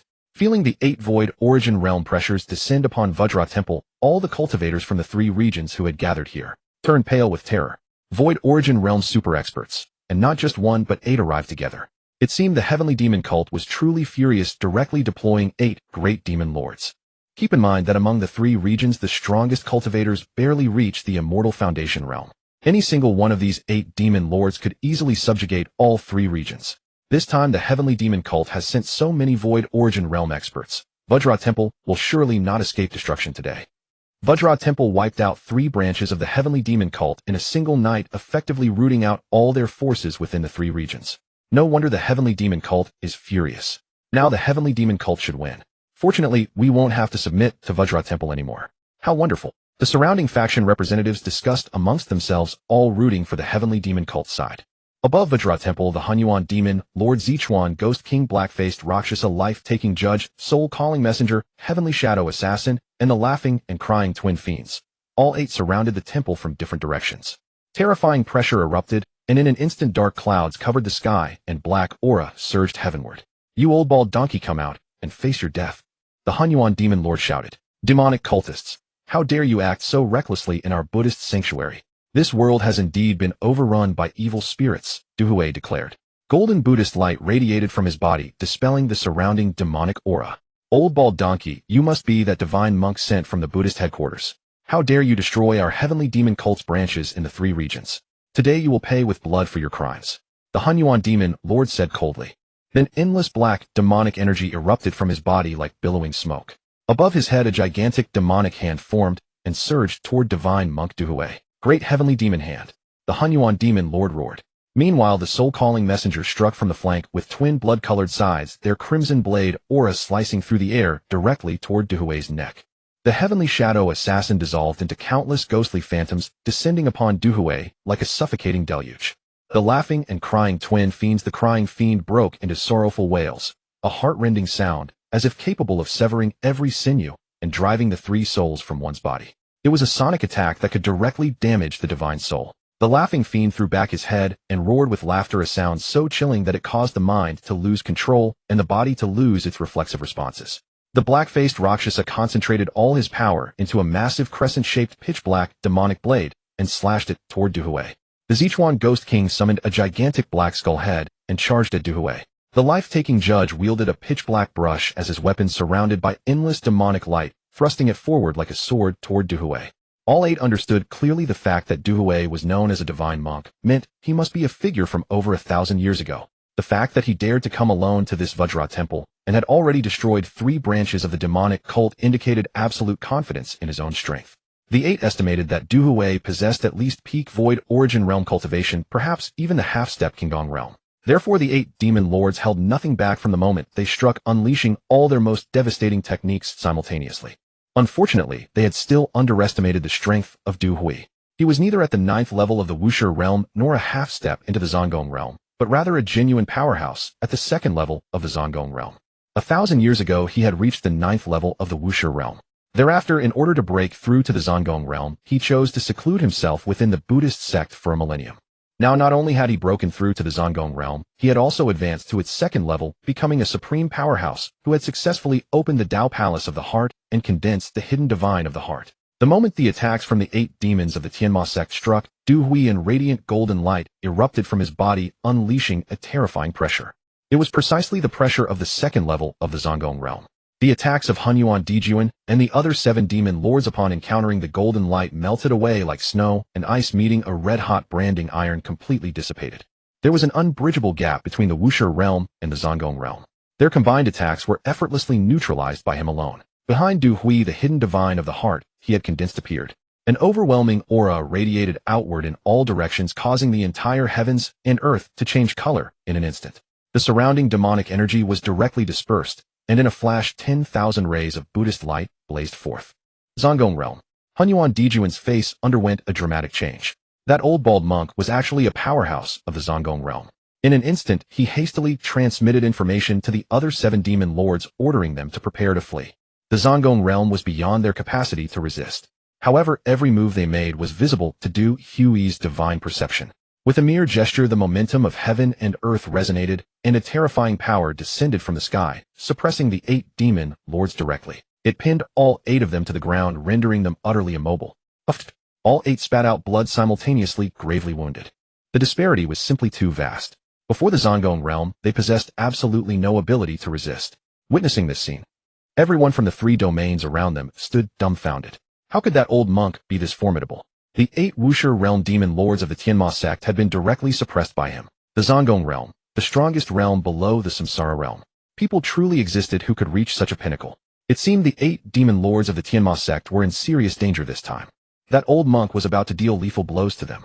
Instantly, people from the various forces across the 3 domains couldn't help but feel a sense of shared despair at the demise of others.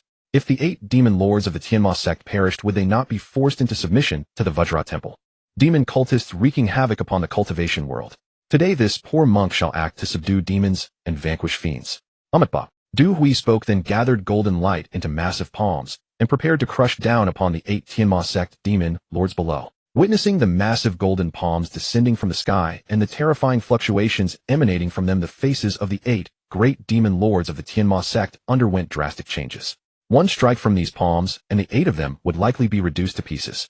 They never expected to perish here today. Just at that moment, a terrifying sword light arrived from the horizon, carrying sword intent capable of destroying everything, and struck directly against the golden palm, suppressing the 8 demon lords led by Hunyuan Dijuan.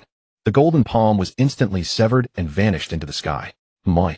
Monk Du Hui glanced toward the horizon with confusion, seeing a sword cultivator clad in black robes and wearing a mask stepping through the distant void. The fact that this person could annihilate his condensed golden palm imprint with a single sword strike proved he too was at the Zongong realm. Had an ancient demon lord of the Tianma sect emerged from cultivation seclusion to provide reinforcements. Meanwhile, Hunyuan Dijuan and the others rescued by Xia Xin were equally bewildered by the unfolding situation. They had not died, they had been saved by a mysterious sword cultivator. Looking at Xia Xin approaching from above, they seemed unfamiliar with him. Indeed, there appeared to be no such sword cultivator figure within the Tianma sect. That sword just now was somewhat terrifying. Old Baldy's golden palm imprint was directly annihilated. Who are you, sir? Why do you intervene to hinder this poor monk from subduing demons? Monk Du Hui gazed at Xia Xin, who was stepping through the void in the sky. The people from all forces across the 3 domains also watched Xia Xin, as he slowly approached, somewhat perplexed as to who this suddenly appeared mysterious sword cultivator was. Someone who could annihilate Du Hui's massive golden palm with a single sword strike and rescue the 8 demon lords of the Tianma sect. Was it you who issued the order to convene all forces from the nearby 3 domains? Xia Xin did not answer his question, but directly retorted, if one does not come here today to declare submission to your Buddhist sect, you would treat them as part of the demonic path. You are someone from the nearby 3 domains. Upon hearing this, Du Hui was somewhat astonished. Among the strongest forces in the nearby 3 domains, the experts they possessed were only at the immortal imperishable realm, were they not? How could a Zongong realm master of the sword path have suddenly appeared now? Xia Xin's ability to annihilate his golden palm imprint with a single sword strike undoubtedly confirmed his Zongong realm cultivation. A Zongong realm expert. Many of them had been cultivating for over 1,000 years. They were certainly not as common as vegetables in the market. In those top-ranking forces across the Divine Province, none were anything less than ancestor-level figures, the ultimate trump cards kept in reserve. How could these 3 minor domains possess such a mighty expert? Du Hui now found himself in an awkward position. If this powerful sword cultivator at the Zongong realm belonged to one of the forces in the nearby 3 domains, then today's gathering had been summoned by him. If the other party chose not to submit to his Vajra temple, could he truly treat them as demonic cultivators? Obviously, it was impossible. He could only bully those minor forces in the 3 domains that possessed merely immortal, imperishable realm cultivators, or none at all, forcing them to submit, and if they refused, Du Hui could directly eradicate them as demonic cultivators. But now that someone as formidable as Xia Xin had appeared, if Xia Xin truly refused to submit and chose to oppose him instead, would he dare to strike against Xia Xin? I heard you intend to act against all demonic cultivators within the 3 domains. Xia Xin continued, still sidestepping the question and speaking his own mind. What do you mean? Du Hui's eyes narrowed.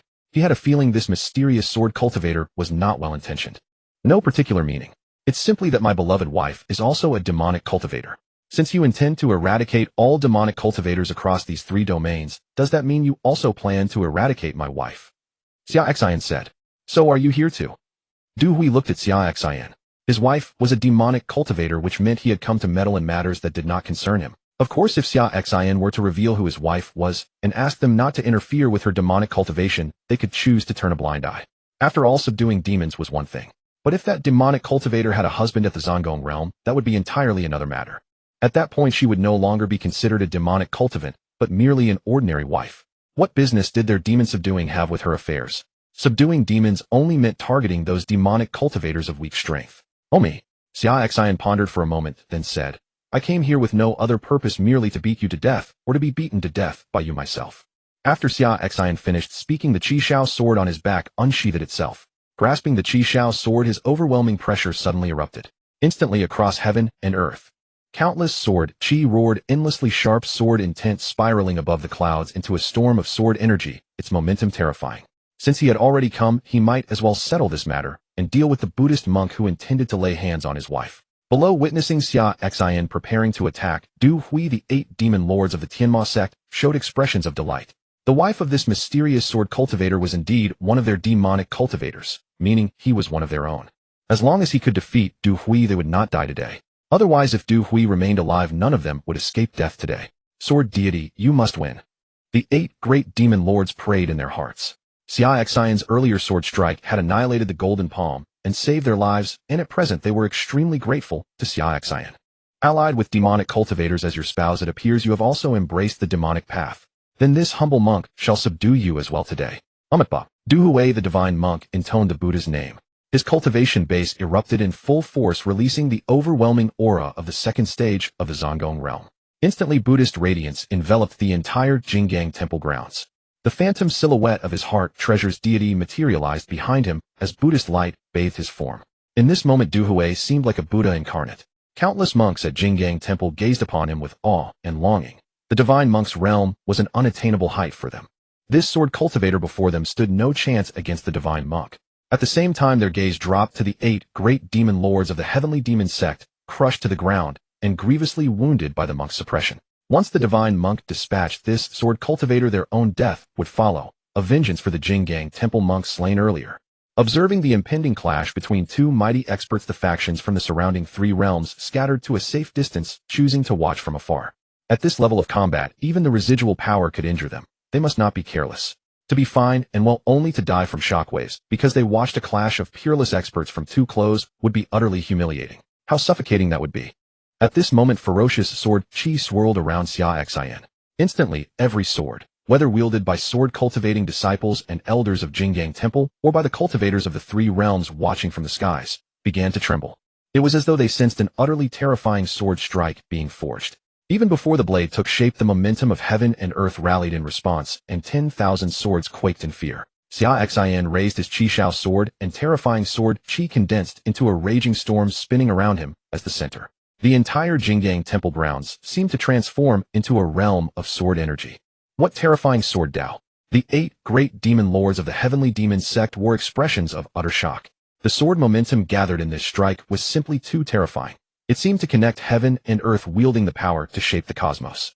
As Xia Xin raised this sword, every monk throughout Jinggang Temple below paled in unrelenting dread welling up from the depths of their souls. The sword Qi storm radiating from Xia Xin's center made their very souls tremble. This pressing aura far exceeded that emanating from their own divine monk. Xia Xin roared, "Die!" In that same instant, the magnificent momentum of sword Tao condensed upon his Qi Shao sword descended in a thunderous strike accompanied by terrifying heavenly authority. In the blink of an eye, the sword Tao momentum that had gathered above Jinggang Temple was unleashed.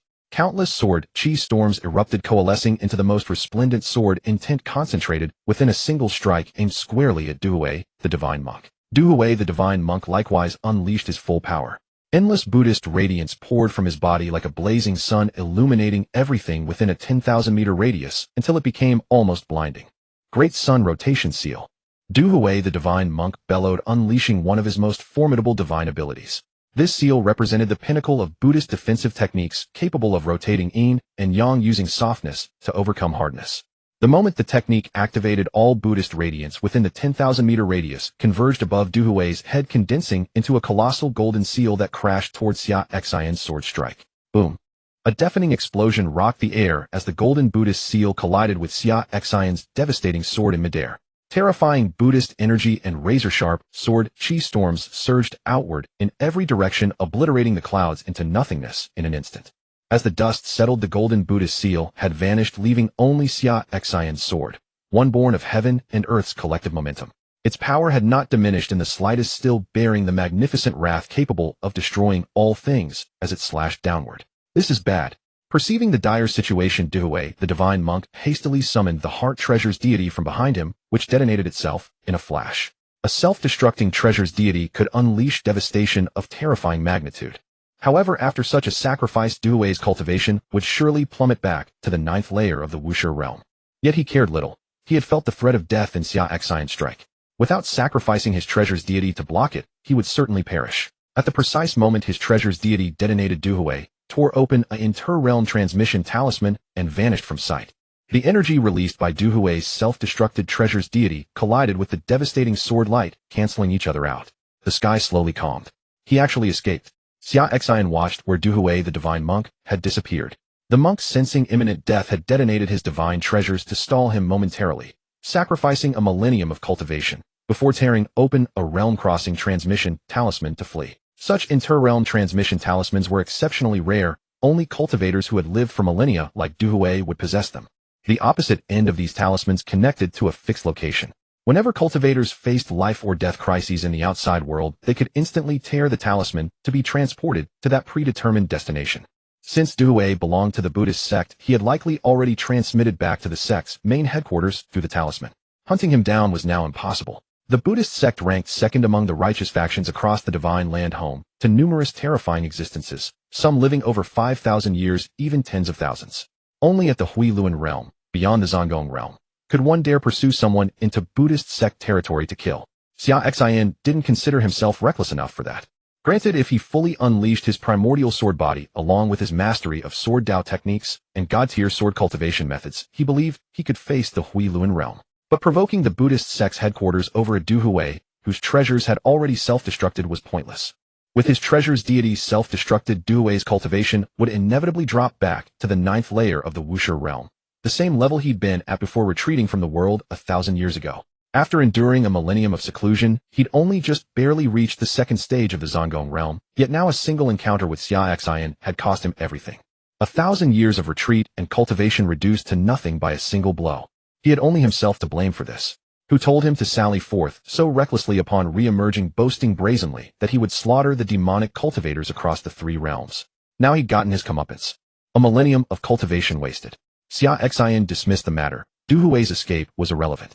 Slaying the monk had been incidental. His true purpose here was to check in. His cultivation remained too weak. That strike had merely forced Duhui to detonate his treasure's deity and flee rather than destroying him outright. He would need to continue training. Enough. Personal cultivation advancement was far too sluggish. He would rely on the check-in system instead.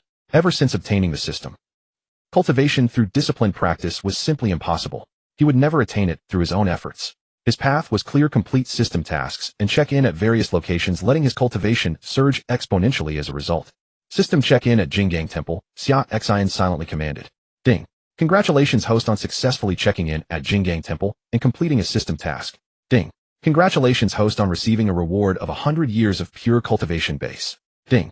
Congratulations, host, on receiving 1 spirit attendant pill. Ding. Congratulations, host, on acquiring the divine slave technique. Ding. Congratulations, host, on receiving 5 spirit slave pills. The moment the notifications ceased, the 100 years of rewarded cultivation instantly flooded into Xia Xin's body, causing his realm to surge upward at remarkable speed. The 3rd stage of the Zongong realm. This time only a single stage of advancement. Previously, the same 100-year reward had propelled him 2 full stages, from the 9th layer of the Wuxia realm to the 2nd stage of the Zongong realm.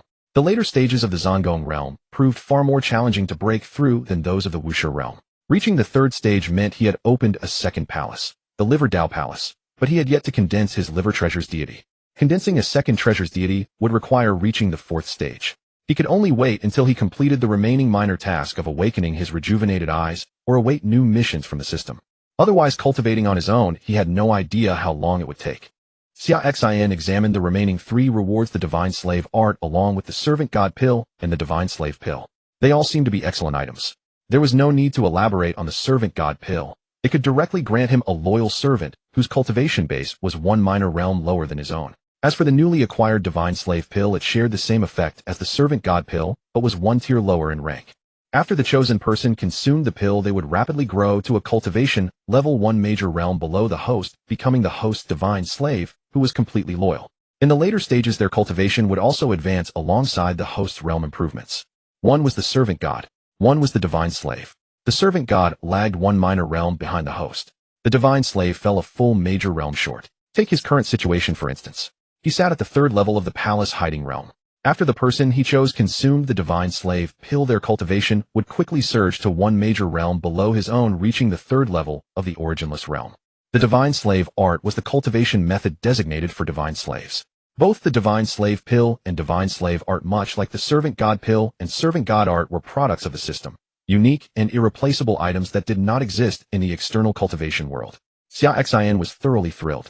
The arrival of these Divine Slave Pills came at just the right moment, solving his urgent predicament and enabling him to finally execute a plan he had long harbored. This time he had acquired a total of 1 Servant God Pill and 5 Divine Slave Pills. In other words, he would soon obtain a Servant God at the 2nd level of the Palace Hiding Realm along with 5 Divine Slaves at the 3rd level of the Originless Realm.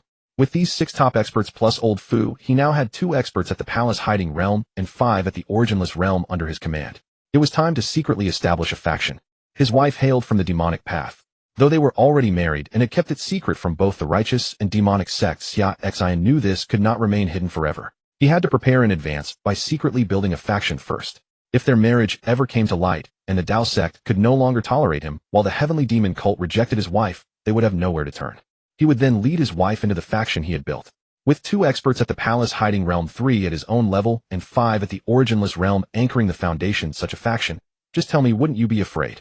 It could certainly count as one of the top-tier factions across the Xinzhou land, especially considering that even established powers like the Divine Phoenix Gate in the Eastern Wastes only had a single ancestor at the Palace Hiding Realm to rely upon. A faction he built with 3 Palace Hiding Realm experts was no joke. As Xia Xin pondered this, anticipation welled up within him. Once the faction was fully established and word of his marriage spread, forcing both the righteous and demonic paths to turn against them and leaving them with no other option, he would bring his wife into their own stronghold. When his wife suddenly discovered he had such a powerful faction at her disposal, she would surely be shocked. The mere thought sent a wave of inexplicable excitement through him. At that moment, when his wife realized she was actually the legendary sword god of the Xinzhou land, what would her emotions be? Surprised, shocked, moved to tears of joy. She would likely feel all of these things. He could almost envision her emotions at that moment. Lost in thought, Xia Xin hummed a tune, activated his divine movement technique, and departed from Vajra Temple, heading back toward the Great Xia dynasty. As for whether he should eliminate the remaining monks of Vajra Temple, Xia Xin decided it was unnecessary.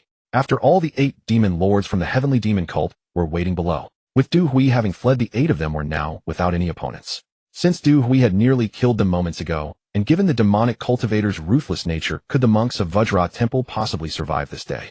As for the resources of Vajra Temple, the rebuilt temple was practically empty. A thorough looting had occurred after the heavenly demon cult's massacre, leaving nothing of value behind.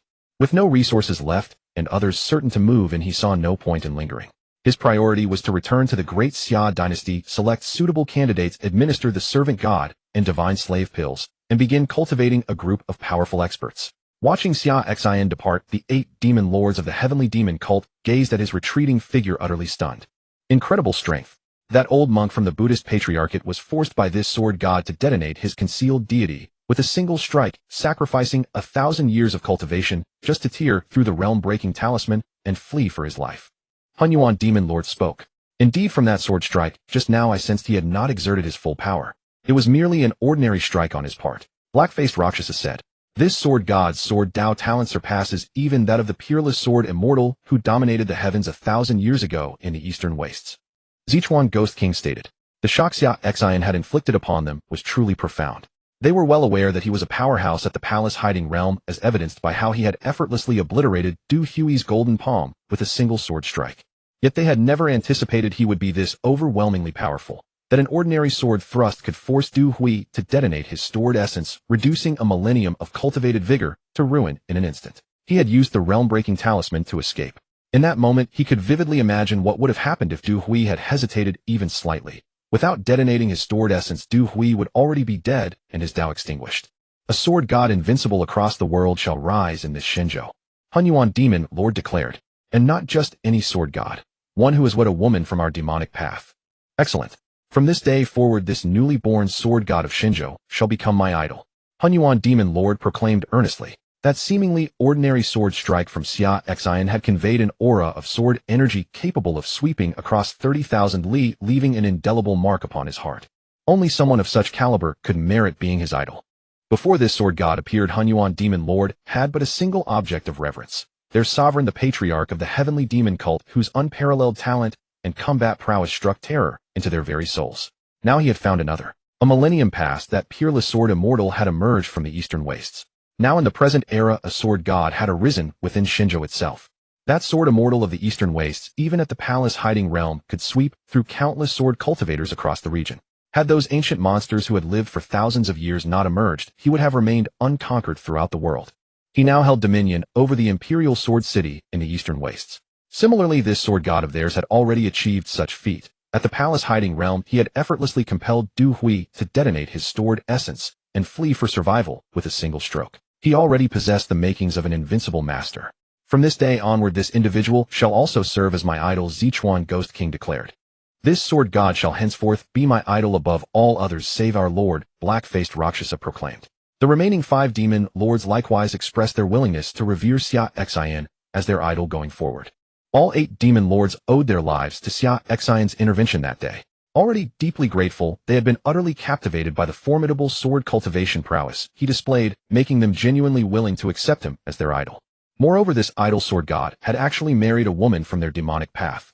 They wondered which fortunate demonic cultivator had secured such extraordinary fortune to become his wife. Alas, he was precisely the ideal match for their lord's husband in their eyes. What a pity. It would have been wonderful if our lord's consort had been this sword god instead.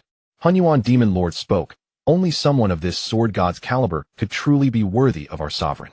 Indeed, Sichuan Ghost King added, if our sovereign were to marry this sword god, I would be the first to approve. What a pity it is already too late. Sichuan Ghost King said with some regret. The remaining 6 demon lords also expressed their bewilderment. Why had their sovereign not chosen someone of such caliber for marriage, but instead settled for an ordinary elder from the Dao sect? Sigh. It was like placing a delicate flower upon dung. But then matters concerning their sovereign were not something they could openly discuss. They could only let things take their course, for the matter was already settled. Their regrets were futile. The 8 demon lords composed themselves and turned their attention to the remaining monks at Vajra Temple. A killing intent surged forth. Beyond Du Hui, none at the reconstructed Vajra Temple exceeded the sea transformation realm. Not a single worthy opponent among them. Mere children playing at cultivation. You were so arrogant when Du Hui was present. Now prepare yourselves for annihilation. The disciples of Jingang Temple all around witnessed this sight. One by one, panic seized them as they tried to flee. Without the divine monk's protection, they were utterly powerless against the demons of the heavenly demon sect, left helpless and at their mercy. Oomph! Hunyuan Demon Lord emitted a cold snort.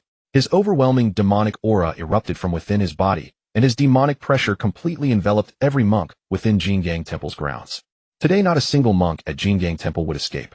Black-faced Rakshasa Sichuan Ghost King and other demonic heads stepped forward, storming into Jingang Temple. The old bald donkeys had fled, so they would send these young bald donkeys straight to hell. The representatives of the 3 regions factions nearby were just now regaining their composure from the previous astonishment. That sword god had been simply too terrifying. A single sword strike had repelled Jingang Temple's divine monk, completely reversing the tide of battle. Now that the Buddhist divine monk was on the run, the demonic heads of the heavenly demon sect were ruthlessly slaughtering Jingang Temple. They no longer needed to submit to Jingang Temple. Today's farce was effectively over. Representatives from the 3 regions factions departed one after another, confident that the events of today would soon spread across the entire Shenzhou continent. The sword god who had repelled the Buddhist divine monk with a single strike would soon enter the eyes of Shenzhou's top-tier factions. Xia Xin journeyed all the way back to the great Xia dynasty, changed his attire, and after entering the prince's mansion summoned Old Man Fu. Meanwhile, he also selected an elderly matron within the prince's mansion to manage logistics. The prince's mansion was vast and sprawling with numerous maids and servants on a regular basis. Old Man Fu was not the only manager, but merely held the greatest authority as the head steward. Besides this elderly matron, Xia Xin also gathered 3 servants and 2 maidservants who had caught his favorable attention. 6 people in total, 1 serving deity pill and 5 divine slave pills in his possession, required 6 individuals to consume them. As for loyalty, Xia Xin had no concerns whatsoever. Both the serving deity pill and the divine slave pill possessed special properties. After consumption, they would instill absolute, unquestioning devotion to their host. Upon consuming the pills, their lives would lie entirely in Xia Xin's hands. With a single thought, he could cause their demise. Xia Xin looked at the 6 individuals before him, the elderly matron housekeeper Yunpa along with 3 servants, Xiao Shunzi, Xiao Liz, and Xiao Yozi, and 2 maidservants, Xiao Yuer and Xiao Ling. Aside from Yunpa, the remaining 5 were all people of wretched fate. Without some extraordinary opportunity, they would spend their entire lives merely serving as maids and laborers in the prince's mansion. Xia Xin gazed at the 6 and spoke. Now a rare opportunity lies before you. Do you want it? Upon hearing this, the 3 servants and 2 maidservants, confused and bewildered, hurriedly knelt down, trembling with fear. To them the prince was as vast and omnipotent as the heavens themselves. A single word from him could determine their lives or deaths. The prince suddenly mentioning an opportunity before them made them believe they had committed some offense and were about to be punished. The elderly housekeeper Yunpa was equally tense within, fearing that her subordinates, whether maids or servants, had committed some error and that she would be punished along with them. "Spare us, your highness," Yunpa knelt and pleaded. Witnessing this, Xia Xin felt somewhat powerless. The common folk in this world held such low status. Having endured a life of hardship, even the slightest sweetness offered suddenly made them fearful, as though they had done something wrong or coveted something beyond their station, thereby displeasing their master. "I am not punishing you. I truly have an opportunity to bestow upon you. It depends solely on whether you desire it," Xia Xin said. Hearing this, the 6 trembling figures on the ground slowly rose and gazed at Xia Xin. "Not punishment. You truly mean to offer us an opportunity?" Yunpa ventured a tentative question, while the other 5 wore identical expressions of uncertainty as they looked at Xia Xin. "Indeed. I possess an opportunity that will allow you to become powerful cultivators. Provided you pledge eternal loyalty to me and willingly become my servants, I shall grant it to you," Xia Xin stated. Upon hearing this, all 6 pairs of eyes instantly lit up. An opportunity to become powerful cultivators. In this world, who held the highest status? Without a doubt, those powerful cultivators. As common people with mediocre aptitude, they had access to only inferior cultivation methods. Aside from Yunpa, whose cultivation had reached the spiritual power realm, the other 5 possessed only the Qi gathering realm cultivation, who would not desire a chance to become a powerful cultivator. And as for becoming the prince's servant and swearing undying loyalty, there was absolutely no issue whatsoever. After all, their prince was an existence of the immortal level. On that day above the imperial city, their prince had merely stepped from the mansion into the void and flicked his palm to obliterate 7 sea transformation realm experts. Such a peerless figure. Many cultivators would kill to serve him, yet could not even attain that privilege. That they had been given this chance, and that the prince promised them a path to greatness, how could they refuse? Instantly, all 6 prostrated themselves upon the ground and kowtowed to Xia Xin. We agree. Xia Xin nodded. He raised his hand and pressed a finger upon Yunpo's forehead, transmitting the divine servant art into her consciousness. He then produced deity pill and handed it to her. "Consume this pill, and your cultivation will immediately advance." "Thank you, your highness." Yunpo received the serving deity pill with both hands, rose from the ground, and with great excitement, swallowed it in one gulp. As the serving deity pill entered her stomach, Yunpo's cultivation rapidly surged forward. In no time, it directly broke through to the 2nd layer of the storage palace realm. At the same moment, a connection formed between Xia Xin and Yunpa, a master-servant contract bond. Through this contract, as Xia Xin's strength grew, so too would Yunpo's. Conversely, with a mere thought, Xia Xin could erase her existence from this world. "This old servant greets the master." Yunpa knelt and addressed Xia Xin with profound respect. Xia Xin nodded. He then transmitted the divine slave art to Xiao Shunzi, Xiao Liz, Xiao Yozi, Yuer, and Linger. Following that, he produced 5 divine slave pills and instructed the 5 to consume them. After the 5 swallowed the divine slave pills, their cultivation rapidly ascended to the 3rd layer of the originless realm. Coupled with the divine slave art, a peerless grade technique, their combat power ranked among the finest at the 3rd layer of the originless realm. Moreover, the divine slave art contained a technique for concealing one's aura, meaning that unless they voluntarily revealed their realm, no one except Xia Xin could discern their true cultivation level. "We pay our respects to the master." The 5 knelt and spoke respectfully. Xia Xin nodded, then looked toward Yunpe and the 5 and commanded, "From now on, without my explicit permission, none of you shall reveal your true cultivation within the prince's mansion." "Yes."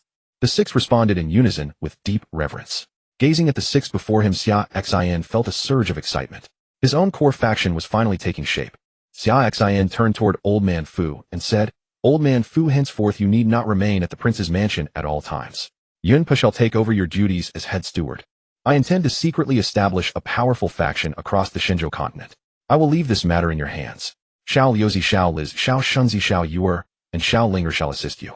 Within 1 month I expect to see this faction take form," Xia Xin declared. "This old servant accepts your command." Old Man Fu knelt and received the decree. "Very well. Let us name this newly founded force Tianmen. I shall serve as its sect master while you and Yunpe will be the senior elders beneath me. Xiao Shunzi and the other 5 shall serve as the gate protectors of Tianmen."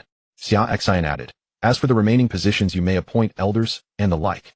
The power structure shall be as follows: the sect master commands Tianmen. The senior elders hold the highest rank beneath the sect master, the gate protectors rank below the elders, and the elders rank below the gate protectors.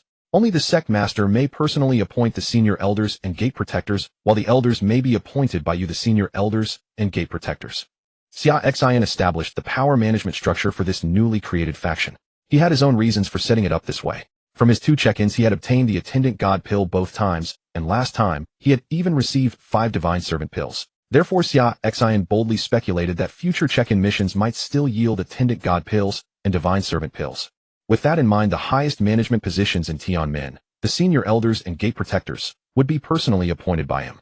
All of these individuals would be devoted attendant gods and divine servants utterly loyal to him. This way he could maintain tight control over Tianmen.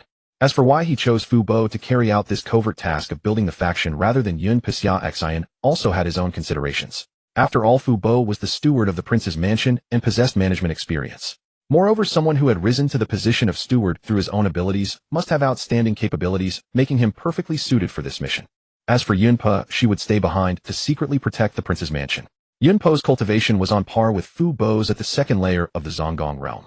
With her present, Madame's safety would also be assured. "As you command, master." Fu Bo nodded. "Here are some resources: spirit stones, spiritual artifacts, cultivation techniques, and divine abilities. Take these for now, and if they prove insufficient, I shall figure something out."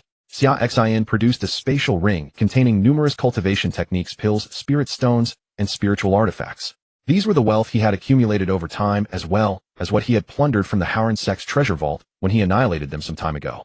Xia Xin set aside the heavenly materials and earthly treasures that Xia Xiaoxiao would need when awakening her twin pupils, along with some of the cultivation resources she used daily, and handed the rest entirely to Fu Bo.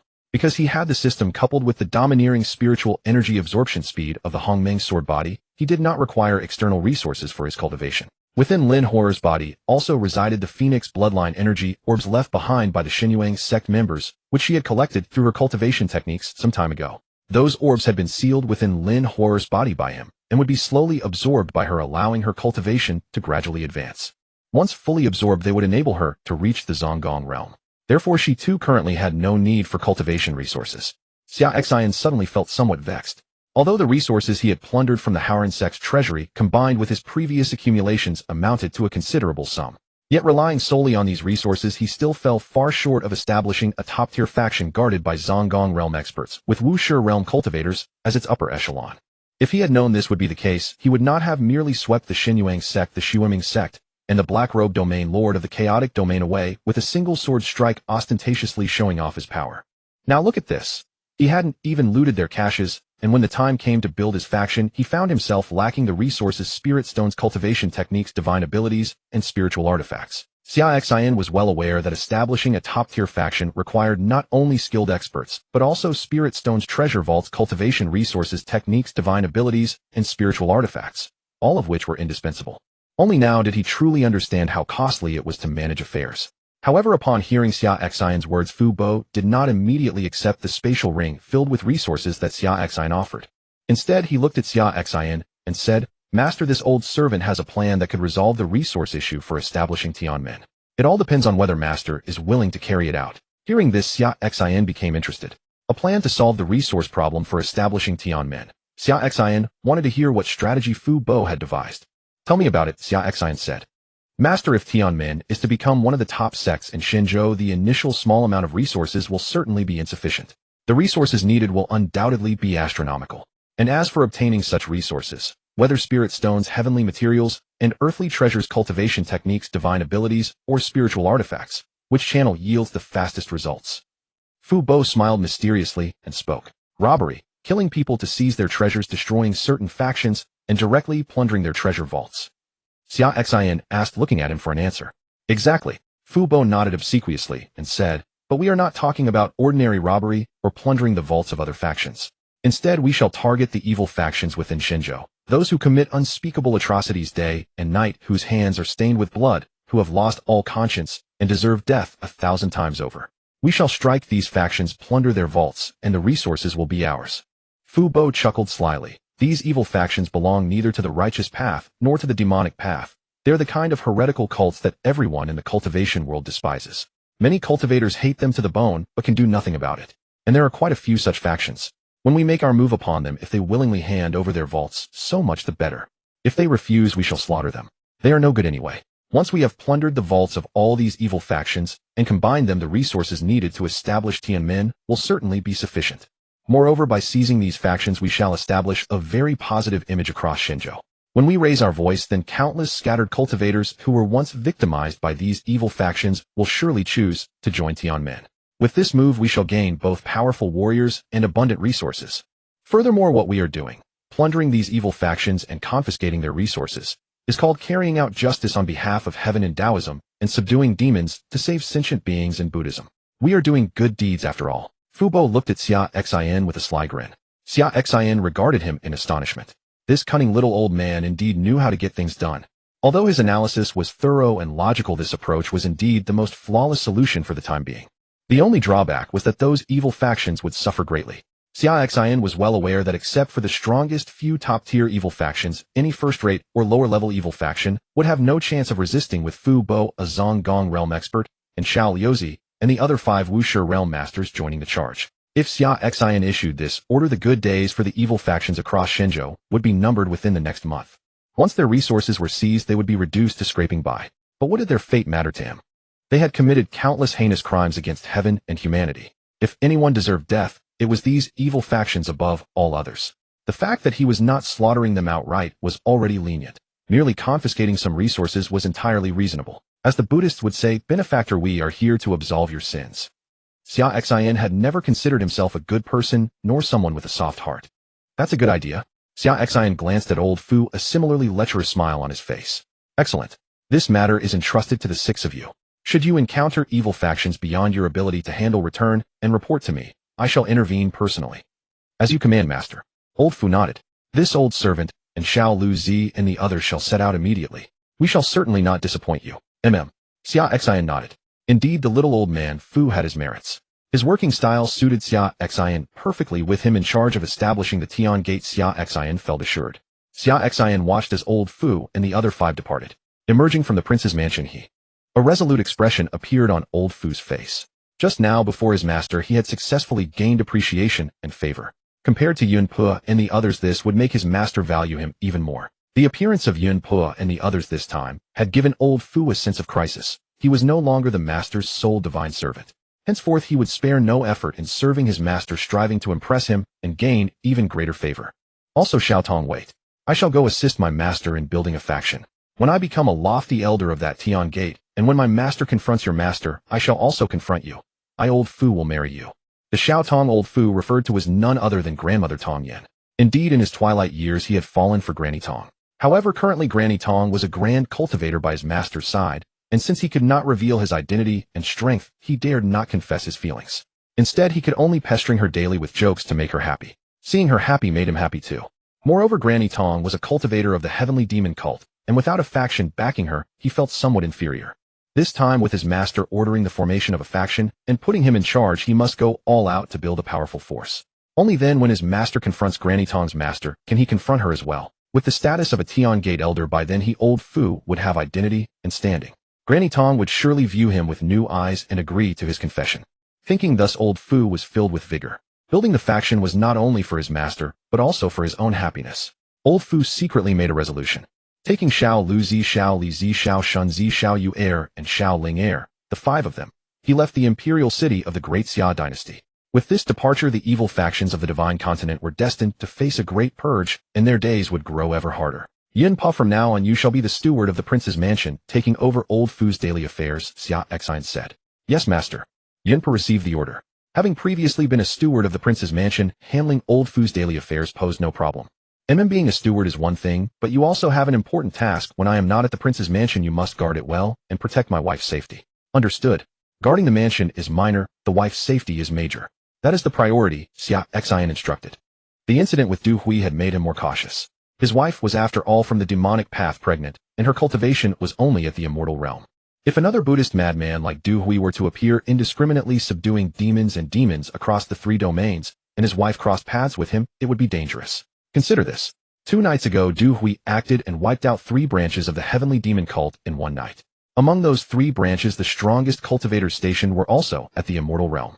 They were all slaughtered, so he had to be extra cautious. His wife's safety was paramount, nothing else mattered. If his wife were suddenly slain by a Buddhist or righteous faction's madman while subduing demons, then even if he later slaughtered that entire faction, he could not bring his wife back to life. Therefore, he had to arrange forces to protect his wife. With a powerhouse like Yun Per at the 2nd layer of the hidden palace realm, guarding her at home, he could feel at ease. As you command, master. If anyone seeks to harm the mistress, they must step over my corpse first. Yun Pa said firmly. Xia Xin nodded. Go attend to your duties. Yun Pa turned and left. Having just taken over as steward of the prince's mansion, she had many matters to handle. After settling all arrangements, Xia Xin became a hands-off manager. Having subordinates was advantageous. Once something was delegated, they could handle it. He didn't even need to lift a finger. He could comfortably stay at the prince's mansion and live a quiet life with his wife. His wife had been pregnant for over a month. It was time to seek some heavenly treasures and earthly gems capable of nurturing the fetus, preferably those that could help awaken special physiques and powerful talents. With his current abilities, he naturally wished to provide the best prenatal protection for his child. Now, during his wife's pregnancy, he would fetch some top-tier heavenly treasures and earthly gems for nurturing the fetus, directly raising his child into a prodigy of freak of talent. Ideally, throughout the pregnancy, he would constantly feed the child heavenly treasures and earthly gems for absorption, so that upon birth the child's cultivation would reach at least the divine power realm, innately possessing 100,000 gene of divine strength, surpassing others from the very start. Crush those prodigies of his son's era. Xia Xin mused. Then Xia Xin found his wife and discussed this matter with her. At this moment, his wife was at the training ground in the back courtyard of the prince's mansion, guiding Xia Xiao and Lin Hor in their cultivation. These past few days, his wife had also taught Xia Xiao and Lin Hor some powerful demonic path magical techniques, including escape methods and offensive skills, to give them more trump cards. Xia Xin discussed with Ji Ruer the plan to begin nurturing their child from the womb, and Ji Ruer readily agreed. She also indicated that she had some fetal nourishing and absorbable heavenly treasures and earthly gems, and once the fetus was fully formed after 3 months and could stably absorb these treasures, she would begin consuming them. In fact, even if Xia Xin hadn't mentioned it, Ji Ruer had this plan as well. After all, the cultivation of their own child could not be neglected. It had to start from the womb. By the time he was born, he would surely be a monstrous genius that shocked the divine continent. As for the heavenly treasures and earthly gems needed for raising the child, whatever could be used from the heavenly demon cult's treasury should be brought out. If that were insufficient, she would figure out how to steal from the evil factions. No, wait, to borrow from these evil factions. Among the top evil factions in the divine continent, there were none at the Samsara realm. If she went over and demanded to borrow, these evil factions would definitely not refuse. They were quite reasonable. By then, if borrowing from all evil factions in the divine continent was not enough, she would go to the evil factions in the eastern wasteland, western regions, northern desert, and southern ridge. Anyway, these evil factions never did any good deeds. They committed heinous acts. For her child's healthy growth, what was wrong with borrowing some resources from them? Reasonable, isn't it? Anyway, no matter how poor the child's upbringing cannot be compromised. Xia Xin nodded and said, "My dear wife, let us first make use of whatever heavenly materials and earthly treasures we have to nurture our child. Your humble husband will find a way to procure more for our little one." Xia Xin knew that his wife was merely an immortal realm cultivator, so naturally, she did not possess great wealth. But it did not matter. Steward Fu had already taken the 5 of them, the little 6s, to begin sweeping through the demonic forces across the divine land. When the time came, he would gather all the resources plundered from those demonic factions and extract every heavenly treasure capable of nurturing the fetus in his wife's womb so that she could consume them. If that were still not enough, he would personally take action and eradicate the top-tier demonic factions across the Divine Land, looting all their resources clean. If that were still insufficient, then he would strike again, ransacking the demonic forces across the 4 regions: the Eastern Wasteland, Western Desert, Northern Steppe, and Southern Ridges.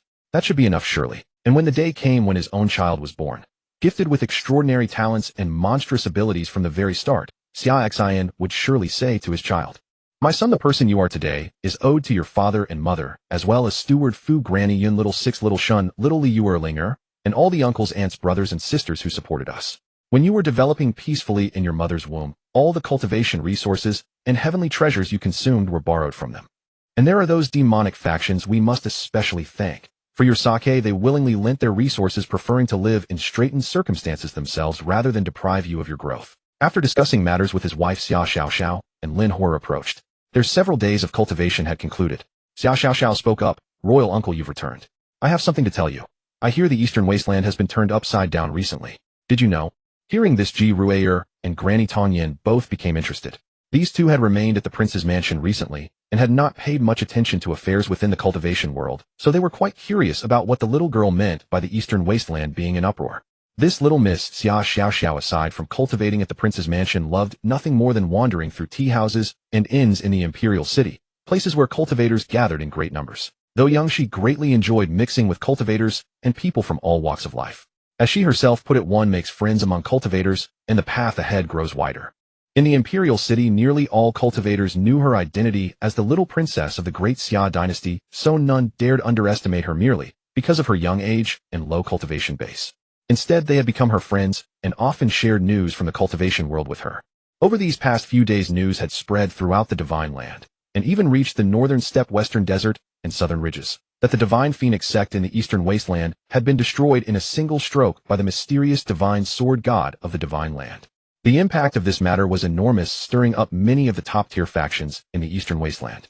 After all, this Divine Sword God possessed the strength to obliterate an entire top-tier sect with a single sword strike, a capability that demanded their utmost attention. For if this sword god could destroy the Divine Phoenix sect, he could destroy them as well. Yet despite all their investigations, they could not locate or gather any information about that sword god. All they knew was that the Divine Phoenix sect had forcibly taken this sword god's disciple as their own, and the sword god had subsequently descended upon them in wrath, obliterating them with a single sword strike. Furthermore, this sword god's disciple was a person possessing Phoenix bloodline. On the very day that sword god destroyed the Divine Phoenix sect, the Phoenix bloodline and vital energy of every single member of the Divine Phoenix sect from top to bottom had been completely drained dry by that sword god's disciple. Such a technique, only demonic faction cultivators would employ such methods. Thus, many top-tier factions in the Eastern Wasteland turned their gaze toward the premier demonic factions within both the Eastern Wasteland and the Divine Land, wondering whether some ancestral elder who had sequestered themselves for a millennium had finally emerged. Those targeted demonic factions felt utterly bewildered, singled out without cause. It was as though one sat quietly at home only to have a wok fall from the sky. They felt this world was filled with malice toward people of their demonic faction. Whatever misfortune occurred, if even the faintest trace pointed toward them, people would blame them without hesitation. Though they normally did no good deeds and only engaged in thievery and heinous crimes, it was impossible that all the evils of the world were committed by them alone. Setting aside the facts, do you righteous and demonic factions never make mistakes? Is there no possibility whatsoever that this time the demonic factions had been wrongly accused? Meanwhile, within the imperial city of the great Xia dynasty, Xia Xiaoxiao, upon learning that a certain sword god in the Eastern Wasteland had obliterated a top-tier faction with a single strike, killing an elder who had lived for over 1,000 years, filled her heart with admiration for that sword god. What a mighty sword god, capable of shaking the entire world. It was said that at the ruins of the Divine Phoenix sect where his sword strike had fallen, an indelible aura of sword intent remained. Within hundreds of thousands of meters, the land had been transformed into a world of sword energy. And now a top-tier sword cultivation sect in the Eastern Wasteland had forcibly claimed that territory as a sacred cultivation ground for their sect. How she longed to visit such a place. The sword intent and aura left by such a powerful sword god would be tremendously beneficial for sword cultivators seeking to comprehend the Tao of the sword. Indeed, within merely a few short days, many talented disciples of that Eastern Wasteland sword sect had achieved breakthroughs by drawing inspiration from the sword god's lingering will. Only a peerless sword god of such caliber was the true object of Xia Xiaoxiao's admiration. One who could annihilate a top-tier faction with a single sword strike, who could transform an entire region into a world of sword energy, making it a sacred cultivation ground for sword cultivators. Who would not revere such a person? Xia Xiaoxiao's goal had now shifted. It was no longer about achieving the immortal realm as she had hoped just a few days prior. Her new aspiration was to become like that sword god, to one day obliterate a top-tier faction with a single strike and carve out a sacred cultivation ground for sword cultivators. That sword god had officially become her new idol, the third idol in her heart. Her first idol, of course, was her own royal uncle Xia Xin, and her second was her beloved aunt Ji. After all, both were powerful cultivators who guided her cultivation and imparted techniques to her. In Xia Xiaoxiao's heart, no one could shake the status her uncle and aunt held, not even a peerless sword god. So she reluctantly granted this sword god the position of third idol. Therefore, upon hearing news of this sword god, she wished to inform her royal uncle and aunt at once. Deep down, she also wanted to know whether her uncle and aunt were stronger than this sword god. Of course, Xia Xiaoxiao would never ask such a question directly. That would show terribly poor emotional intelligence. If her uncle and aunt were indeed weaker than this sword god, would she not be placing them in an awkward position? So she planned to observe their expressions when she revealed this news. If her uncle and aunt appeared astonished, it would suggest they were likely not as strong as this sword god. But if they showed disdain or indifference unshaken by the news, it would mean they looked down upon this sword god and were in fact stronger than him. What is it? Xia Xin observed Xia Xiaoxiao's excited demeanor as she claimed to have news of turmoil in the eastern wasteland. He already had a few suspicions that news of his destruction of the Divine Phoenix sect had reached the Divine Land. After all, the Divine Phoenix sect had been destroyed several days ago. The news should have arrived by now. Ji Ruier, Granny Tongyin, and Lin Hor also watched Xia Xiaoxiao, curiously wondering what urgent news about the eastern wasteland this fiery little girl had to share. Well, in the eastern wasteland, there is a peerless sword god who obliterated a top-tier faction with a single sword strike, transforming a region spanning hundreds of thousands of meters into a world of sword energy, and even slew an elder who had lived for over 1,000 years. With cheeks aglow, Xia Xiaoxiao related the entire tale. Then, fixing her eyes on her royal uncle and aunt, she asked, "I just want to ask, royal uncle, do you know this sword god? And what do you think of his strength? Is he powerful?" At 005 sharp 4 chapters totaling 10,000 words were updated in one breath. The author is grinding through the night to write. Everyone give 5-star reviews and push for more updates. Tong Yuan thanks all you great patrons. After finishing her words, Xia Xiaoxiao began to secretly observe her uncle and aunt's expressions, watching how the two would react.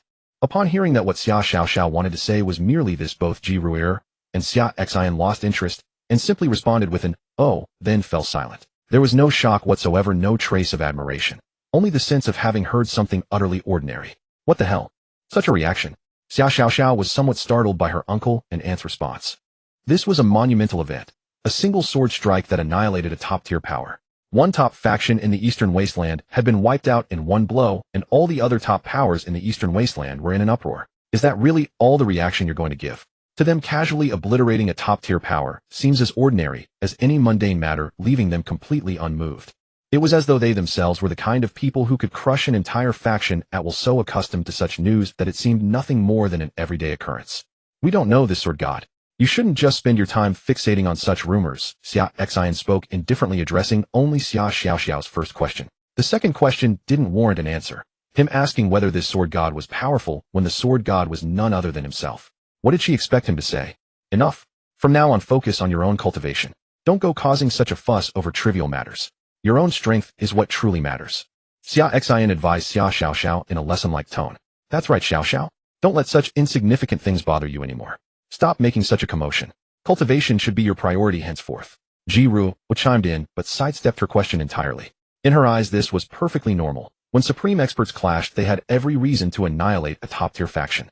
Was that so strange? She certainly did it often enough herself. Then Ji Ruier turned to Xia Xin and said, "My lord, it's growing dark. Let Tong Lao and I go out to buy groceries, and I'll prepare dinner for you when we return." "Very well, my dear wife. You're too kind."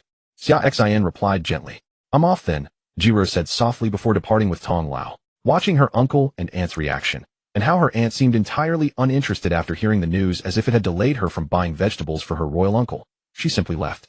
Xia Xiaoxiao stood frozen, her small body rooted to the spot, her little mind struggling to process what she had just witnessed. Meanwhile, Lin Hor nearby also showed no interest, simply because she had been there in person to witness the event firsthand.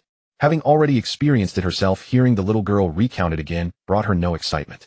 It took Xia Xiaoxiao a long moment for her dazed mind to finally catch up. Wait, it was impossible for her royal uncle and aunt to react this way unless they were even more powerful than that sword god. There was only one explanation. In an instant, Xia Xiaoxiao felt she had stumbled upon something extraordinary. If her deduction held true, she would have two heavenly figures as her backers. Holy crap! Xia Xiao suddenly felt lightheaded. Two figures even more powerful than that peerless sword god. And not just any backers. Her own aunt plus a master in all but name. With that, there was nowhere in the divine province she couldn't go. If anyone dared to bully her in the cultivation world from now on, she would simply shout, "Do you know who my royal uncle is? Do you know who my aunt is?" They are figures even more formidable than that peerless sword god. No. This deduction contained implications too staggering to bear, making her feel giddy. She had to confirm it with her royal uncle once more. Xia Xiao's little head swirled with thoughts, and an idea soon took shape. She scampered over to Xia Xin on her short legs and said, "Royal uncle, let me tell you. This sword god is truly astonishing. With a single strike, he carved out a cultivation realm where sword cultivators can comprehend the sword Tao. I'm so envious. I wish I could have such a place when I begin cultivating the sword Tao myself someday." As she spoke, Xia Xiao glanced at her royal uncle and noticed his face remained completely impassive, betraying no emotion whatsoever. She continued muttering, "I hereby declare that from this day forward that sword god shall be my idol. It makes me so happy to have such a sword god as my role model." As she said this, she looked at Xia Xin's expression again and suddenly noticed his lips twitch. He then turned to her and said, "Isn't your idol supposed to be me? Your loyalties are so fickle. The moment you encounter a new sword god, you forget your royal uncle and take up with someone else. You're really killing me with how unfilial you're being." Hearing the sour tone in her royal uncle's voice, Xia Xiao instantly realized she had misspoken. Her words had certainly not meant that. She merely wanted to test her royal uncle's reaction, to see if he truly matched that peerless sword god in power. Regardless, in her heart, her uncle and aunt always came first, far surpassing any sword god in status and importance. But now it seemed her royal uncle had misunderstood, and he was already turning to leave. Xia Xiao was on the verge of tears, so she hurried over on her short legs and clung to Xia Xin's leg, crying, "Royal uncle, don't go. I didn't mean it that way. That sword god is only my third idol. The ones I hold dearest in my heart are you and Annie, truly I swear it." Watching the little girl's anxious demeanor, Xia Xin chuckled. He had done it on purpose. Her schemes were still too naive to fool her royal uncle. She had plenty to learn. He simply wanted to see her flustered. Xia Xin deliberately put on a stern face and said, "As expected, some people simply cannot be won over. Like ingrates, they hear about someone new and immediately forget their own royal uncle." Xia Xin was teasing her on purpose. As for Xia Xiao's earlier request for a cultivation realm where one could comprehend the sword Tao, Xia Xin sneered inwardly. A cultivation realm for comprehending the sword Tao, did she? Very well. When she reached the Qi-gathering realm and began practicing the sword Tao, he would carve out 100 or more such places for her, toss her inside, and make her comprehend the sword Tao until she was sick of it. When Xia Xiao saw her royal uncle still ignoring her, she burst into loud sobs. Walk. She was genuinely hurt and wronged. Over the past, while she had trained with Xia Xin every day and grown up listening to his tales regarding him as her role model, she had been so foolish as to anger her royal uncle, making him think she was an ungrateful ingrate. The realization filled her with sorrow. She had essentially cried herself into tears through her own stupidity. Seeing this, Xia Xin smiled mischievously and comforted her. "Enough, your royal uncle understands. You didn't mean it that way. With her face all tear-streaked, the little girl wiped her wet cheeks with her small hands and said, "Then, royal uncle, you told me to cultivate hard. But my strength is still too weak. If I venture into the cultivation world and encounter factions like the Divine Phoenix Gate in the Eastern Wasteland, who snatch geniuses to become their disciples, and they take notice of my twin pupil heritage and try to force me to join, what should I do?" She clung tightly to Xia Xin's leg and pleaded pitifully, "I don't want to join any faction to cultivate. I just want to stay by uncle and aunt's side." It must be said that though Xia Xiao was young, she had quite the talent for acting. After being forgiven by Xia Xin, her earlier scheme resurfaced once more. She was a rather contradictory child. Her mind was filled with whimsical and unconventional thoughts. When it came to a matter, she would not easily give up until she obtained an answer. Her continued questioning was another attempt to verify her earlier deduction. After all, there was another possibility regarding the reactions of the royal uncle and aunt just now. They simply had no interest in such matters and therefore behaved quite normally. But the question she was asking now was different from the one in the square. The conclusion drawn from his reaction earlier might have been ambiguous. But with this question now, as long as the royal uncle answered, she would know the answer. Because she asked what should be done if a power similar to those in the Eastern Wasteland, sects destroyed in a single strike by that peerless sword god, suddenly took an interest in her talent and attempted to forcibly take her away.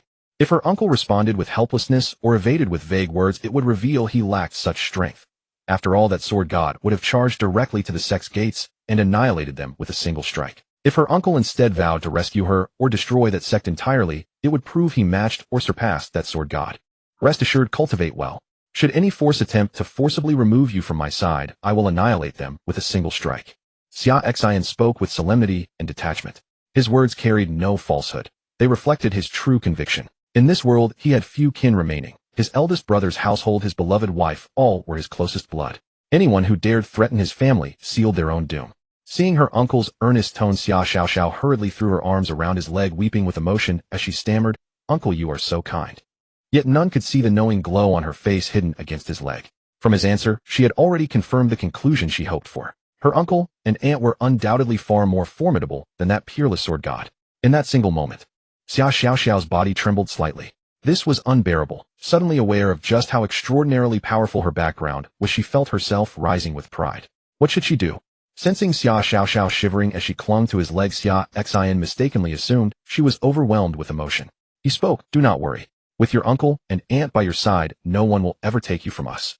Xia Xiaoxiao forced herself to compose her racing heart. She could not let her uncle see her excitement, not when she had uncovered such a profound secret. "I'm going to play with Sister Hoyer," Xia Xiaoxiao said. "Yes, go ahead." Xia Xin nodded, watching the little girl release his leg and walk away like a stiff wooden figure, her body trembling intermittently, as though suppressing some overwhelming emotion. A subtle curve touched Xia Xin's lips. The questions Xia Xiaoxiao had posed and the answers she sought to test. How could he fail to perceive them? How could he not know? This clever and spirited girl possessed remarkable intelligence. He knew this well. Otherwise, she never would have slipped out of the imperial city and evaded those Xia Zhan had assigned to protect her, and escaped pursuit from others as well. From the moment she mentioned how the sword god of the eastern wasteland had single-handedly destroyed the divine phoenix sect, and then carefully watched his every expression, he understood exactly what she was contemplating. He had deliberately allowed her to discover the truth. By having her deduce it through her own testing of him, she would believe her conclusions without hesitation. Even if others dismissed her claims, she herself would trust her judgment implicitly.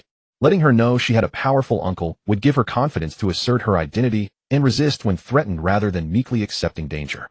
It would prevent her from feeling inferior and give her assurance as she navigated the cultivation world, a wise strategy serving two purposes. And at that very moment, in the heavenly demon cult's stronghold within the imperial city, the 8 demonic leaders, Hunyuan Demon Lord, Black-Faced Rakshasa, Xi Chuan Ghost King, and others, had all returned. Kneeling before Ji Ruer, they recounted the events at Vajra Temple that day.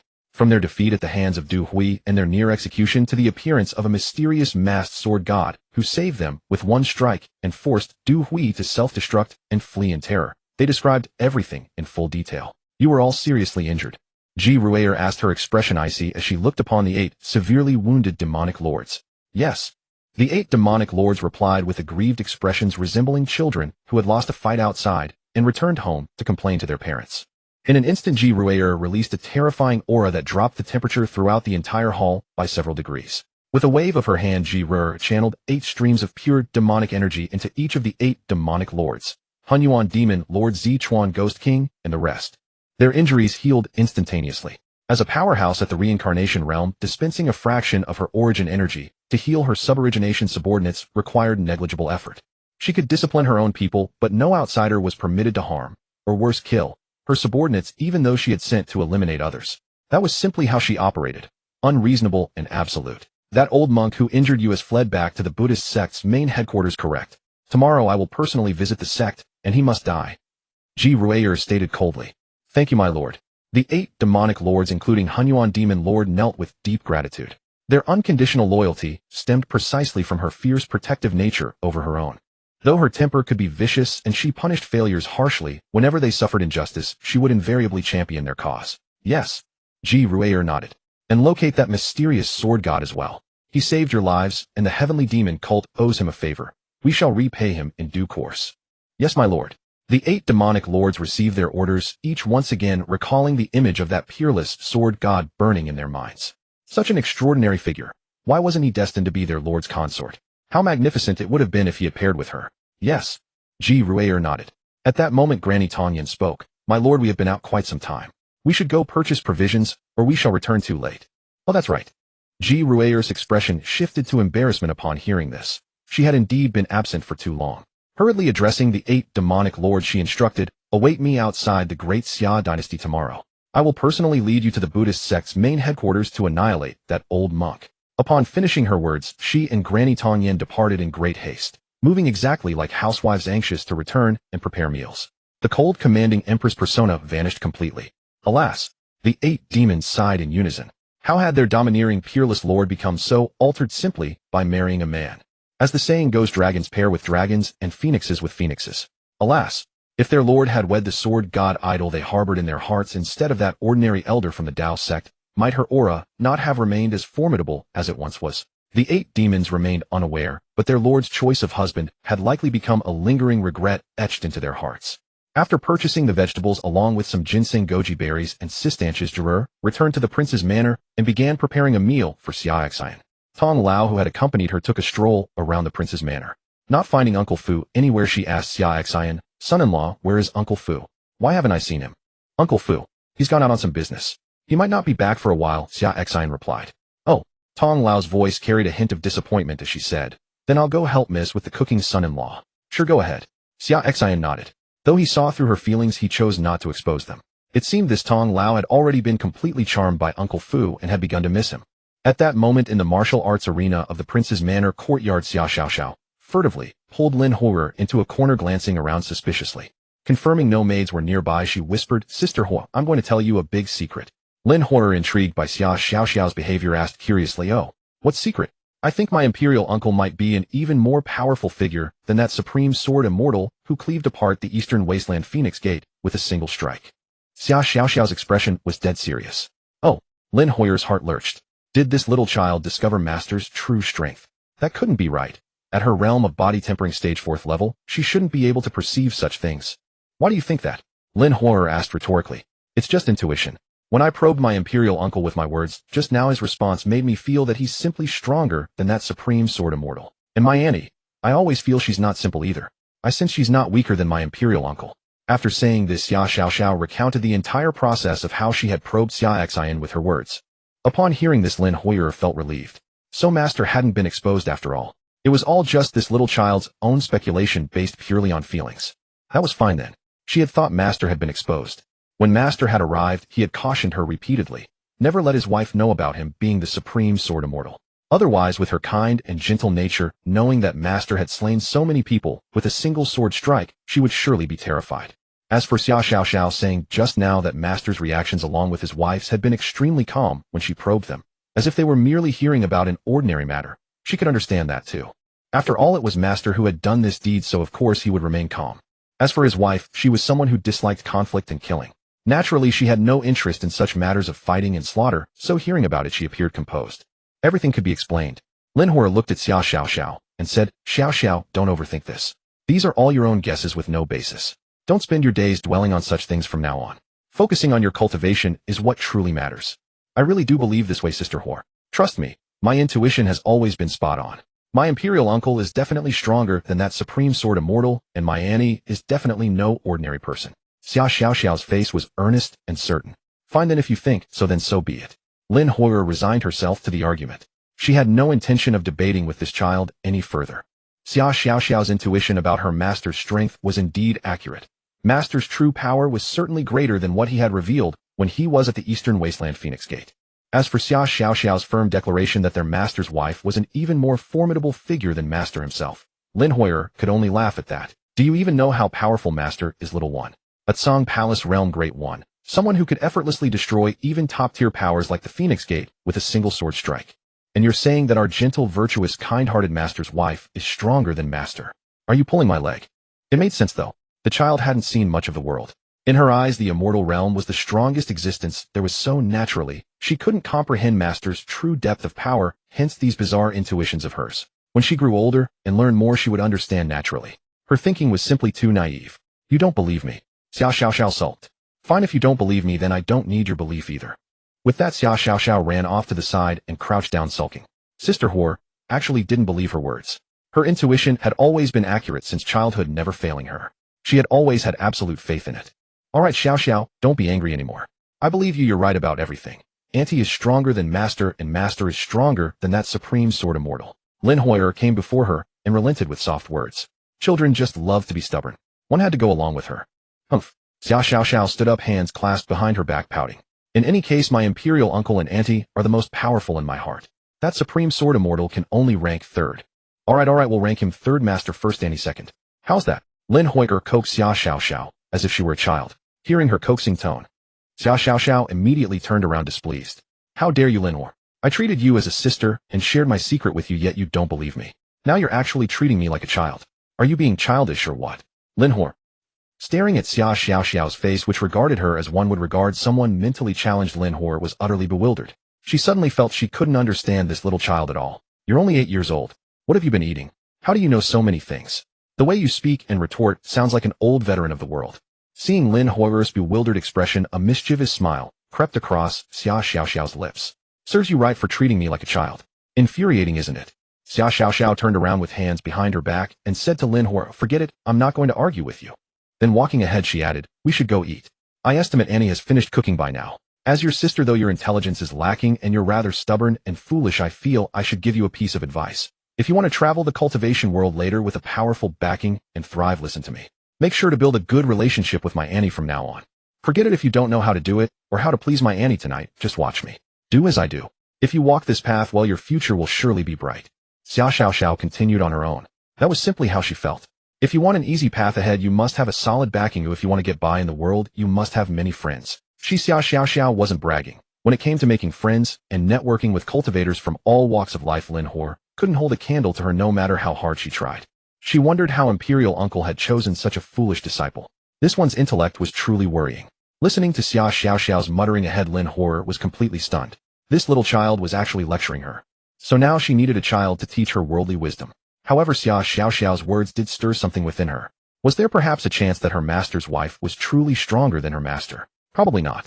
How could that be possible? Master was of the Tsang Palace realm, the supreme sword immortal. His wife was surely no match for him, not even in a single exchange. The two walked one after the other to the manor's main hall. By this time, Ji Ruier had finished cooking and was carrying dishes into the hall. Xia Xiao quickly rushed forward on her short legs. Auntie, let me help you. Saying this, she dashed into the kitchen and began helping Ji Ruier carry the dishes. Seeing Xia Xiao arrive, Ji Ruier laughed. Haha, Xiao is here. No need, Auntie can carry them herself. Just get ready for dinner. No, I must help. After responding, Xia Xiao scurried about on her short legs and soon brought up all the remaining dishes. At this moment, Xia Xin also arrived at the main hall. Seeing Xia Xiao had just finished carrying the dishes and was now hastily helping Ji Ruier arrange the chairs for both her and Xia Xin, he wondered what had gotten into this girl today. When Xia Xin arrived, Xia Xiao said, Imperial Uncle, please sit, Annie. I'll serve you rice. With that, she quickly served bowls of rice for both Xia Xin and Ji Ruier, placing them before them. Then taking the ladle, she began to scoop soup. Uncle and Auntie, please have some soup. Saying this, she enthusiastically served bowls of soup for both Xia Xin and Ji Ruier, setting them before each of them. Both Xia Xin and Ji Ruier were somewhat taken aback watching the busy little girl who was moving chairs, serving rice and ladling soup for them. What had gotten into this child? Had she gotten into trouble outside and wanted them to help her stand up for her? Was that why she was currying favor with them?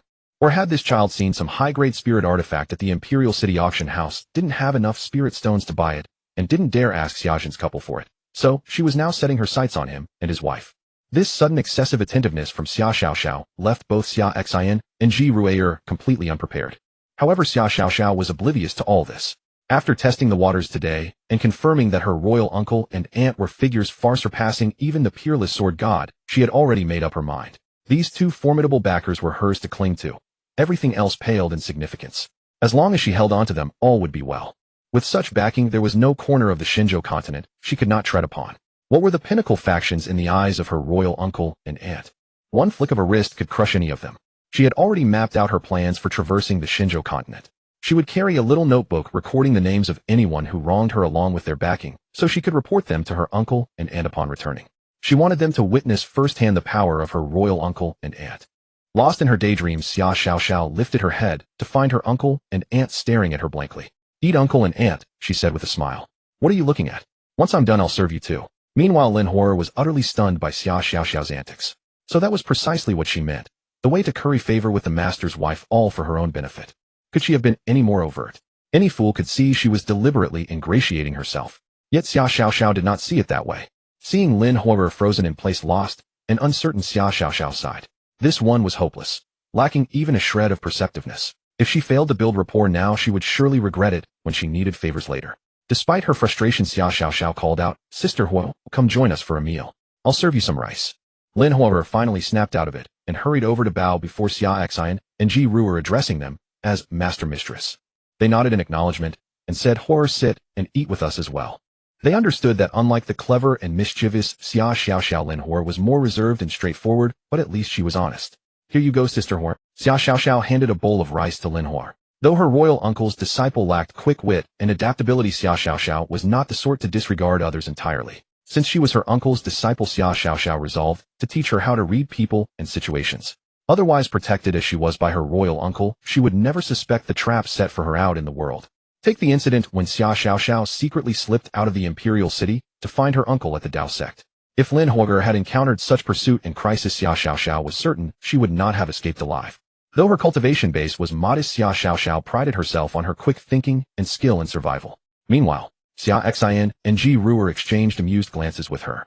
"Out with it," Xia Xin prompted. "What trouble have you caused, or what do you want? Just say it directly. This unusual behavior of yours unsettles us." Hearing this, Xia Xiaoxiao hesitated for a moment before realizing her mistake. She had been too eager to impress, making her uncle and aunt uncomfortable. She immediately composed herself and said earnestly, "Uncle, aunt, you have both taught me cultivation techniques and guided my practice, treating me with such kindness. I am truly moved, yet I do not know how to repay you. I simply wish to do something within my power for you." As she spoke, tears glistened in her eyes, appearing genuinely overwhelmed. As if she were on the verge of weeping from how deeply touched she was by everything Xia Xin and Ji Ruer had done for her. Lin Hor, witnessing the display, was completely dumbfounded. This acting was over the top, far too exaggerated. Was she truly that moved? Yet Ji Ruer, seeing the little girl appear so pitiful and genuinely moved, almost believed it. After all, she was only 8 years old. How could she harbor any ill intentions? She hurried to reassure her. "It is all right, Xiao Xiao. You need not do anything special. Simply focus on your cultivation and your uncle, and I will be more than content." Auntie, you are so kind," Xia Xiaoxiao replied, her voice trembling with pretended emotion. Xia Xin meanwhile rubbed his forehead in exasperation. His wife loved him deeply, and by extension loved all connected to him. That is why she let her guard down against the little girl's schemes and was easily swayed. But he could see right through the child's intentions. Still he shrugged it off. Let her be. Children's thoughts shift like the wind. He was too lazy to manage her. He would simply indulge her whenever she asked for something in the future. In the end, the meal concluded with Xia Xiaoxiao's relentless flattery directed at both him and Ji Ruer. Satisfied with her efforts, Xia Xiaoxiao felt a deep sense of accomplishment. It was settled. With her uncle and aunt, two great experts, as her protectors, she could go anywhere across the Shenzhou continent. That night, as the hours grew late, Xia Xin and Ji Ruer prepared to rest. Ji Ruer spoke up. "Husband, I plan to venture out tomorrow to handle some matters at the Heavenly Demon Cult. If all goes well, I shall return by evening. An eminent monk from the Buddhist sect has recently destroyed 3 branches of our cult in the nearby regions. They are now recalling all scattered members, so I must return." Ji Ruer offered a fabricated excuse to explain herself. "Very well, my wife. Arrange things as you see fit," Xia Xin replied. His wife was an elder of the Heavenly Demon Cult, so it was entirely natural for her to return when the organization summoned its elders. Xia Xin surmised the Heavenly Demon Cult would likely strike back at the Buddhist sect. Yet he harbored no concerns about his wife's safety.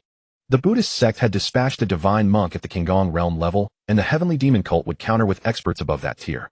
Since his wife only reached the Bushiu realm, she would not be involved, so he felt confident in her safety. "You are the best husband," Ji Ruer murmured softly, curling into his embrace like a contented kitten. "And you are wonderful as well, my wife," Xia Xin replied, wrapping his arms around her. "Husband, it is late. We should rest." Her voice dripped with allure as she pulled him toward the bedside. That night proved to be another restless one. As cultivators with unique physiques, the couple employed subtle techniques to ensure their intimacy would not disrupt their cultivation. The following day after breakfast at the prince's mansion, Ji Ruer bid farewell to Xia Xin and departed with Tong Lao. Outside the Great Xia dynasty, she rendezvoused with the 8 great demons who had been injured by Du Hui at Jingang Temple the day before.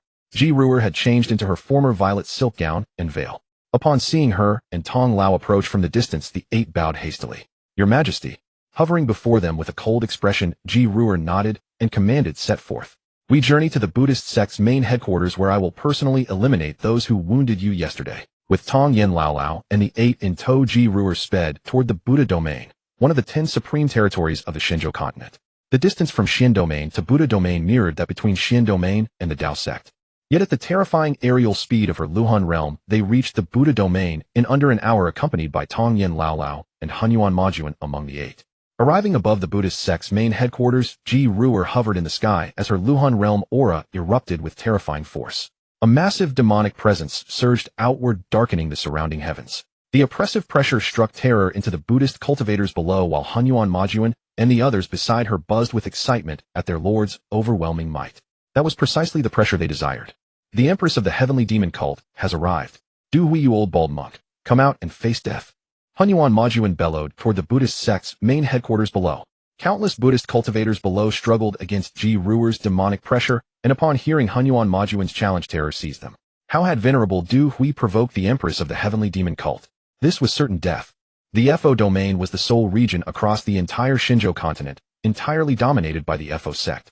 Countless powerful cultivators of Buddhist faith dwelled within its borders, most especially at the Fo sect's grand headquarters, a hallowed ground of Buddhism, where numerous ancient masters of the faith served as ever-vigilant guardians. Upon sensing the terrifying demonic aura radiating from Ji Ruer, dozens of Vajra Arhats of the Wuxia realm stationed deep within the Fo sect's main temple instantly rose suspended in midair. Prominently among them was the abbot of the Fo sect himself. Witnessing Ji Ruer charge forth with the 9 great demons, her intent unmistakable, demanding that venerable monk Du Hui come forth to meet his death, the Fo sect abbot understood immediately Du Hui must have done something to infuriate the Heavenly Demon Cult beyond measure. Infuriating enough that the Empress of the Heavenly Demon Cult had personally led an army to their doorstep. He was utterly speechless. When Du Hui had previously set out regarding the destruction of Jingang Temple by the Heavenly Demon Cult, he had warned Du Hui that incident had already occurred and Jingang Temple was in the wrong. There was no point in stirring up further trouble. Unfortunately, Du Hui would not listen. Having sealed himself away for 1,000 years and ascended from the 9th layer of the Wuxia realm to the 2nd layer of the Zongong realm, he believed himself invincible and grew reckless. He solemnly vowed to emerge from seclusion and suppress the arrogance of demonic cultivation forces.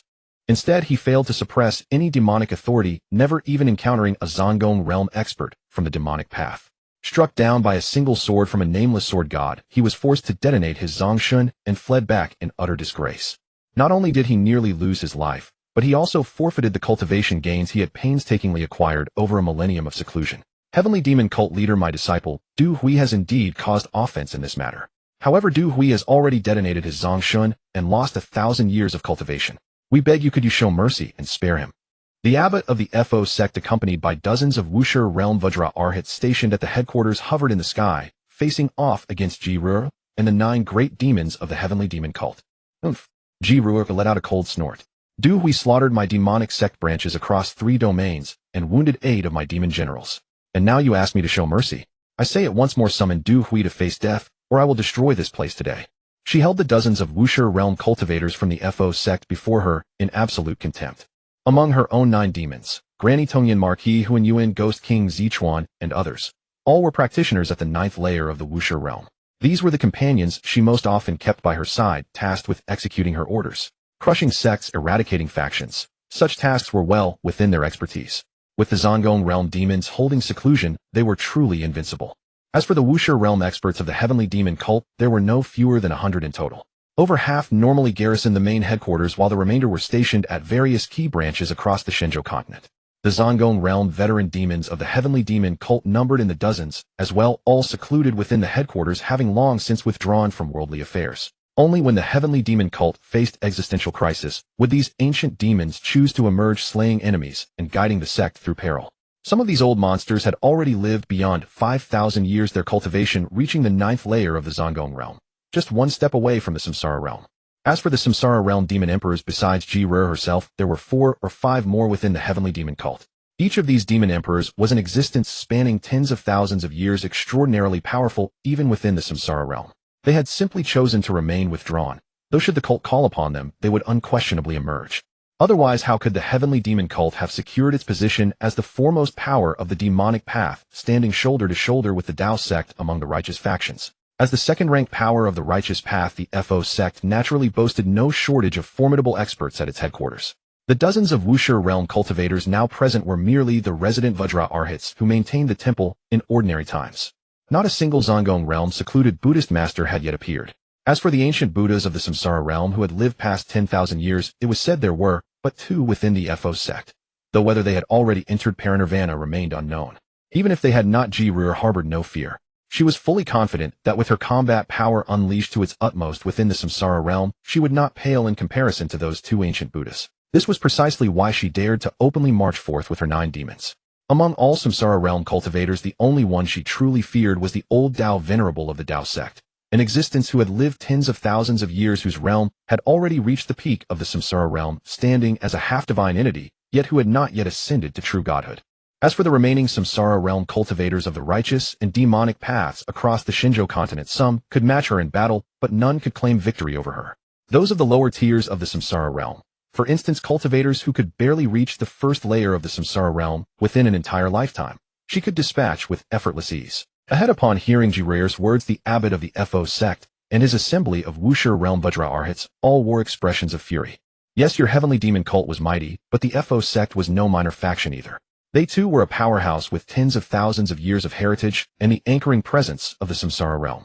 Their abbot had already shown such courtesy, tactfully indicating that the Fo sect wished to avoid conflict with the heavenly demon cult. Why must she press so relentlessly? Did they truly believe the Fo sect had no champions left? Heavenly demon cult leader, our abbot, has spoken clearly. The Fo sect no longer wishes to entangle itself with your cult. Why must you be so aggressive? Do you truly think the Fo sect is one to be bullied? A Vajra Arhat of the Wuxia realm beside the abbot spoke these words. Upon hearing them, Jiraiya's gaze turned frigid as she fixed it upon him. The instant their eyes met, the Vajra felt as though a demon god from the 9 netherworlds had locked onto him. His flesh and soul both trembled, and his heart turned to ice. The next moment, a colossal demonic hand condensed from pitch-black evil energy descended from the heavens and grasped directly toward the Vajra who had just spoken. The Vajra's face twisted in shock and fury. Buddhist radiance blazed from his body as he attempted to resist the demon hand. But alas, when the demon hand descended, his protective golden light possessed no resistance against it whatsoever. In an instant it was shattered, and he himself was seized by that terrible claw. Heavenly demon cult leader, this is the Fo sect's main temple. How dare you act so? The Vajra cried out in terror, then looked around at the dozens of Wuxia realm Vajra Arhats. All of you quickly join me in repelling this demon. And then, seeing the heavenly demon Empress strike, without hesitation upon the merest provocation, the dozens of Vajra Arhats surrounding them, including the abbot himself, immediately distanced themselves from him. They kept their distance, separated far apart, terrified of being implicated. Humph! Jiraiya snorted coldly. The demon hand clenched shut, crushing the Vajra into nothingness in an instant. The sight sent shivers through every one of the dozens of Fo sect Vajra Arhats surrounding them, as well as the countless Fo disciples below. In their hearts they cursed the Vajra who had dared to speak against the female demon. Had he lost his mind? Had he chanted his sutras until his brain turned to mush? Didn't he know his own cultivation level? Didn't he understand what realm the female demon occupied? Could he truly not see the abyss between them? If he had simply remained silent, she might have ignored him. But if she took offense, could he withstand a single palm strike? And now he expected them to join him in defying her. Had water short-circuited his brain? He sought death, and now wanted to drag them all into it. Did he truly believe that after his death the Fo sect would launch a suicidal vendetta against the samsara realm female demon on behalf of a single Wuxia realm monk? Don't be absurd. This female demon meant to kill. She wasn't here to trade empty threats. They could never have imagined that she would simply crush a Vajra Arhat of their Buddhist sect to death without provocation. It must be understood that in the Shinjo continent, among the top 5 factions of both the demonic and orthodox paths, there exists an unwritten rule. While clashes and skirmishes are permissible, neither side generally seeks to exterminate experts at or above the Wuxia realm. This is because among the leading factions on the Shinjo continent, whether orthodox or demonic, the number of immortals at the Bushio realm is considerable, though perhaps not 1,000, several hundred certainly exist. Factions like Dao sect and Tianma sect, which rank first in their respective paths, boast over 1,000 immortals at the Bushio realm, yet within these two organizations such cultivators can only serve as ordinary elders. Tianma sect maintains branch offices across thousands of territories on the Shinjo continent, with each moderately sized region hosting a division overseen by a Bushio realm elder. Thus immortals at this cultivation level are not particularly vital figures within such organizations, so killing 1 or 2 would hardly matter. However, those at the Wuxia realm and beyond belong to the upper echelon of power. Whether Buddhist sect, Dao sect, or Tianma sect, their numbers are few. Each killed is lost forever.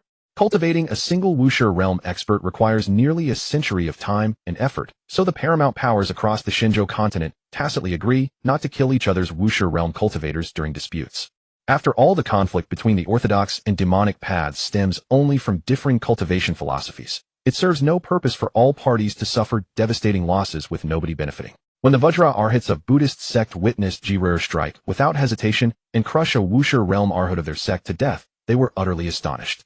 This newly appointed Empress of Tianma sect certainly has quite a temper. Is she attempting to escalate the conflict between the two sides? Jiraiya declared. I will say this once more, if Du Hui wishes to meet his demise, he will emerge himself. Otherwise I shall destroy this place today. Behind Jiruer stood 8 of her subordinates, Hunyuan Demon, Lord Zichuan Ghost King, and others, who felt their blood surge with excitement at their mistress's commanding presence.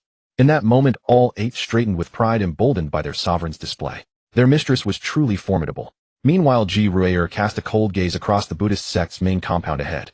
She was considering when those hidden at the Kinggong realm, or even the 2 ancient Buddhas at the Laihui realm would emerge. The fact that she had just crushed the speaking Buddhist Arhat was not something she dwelled upon. To suggest she was escalating the conflict between the 2 sides was this meant as a joke.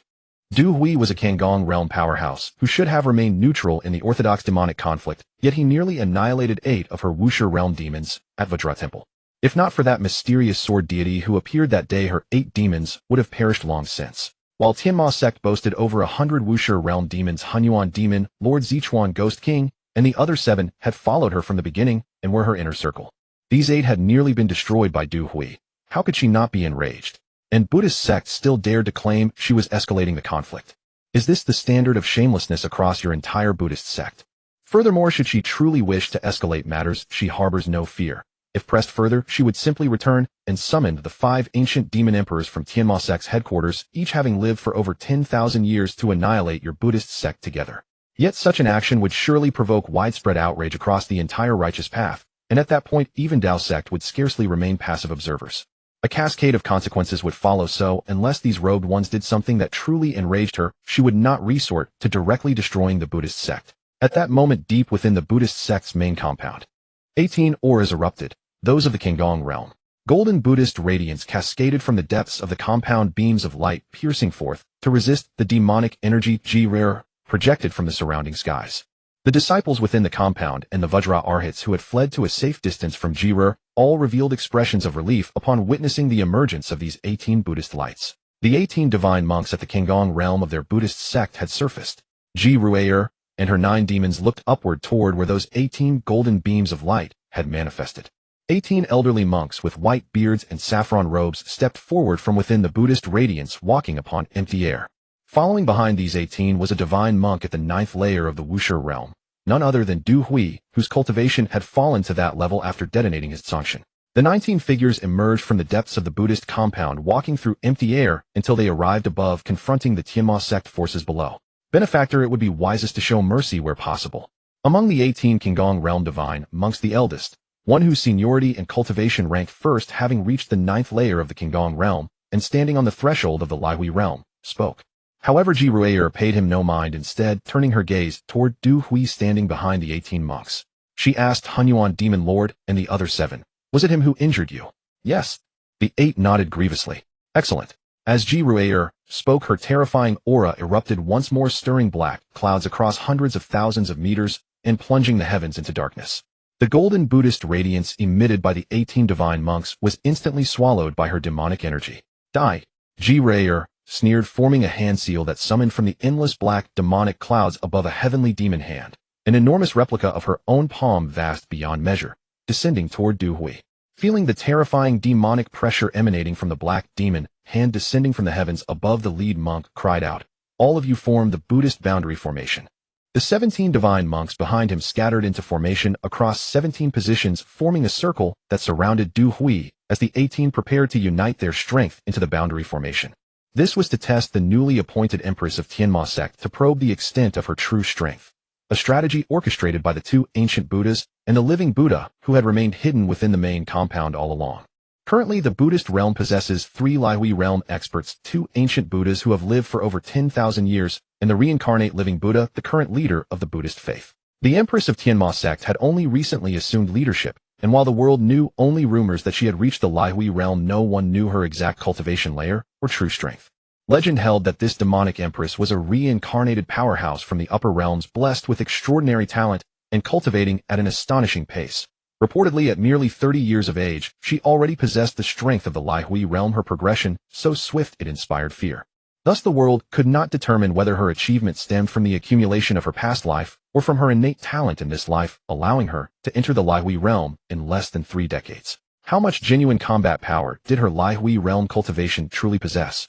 Therefore, the 2 ancient Buddhas and the reincarnate living Buddha of Buddhist sect had dispatched all 18 divine monks to form the boundary formation and test her strength firsthand.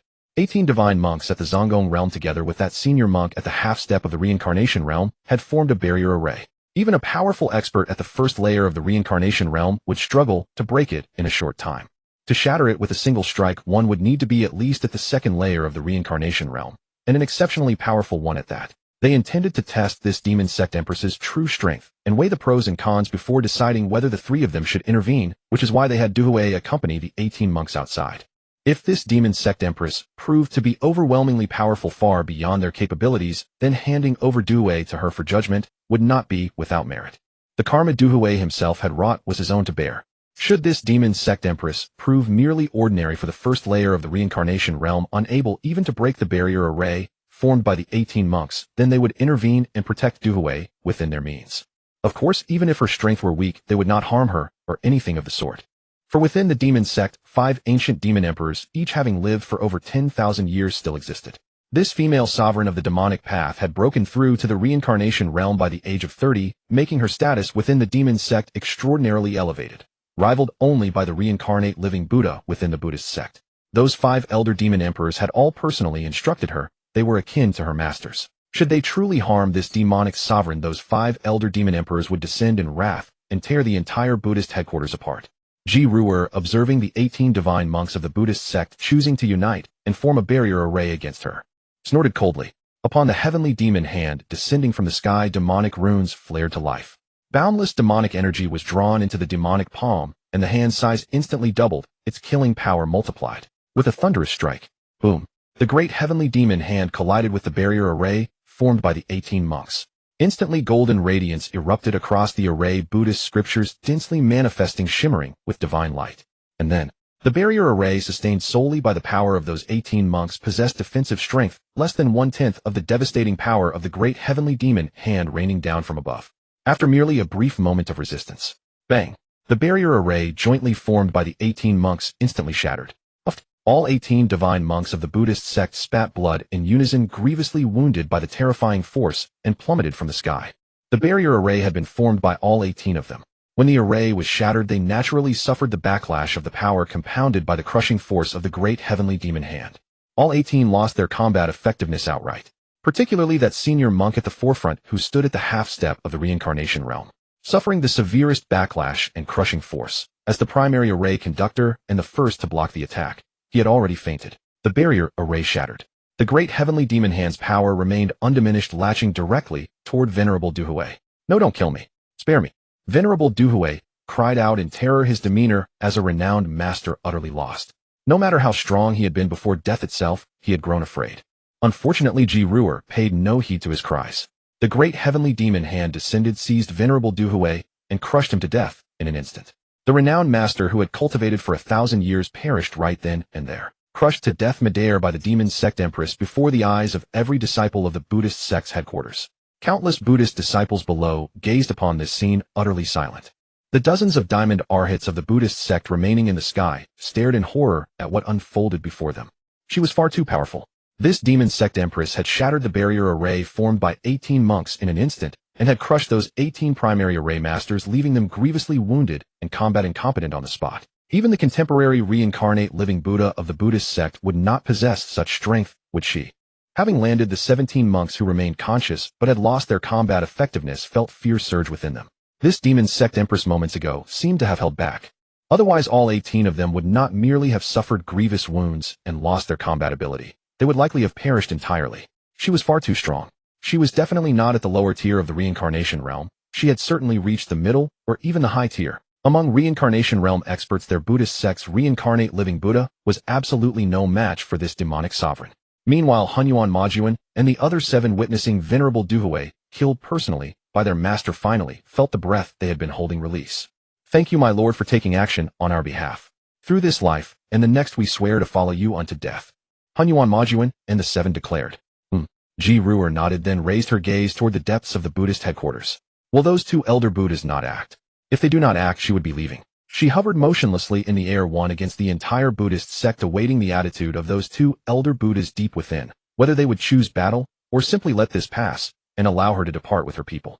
Minutes and seconds ticked by, yet Ji Ruer, having killed Duhui, did not leave. This inevitably filled the countless Buddhist disciples below with dread. Why wouldn't she leave? Hadn't she said she would only kill Duhui? Was she now preparing to annihilate the entire Buddhist sect? In that moment, the disciples of the Buddhist sect and those dozens of diamond arhats felt their hearts race with extreme tension. There was no help for it. Ji Ruer's demonic might had been overwhelmingly terrifying.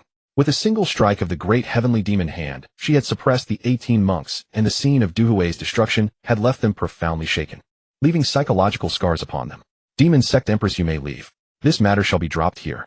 From within the Buddhist headquarters, the contemporary leader of Buddhism, the reincarnate living Buddha, spoke.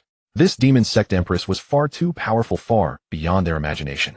After all, Duhui was already dead. Continuing to stalemate with her now served no purpose. Today counted as a hidden loss for his Buddhist sect.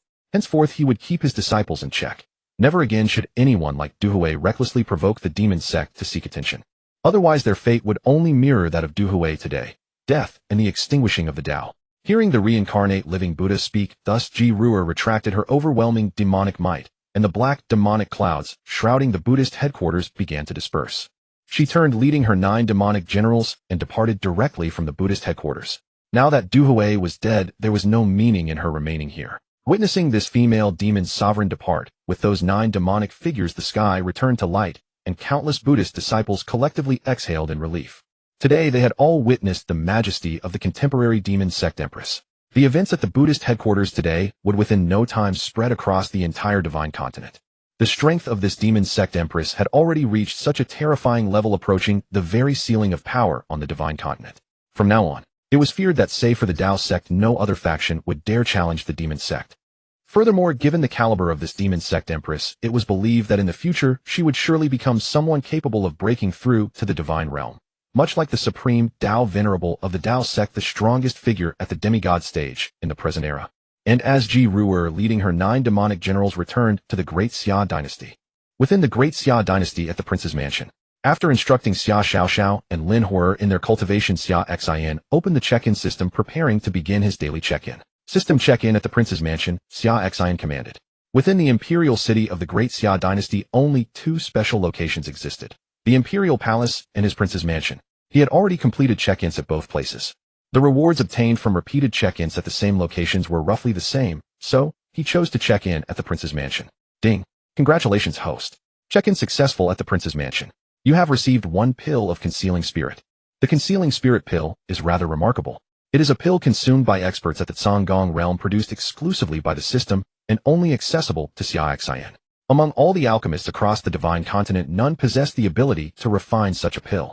The effects of the concealing spirit pill are extraordinary. A single pill grants cultivation gains equivalent to what a Cangong realm expert would acquire after an entire year of concentrated practice. Since returning from the Shunhuang sect in the eastern wasteland and breaking through to the Cangong realm, apart from the rewards obtained through handling the system's special sign-in tasks, he has been signing in daily at the prince's mansion. All the rewards he received were concealing spirit pills. Over just a few days of sign-ins, the pills alone had already boosted his cultivation by an amount equivalent to 3 to 4 years of concentrated practice. This far outpaces what he could achieve through his own personal cultivation. 1 day of Xia Xin's personal cultivation, with his terrifying innate talent combined with the Heaven-origin sword body's extraordinary ability to absorb and refine spiritual energy, equaled 100 days of practice for an ordinary Cangong realm expert. In other words, his own cultivation speed was at least 100 times faster than anyone else's. Before he awakened the Heaven-origin sword body, his cultivation speed had already been roughly 10 times that of ordinary cultivators. Within those 10 years of practice, he had shattered through 6 major realms and reached the immortal realm. After awakening the Heaven-origin sword body, this taboo physique further increased his cultivation speed by roughly 10 times. Stacked together, his overall cultivation speed reached 100 times that of ordinary cultivators. This meant that just over 3 days of his personal cultivation equaled 1 year's worth of progress for other cultivators. On top of that, his daily sign-ins granted him 1 concealing spirit pill each day, providing an additional year's cultivation boost. Xia Xin estimated that between his own cultivation and the auxiliary boosts from daily concealing spirit pills, he would break through to the 4th level of the Cangong realm within just a few months at most. Originally, Xia Xin had no intention of cultivating on his own, but with such a terrifying cultivation speed, letting it go to waste seemed unreasonable. Since he had nothing else to occupy his time anyway, he might as well cultivate himself. In the future, he could also guide his wife through cultivation alongside him, helping her advance faster, so she could catch up to him sooner. Beyond his personal cultivation, the Kunpeng ruins, one of the 3 great relics of the Xian region, were set to open in approximately 10 days. He should begin preparing to enter. To awaken the twin pupils in Xiao, he was still missing one final heavenly treasure, the sea heart grass, which could only be found within that ruin. He could take the opportunity to obtain it while he was there. When awakening Xiao's twin pupils, he was also eagerly anticipating the system's special reward for that achievement. There would undoubtedly be a reward of pure cultivation base. Combined with his own progress, his cultivation might even break straight through to the 5th level of the Cangong realm. He was genuinely looking forward to it. Old Fu had already begun organizing the Tianmin faction. Once Old Fu established, him and Xia Xin would appear before all the major powers across the Divine Continent as the master of Tianmin. His cultivation base must not be inferior. When the top powers of the Divine Continent eventually discovered that the master of Tianmin was actually that mysterious peerless sword god, they would undoubtedly be astonished. If his wife one day discovered that her husband was not only the renowned sword god of the Divine Continent, but also the master of Tianmin, the newly risen top-tier faction, she would be utterly shocked. Why if you turn out to be that peerless sword god? He could already envision the dumbfounded expression on his wife's face upon discovering his secret. Xia Xin thought mischievously. Meanwhile, on her way back to the great Xia dynasty from the Buddhist realm, Jiru suddenly sneezed. She grew somewhat puzzled. Had her husband been missing her after only half a day apart? It must be so. Otherwise, with her reincarnation realm cultivation, how could she possibly sneeze out of nowhere? Without hesitation, she quickened her pace to rush back to the great Xia dynasty. She planned to stop by the imperial city to buy provisions before returning to the prince's mansion. She would arrive just in time to prepare dinner for her husband, Jiru thought. Addressing the 8 demons under Hunyuan Demon Lord, she commanded, upon returning to the great Xia dynasty, investigate the peerless sword god's identity on your own and find a way to repay his life-saving kindness. Our heavenly devil cult does not owe debts to anyone. Yes, Supreme Master, replied Hunyuan Demon Lord and the 8 demons. Meanwhile, in a vast region of the Divine Continent at the headquarters of a top-tier evil faction, a brazen robbery was underway in broad daylight. This top-tier evil faction was known as the Evil Een sect, a notorious cultivation clan that specialized in enhancing their strength by draining women's primal Een energy. Among evil cultivation factions, this sect ranked among the elite, guarded by a patriarch hovering at the half-stepped Cangong realm and supported by 7 or 8 Wuxi realm experts. Their cultivation method required intimate contact to extract women's primal Een energy. Women who were repeatedly preyed upon would perish within just a few years. Even more despicable was the fact that these evil cultivators never dared to provoke factions stronger than themselves. Instead, they bullied minor sects far weaker than them, even those lacking even the Huahai realm, forcing them to tribute a certain number of women annually under threat of extermination. Countless bottom-tier factions and innocent female cultivators across the Divine Continent had suffered under their cruelty, which cemented the Evil Een sect's reputation as a top-tier evil faction. But today, as if karmic retribution had finally caught up with them for all their wicked deeds, a supreme expert at the 2nd level of the Cangong realm directly assaulted their headquarters and killed their half-stepped Cangong realm patriarch. The attacker crippled the cultivation of 8 grand elder-level Wuxi realm experts and dozens of immortal realm elders. The sect's treasure vault and all their cultivation resources were completely plundered. He even stripped every Evil Een sect cultivator of all the spiritual resources, spirit stones, and heavenly treasures they carried on their persons. Before this Cangong realm expert arrived, the Evil Een sect had been overflowing with wealth. After he departed, they were left with nothing but the worthless clothes on their backs. Anything of value had been taken. Absolutely nothing remained. Furthermore, with their patriarch dead and all experts above the immortal realm rendered powerless, the strongest cultivators left in the sect were merely at the Huahai realm. Had any powerful enemies discovered their current state, they would likely face complete annihilation. Fortunately, they had always been careful and cautious. Even though the sect possessed numerous immortal realm and above cultivators, they had only preyed upon the weakest factions below the Huahai realm. Even if those factions discovered their current situation, they posed no real threat.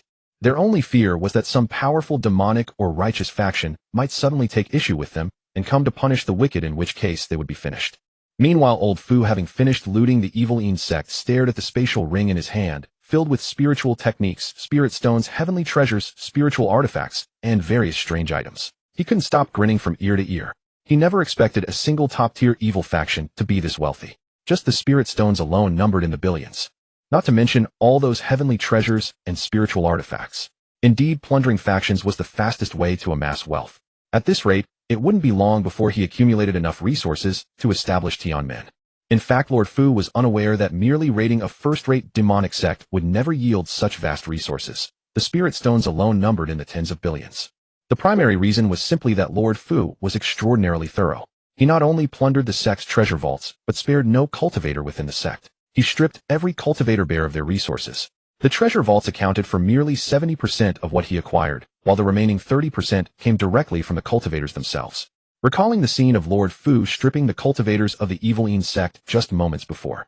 A group of demonic cultivators had surrendered everything they possessed to him except their undergarments, leaving them thoroughly humiliated. After Lord Fu departed, they were left with nothing of value beyond their underwear and clothes. I wonder how Xia Xin, Xiao Li, Xiao Liu, Xiao Linger, and Xiao Yue are progressing, Lord Fu murmured to himself as he made his way toward the next first-rate demonic sect.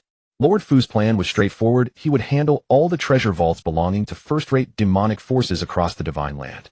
Since the strongest among them only reached the half-step palace realm, he had no doubt he could manage them all.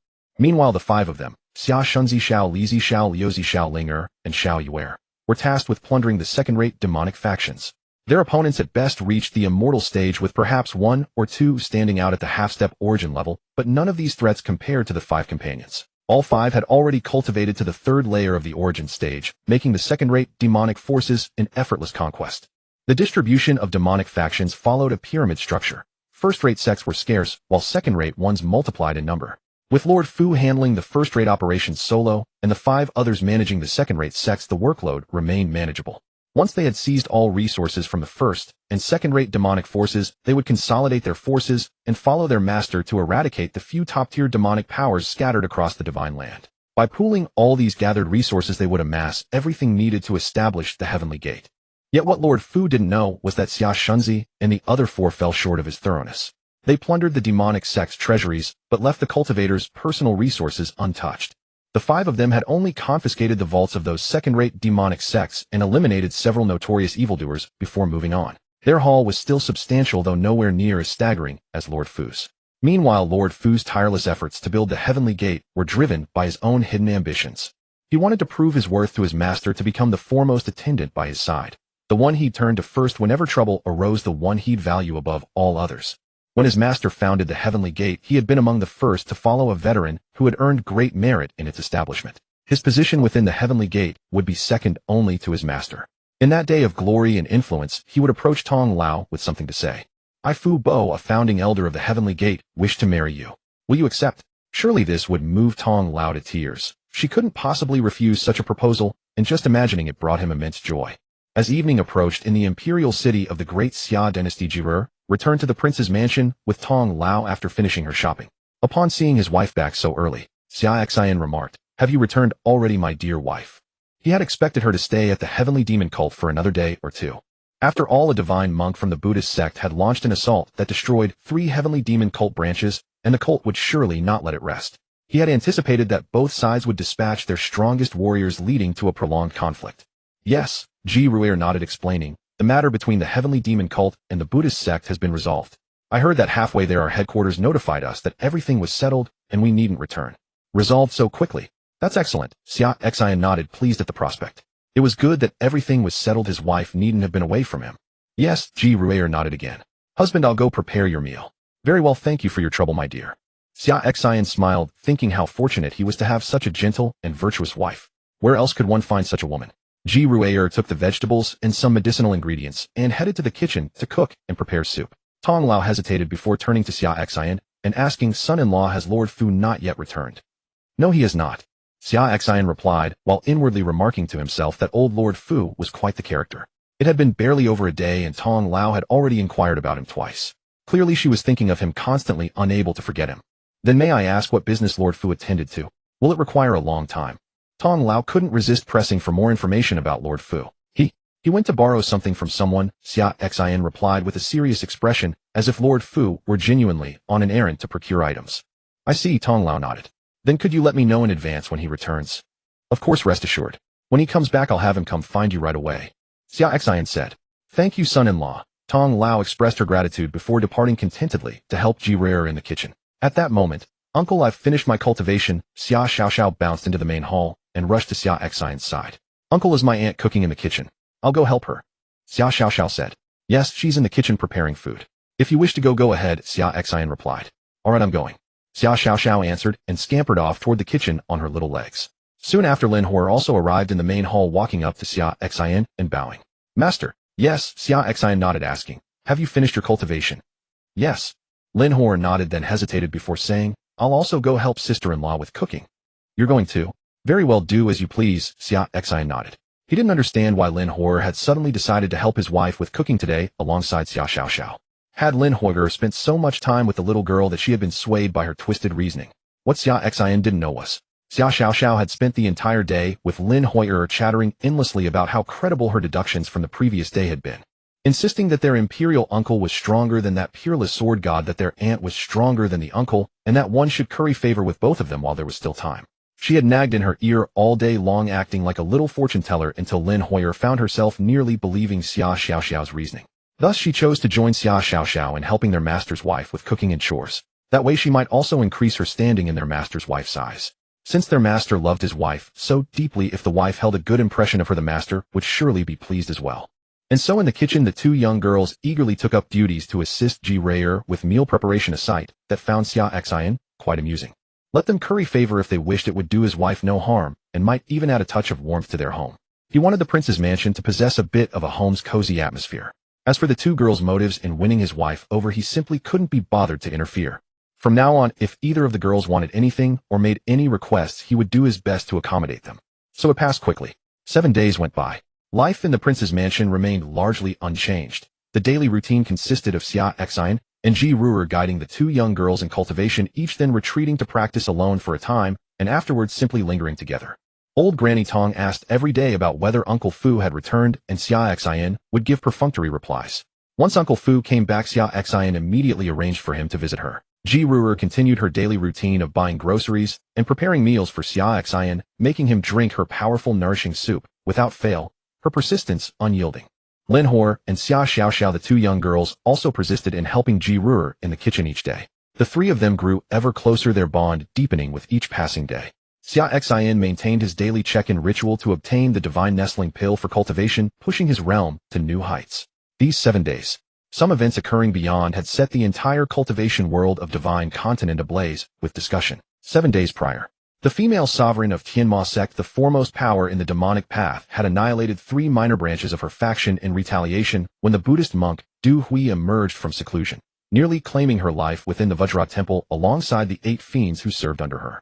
She led her 9 great devils straight to the Buddhist sect's headquarters in the Buddha realm, forcefully suppressing the united assault of 18 holy monks, slaying monk Du Hui and 1 Vajra Arhat in the process. Her overwhelming might deterred the 2 elder Buddhas of the Buddhist sect and the current reincarnated living Buddha from confronting her directly. Rumors among cultivators suggested this sovereign of Tianma sect might have already ascended to the high tier of the reincarnation realm, leaving virtually no match in their era.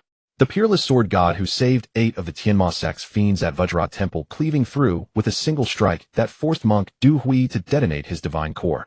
That same enigmatic swordsman who had obliterated the divine phoenix sect across the eastern wasteland with 1 blow might be one and the same. Those 8 devils spared by the peerless sword god at Tianma sect now scour divine continent from end to end, desperate to uncover any trace of their savior. Yet their search yields nothing.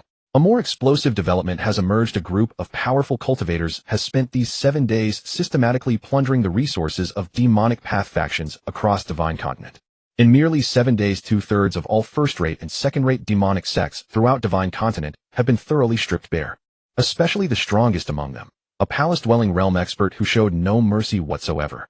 He not only plundered the resources of those first-rate demonic sects, but also stripped every demonic cultivator on their person down to nothing. Every first-rate demonic sect that fell to his ravages was left with nothing of value, save for the people themselves.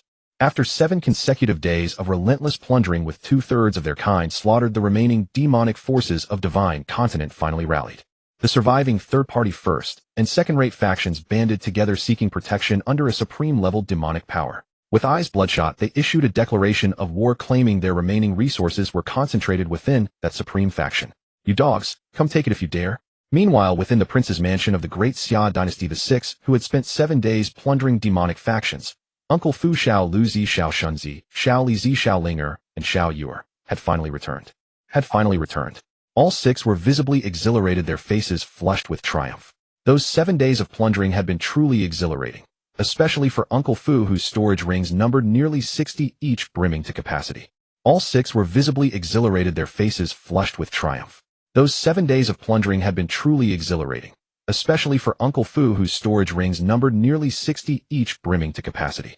Master, we've gathered every resource from 2/3 of the first-rate and second-rate demonic factions across Divine Continent. All of it is here. Uncle Fu proudly produced nearly 60 storage rings, all swollen with plunder. Together the combined haul represented everything the group had seized, fully half belonging to Uncle Fu alone. Master, we've gathered every resource from 2/3 of the first-rate and second-rate demonic factions across Divine Continent. All of it is here.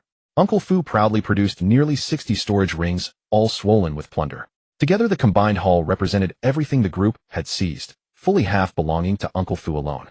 Uncle Fu proudly produced nearly 60 storage rings, all swollen with plunder. Together the combined haul represented everything the group had seized, fully half belonging to Uncle Fu alone. Scanning through the overflowing rings with his divine sense, Xia Xin was struck dumb with astonishment. Good heavens! Each ring contained billions upon billions of spirit stones alongside staggering quantities of heavenly treasures, spiritual artifacts, cultivation techniques, and myriad strange resources. 79 rings in total.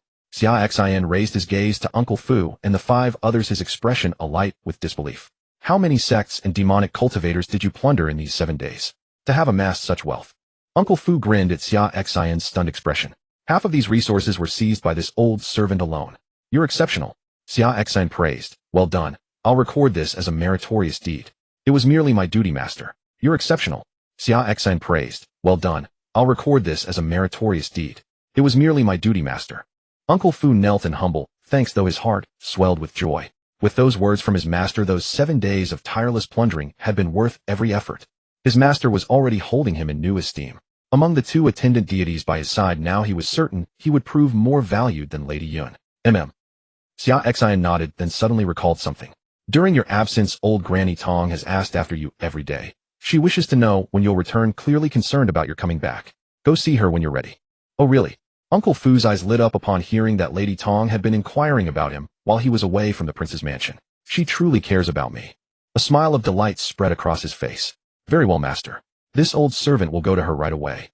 There is one more matter I must report, Master, Uncle Fu said. What is it? Xia Xin asked.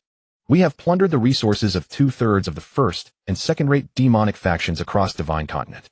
The remaining third has united under the supreme-level demonic faction known as Soul-Devouring Palace, and they have issued a declaration of war against the 6 of us.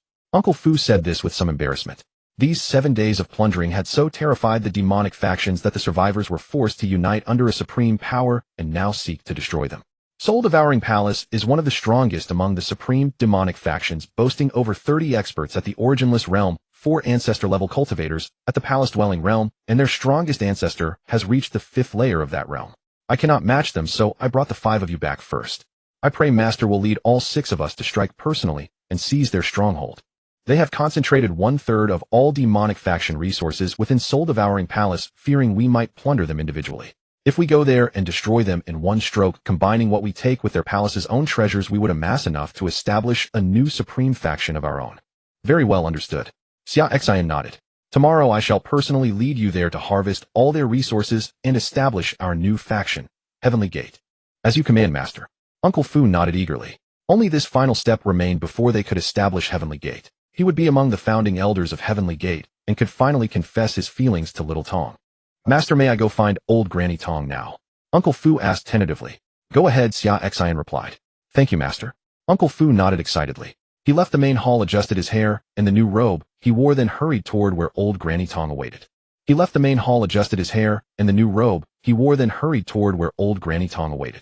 After Uncle Fu departed, among the remaining 5, Xiao Lizi stepped forward and said, Master, this servant believes that what Uncle Fu said was reasonable, but there are still some areas that could be improved. Oh, what areas need improvement? Speak freely. Xia Xin grew interested and asked. This Xiao Lizi had chosen not to speak earlier while Uncle Fu was present, but waited until after his departure. Was he trying to distinguish himself and earn Xia Xin's recognition? Were they already engaging in internal competition among themselves? It is this servant's belief that when you lead us tomorrow to subdue the remaining evil path forces, we should not merely seize their resources without killing them. If possible, this servant suggests that we eliminate all the evil path forces gathered at the Soul-Devouring Palace. Xiao Lizi presented his viewpoint. Why do you suggest this? Xia Xin inquired. Because this servant has investigated over these days. The Soul-Devouring Palace is located in the Spirit Domain, which is one of the 10 great super-regions of the Shenzhou continent. It is also the only top evil path force situated within a super-region. If we destroy the soul-devouring palace, we can establish the heavenly gate in the spirit domain. The geographical location for establishing a sect is critically important for any top force. Having a super region as a foundation would be ideal. In the spirit domain, 80% of the forces are evil path forces. Many of these evil path forces are deserving of death. Some specialize in sacrificing mortals for cultivation, while others absorb the heart blood of children for their practices. They are the nightmare of the cultivation world's weaker practitioners. These forces deserve to die. Tomorrow we shall sweep away all those gathered evil path forces in the spirit domain and control the entire domain. This will allow us to establish a top force that commands an entire super region, which is extremely fitting. Xia Xin proposed this suggestion. He was a man who despised injustice. The reason he insisted on destroying these evil path forces was because during these 7 days he had witnessed numerous scenes in the evil path territories he had plundered that resembled scenes from hell. Some say demon path cultivators are wicked, but demon path cultivators only target those who have offended them or when there are conflicts of interest. Demon path cultivators engage in disputes only when there are grievances or conflicts. However, evil path forces are truly human scum and villains. In these 7 days, he witnessed countless innocent women from the mortal realm being captured by evil path cultivators and drained of their blood until they died through their cultivation techniques. Innocent children were tortured to death and refined into resentful spirits, enslaved and controlled. As for the soul-devouring palace, which cultivates by devouring mortal souls, every time they practiced, countless weak cultivators had their spiritual souls devoured. Demon path does not necessarily mean bad people, and righteous path does not necessarily mean good people. But evil path definitely means bad people. Therefore, Xia Xin hoped that Xia Xin would lead them tomorrow to completely sweep away all evil path forces in the spirit domain, restoring peace to the numerous regions near the spirit domain, while also enhancing the Heavenly Gate's reputation. When the Heavenly Gate was established, it would immediately shock countless regions and make its presence known throughout the Shenzhou continent. Agreed. Xia Xin responded. Xia Xin's suggestion was excellent. By destroying these evil path forces, they could bring peace to the Shenzhou continent, while also gaining a super region as the foundation for establishing the Heavenly Gate. Truly excellent. Ding system task released. Proceed to the soul-devouring palace in the spirit domain for check-in. Hearing the system notification in his mind, Xia Xin suddenly smiled. Good heavens, this system of yours is something else. It refuses to release tasks unless you mention destruction. The moment you say you'll destroy the soul-devouring palace, it immediately releases a check-in task. You might as well stop calling yourself a check-in system and rename it to a demolition system. Despite his complaints, Xia Xin was quite excited. If the system released a check-in task, then going to the soul-devouring palace tomorrow for the check-in would yield another wave of rewards. If he could obtain some more divine slave pills and deity-serving pills, that would be wonderful. The Heavenly Gate was about to be established, and having more experts would be better. After a while, dinner was prepared. Xia Xiao and Lin Hoyer helped Ji Ruer serve the dishes. However, Tong Lao was nowhere to be seen. When Uncle Fu returned, the two of them seemed to have gone somewhere for a private conversation. At the dinner table, Xia Xiao spoke up. Uncle Annie, have you heard? 7 days ago, the female emperor of the Heavenly Demon Sect, the foremost demon path force, led the 9 demon lords of the Heavenly Demon Sect to attack the Buddhist sect's headquarters. She alone pressured the 18 divine monks of the Buddhist sect, forcefully killed Du Hui, so terrifying that the current living Buddha of the Buddhist sect didn't dare to emerge and confront her, only able to let her leave unchallenged. Xia Xiao was excitedly narrating this. This matter had been spreading like wildfire throughout the Shenzhou continent recently. She often wandered around the imperial city and had heard cultivators from the cultivation world discussing it. I've decided from today onwards the female emperor of the Heavenly Demon Sect is my new ultimate idol, because she is simply too cool. Then remembering something, she quickly added, of course Uncle and Auntie will always be my first and second idols in my heart. She can only rank 3rd, and that legendary sword deity ranks 4th. The little girl chattered on endlessly. I've heard about it. That female emperor of the Heavenly Demon Sect is indeed formidable, Xia Xin said. He had naturally heard about this matter during this time. Ranking her 3rd on your idol list, and the legendary sword deity 4th, is very reasonable, Xia Xin said. However, his tone carried a hint of sourness. Good heavens, just a few days ago his legendary sword deity identity was ranked 3rd in the little girl's idol rankings. After this matter about the Heavenly Demon Sect's female emperor came out, his legendary sword deity's ranking had actually dropped to 4th. Was the sword deity being too low-key recently, failing to make any grand appearances, causing his ranking in the little girl's idol list to drop? It was time to make some noise. He couldn't be overshadowed by that female emperor of the Heavenly Demon Sect. Tomorrow, when destroying the soul-devouring palace, he'd make a bigger splash. The higher the prestige, the better. Auntie, you're also from the Heavenly Demon Sect. You taught me the great Heavenly Net Sutra. If I cultivate it to its highest level, do you think I could be as powerful as that female emperor of the Heavenly Demon Sect? Xia Xiao asked Ji Ruer. You will be able to. Cultivate diligently, and in the future you will certainly be able to match that female emperor, Ji Ruor said with a smile. Haha, that's settled then. When Xia Xiao heard Ji Ruor say this, she became overjoyed and immediately gestured excitedly. Andy, you don't know that female emperor of the heavenly demon sect is truly too powerful. Her move, the Great Demon Palm, is so incredibly cool. She is the sect master of the heavenly demon sect, commanding the entire heavenly demon sect. Of course she's powerful, Ji Ruor said with a smile. Looking at the little girl's admiring expression, not knowing her true identity, she found it quite amusing. Yes. Xia Xiao nodded and said, what a pity though that legendary sword deity doesn't have a powerful faction behind him. If that legendary sword deity also had a powerful faction behind him and became the ruler of a top force, his image in my heart would be even more perfect. I might consider promoting him to third place on equal footing with that female emperor of the heavenly demon sect. The little girl's evaluation of her idols was very fair and reasonable. Although the legendary sword deity was powerful, he didn't command a top force behind him. Therefore, in her idol rankings, he had to be placed one rank behind the female emperor of the heavenly demon sect. Upon hearing this, Lin Huiter glanced at his master. Although others didn't know the identity of that legendary sword deity, he did. But did his master really not have a faction behind him? The Dao sect shouldn't be weaker than the heavenly demon sect, right?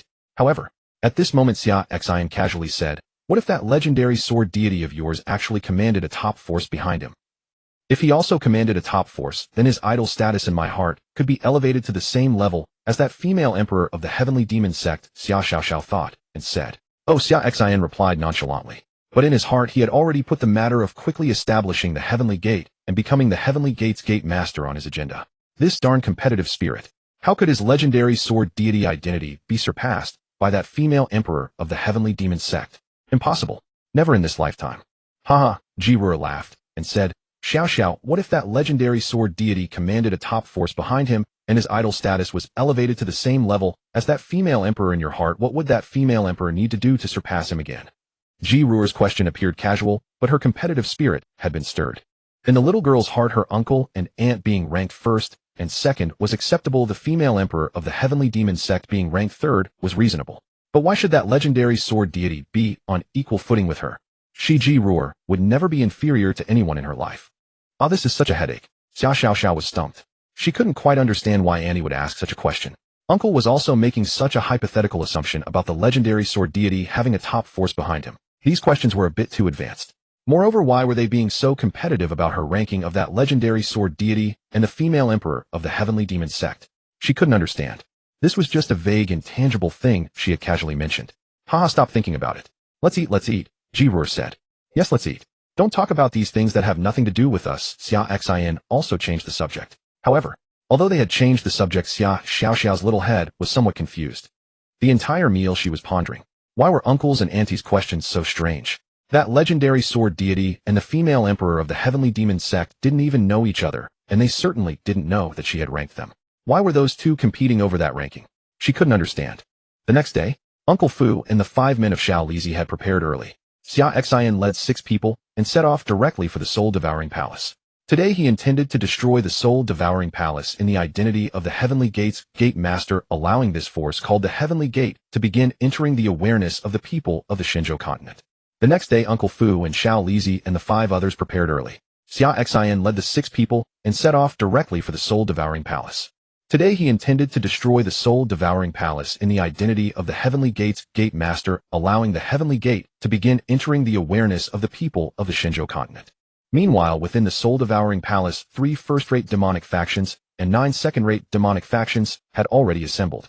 Every remaining first- and second-rate demonic power across the Shenzhou continent was present here. Those forces that could not even qualify as second-rate demonic factions, merely third-rate or utterly unranked ones, were simply beyond their scope of concern. This was because Fu Bo and the other 5 had never intended to plunder those low-tier demonic factions in the first place. There were too many of them, numbering in the tens of thousands, impossible to exhaust. Moreover, their resources were meager. Robbing them would prove meaningless with effort far outweighing returns. Thus Fu Bo and his 5 companions initially set their sights on thoroughly plundering every demonic faction of second rank or above. The Shenzhou continent comprised over 1,000 domains, among which the 10 great superregions held the largest territories. Consequently, countless factions existed across the Shenzhou continent, ranging from the strongest to the weakest, classified into top-tier first-rate, second-rate, third-rate, and unranked factions. Top-tier factions were those backed by elders at the Qinggong realm. First-rate factions were those supported by cultivators at the Wuxia realm. Second-rate factions were those sustained by experts at the Bushiu realm. Third-rate factions were those anchored by practitioners at the Huahai realm. As for those bottom-tier unranked factions, they were simply those with only a Pifu realm expert presiding. A faction like the Xueming Zone might be considered second-rate within the chaotic domain, but within the Xinzhou continent, it could barely rank among the unranked. At this moment inside the soul-devouring palace, the combined elite warriors from the 3 first-rate and 9 second-rate demonic factions had already amassed 3 half-step Qinggong experts, 27 Wuxia cultivators, and over 200 Bushiu masters. Adding the 30-some Wuxia experts, 4 Qinggong elders, and more than 100 Bushiu strongmen that the soul-devouring palace itself possessed.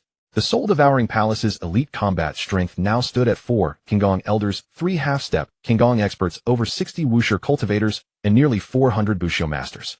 An elder at the half-step Qinggong realm from a first-rate demonic faction gnashed his teeth and spoke. These people are simply too arrogant. We have already spread word across the Xinzhou continent, issuing them a formal challenge. Let us see how long they can continue their reckless behavior. If they refuse to come to the soul-devouring palace to face us, so be it. But if they dare appear, I swear upon my ancestor that not one of them shall leave with their lives intact. Indeed, this gang has grown far too audacious. In broad daylight beneath the vast heavens, they openly bully and plunder our demonic factions. Do they truly believe there is no one left in our demonic ranks? Another half-step Qinggong elder from a first-rate demonic faction replied bitterly.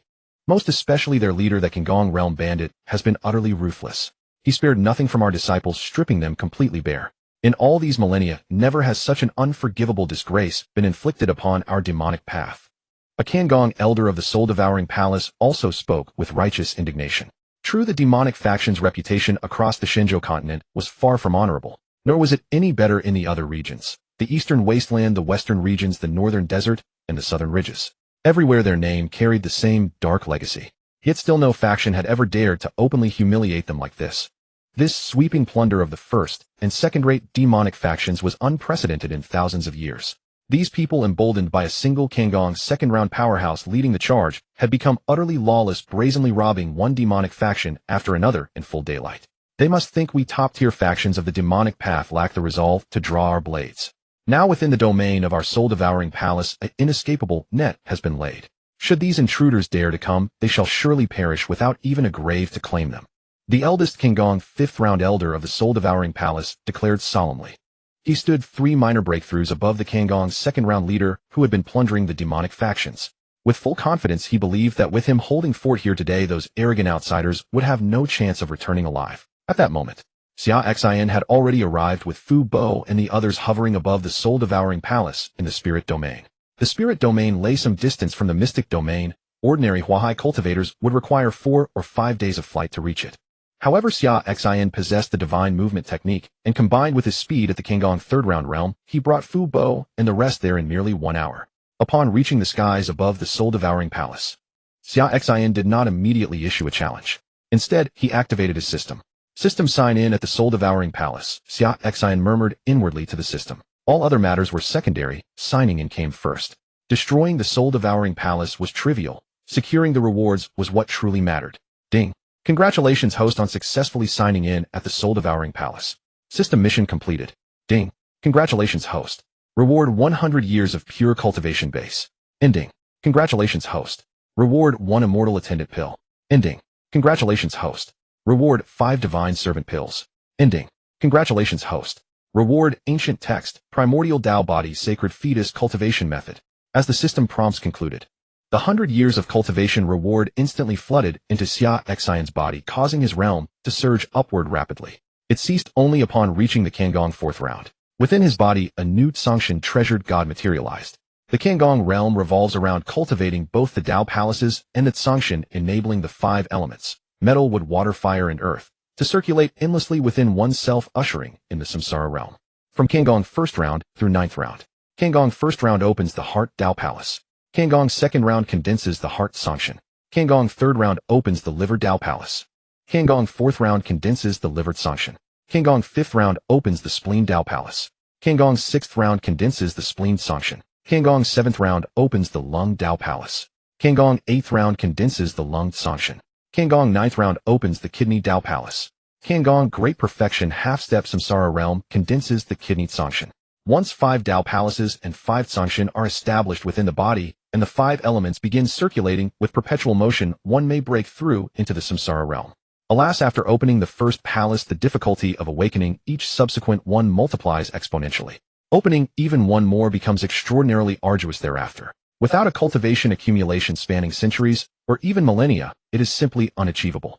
Especially the final step, after establishing all 5 palaces and condensing the 5 Sangshan within them, was the most difficult of all. Enabling the 5 elements to circulate perpetually and reach the state of endless regeneration was the greatest obstacle. Countless Kangong great perfection and half-step samsara cultivators had been stalled at this very stage. Without crossing this threshold and achieving perpetual circulation of the 5 elements within one would never transcend into the samsara realm, a lifetime of struggle forever barred. And yet for others this step was as difficult as scaling the heavens. For Xia Xin, however, such bottlenecks simply did not exist. He possessed the taboo physique, the Hongming sword body, a root bone possessed by 1 in 10,000 coupled with his terrifying innate talent. As long as his cultivation base reached the required level, he could effortlessly stride past that threshold and enter the samsara realm. Xia Xin then examined his remaining 3 rewards: 1 immortal attendant pill, 5 divine servant pills, and the ancient, primordial Tao body, sacred fetus cultivation method. All appeared to be exceptional treasures. Needless to say, the immortal attendant pill and the divine servant pills would grant him 1 additional Kangong realm attendant god and 5 Wuxia realm divine servants respectively. Just in time, since destroying the soul-devouring palace and the remaining first and second-rate demonic factions gathered here would allow him to establish the heavenly gate. A new Kangong realm and 5 Wuxia realm additions were precisely what he needed at this moment. As for the ancient, primordial Tao body sacred fetus cultivation method, that was truly formidable. For this was a technique for nurturing unborn infants. According to the methods recorded within it, by preparing a specific primordial divine fluid from heavenly materials and earthly treasures and administering it to a pregnant woman, one could cultivate the fetus within her womb into a primordial Tao body sacred fetus. A primordial Tao physique, saintly embryo. This is truly extraordinary. According to the teachings of this supreme technique, it ranks among the 10 supreme physiques of the mortal world, comparable to the peerless sacred body, the void body, the divine king body, and the heavens dominating body. Xia Xin was filled with great excitement. This supreme technique had arrived at the perfect moment, for he had been worrying about how to nourish his wife's unborn child with heavenly materials and spiritual treasures. Just as he pondered this, the supreme technique appeared. If he were to follow the method recorded within and refine the primordial divine nectar to cultivate his wife's child and raise his child into a primordial Tao physique, saintly embryo, what a sight that would be. Such peers of the same generation, those young geniuses, might not even have been born before being utterly surpassed by his child. With such innate talent, born with a primordial Tao physique, saintly embryo, and backed by a father who was a peerless sword god, among the geniuses of the lower realm none would likely even stand a chance against his child. Even those monstrous prodigies of the upper realm would likely pale in comparison to his own child.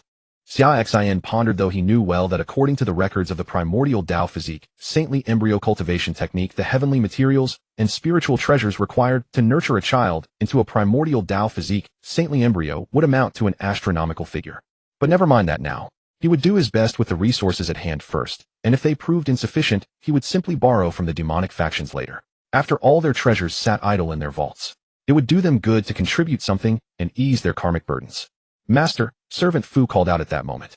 Shall we make our move? Xia Xin had momentarily been lost in thought when he arrived for the signing.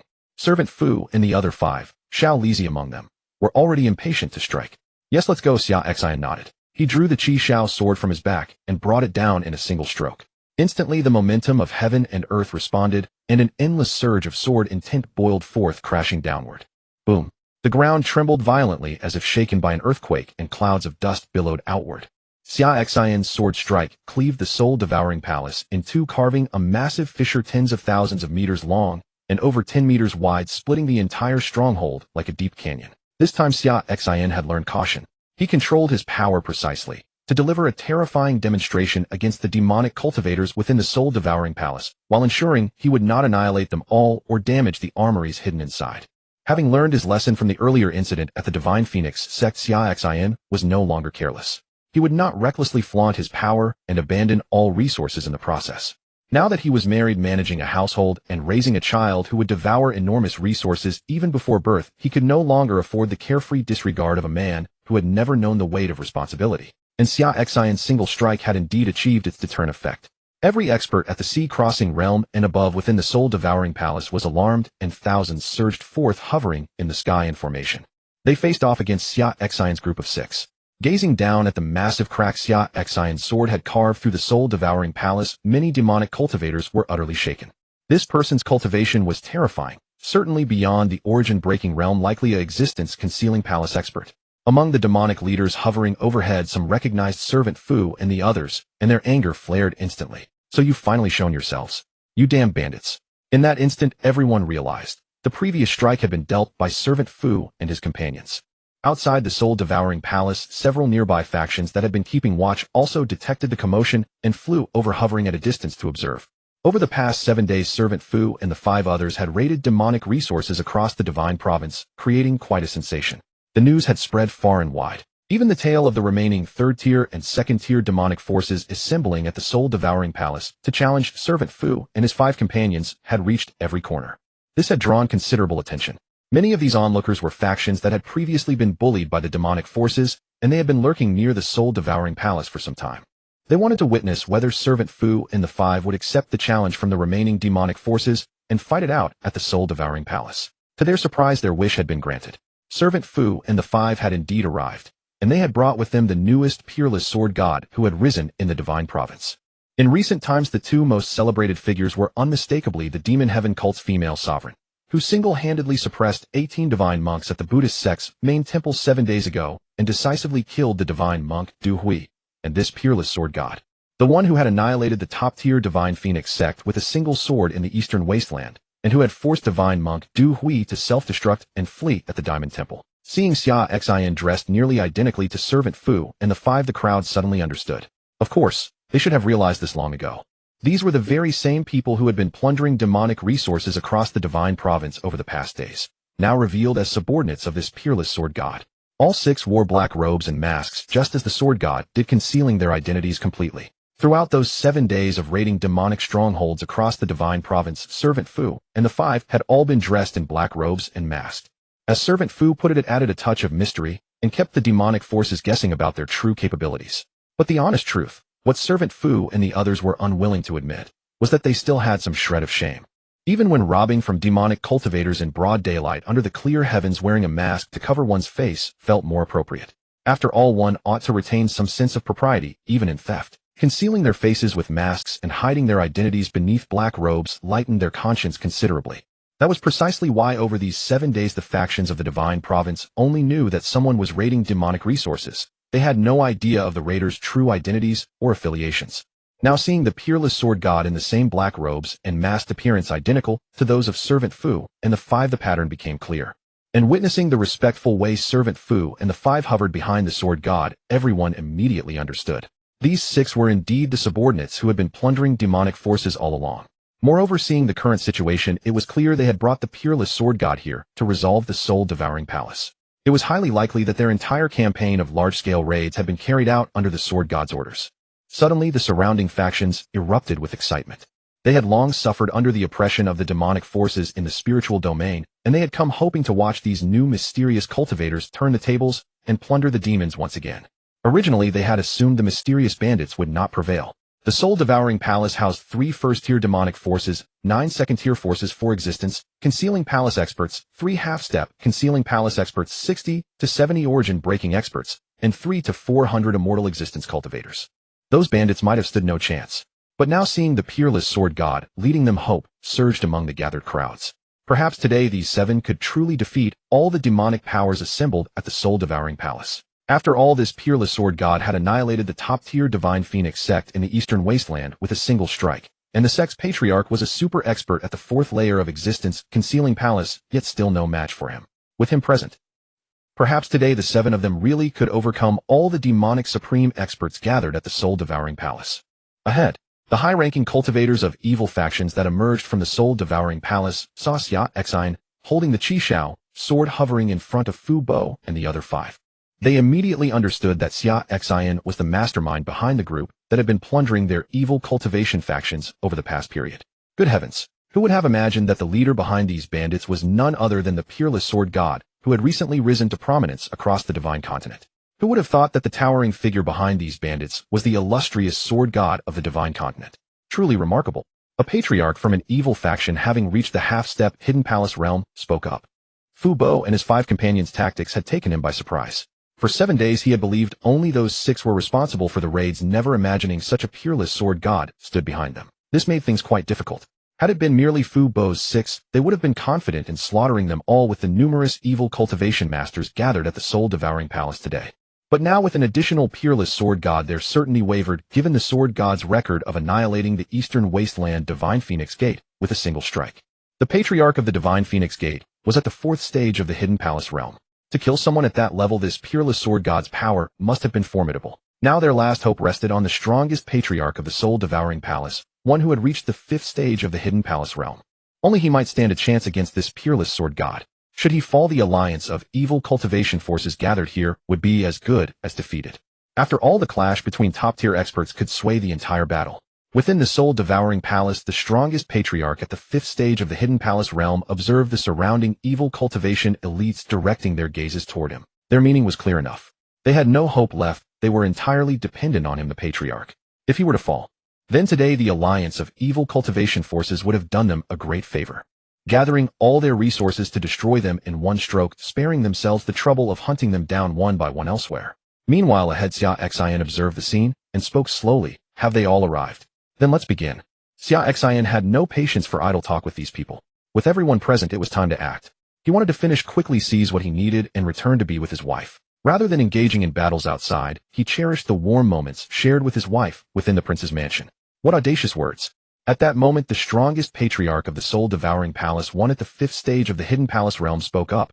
You may have slain the patriarch of the eastern wasteland Divine Phoenix Gate, but that does not guarantee you can defeat me. My cultivation in the Hidden Palace realm exceeds that patriarch by centuries, and I have amassed far greater depth in my power. For 1,000 years I have refrained from testing myself against other Hidden Palace experts across the Divine Continent. Today let this old ancestor see just what capabilities you possess as the newly risen sword god of the Divine Continent. How dare you presume our evil path has no worthy opponents and recklessly plunder our resources? The patriarch of the soul-devouring palace roared thunderously.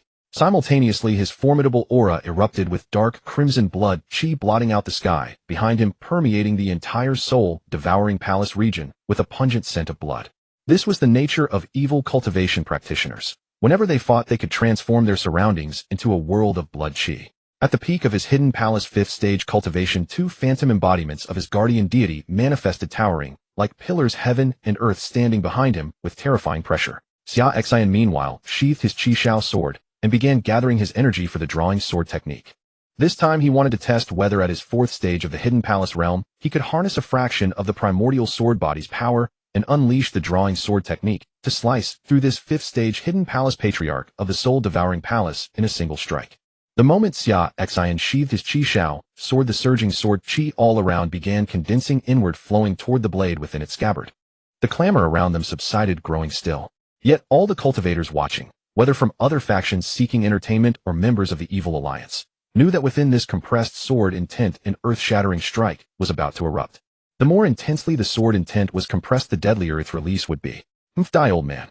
Seeing Xia Xin sheathing his sword and drawing together his sword intent, the patriarch of the soul-devouring palace sneered and transformed the surrounding blood chi into countless blood-red skull heads that tore through the sky, lunging at Xia Xin with murderous intent. In an instant, the world filled with wailing specters. Endless blood chi coalesced into an overwhelming tide of blood-red skulls, mouths agape, hurtling towards Xia Xin. He would not wait for Xia Xin to complete his sword gathering. That technique of sheathing the blade to accumulate sword intent for a heaven-shocking strike filled him with dread. He resolved to strike first. With his primordial sword body activated within the vast spirit sea spanning thousands of miles from the threads of purple primordial chi coiling around the purple taboo sword phantom hovering above the sea, a strand of that primordial energy pierced outward. It converged upon the Qi Shao sword still within its scabbard. In an instant, earth-shattering sword chi from hundreds of thousands of meters around was drawn inward, wrapping around the Qi Shao sword with the strand of primordial chi as its core. The purple primordial energy and sword chi merged, transforming into a single blade radiance that sank into the sword. Slay! Xia Xin bellowed, unleashing the drawing sword technique. The Qi Shao sword flashed from its scabbard in a single stroke. A purple blade radiance erupted instantly, and the sky full of sword chi followed in its wake, bearing down upon the patriarch of the soul-devouring palace. The overwhelming tide of blood-red skulls hurtling toward them was instantly obliterated by the curtain of sword chi Xia Xin unleashed, dissolving into nothingness. That leading purple blade radiance, however, cut through unimpeded, slashing toward the patriarch of the soul-devouring palace. Not good, the patriarch cried in alarm. Gazing at the descending purple radiance, he felt a lethal threat course through him. This sensation had not washed over him since he broke through to the hidden palace realm a millennium ago. Worse still, he realized with horror that the sword intent had already locked onto him. He could only brace against it. There was no avoiding it, no time to flee. The patriarch of the soul-devouring palace hastily summoned his two most powerful defensive spiritual artifacts. A heaven-rank blood soul bell enveloped him in protection, while a blood-red soul-suppressing seal shot toward the purple blade radiance. If these two heaven-rank artifacts could not withstand this blade radiance, then today would mark his end. All the cultivators surrounding them fixed their eyes intently on the unfolding scene. They too wanted to know whether the patriarch's final gambit, those two heaven-rank artifacts, could withstand the peerless sword god's terrifying strike. Under the gaze of all present, the destructive blade radiance forged from primordial purple chi easily shattered through both the blood soul suppressing seal and the blood soul bell's defenses, striking the patriarch of the soul-devouring palace. The purple blade radiance swept through. Without the slightest obstruction, it cleaved the patriarch of the soul-devouring palace in two in a single stroke, and as it passed through his physical body, it annihilated his soul as well. The patriarch's severed corpse fell from the sky. The invincible elder of a top-tier evil faction had perished, fallen by a single stroke of the peerless sword god. The world seemed to grow silent at that moment. The strongest patriarch of the soul-devouring palace had actually been defeated so swiftly. He had been dispatched in a single blow without the slightest hesitation, having surged forth with overwhelming might to crush the peerless sword god. At that instant, the hearts of all present in the evil alliance turned to ash. If even their strongest patriarch had fallen, who among them could possibly stand against this peerless sword god? Was he truly invincible, unconquerable?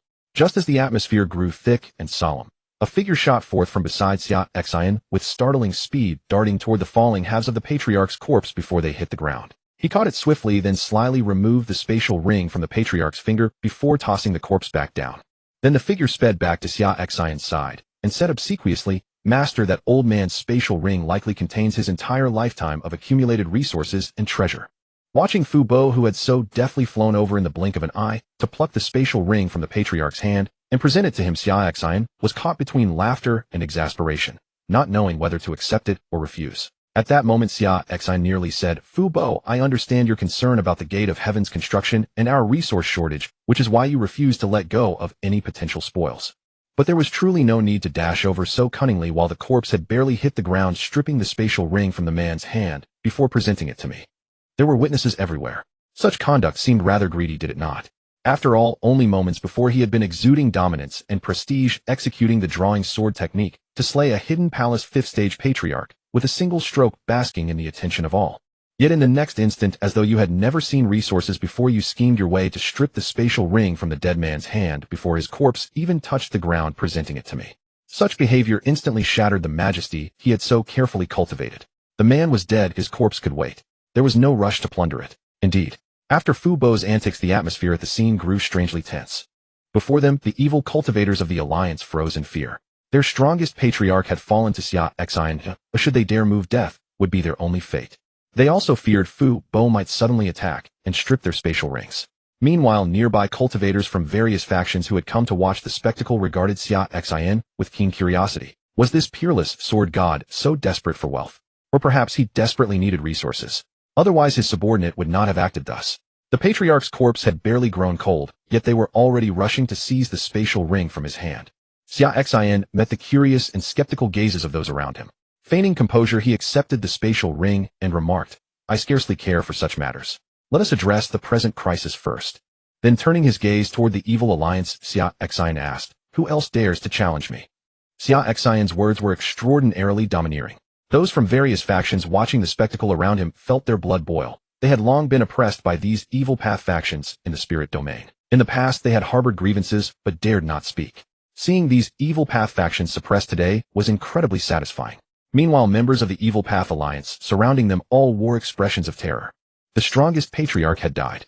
Today they were finished at the hands of this peerless sword god. The 3 remaining hidden palace realm patriarchs of the soul-devouring palace, along with the half-step hidden palace realm patriarchs from the 3 top-tier evil path forces, exchanged glances. They all nodded silently, understanding the unspoken message in each other's eyes. They would go all in. All 6 unleashed their full aura, 1 at the 4th level of Hidden Palace Realm, 2 at the 2nd level, and 3 at the half-step stage. Their cultivation realms were fully activated. They simultaneously summoned their strongest offensive spiritual weapons and charged towards Xia Xin. The 6 of them knew that at this point, unless they risked everything, there would be no chance of survival. Even if Xia Xin was extremely powerful, if they could only hold him off for a moment, there would be a possibility of escape. The instant all 6 unleashed their killing spiritual weapons in full force, blood-colored light surged into the heavens, their aura terrifying. However, a look of disdain appeared at the corners of Xia Xin's mouth. He had long anticipated the 6 attempting to erupt suddenly for a surprise attack and then escape in the chaos. Xia Xin gripped the Qishao sword and swung. The single grass sword technique was unleashed. Endless sword chi from heaven and earth converged upon this single strike, transforming into an extremely condensed blade light that slashed outward. If the 9 heavens divine sword art was a large-scale, devastating divine ability, then the single grass sword technique was a single-strike ultimate condensed sword art for extreme close-range combat. Invincible in small-range, single-target attacks. One sword slash and the attacks of the 6 Evil Path Alliance cultivators who erupted together were all annihilated by this terrifying blade light. Their spiritual weapons were cleaved cleanly in two. The blade light split through their spiritual weapons and struck the 6 cultivators, severing their bodies from their heads. Their divine souls were also annihilated by the laws within that single strike. One sword, 6 lives ended. The corpses of the 6 fell downward. Uncle Fu immediately rushed forward slyly, looting the spatial rings from each corpse. Xiao Lizi, Xiao Shunzi, and the other 5 also immediately dashed toward their respective corpses the moment they saw Fu Bo's actions looting the spatial rings from the dead. There was no helping it. They did not wish to do this either, but Uncle Fu was far too aggressive. They were all serving the master together, yet Fu Bo always found ways to showcase himself in these minor details to impress the master. If this continued, the master would increasingly favor Fu Bo and marginalize them all. This simply would not do. They too needed to become the master's most trusted subordinates. Seeing Xiao Liuzi, Xiao Lizi, and the others begin to imitate Fu Bo by looting the enemy's spatial rings the moment the master killed them, a twitch appeared at the corner of Xia Xin's mouth. Sigh. Too many people meant too many complications, and he found it hard to say anything. The competition had already begun. A moment passed. Within moments, the spatial rings from the 6 slain cultivators had all been looted by Fu Bo, Xiao Lizi, and the others who presented them to Xia Xin, master the spatial rings. Xia Xin nodded and took the 6 spatial rings. Since they had already reached this point, there was no need for pretense anymore. He might as well openly accept them. For his wife's unborn child, a thicker skin was hardly a concern. Everything was for the child. Xia Xin turned his gaze toward the remaining members of the Evil Path Alliance and declared, "Listen, well, you remaining cultivators. Within 15 minutes, collect all the resources currently gathered within the soul-devouring palace that can be carried away, as well as everything you personally possess, and load them into spatial rings and bring them here. Otherwise, death." Xia Xin's voice was cold and left no room for argument. It seemed as though the next moment, if these members of the Evil Path Alliance did not follow Xia Xin's orders and hand over all the resources gathered in the soul-devouring palace along with everything on their persons, he would slash them all down with a single strike. Yes, did you hear? Hand over all the resources gathered here and everything you possess, or we will destroy you all. Uncle Fu also spoke up. Now all the Hidden Palace realm experts of the Evil Path Alliance had perished. During the master's recent breakthrough, his own cultivation had advanced another realm. With his current Hidden Palace realm 3rd level cultivation, he could easily suppress the entire Evil Path Alliance. Xiao Lizi, Xiao Shunzi, and the other 5 all chimed in, bullying the weak under the guise of power. The remaining members of the Evil Path Alliance all wore wretched expressions, as if their parents had died. They bore bitter faces, unwilling to surrender their resources, yet terrified of being killed. After a short while, the Evil Path cultivators began reluctantly loading all their valuable resources into spatial rings, then formed a queue to present them one by one to Fu Bo and the other 5. Xia Xin's mouth curved into a smile upon seeing this. You all understand good. When matters can be negotiated, he generally prefers not to resort to violence, as that would be too crude and damage relationships. When something can be resolved through reason and proper communication, resorting to force becomes pointless. He had merely come to borrow a few things, yet he had to kill several disobedient people before others were willing to lend. He truly had no choice. That was quite distressing. Those from various factions who had come to watch the spectacle around them found themselves at a loss for words. The atmosphere was extraordinarily awkward. It had only been moments ago that the Evil Path Alliance had been loudly and aggressively challenging everyone. Yet after losing 7 patriarchs at the half-step Hidden Palace realm and above in the next breath, they were now obediently lining up to hand over their resources to the subordinates of this peerless sword god. After this plunder within the entire soul-devouring palace territory, apart from immovable architectural structures, there should be nothing of value left. As for the cultivators of this Evil Path Alliance, they would likely have nothing left but their undergarments. The queue for handing over resources stretched for over half an hour before finally completing. At this point, Fu Bo and the 5 others had collected tens of thousands of spatial rings on their persons. These spatial rings included not only those belonging to the higher-ups of the Evil Path Alliance present above, but also those of the Evil Path Alliance cultivators within the soul-devouring palace grounds below. All evil cultivators with spatial rings had surrendered them completely.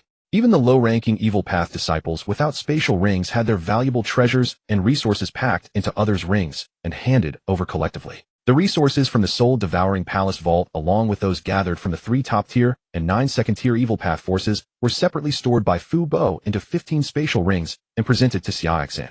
Seeing that the plunder was complete, all the evil cultivators of the Evil Path Alliance grew extremely tense, uncertain whether this peerless sword god would spare them. Meanwhile, those from various factions who had come to watch were equally curious whether this peerless sword god would spare them after annihilating the 7 half-step hidden palace realm and above patriarchs who had gathered from the Evil Path Alliance. Xia Xin, seeing that Fu Bo and the 6 had finished collecting all the resources, raised one finger toward the heavens. Terrifying sword intent and sword chi began to condense across the entire soul-devouring palace region above.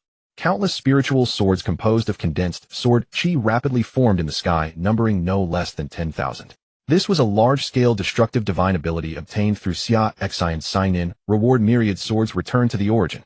Xia Xin flicked his finger, and tens of thousands of spiritual energy swords he had condensed materialized, descending upon them in an overwhelming barrage.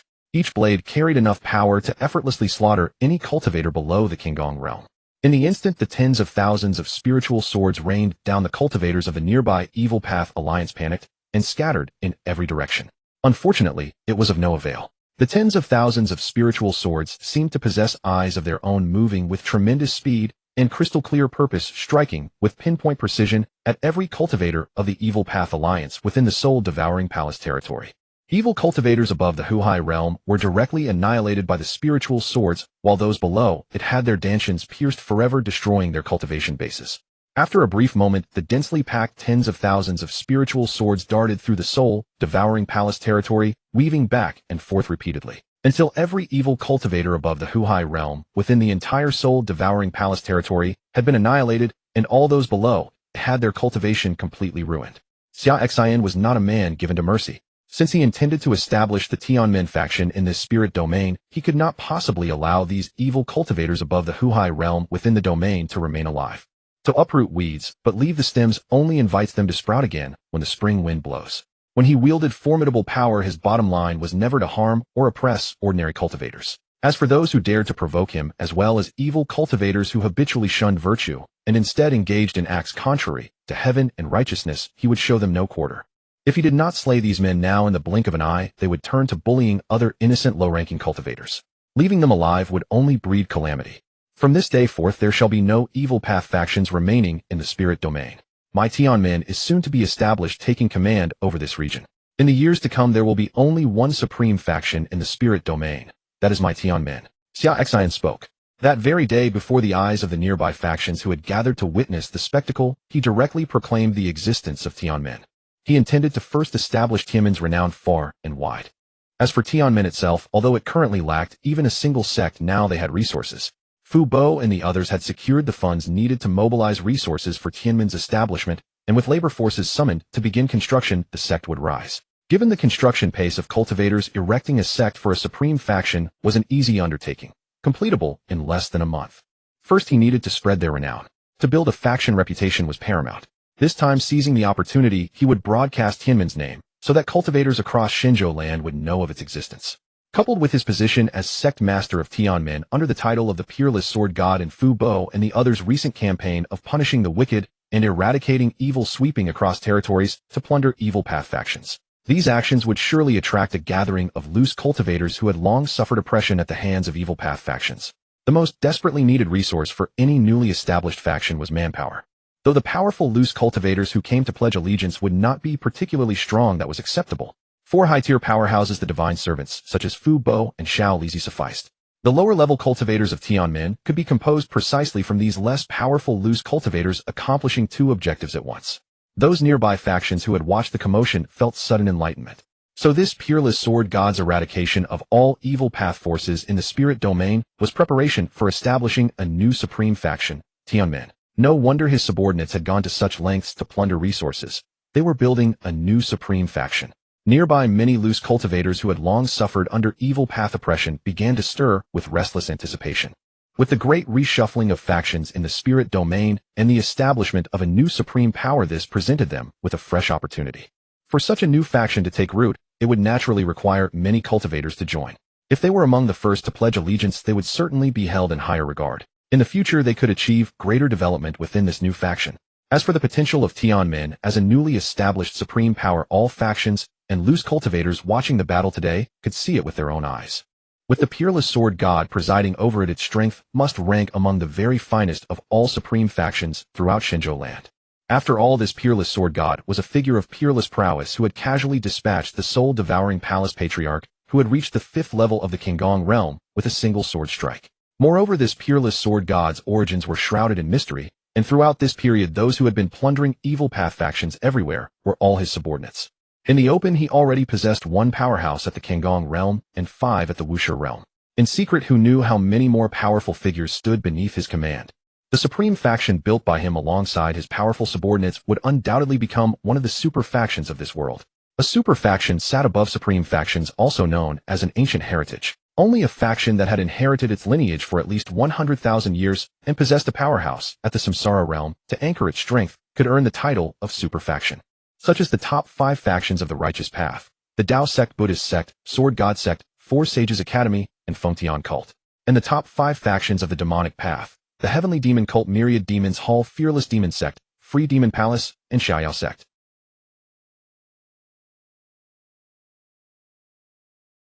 Tianmin was established by the peerless sword god after he eradicated the evil path forces across a vast super territory.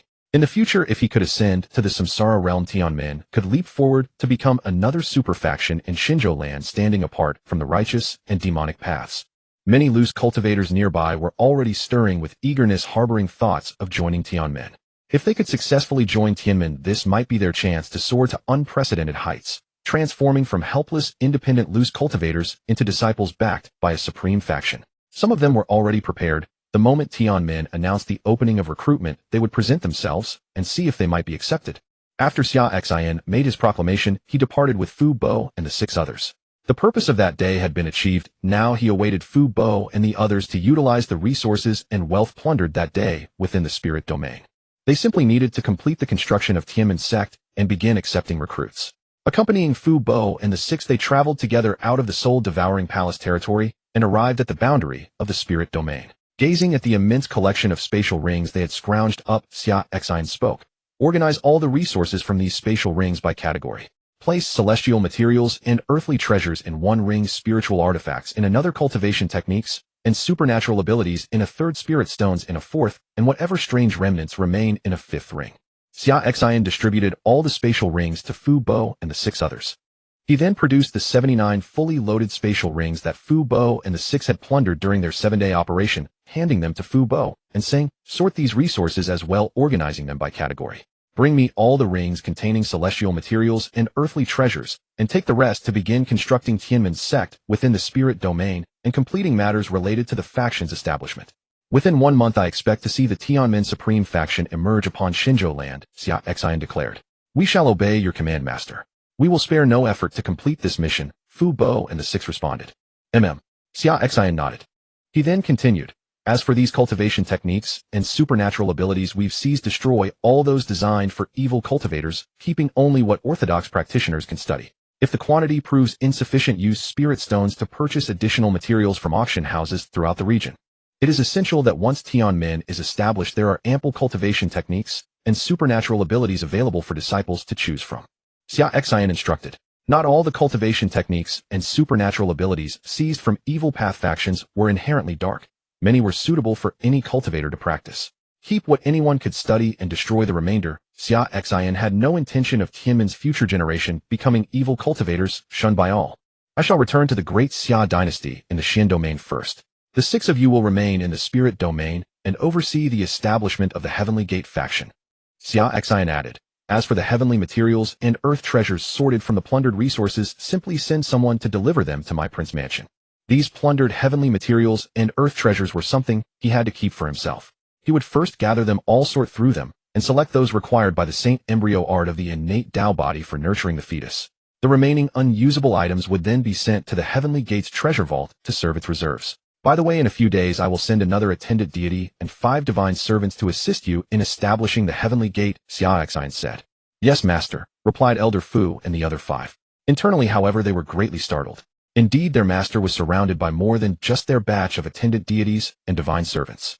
In the future, they would have to devote themselves wholeheartedly to their master's service and earn his admiration.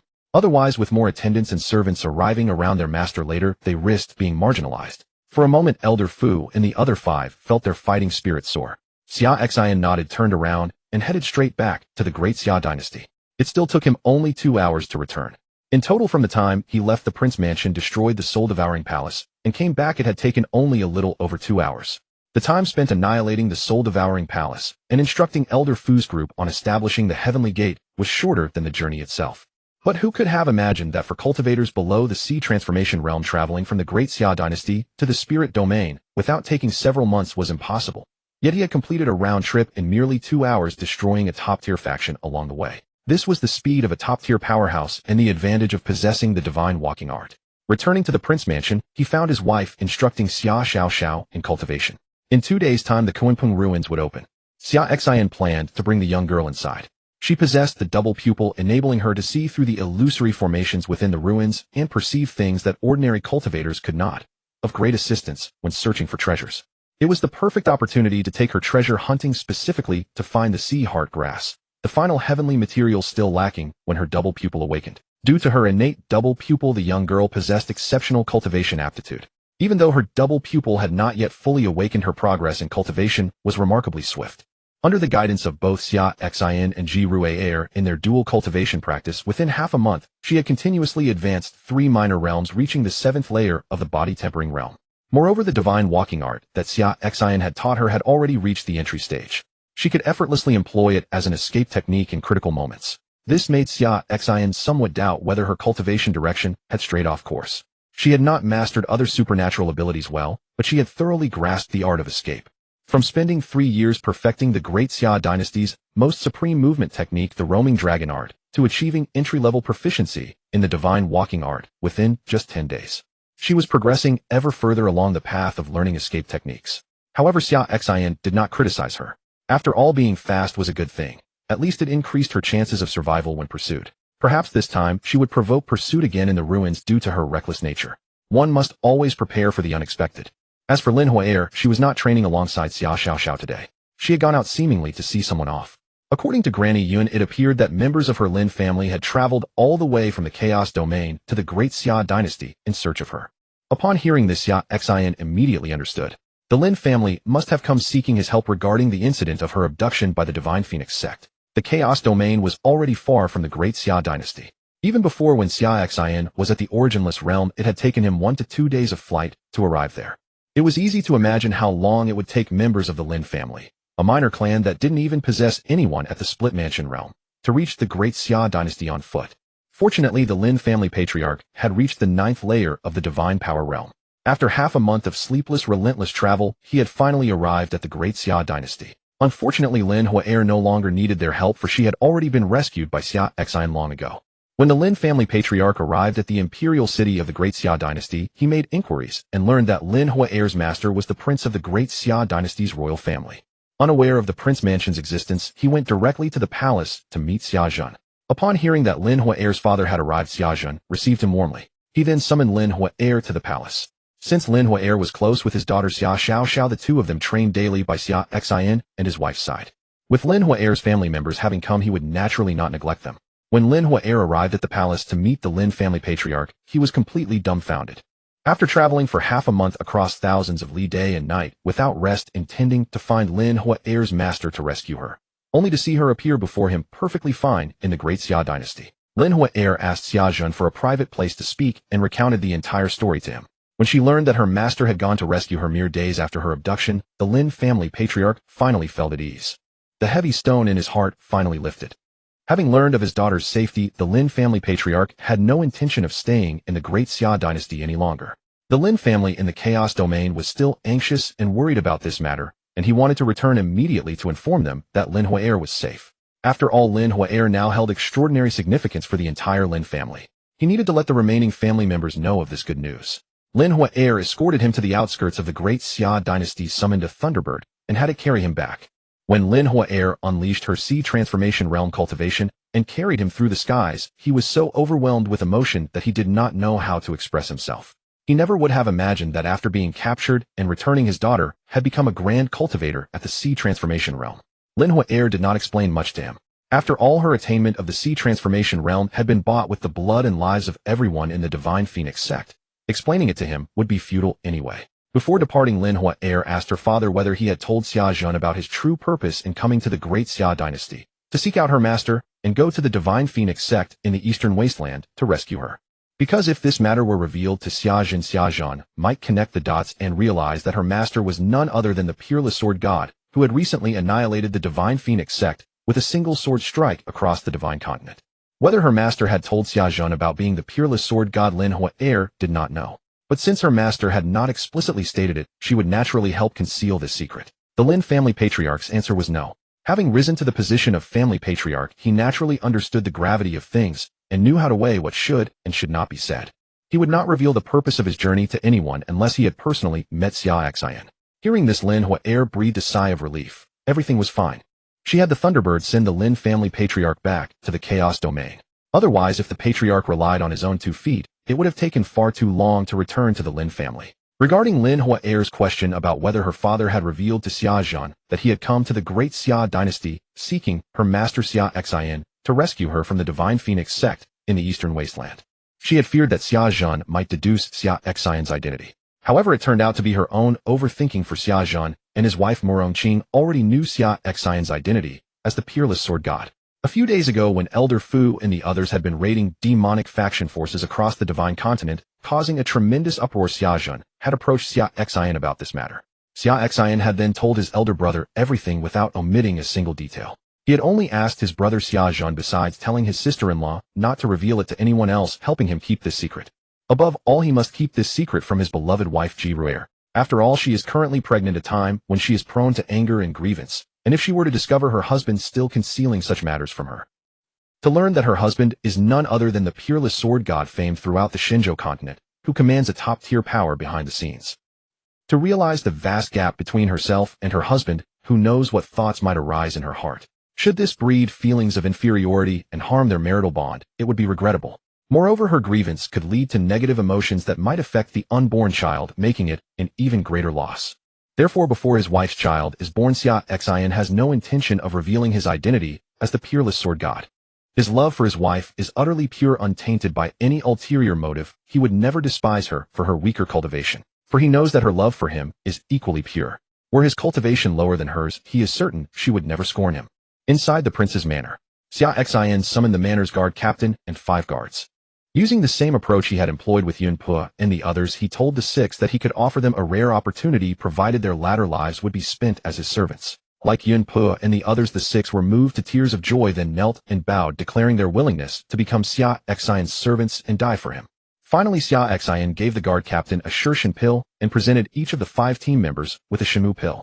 He then passed down the Shirshin mantra and the Shimu mantra to all 6, among whom the guard captain was named Gu Xian. After ingesting the Shirshin pill, Gu Xian's cultivation rose to the 3rd level of the Qinggong realm, while the other 5 members advanced to the 4th level of the Wuxia realm. Xia Xin directly appointed Gu Xian as a senior elder of the Heavenly Gate, the 5 members as its protectors, and dispatched the 6th to the Ling domain to assist Fu Bo and the other 5 in establishing the Heavenly Gate. Thus, the Heavenly Gate now possessed 4 Qinggong realm experts, Xia Xin, Fu Bo, Yun Pu, and Gu Xian, as its pillars, along with 10 Wuxia realm masters at the 4th level, including Shao Liuzi, Shao Lizi, and Shao Linger, serving in high positions. After kneeling and respectfully receiving his orders, the 6 departed from the prince's manor. Lin Huaer had already returned by then, and recounted to Xia Xin how the head of the Lin family had come seeking her. Xia Xin nodded, indicating he had understood. He then summoned Lin Huaer and Xia Xiao to the manor's martial arts courtyard to instruct them in the divine step technique. Although Xia Xiao had already mastered the basics, it was always beneficial to help her advance further. As for Lin Huaer, her divine step was still rudimentary, lacking sufficient proficiency. Since her phoenix bloodline did not align with this path, her innate talents offered limited assistance in learning this supernatural ability. If she were to learn a supernatural ability related to fire, Xia Xiao would stand no chance against her. Xia Xin told the two to practice the divine step more, so they would be well acquainted with it, for in 2 days the Kunpeng ruins would open, and he intended to bring both of them inside. Xia Xiaoxiao was going in to seek treasures, and incidentally to awaken her double pupil ability. As for Lin Huo'er, her cultivation had already reached the Huhai realm. Staying in the prince's manor for cultivation was not a sustainable solution. She needed opportunities to gain practical experience. At dusk, Ji Ru'er went out as usual to buy groceries. Meanwhile, Tong Lao had visited the Heavenly Demon cult's base in the imperial capital, where the 8 demons, including Hunyuan Demon Lord, had returned. She reported on the results of their 7-day investigation into the peerless sword god throughout the Xinzhou continent, as well as recent events there. After hearing the report, Tong Lao left the Heavenly Demon cult's base and joined Ji Ru'er in the capital, who had already finished her shopping, and they returned together to the prince's manor. On the way back, Tong Lao relayed, Lord Hunyuan and the others returned once today and reported on several recent matters over these past 7 days. What matters? Ji Ru'er asked in a flat tone, as if nothing else in this world held her interest now save what concerned her husband. The 8 of us have yet to locate the peerless sword god, Tong Lao said. Oh, then have them keep searching. Our heavenly demon cult owes no one favors. Ji Ru'er replied. Tong Lao nodded and continued, recently some incidents have occurred in the Xinzhou continent. Many unorthodox factions were raided by a group of suddenly emerged powers, and numerous first-rate and second-rate evil factions fell victim. Oh, let them be robbed. Those evil factions were no good people anyway, Ji Ru'er said. Tong Lao nodded and added, the only thing is that the Kangong realm expert leading the raid was quite ruthless. Not only did he plunder the vaults of those first-rate evil factions, but he spared no resources on the cultivators themselves, stripping them completely bare. Ji Ru'er did not respond further, but continued walking on her own, having no interest whatsoever in such chaotic affairs across the Xinzhou continent. All she wanted now was to return home quickly and prepare a meal for her husband.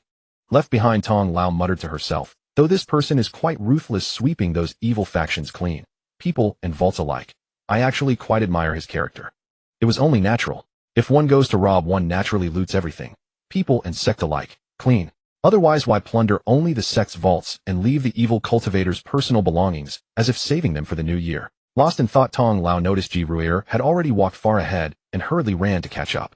Time slipped away. 2 days later, the Kunpeng ruins, one of the 3 great ruins of the Xian domain, opened. Xia Xin asked his eldest brother Xia Xin to make 3 copies of the Kunpeng ruins map, one for himself, Xia Xiaoxiao, and Lin Huo'er respectively.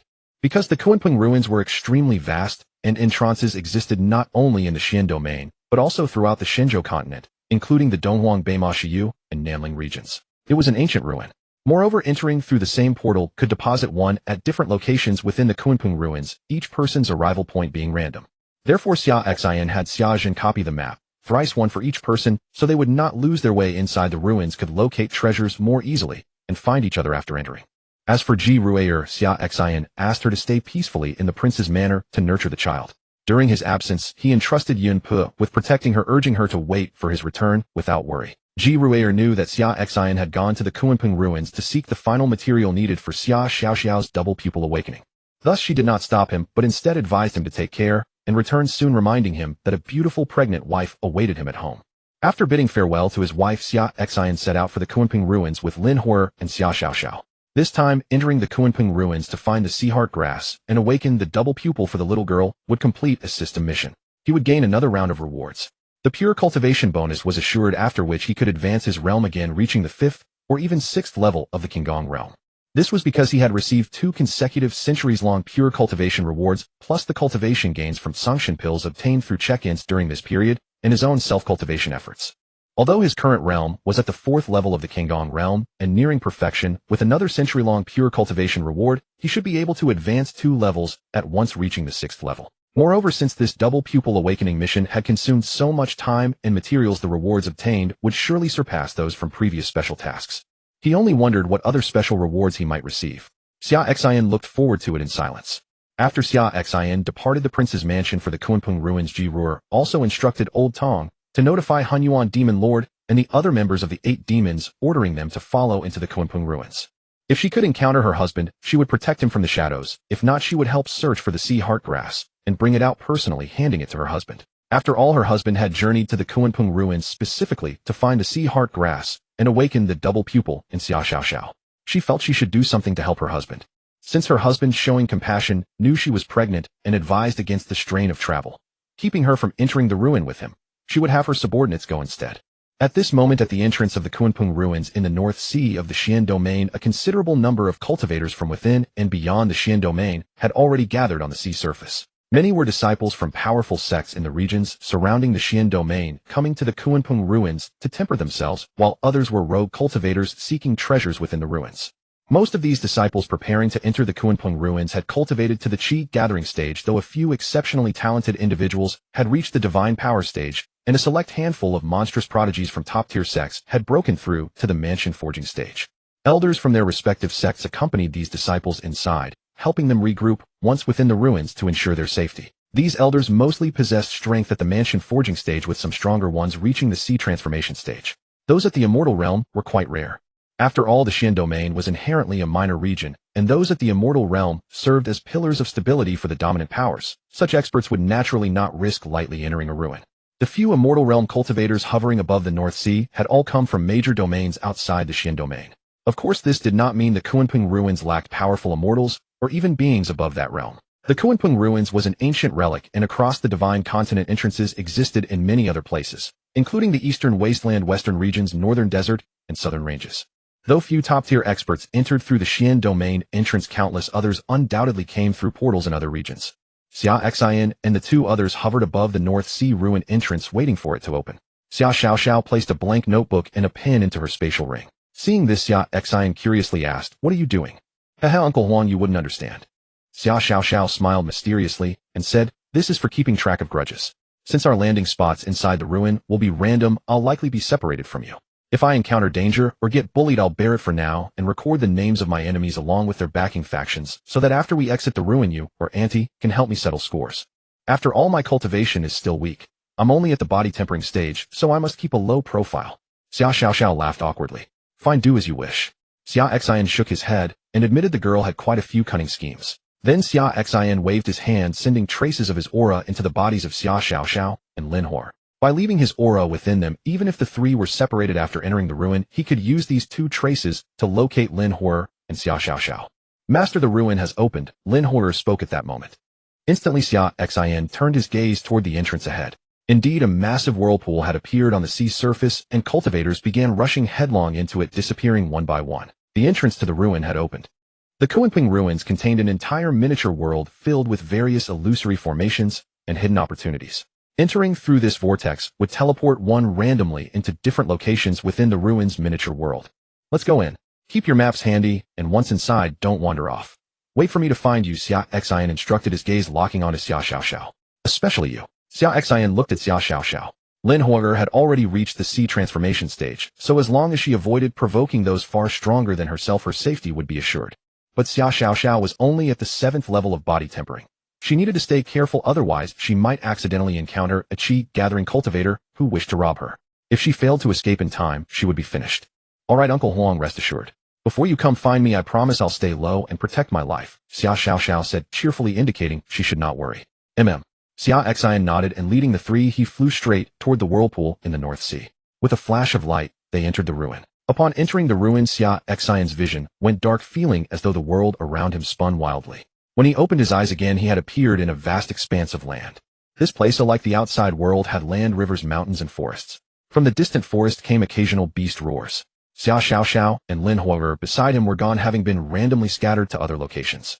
He had successfully entered the miniature world of the Kunpeng ruins. Xia Xin took out a black robe and donned it, pulling on his mask. Cultivators from all corners had entered the Kunpeng ruins this time, and if unlucky, he might encounter disciples or elders of the Dao sect. He decided to change his appearance first, lest he run into someone from the Dao sect. He couldn't exactly explain that he had come out to explore a ruin just to relieve the boredom of his seclusion at Sigu Cliff. After all, his substitute was still serving penance at Sigu Cliff in his place. After changing, Xia Xin sensed the traces he had left on Xia Xiao and Lin Hor. Both were located to his southeast. Consulting the ruin map, Xia Xin discovered he was currently at the edge of the ruin, and the two women were also located at the edge on the same line as him. Xia Xin followed the aura guidance directly to find them, and along the way he could also look for any heavenly treasures he might need. In particular, he hoped to find the sea heart grass along the way. If he could directly awaken Xia Xiao's double pupil when he met her. Xia Xin flew along the direction indicated by the aura, using the ruin map in his hand to easily avoid certain illusory arrays and prevent himself from stumbling into them.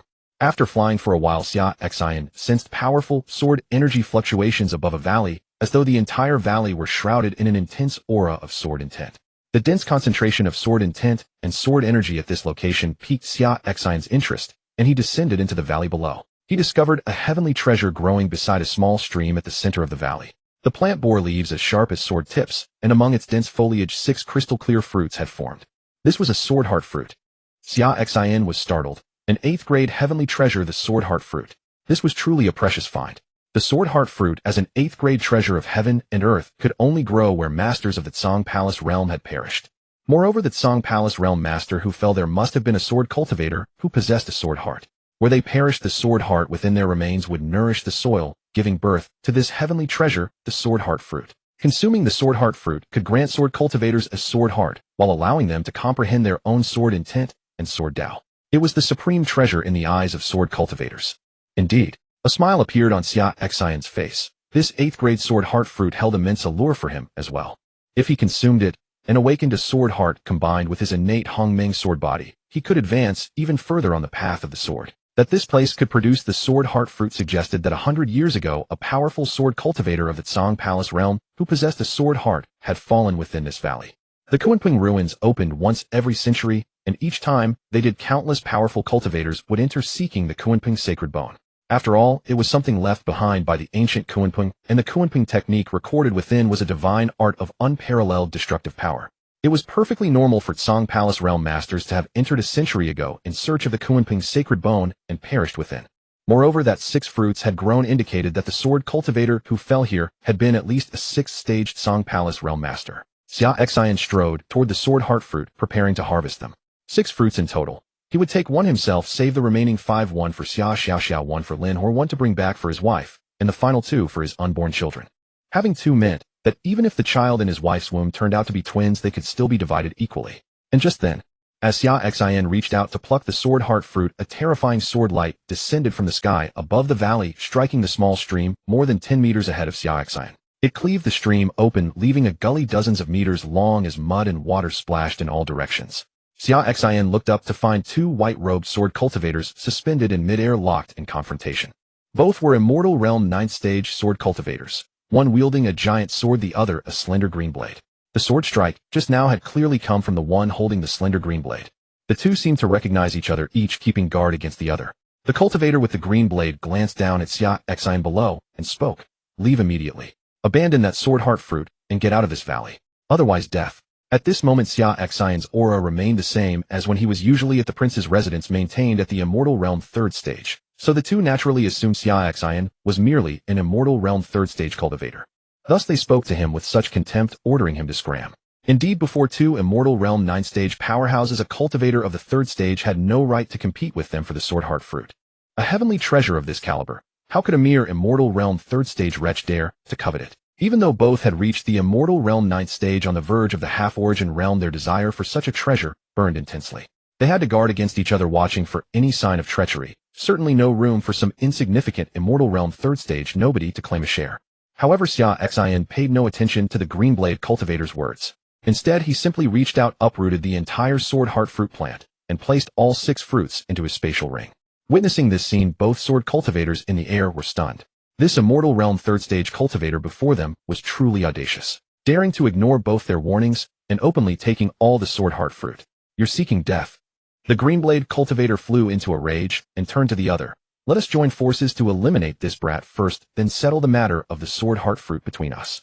Otherwise, if we clash now and wound each other in the end, we'll only be handing the advantage to this interloper." The cultivator wielding the giant sword nodded in agreement. Since his cultivation was roughly equal to this Greenblade cultivator before him, he had no desire to engage in combat at this moment. To fight and end up mutually wounded, only to let Xia Xin reap the benefits as a fisherman. This was not what he wanted. And so after the 2 had reached their accord, preparing to strike at Xia Xin together, Xia Xin slowly drew the Qishao sword from his back and slashed a single blow toward the 2 in the sky. The moment Xia Xin struck, the 2 in the air felt themselves locked within a terrifying qi. There was no escape. They could only meet this single sword strike head-on. And when Xia Xin's sword fell, it was as though all the sword qi within the entire valley had gathered, coalescing upon this single strike. A blinding sword light sliced through the air, heading toward the 2 of them. After the sword light faded, the two were cleaved into four halves, their bodies plummeting from the sky. They had not a shred of resistance. Even unto death, they could never have imagined that the immortal realm cultivator they had despised was actually a great sword god of the Tsang Palace realm. I have no desire to kill, yet you always force my hand. What can I do? I truly have no choice. Xia Xin shook his head as he gazed upon the two corpses, then sheathed the Qishao sword. Xia Xin believed himself to be no lover of bloodshed, yet there were always those blind fools who compelled him to act. What could he do about it? He had no alternative. Killing was his only recourse. He then retrieved a sword heart fruit from his spatial ring and consumed it directly. Suddenly, around Xia Xin, a sword Dao tempest erupted. Throughout the entire valley, endless sword chi howled and raged. Half an hour later, Xia Xin had fully absorbed the sword heart fruit, successfully awakening a sword heart, as his comprehension of the sword Dao surged dramatically. Simultaneously, his cultivation advanced from the Tsang Palace realm 4th stage to the 5th stage, opening yet another Dao Palace, the Spleen Dao Palace. Having already reached the pinnacle of the Tsang Palace realm 4th stage before, he had now broken through in one stroke with the help of a single sword heart fruit. Excellent. Not only did I awaken a sword heart, I also broke through in cultivation. Double blessings. A smile spread across Xia Xin's face. Stumbling upon the sword heart fruit was an unexpected windfall since entering the ruins. After all, the sword heart fruit was extraordinarily rare in the outside world. One could not simply purchase it with spirit stones. It was a precious fruit that required a century to mature at the death site of a sword cultivator who possessed a sword heart and had reached the Tsang Palace realm or above. Exceedingly rare indeed. With this sword heart awakened, his future comprehension of the sword Dao would surely reach even greater heights. Xia Xin rose, took flight, and departed the valley, continuing toward where Xia Xiaoxiao and Lin Huo'er were waiting. At this moment, at the place where Xia Xiaoxiao had landed, she stood outside a illusionary formation, while around the formation, several cultivators who had entered the Kuanping ruins lingered about, from first-rate powers and second-rate powers alike. The few of them were encircling Xia Xiaoxiao, their eyes filled with vicious intent. Little girl, hand over all the sea spirit fruits. Surrender them, and we may spare your life. Otherwise today you shall have only one road to walk, death. The elder from one of the first-rate powers spoke. When these elders from several great powers had entered the ruins like Xia Xiaoxiao, they too had been randomly teleported nearby upon entering from outside the ruins. And in this vicinity stood an illusionary formation, within which grew a sea spirit fruit tree bearing dozens of sea spirit fruits. The sea spirit fruit, a 5th-grade treasure of heaven and earth, could aid cultivators of the sea-splitting realm 9th stage in transforming their palaces into seas and breaking through to the sea transformation realm. Furthermore, if a sea transformation realm cultivator consumed one, it could elevate their cultivation by 1 stage. Of course, such treasures had limitations. Only the first fruit consumed would be effective, additional fruits would be useless. Nonetheless, even just one first-time consumption that could raise a sea transformation realm cultivator by a full stage was enough to drive these sea transformation realm powerhouses to madness. They knew well that ordinary sea transformation cultivators would not be able to break through a minor realm without over a decade of arduous cultivation. Yet a single fruit could elevate them by 1 minor realm. How could they remain unmoved? Xia Xiaoxiao carried dozens of sea spirit fruits on her person, all of which she had discovered with the aid of her reincarnation eyes. A sea spirit fruit tree growing within the illusion array. It was also thanks to her reincarnation eyes that she pierced through the illusions of the array and plucked the fruits from within. Who could have predicted that upon emerging, she would be surrounded by these 4? They had sensed the aura of the sea spirit fruits within the illusion array from the start, but deterred by its disorienting power, they lacked the confidence to enter, and thus did not rush in immediately. This illusion array could easily trap cultivators at the sea transformation realm. Had they charged in rashly and failed to retrieve the fruits only to become trapped themselves, the loss would far outweigh any gain. But then to their astonishment, they saw Xia Xiaoxiao. Unbothered by the array's illusions, she walked right in with ease. The 4 decided to lie in wait outside. Since they could not enter to gather the fruits themselves, they reasoned it would be the same to snatch them from the girl once she emerged. The 4 were elders from prominent righteous sects in the Xinzhou region, one from the top-tier Kongming sect, and the other 3 from second-tier sects Taiying sect, Taizhan sect, and Piamiao sect. All 4 had reached the sea transformation realm. The elder from the first-rate Kongming sect had cultivated to the 7th stage, while the remaining 3 elders from Taihang Tieshan and Piamiao sect stood at the 6th stage. Xia Xiaoxiao looked at the 4 surrounding her, her heart filled with grievance. The sea spirit fruits she had painstakingly retrieved after navigating the illusion array were about to be snatched away. But the clever girl understood there was no way out of this predicament. If she refused to hand over the sea spirit fruits, they would likely kill her on the spot. As for revealing that her royal uncle was an elder of the Dao sect to intimidate them, she was not so foolish as to try such a tactic. They were in the middle of nowhere, far from any settlement. No one around knew who she was. If she boasted about her royal uncle's position, she was certain these four would kill her immediately to silence her. After all, killing someone within the ruins would leave no witnesses, and they had no fear of the Dao sect coming after them. Conversely, if Xia Xiao revealed her royal uncle's identity as an elder of the Dao sect, releasing her would only bring them greater trouble later. They had already robbed her. Even if they let her go now, would she not seek out her uncle and elder of the Dao sect after escaping? Would they truly be spared? It was far better to eliminate her permanently and put an end to any future consequences. Xia Xiao was not the kind of foolish girl who, when robbed in an unknown ruin, would blindly threaten her attackers by boasting about her royal uncle's prestigious position. That would not be intimidation. It would be forcing them to kill her. Instead, if she handed over all the sea spirit fruits and played the part of a pitiful victim, she might still have a chance to survive. She had never been a mindless, spoiled child. On the contrary, she was remarkably smart. Despite her young age, she possessed keen insight into human nature and the ways of the world. In an instant, Xia Xiao threw herself into her performance. Tears began to stream down her face as she feigned terror, wanting to cry, but daring not to. Xia Xiao took out the sea spirit fruits one by one from her spatial ring and placed them on the ground. With a fragile, pitiful voice, she pleaded, "I will give you all the sea spirit fruits. Please don't kill me." As Xia Xiao withdrew the sea spirit fruits from her spatial ring and placed them on the ground, a full 11 in total, the four grew breathless with excitement. At first they had assumed she carried only a handful of sea spirit fruits, perhaps merely a few. They had even worried that the quantity might be insufficient to divide among them, potentially sparking a fight. After all, none of the four possessed the reincarnation eyes. Unable to see through the illusions, they could only rely on their sea transformation cultivation to sense the aura of sea spirit fruits within the array. They had no idea how many fruits were actually inside.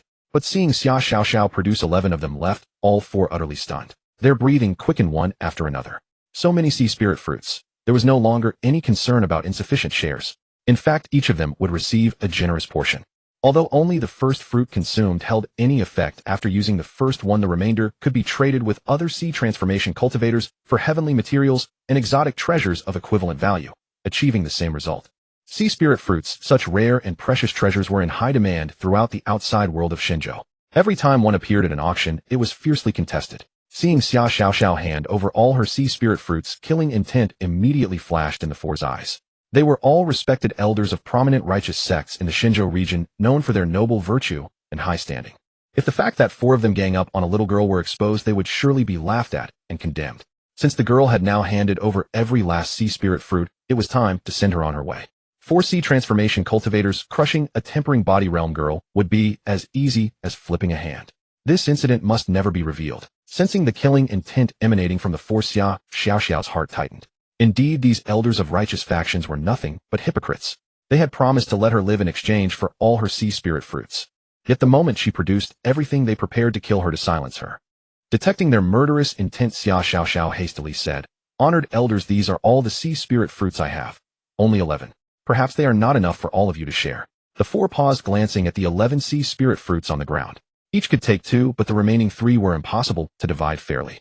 This put the 4 in a difficult position. None of them were willing to give up those last 3 fruits. Although the elder from the first-rate Kongming sect had reached the 7th stage of sea transformation, a full stage higher than the other 3, he did not dare claim all 3 extra fruits for himself. For though the other 3 were 1 stage lower, if he acted so blatantly, all 3 joining forces against him would be too much for him to handle. Watching the 4 struggle with their dilemma, momentarily forgetting about killing her, Xia Xiao sneered inwardly. In truth, she still had more sea spirit fruits hidden in her spatial ring. She had simply not revealed them all. In her heart, she was employing the ancient strategy of using 2 peaches to kill 3 warriors, plotting her own salvation. If she could deceive the 4 into inspecting her spatial ring together while their attention was fully focused, she would quickly activate the divine speed technique and her max-level swimming dragon art, diving straight into the illusion array. Once inside the illusion array, the array's barriers against the 4 would give her the opening she needed to escape. Then she simply had to lie low within the array, waiting patiently for her royal uncle to come find her. After all, she carried her royal uncle's scent on her person. She was confident he would arrive shortly, and when he did, it would mark the death sentence for these so-called righteous hypocrite elders. Ahead, the 4 of them were still hesitating over how to divide the remaining 3 sea spirit fruits. Xia Xiao continued, "However, seniors need not worry. Within the illusion array, there are more sea spirit fruits. A sea spirit fruit tree grows inside, bearing numerous fruits. I only harvested the ripe ones just now, of some unripe ones remain. If these sea spirit fruits are not enough for the 4 of you, I can go back inside and gather the unripe ones for you as well." Though unripe sea spirit fruits contain less medicinal potency than the ripe ones, having several more of them can make up for 1 ripe fruit. This way each of you would have enough, and there would be no need to squabble. I am willing to go back inside and pick them for you, only asking that seniors do not kill me, Xia Xiao said pitifully. Hearing this, the four were startled. There were still sea spirit fruits inside the illusion array. Damn it, why didn't you say so earlier and make us agonize over this for so long? Three of the four grew excited and urgently urged Xia Xiao to hurry inside and gather them. Xia Xiao's heart leaped with joy and she rose to her feet preparing to enter the illusion array. Their cultivation far surpassed hers, and the techniques they possessed were beyond her imagination. Therefore she could not gamble her life on this. Her words just now had been carefully chosen. She had said, "If seniors do not believe me, they may come and check for themselves," using the plural form. However, at that moment the elder from the ethereal sect, one of the three major second-rate factions, raised his head and glanced at Xia Xiao, suspiciously saying, "Wait, hand over your spatial ring for inspection first. Let's see if there are any sea spirit fruits left inside. Only then will you be allowed to go back and pick more." Hearing this, the other three also snapped out of their daze. Indeed, they should check whether this brat still had sea spirit fruits hidden in her spatial ring. What if this little rogue was deceiving them deliberately, withholding the sea spirit fruits she already possessed, and instead claiming there were unripe ones inside the array to trick her into going back in? What if she went inside and never came out again? After all, none of the four of them understood array formation arts. If this brat re-entered the illusion array and got trapped, they truly would have no way to handle it. Hearing this, Xia Xiao's heart tightened. As expected, these old men who had lived for many years were all cunning survivors. None of them were easy to fool. Still, she quickly composed herself and replied, "My spatial ring indeed does not contain any sea spirit fruits. If seniors do not believe me, they may come and check for themselves." By now she was already very close to the illusion array, yet she still had not prepared to immediately activate Dragon Soaring Art and Divine Step to flee inside. She knew that all four of them were still watching her closely. If she made the slightest suspicious move, they would unquestioningly strike her down without hesitation. Although her Divine Step combined with Dragon Soaring Art was incredibly fast, her cultivation was only at the 7th layer of body tempering, while the four opponents before her were all super powerful experts at the sea transformation stage. She had said, "All four of you," not any one of the four. The four opposite her were not allies. They already distrusted one another. Except for themselves, none of them would believe the others. They would certainly all come forward to inspect together. After all, if only one person were sent to check and there happened to be sea spirit fruits in Xia Xiao's spatial ring, that person could secretly transfer them into his own ring without anyone noticing.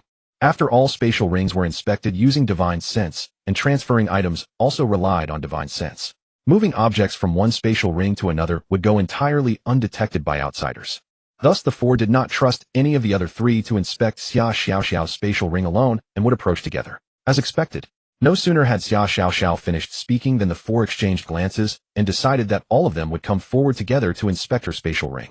Xia Xiao, being quite perceptive, promptly removed her spatial ring and placed it on the ground for their convenience.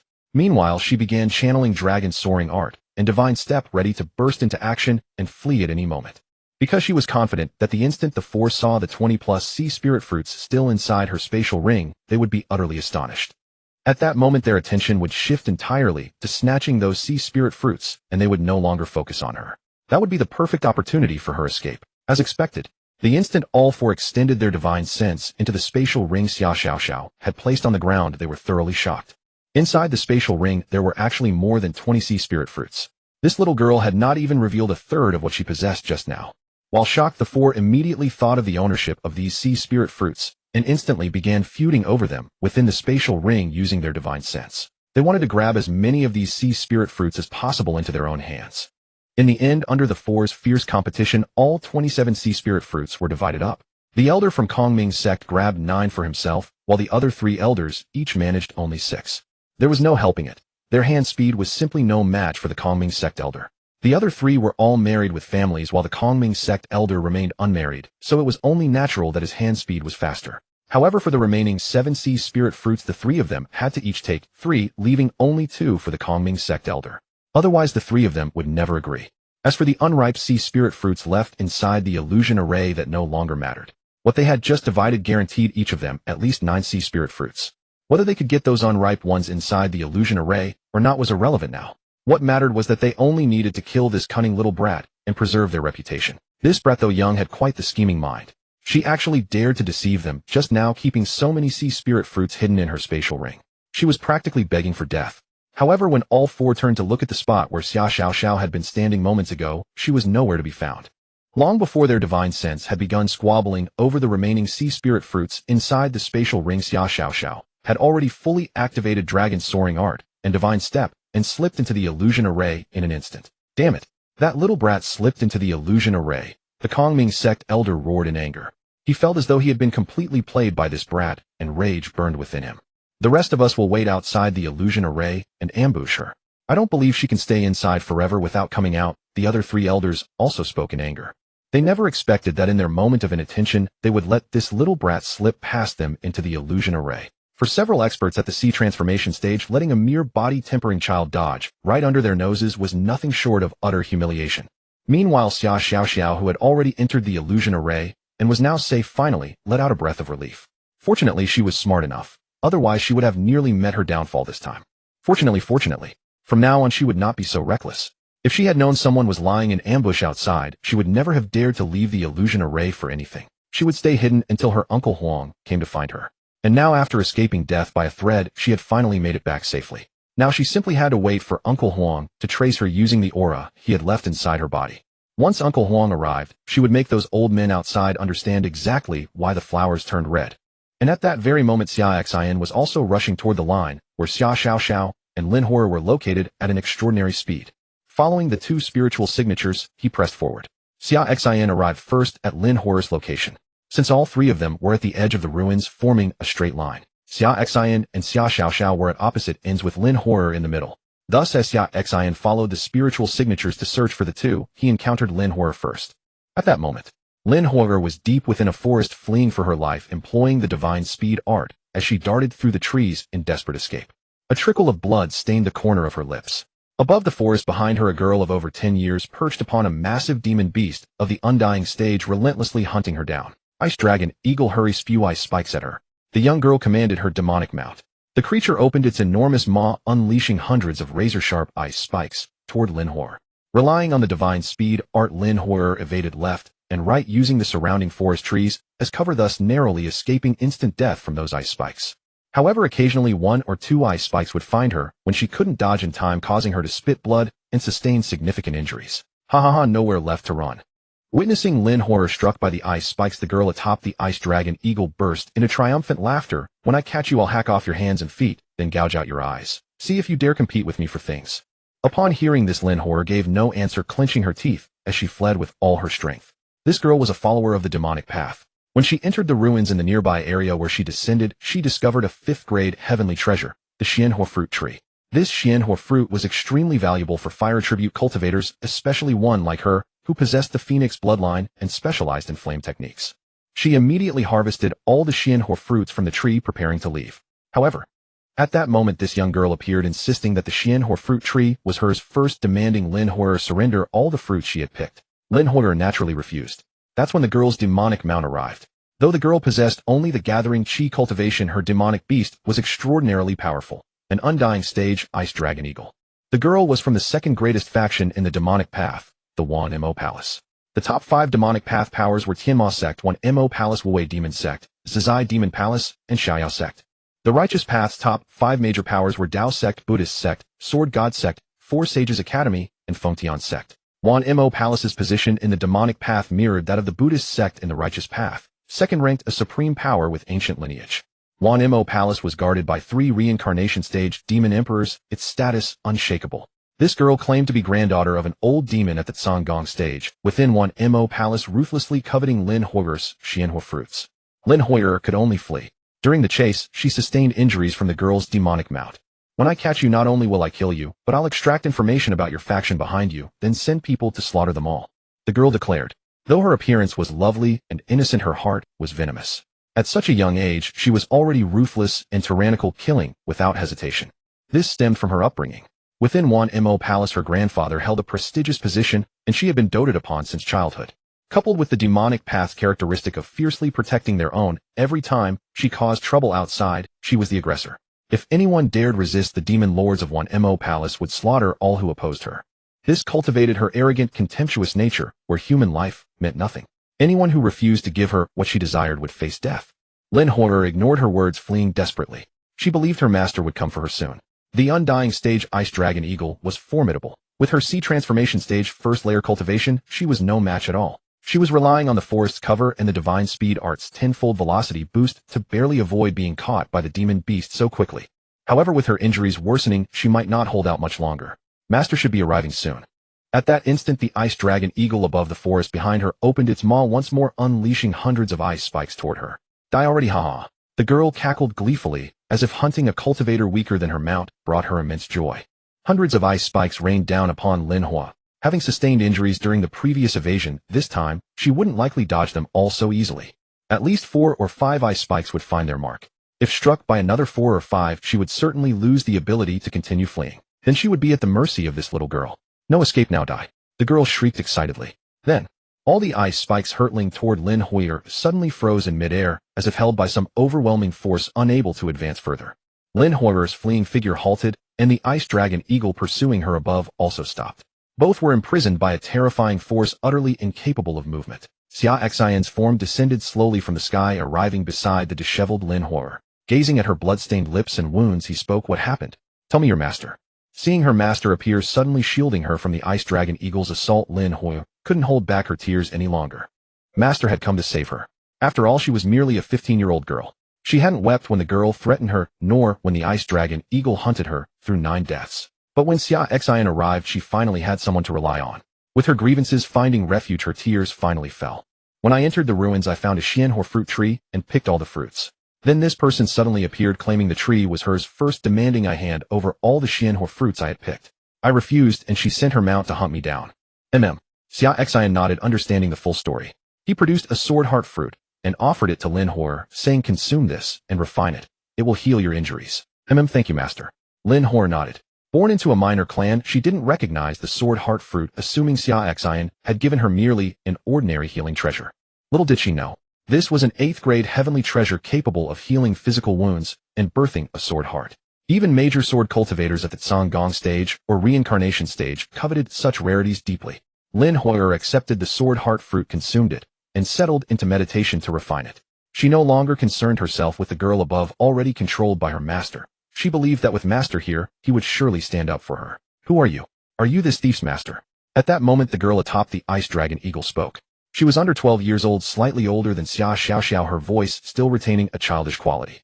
Upon hearing this, Xia Xin raised his gaze to the little girl above. So you're the one who sent this beast after my disciple. This served as an indirect answer to her question. At the same time, the Qishao sword at his back slowly unsheathed. I ordered the ice dragon eagle to hunt her down since she plucked my xuanhua fruit. Step aside if you know what's good for you. I am the granddaughter of the ice demon patriarch of the 10,000 demons sect in the demonic path. You cannot possibly bear the consequences of offending me. The little girl remained as arrogant as ever. She truly had been spoiled rotten. Throughout the years, she had encountered cultivators far stronger than an ice dragon eagle, yet every time she revealed herself as the granddaughter of a 10,000 demons sect patriarch. Those people would never dare cross her. The granddaughter of a Hall Establishment realm patriarch from the 10,000 demons sect carried absolute status and authority for the demonic path, fiercely protected its own. If anything had happened to her, it wouldn't just be her patriarch grandfather who came seeking vengeance. He might even summon other patriarchs from the 10,000 demons sect to join the pursuit. So as long as she didn't push things to the point of no return, most cultivators aware of her identity outside would simply choose not to provoke her. Unfortunately for her today, she had run into Xia Xin. Anyone who dared harm his disciple would die, no matter how close they were to a 10,000 demons sect patriarch. Xia Xin gripped the Qishao sword in one hand while his other hand closed around empty air, crushing the ice dragon eagle beneath the girl into a heap of blood and flesh that rained downward. Simultaneously, a massive hand of spiritual energy reached out and seized the little girl. The girl screamed in terror as she struggled, desperately crying out, "You dare kill my mount. You're finished, and so is the faction behind you. When my grandfather finds out, he will surely make you pay." Bang! At that moment, a black jade token on her person shattered, and a phantom figure emerged from within it. This was a life projection talisman, likely left by her grandfather, the patriarch of the 10,000 demons sect, to activate only when she faced mortal danger. It was merely a projection of aura with no cultivation power or combat ability. A phantom of an elderly man with white hair and beard draped in black robes. The ice demon patriarch gazed at his granddaughter suspended in midair by Xia Xin before addressing him. "Brother cultivator, I wonder what offense my granddaughter has committed against you. Let her go on this occasion, and consider the 10,000 demons sect in your debt. Name whatever you require." The ice demon patriarch was also within the ruins, racing desperately toward where his granddaughter stood. By detonating the aura projection left on the girl, he hoped to stall Xia Xin long enough to reach them. No matter who Xia Xin was, anyone who would dare harm his granddaughter today deserved to die. Me? I don't need anything. I simply wish for her to die. Xia Xin replied coldly. You? The Ice Demon Patriarch felt his anger surge, then quickly restrained himself and pleaded anxiously, Brother Cultivator, please reconsider. Whatever conditions you have, I will do my utmost to fulfill them. I only beg you to spare my granddaughter. Meanwhile, not far from the forest where Xia Xin and the others were located, a figure was approaching rapidly. It was the Ice Demon Patriarch himself. Within the forest, Xia Xin sneered, You harmed my disciple. Today, no matter what you offer me, she must die. Upon hearing this, the little girl in midair became desperate, her fear sharpening her words into threats. If you dare kill me, my grandfather will certainly not spare you. He will ensure you die without so much as a grave, along with your family and anyone associated with your faction. Not a single one shall survive. Seeing that bribery had failed, the Ice Demon Patriarch's phantom voice grew cold. If you dare kill my granddaughter today, I will pursue you to the ends of the earth. The Patriarch will not spare you. By now he was close to where his granddaughter stood. Just a moment more, and he would arrive. Is that so? Then I'll kill her right now. Xia Xin's cold smile deepened. I'll wait for you here, and see how you manage to exact revenge. With those words, he crushed the girl in his palm, reducing her to bloody fragments, destroying both her body and spirit. You're seeking death. The Ice Demon Patriarch roared in fury. His cultivation of a rare demonic art had made it nearly impossible to father children. He had spent nearly 500 years before finally having a son. His son had inherited the demonic cultivation method, making it equally difficult to produce offspring. After centuries of effort, they had finally had a daughter, his beloved granddaughter. This was precisely why his entire lineage had doted upon her so deeply. Yet now she had been crushed to death in a single moment by Xia Xin. Today, even if I pursue you to the ends of the earth, I will not let you go. The Ice Demon Patriarch screamed, expending every ounce of speed as he charged towards Xia Xin's location. He naturally didn't believe Xia Xin would actually wait for him here. He couldn't fathom why the young man would dare confront him without fear. Among the 20 Hall Establishment Patriarchs of the 10,000 Demons cult, he ranked moderately high with 6th stage cultivation, whereas Xia Xin's aura suggested only 5th stage, a full realm lower. Since Xia Xin's cultivation fell short of his, he refused to believe the young man would stand and wait.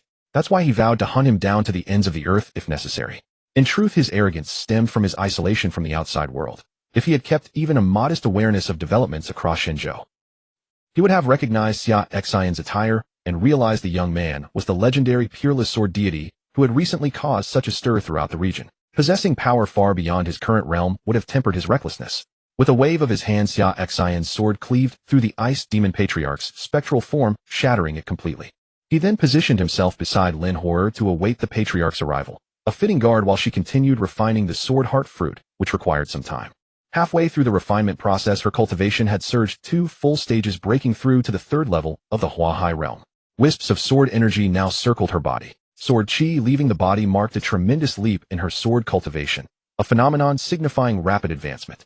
A sword cultivator's path begins with mastering techniques and comprehending the essence of sword force, progressing through forging sword chi, then expelling it beyond the body, perceiving sword intent, and ultimately achieving unity between wielder and blade, transcending into the realm where intent manifests as an extended sword domain. Within this domain, they sense the grand forces of heaven and earth, grasping the ultimate sword momentum so that each strike carries the weight of cosmic power, multiplying its devastation countless times over. For a novice sword cultivator, mastering techniques and comprehending sword force typically takes 3 to 5 years. For the gifted, though, those with lesser talent may require 2 decades or more. Once sword force is grasped, the cultivator between chi, gathering, and divine power realms commands among the most formidable offensive capabilities at their level. Transforming that force into condensed sword chi demands another 5 to 10 years, sometimes decades for those less gifted. This transformation corresponds to the Pai Fu and Hua Hai realms, where sword cultivators wielding condensed sword chi significantly outclass their peers in raw destructive power. Expelling sword chi beyond the body requires an additional dozen or so years, elevating even an immortal realm cultivator to the ranks of exceptional warriors.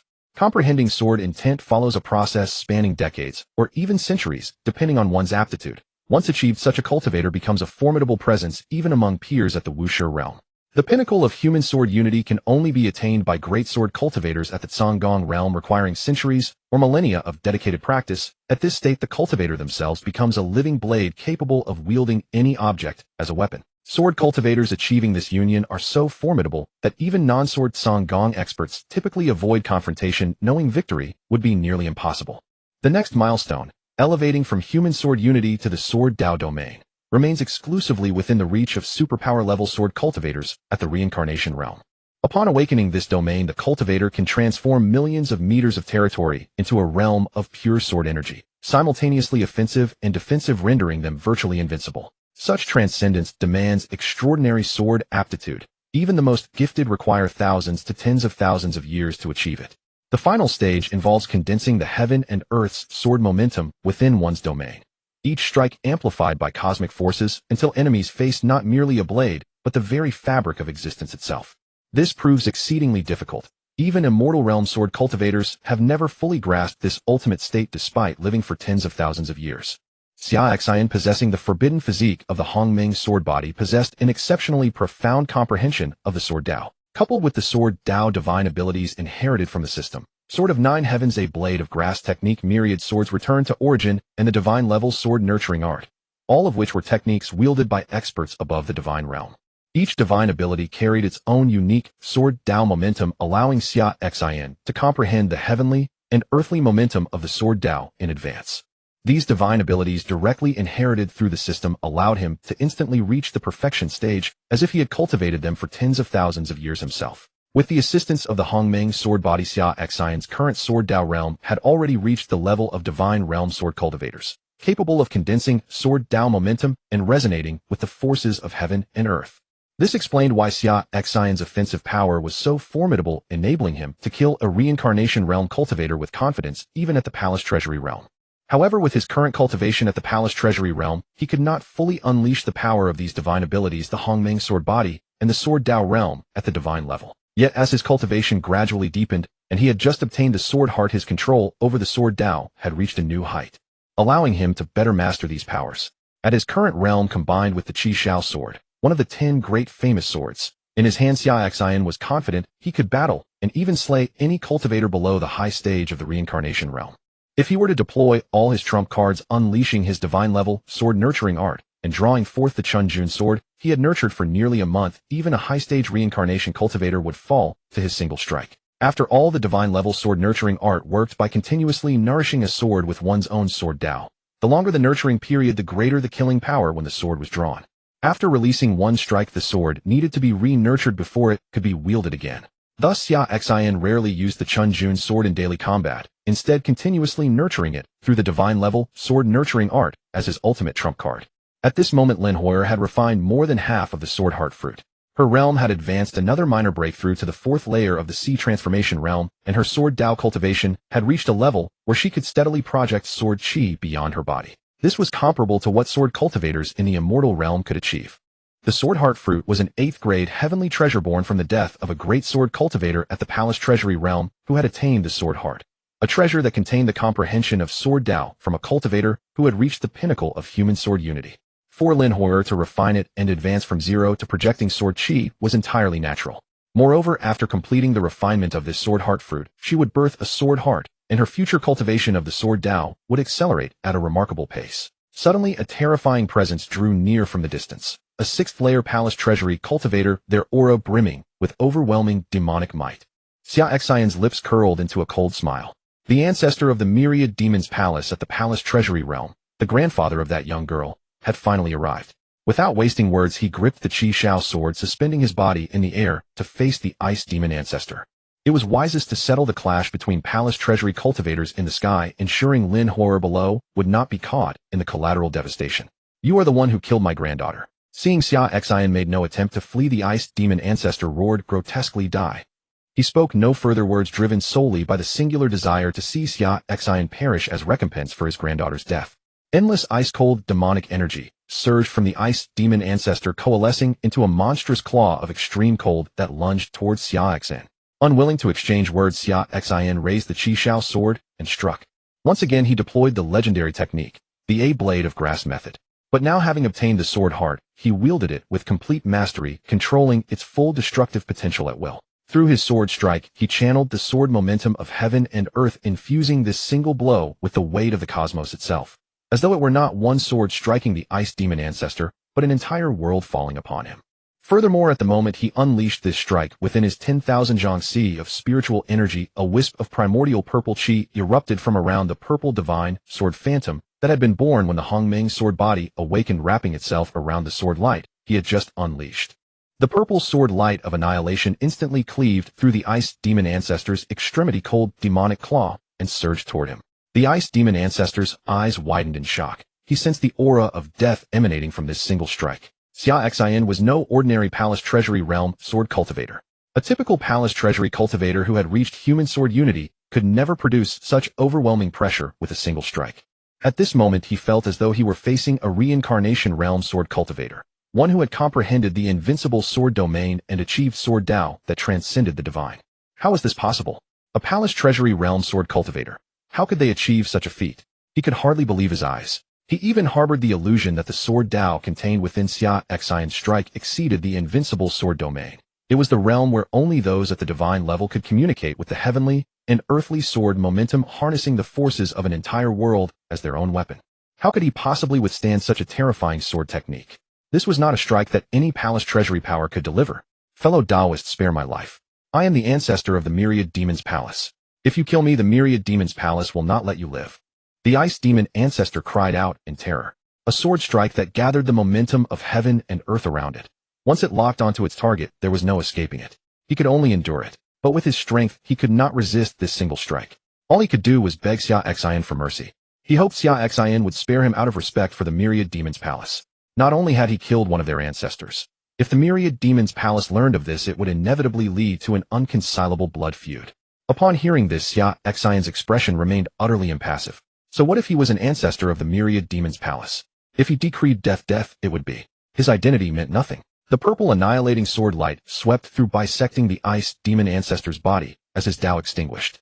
Xia Xin extended his hand and grasped air, and the spatial ring on the ice demon ancestor's finger immediately detached and flew toward him. Xia Xin caught it in one motion. The wealth of a demonic palace treasury ancestor was not something to be squandered.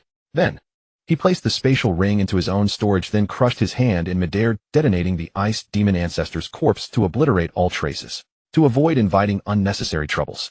Though he feared not the Myriad Demon's Palace, he had no liking for complications. At this moment, below, Lin Hor had completely refined the sword heart fruit. Her cultivation had risen to the 5th layer of the sea transformation realm. She had birthed a sword heart, and her sword Tao cultivation had reached the peak stage of projecting sword Qi beyond her body. Once she grew familiar with her sword Tao realm, she could begin attempting to comprehend sword intent. Thank you, master. Lin Hor knelt and bowed to Xia Xin. She had initially believed the sword heart fruit to be merely an ordinary heavenly treasure, but only after refining it completely did she realize its true value. Her cultivation had advanced 4 minor realms, she had birthed a sword heart, and her sword Tao had reached the peak of projecting sword Qi beyond her body. Only then did she understand how precious the fruit her master had given her truly was. Her master had not only rescued her and taken vengeance for her, but had also bestowed upon her such a rare treasure. The debts she owed her master in this life would likely never be fully repaid. Yet it hardly mattered. She owed so much that repayment was impossible. Her very life belonged to her master, and she would fulfill any command he gave without hesitation. Even if her master asked her to die, she would do so without a second thought. Good. Now that you've finished absorbing it, come with me to find that girl Xiao Xiao. We haven't checked on her yet. I wonder how she's doing and whether she's in danger. Xia Xin said. Yes, master. Lin Hor rose to her feet. Xia Xin led her, as they flew rapidly out of the forest, following the trace of aura he had left on Xia Xiao, heading in her direction. Xia Xin changed out of his current attire, removed his mask, and donned the imperial robes of a prince of the great Xia dynasty, ensuring Xia Xiao would not recognize him as the peerless sword deity. Outside the illusion array where Xia Xiao had taken refuge, an elder from the Kongming sect jeered. You little brat, have the guts to come out. I'll flay your hide alive. Old man, if you've got the skill, come in and catch me. Ha ha. Xia Xiao's triumphant voice echoed from within the illusion array. By now the terror of her narrow escape had begun to fade. Those 4 old men couldn't penetrate the illusion array from the outside, so she had no reason to fear them. All she needed to do was stay hidden within the array and wait for her royal uncle to come to her rescue. It had been so long. Her royal uncle should be arriving soon, any moment now. You dare hide in there. Don't come out for the rest of your life. Even if the ruins seal shut, you won't emerge. Otherwise all 4 of us will make sure you pay. The elder from the Piamiao sect sneered coldly. Just then 2 figures tore through the sky from the distance, descending to land outside the illusion array. They stood before the 4 elders, none other than Xia Xin and Lin Hor. Come out, Xia Xin called to Xiao Xiao, who had been hiding within the array. Upon hearing Xia Xin's voice from inside the illusion array, whoosh. A figure shot out and clung to Xia Xin's leg. Her earlier confidence melted away as she burst into tears. Royal Uncle, you finally come. You have no idea what I've endured these past few hours. Removed. Author thanks and gratitude message. Removed. Author thanks message. Speak properly. Xia Xin lowered his gaze to look at Xia Xiao, who was clinging to his leg and sobbing bitterly. At this moment, the four elders behind them were also extremely curious. Exactly who were these two sudden arrivals, Xia Xin and Lin Hu? The relationship between these two and Xia Xiao seemed quite extraordinary. Moreover, as for their cultivation levels, Lin Hu, despite her young age of perhaps only 15 or 16, had actually reached the 5th stage of the sea transformation realm. As for Xia Xin's cultivation, they could not see through it. However, judging from the respectful demeanor Lin Hu displayed towards Xia Xin, he should be her elder, someone even more powerful than her. What kind of terrifying powerhouse had arrived? And what was their connection to this little brat, given how intimate their attitudes were? The four of them had just been encircling and attempting to kill this little brat. Now with these two arrivals, they suddenly felt deeply troubled and wished to flee immediately. However, the moment they turned around, "Where do you think you're going, everyone?" Xia Xin spoke calmly, while an oppressive aura descended upon the four of them, freezing them in place, where they stood utterly unable to move. Immortal realm. The four cried out in alarm. The oppressive aura Xia Xin had unleashed was actually that of an immortal realm powerhouse. This time they had truly kicked an iron plate. This little brat actually had such a powerful figure behind her. What they did not know was that at this moment Xia Xin had merely chosen to unleash the pressure of the immortal realm. If he were to go all out, he would be at the Zong Palace realm. It was only in front of Xia Xiao that on the surface he had to maintain the 3rd level of the immortal realm. Imperial Uncle, control them so they can't escape. Upon seeing the four elders preparing to flee, Xia Xiao hastily released her grip on Xia Xin's leg. The tragic performance was over. Time to discuss serious matters. Xia Xin nodded and said, "They're already restrained. Now then, tell me what happened and who are these people?" Xia Xiao nodded, then turned to face the four elders and said, "These 4 shameless old codgers tried to rob a little child like me. I had just entered the ruins when I discovered a mirage formation here. Within the formation lay a rare 5th-grade heavenly treasure, the sea spirit fruit. These 4 old fools knew nothing of formation arts and dared not enter. So I went in and plucked out all the sea spirit fruits, only to be robbed by these 4 old things. And as if robbing me wasn't enough, they wanted to kill me to silence me. If you hadn't arrived in time, Imperial Uncle, you might never have seen me again." Wawa. As she spoke, Xia Xiao even put on an act of crying. A twitch appeared at the corner of Xia Xin's mouth. "In time, my foot. You were holed up inside that mirage formation the whole time. You hadn't even come out when I arrived. With how well you'd been hiding, these 4 would have had a truly difficult time killing you." Nevertheless, what Xia Xiao said did carry some truth. Had he not come, she would have had to keep hiding in the formation, and what followed would have been fraught with uncertainty. These 4 had actually dared to seize his niece's heavenly treasure and even prepare to silence her with death. Then there was no need for them to live anymore. "I understand," Xia Xin said to Xia Xiao. With that, Xia Xin turned to face the 4 elders. "Everyone, before you die, do you have any last words to leave behind? Speak them now if you have any. If not, I'll begin." Upon hearing this, the 4 elders were shaken. "You mean to be so direct about it? Without even asking what faction we belong to before making a move?" He truly felt completely confident in dealing with them. "Fellow Taoist, I am an elder of the Kongming sect. What occurred between this little friend and us was merely a misunderstanding. We shall return all the sea spirit fruits to her. Furthermore, I am willing to offer all the heavenly treasures I carry to this little friend, hoping that the fellow Taoist might spare this old one this time." The elder of the Kongming sect spoke up. His Kongming sect was a first-rate power bolstered by the existence of an Wushu realm expert, and it also possessed quite a number of immortal realm masters. By revealing his identity, he hoped Xia Xin would be deterred. Then by offering to hand over all the heavenly treasures he carried as compensation to Xia Xiao, he intended to employ a strategy of combining pressure with leniency, praying that Xia Xin would let him off this once. Yes. The 4 of us were merely involved in some minor misunderstanding with this little friend. We don't want these sea spirit fruits either, and at the same time we are willing to take out all the heavenly treasures we carry and present them to this little friend, hoping that the fellow Taoist might spare us. The elders of the 3 other second-rate factions spoke in unison. Though they were merely elders of second-rate powers, their respective factions also had immortal realm ancestors to rely upon. Being of the same immortal realm themselves, they hoped that Xia Xin might agree to their terms because their factions had immortal realm ancestors backing them, trading all their heavenly treasures for their lives. However, after hearing the 4 speak, Xia Xin merely shook his head and said, "How foolish. Kill you, and wouldn't everything you carry still become mine anyway?" Hiss. The 4 elders' hearts lurched. What a compelling argument. For a moment, they truly could not think of how to rebut it. "Fellow Taoist, that cannot be. I am an elder of the Kongming sect, and my Kongming sect has the existence of the Wushu realm.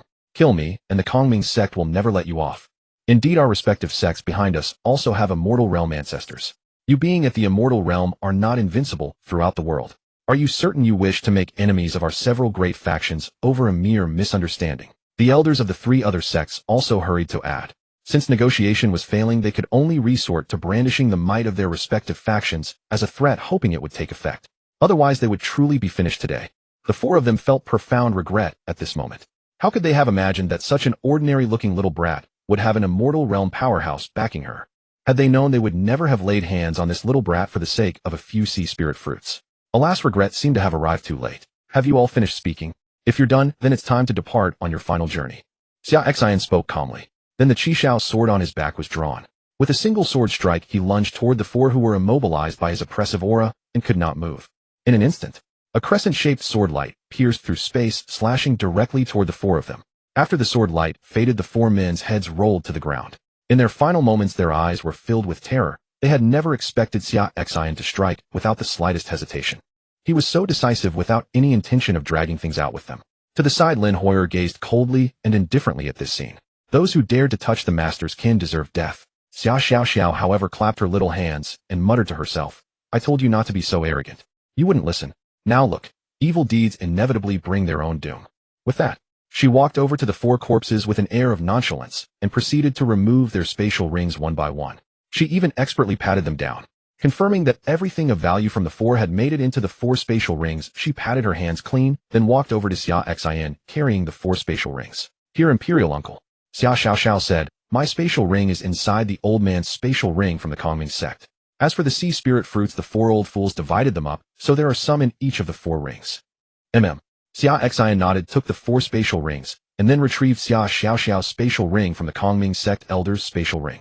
He then took out all the sea spirit fruits from the 4 spatial rings and placed them into her spatial ring, returning it all to her.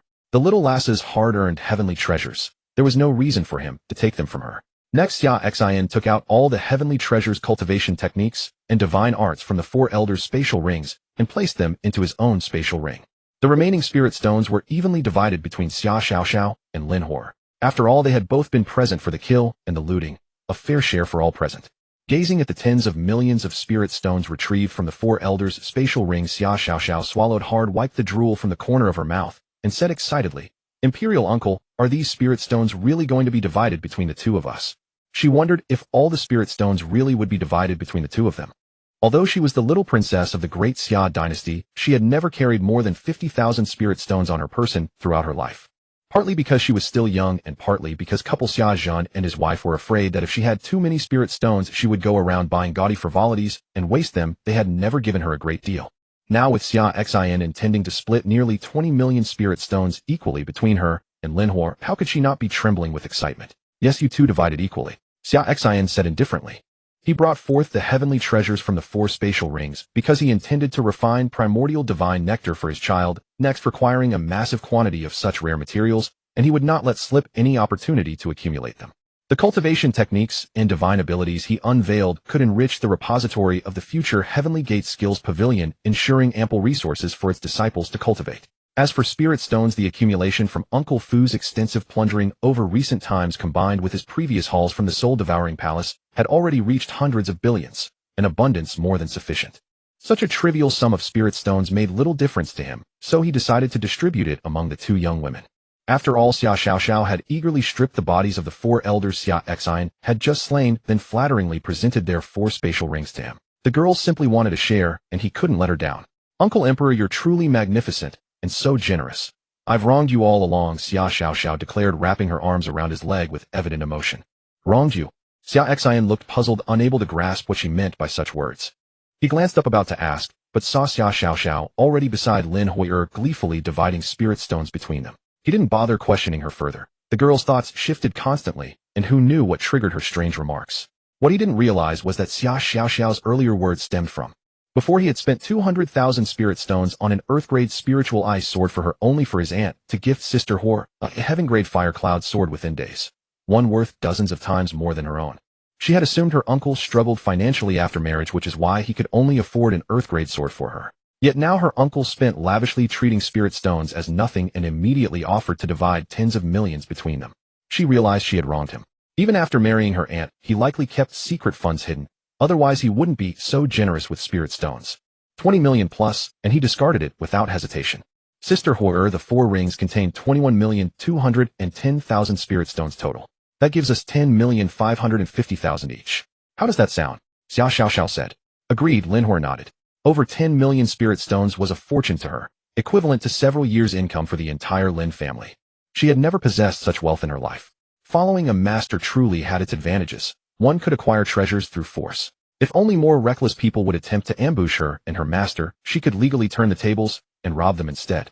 She harbored such mischievous thoughts. Young as she was, her mind had already strayed onto crooked paths. She was even contemplating entrapment schemes.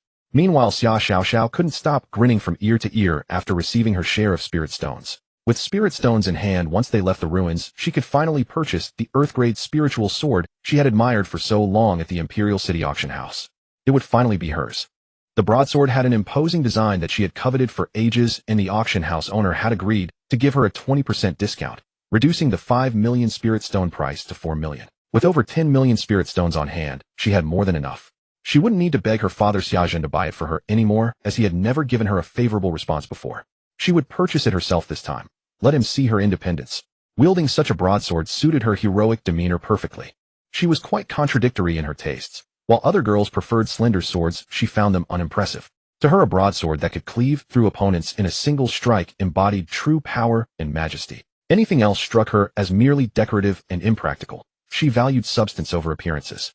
All right, stop grinning like that. You're drooling all over the place, said Xia Xin to Xia Xiao, who had been daydreaming foolishly after receiving her share of spirit stones. All right, huh? Xia Xiao waved her hand to compose herself, then asked, Uncle, where should we go next? To find the sea heart fruit for you so you can awaken your double pupils, Xia Xin replied. That was our purpose in coming to the Kunpeng ruins. All right, Xia Xiao nodded and pulled out a map of the Kunpeng ruins. The sea heart fruit is marked in several locations throughout the ruins. We can check them one by one.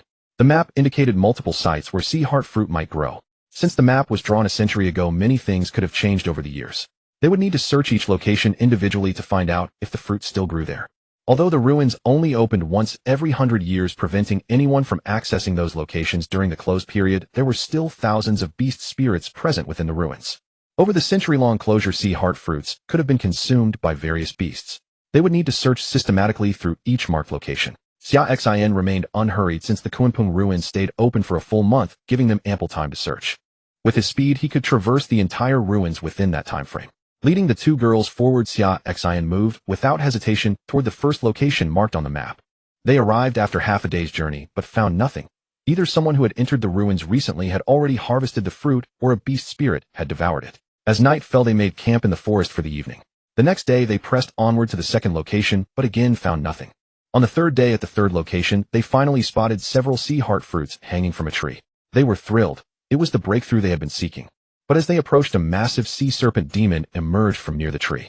This towering beast operated at the sea transformation realm, and it was precisely its presence that had kept the sea heart fruits safe from other demonic creatures. The serpent's cultivation had reached the 4th level of the sea transformation realm, and it had been hoarding these fruits to consume when it approached the peak of that stage and neared the 5th level. Horror, handle this beast.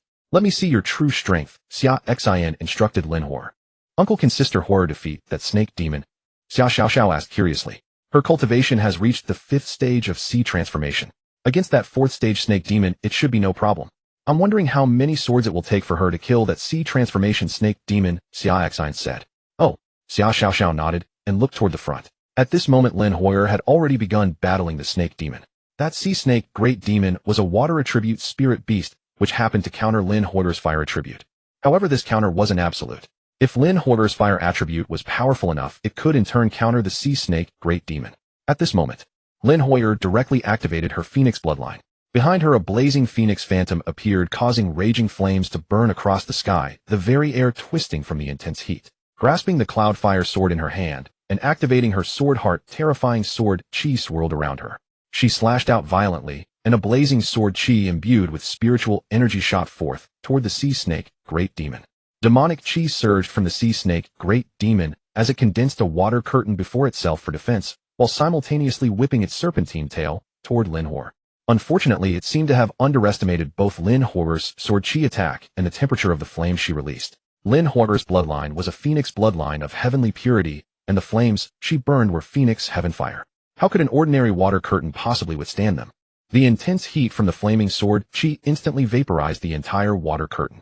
Then the sword chi struck directly upon the sea snake, great demon's whipping tail. It directly severed the sea snake, great demon's tail. The sea snake, great demon, was greatly alarmed and roared as it frantically turned to flee. At this moment, Lin Huoyer's second sword strike arrived, directly slicing off its serpentine head. A fourth stage sea transformation, great demon killed in 2 strikes. Wow, Sister Huoyer is so amazing! Xia Xiao exclaimed excitedly to the side. Lin Huoyer's 2 sword strikes had indeed amazed her. 2 swords to slay this great demon. Not bad.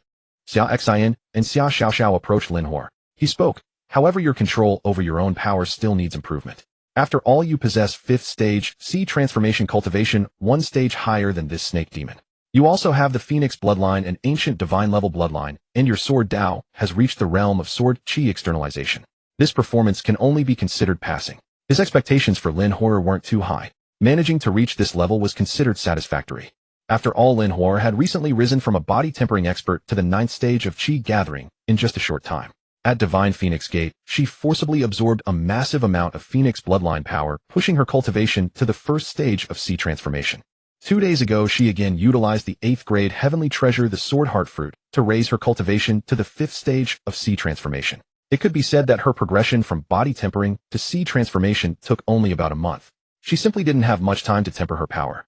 Her control over her own power was naturally far from ideal.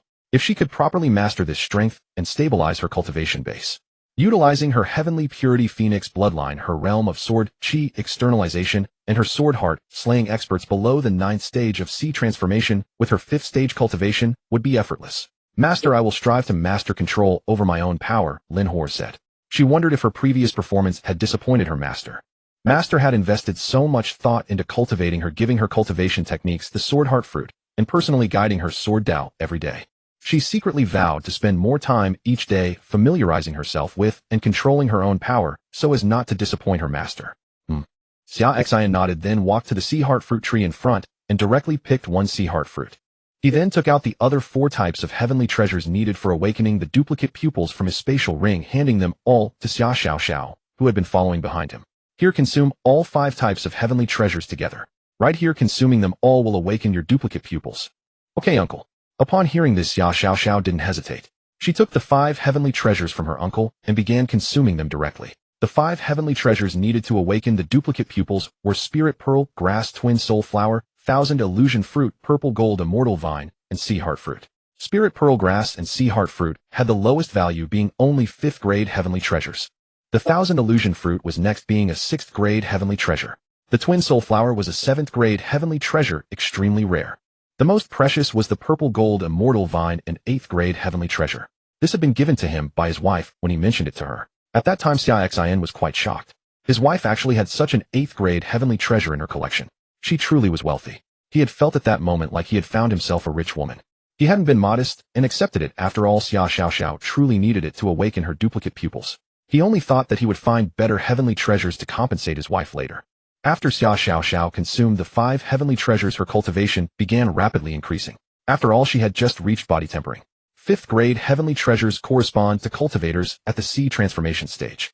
6th grade correspond to the undying stage, 7th grade to the beginningless stage, and 8th grade to the treasury palace stage. She had consumed 2 5th grade heavenly treasures, 1 6th grade, 1 7th grade, and 1 8th grade in one go. Her cultivation would naturally skyrocket. This was only possible because she possessed the duplicate pupils, which could help absorb and suppress the massive medicinal potency of these heavenly treasures. If an ordinary body tempering cultivator had dared to consume 5 such heavenly treasures in one go, they would likely have exploded to death instantly. After a short while, the massive medicinal potency from the 5 heavenly treasures was completely absorbed by Xia Xiao and her pair of duplicate pupils. Her cultivation rose to the 1st stage of divine power. She had directly risen from body tempering to divine power, advancing through 2 major realms. This was because 90% of the medicinal potency from these 5 heavenly treasures had been absorbed by her duplicate pupils. Otherwise, her realm could have risen even higher. After all, awakening the duplicate pupils required absorbing enormous energy. At this moment, in her pair of eyes, an ancient pupil light flickered. That gaze, as if capable of piercing through everything, seemed to originate from antiquity, able to see through past and present, to perceive through all illusions. Her duplicate pupils were finally about to awaken. Xia Xin's breathing grew somewhat rapid. He had gone to great lengths to bring Xia Xiao into this ruin precisely for this moment. Once Xia Xiao completed awakening her duplicate pupils, he would receive the system task rewards. At this moment, as the duplicate pupils awakened, Xia Xiao's cultivation surged again, directly rising from the first stage of divine power to the first stage of prying mansion, advancing through another major realm. Divine light bloomed from her eyes as countless mysterious symbols appeared around her body, each ancient and esoteric, filled with supreme mysteries. After a moment, she closed her eyes, and the infinite divine light was contained within. The duplicate pupils' awakening was complete. In Xia Xin's mind. Ding, congratulations to the host for completing the task of helping awaken the duplicate pupils. Ding, congratulations to the host for receiving 150 years of pure cultivation reward. Ding, congratulations to the host for receiving the ancient duplicate pupils. Ding, congratulations to the host for receiving 1 divine attendant pill. Ding, congratulations to the host for receiving 5 divine slave pills. As the notification sounds ended, the 150 years of cultivation reward was instantly infused into Xia Xin's body, causing his realm to rapidly ascend. It only stopped upon reaching the 6th stage of Treasury Palace. Within him, a new Treasury God was condensed. At Treasury Palace 6th stage, one condenses the spleen Treasury God. However, what shocked him most wasn't this, but the system's second reward. By helping Xia Xiao awaken her duplicate pupils, the system had actually rewarded him with duplicate pupils. The duplicate pupils, while not comparable to the Primordial Sword Body, were still an excellent treasure. System awakened the duplicate pupils immediately. Xia Xin couldn't help but command the system mentally. Instantly, a powerful force surged into his eyes. Within his pupils, 2 new pupils appeared, the duplicate pupils. Ancient, mysterious divine light appeared in his eyes, and his cultivation rose again, reaching the 7th stage of Treasury Palace. Xia Xin hastily closed his eyes, not wanting Lin Hor and Xia Xiao to notice his anomaly. After all, Xia Xiao had just awakened her duplicate pupils, and he had awakened his right after. This was completely unexplainable. This task of helping awaken the duplicate pupils had not been in vain. Spending so much effort to complete this task, the rewards he received, 150 years of pure cultivation and the ancient duplicate pupils, had directly raised his cultivation by 2 stages, reaching the 7th stage of Treasury Palace. He was now only 3 stages away from the transmigration stage. Moreover, he had also obtained 1 divine attendant pill and 5 divine slave pills. Another Treasury Palace expert and 5 beginningless experts would be added to the Heavenly Gate. Amazing. Now that he had helped Xia Xiao awaken her duplicate pupils, Xia Xin prepared to head toward the center of the Kunpeng ruins, to the legendary place where the Kunpeng method was located. Since they had already entered, he also wanted to participate in the competition for the Kunpeng method. Just how powerful was that supreme sacred technique recorded on the sacred bone left behind by the ancient Kunpeng? Just then, Ding's system task released travel to the top floor of the 10,000 Laws Tower in the center of the Kunpeng ruins to sign in. What? Hearing the system's notification, Xia Xin was shocked. The system had actually issued a task. Was the sign-in at the top of that 10,000 Laws Tower in the Kunpeng ruins, asking him to demolish that tower. Judging by the system's usual behavior, it did seem to be like this. Wherever he went, a sign in that place would definitely not end up with good results. 10,000 Laws Tower danger. The Wanfa Tower stands at the heart of the ruins. Over these 3 days, cultivators have been arriving one after another. Legend has it that the precious bone of the Kunpeng ruins lies within the Wanfa Tower. Xia Xin looked at Xia Xiao and Lin Hor, saying, I'm preparing to go to the Wanfa Tower. There might be some unexpected developments this time, so both of you should exit the ruins first. Xia Xin didn't know what he would encounter at the Wanfa Tower this time. As far as he knew, to sign in at the tower's top floor, one must climb the tower. Bringing 2 people would be quite inconvenient. When he enters the Wanfa Tower, leaving them outside wouldn't be safe either. It would be better to have them exit the ruins first. With only himself in the ruins, he could handle things more easily. After all, their purpose for coming to the ruins had already been accomplished. Xia Xiao had awakened her pupil of the divine eye. Lin Hor had also tested her abilities. Keeping them around would be meaningless. He might as well let them leave the ruins first so he could act freely without any constraints. The Wanfa Tower then. The sign-in rewards were definitely going to be his Xia Xi's. The special reward of pure cultivation would be at least 100 years worth, enough to elevate him by another minor realm. There might also be rewards like the divine attendant pill and the divine slave pill. By then, another Tsangong realm expert and 5 Wuxia realm powerhouses would join the Heavenly Gate. Once you've finished awakening, both of you should return first. Xia Xin said to Xia Xiao and Lin Hor, I still have some matters to attend to in the ruins. You 2 go out first. Royal Uncle, are you going to the Wanfa Tower to compete for the Kunpeng technique? Xia Xiao asked. Even with their cultivation improved over these past few days, she only possessed Pishio realm, while Lin Hor had high realm. They had no qualification to compete for the Kunpeng technique. After all, those seeking the Kunpeng technique at the Ruin Center were at least Immortal Realm cultivators and above. Many Wuxia Realm and even Tsangong Realm old monsters would come to participate. The Kunping ruins were an ancient heritage site, with entrances not only in Shenzhou, but also in the eastern wasteland, western domain, northern desert, and southern ridge. Those entering were naturally not only low-level cultivators, but also those old monsters at the Wuxia realm and Songgong realm. Some cycle realm powerhouses might also come to participate. Xia Xin nodded but didn't confirm or deny. He couldn't exactly tell them he was merely going to the Wanfa Tower to sign in, could he? Alright, we'll go out first. Royal uncle, you should also come out early. We'll wait for you back in the great Xia dynasty. Xia Xiaoxiao said. Both of them understood that since Xia Xin was preparing to compete for the Kunping technique, they definitely couldn't be of any help. Moreover, staying by Xia Xin's side might become a burden. If Xia Xin obtained the Kunping technique and attracted others' covetous desires leading to a scramble, them staying by his side would only make him hesitate and hold back. Xia Xin said, after I send both of you out, I'll return to the ruins.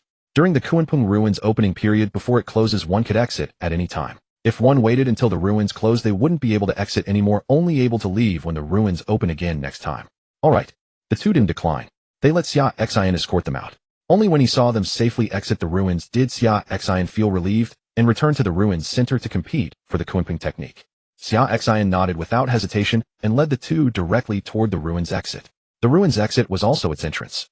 Although the locations were different, they were fixed. For example, the exit connecting to the Xian domain in the ruins was at a fixed location. However, when entering the ruins, the location where one appeared inside would be scrambled, experiencing spatial jumps and random distribution. Sending them to the exit in the ruins connected to the Xian domain, Xia Xin said, alright, you two can exit now.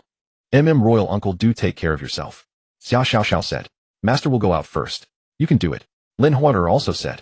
Xia Xiaoxiao didn't know Xia Xin's identity as the peerless sword god, but she did. She believed her master definitely had the strength to compete for the Kunping technique. Xia Xin nodded and watched them leave. Then he directly returned to the ruins. He headed toward the ruins center, the Wanfa Tower.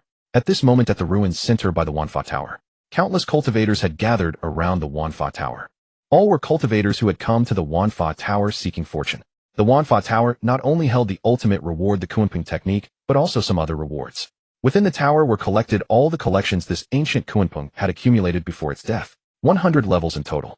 All cultivators entering the ruins could enter the Wanfa Tower and participate in the competition for fortune. Each cultivator who tower climbed after passing the 30th level would receive a reward for each additional level they climbed. Resources, cultivation techniques, or heavenly treasures, and such all varied. This time I must definitely break through the 30th level and obtain a share of fortune. A cultivator said, breaking through the 30th level isn't difficult. 100 years ago at the immortal realm, I had already charged to the 35th level. Now that I've reached the Wuxia realm, climbing this Wanfa Tower again, I must definitely reach over the 40th level. Another cultivator said eagerly. At this moment, everyone had begun climbing the tower one after another. Beside the Wanfa Tower stood two ranking boards, the heaven ranking and the earth ranking. They recorded the names of those who had climbed above the 50th level of the Wanfa Tower since the ruins opened. Climbing to the 50th level of the Wanfa Tower qualified one for the earth ranking, reaching above the 70th level qualified one for the heaven ranking. At this moment, beneath the Wanfa Tower, a black-haired man in golden dragon robes began climbing the tower. Seeing this black-haired man begin climbing, the surroundings erupted in exclamations. It's Zhou Yuan, a prince from the ancient Zhou imperial dynasty, the top power of our eastern wasteland, beginning to climb the tower. I heard this Zhou Yuan possesses the supreme dragon emperor physique. I wonder how many levels he can reach and whether he can enter that heaven ranking which no one has entered for 1,000 years. Indeed, the supreme dragon emperor physique, one of the superior physiques. Perhaps he might enter that heaven ranking. The heaven ranking was far too difficult. Since the ruins opened, only a few dozen people had ever climbed onto that heaven ranking. Each of these individuals was an exceptionally rare top-tier genius destined almost certainly to reach the cycle realm in the future. Not to mention the heaven ranking, even the earth ranking was rarely reached because climbing above the 50th level of the Wanfa Tower was far too difficult. Master, how many levels do you think this Zhou Yuan can climb? At this moment, an elderly woman beside an exquisitely beautiful woman in white robes and veil spoke. At most the 50th level. He cannot go any higher. The white-veiled woman said. The identities of these two were very extraordinary. The stunning beauty wearing the white veil was the leader of the Manhuang Sacred Church, a superpower in the Eastern Wasteland and an ancient heritage, a cycle realm powerhouse known as the Manhuang Sacred Lord. The elderly woman beside her was her former guardian, a great cultivator at the 9th level of the Songgong realm. Only to the 50th level. It seems this old servant overestimated him. I thought he could go above the 50th level. The elderly woman said. Just watch. The result will be clear in a moment. The white-veiled woman said. The elderly woman nodded. At this moment, Zhou Yuan had begun climbing the tower. Quickly levels 1 through 10, he rushed through effortlessly. By level 20 his speed still showed no signs of slowing, continuing to ascend. All the way to level 30. His speed finally began to slow. When he passed level 40, it took more time than all the time spent passing through levels 1 through 30 combined.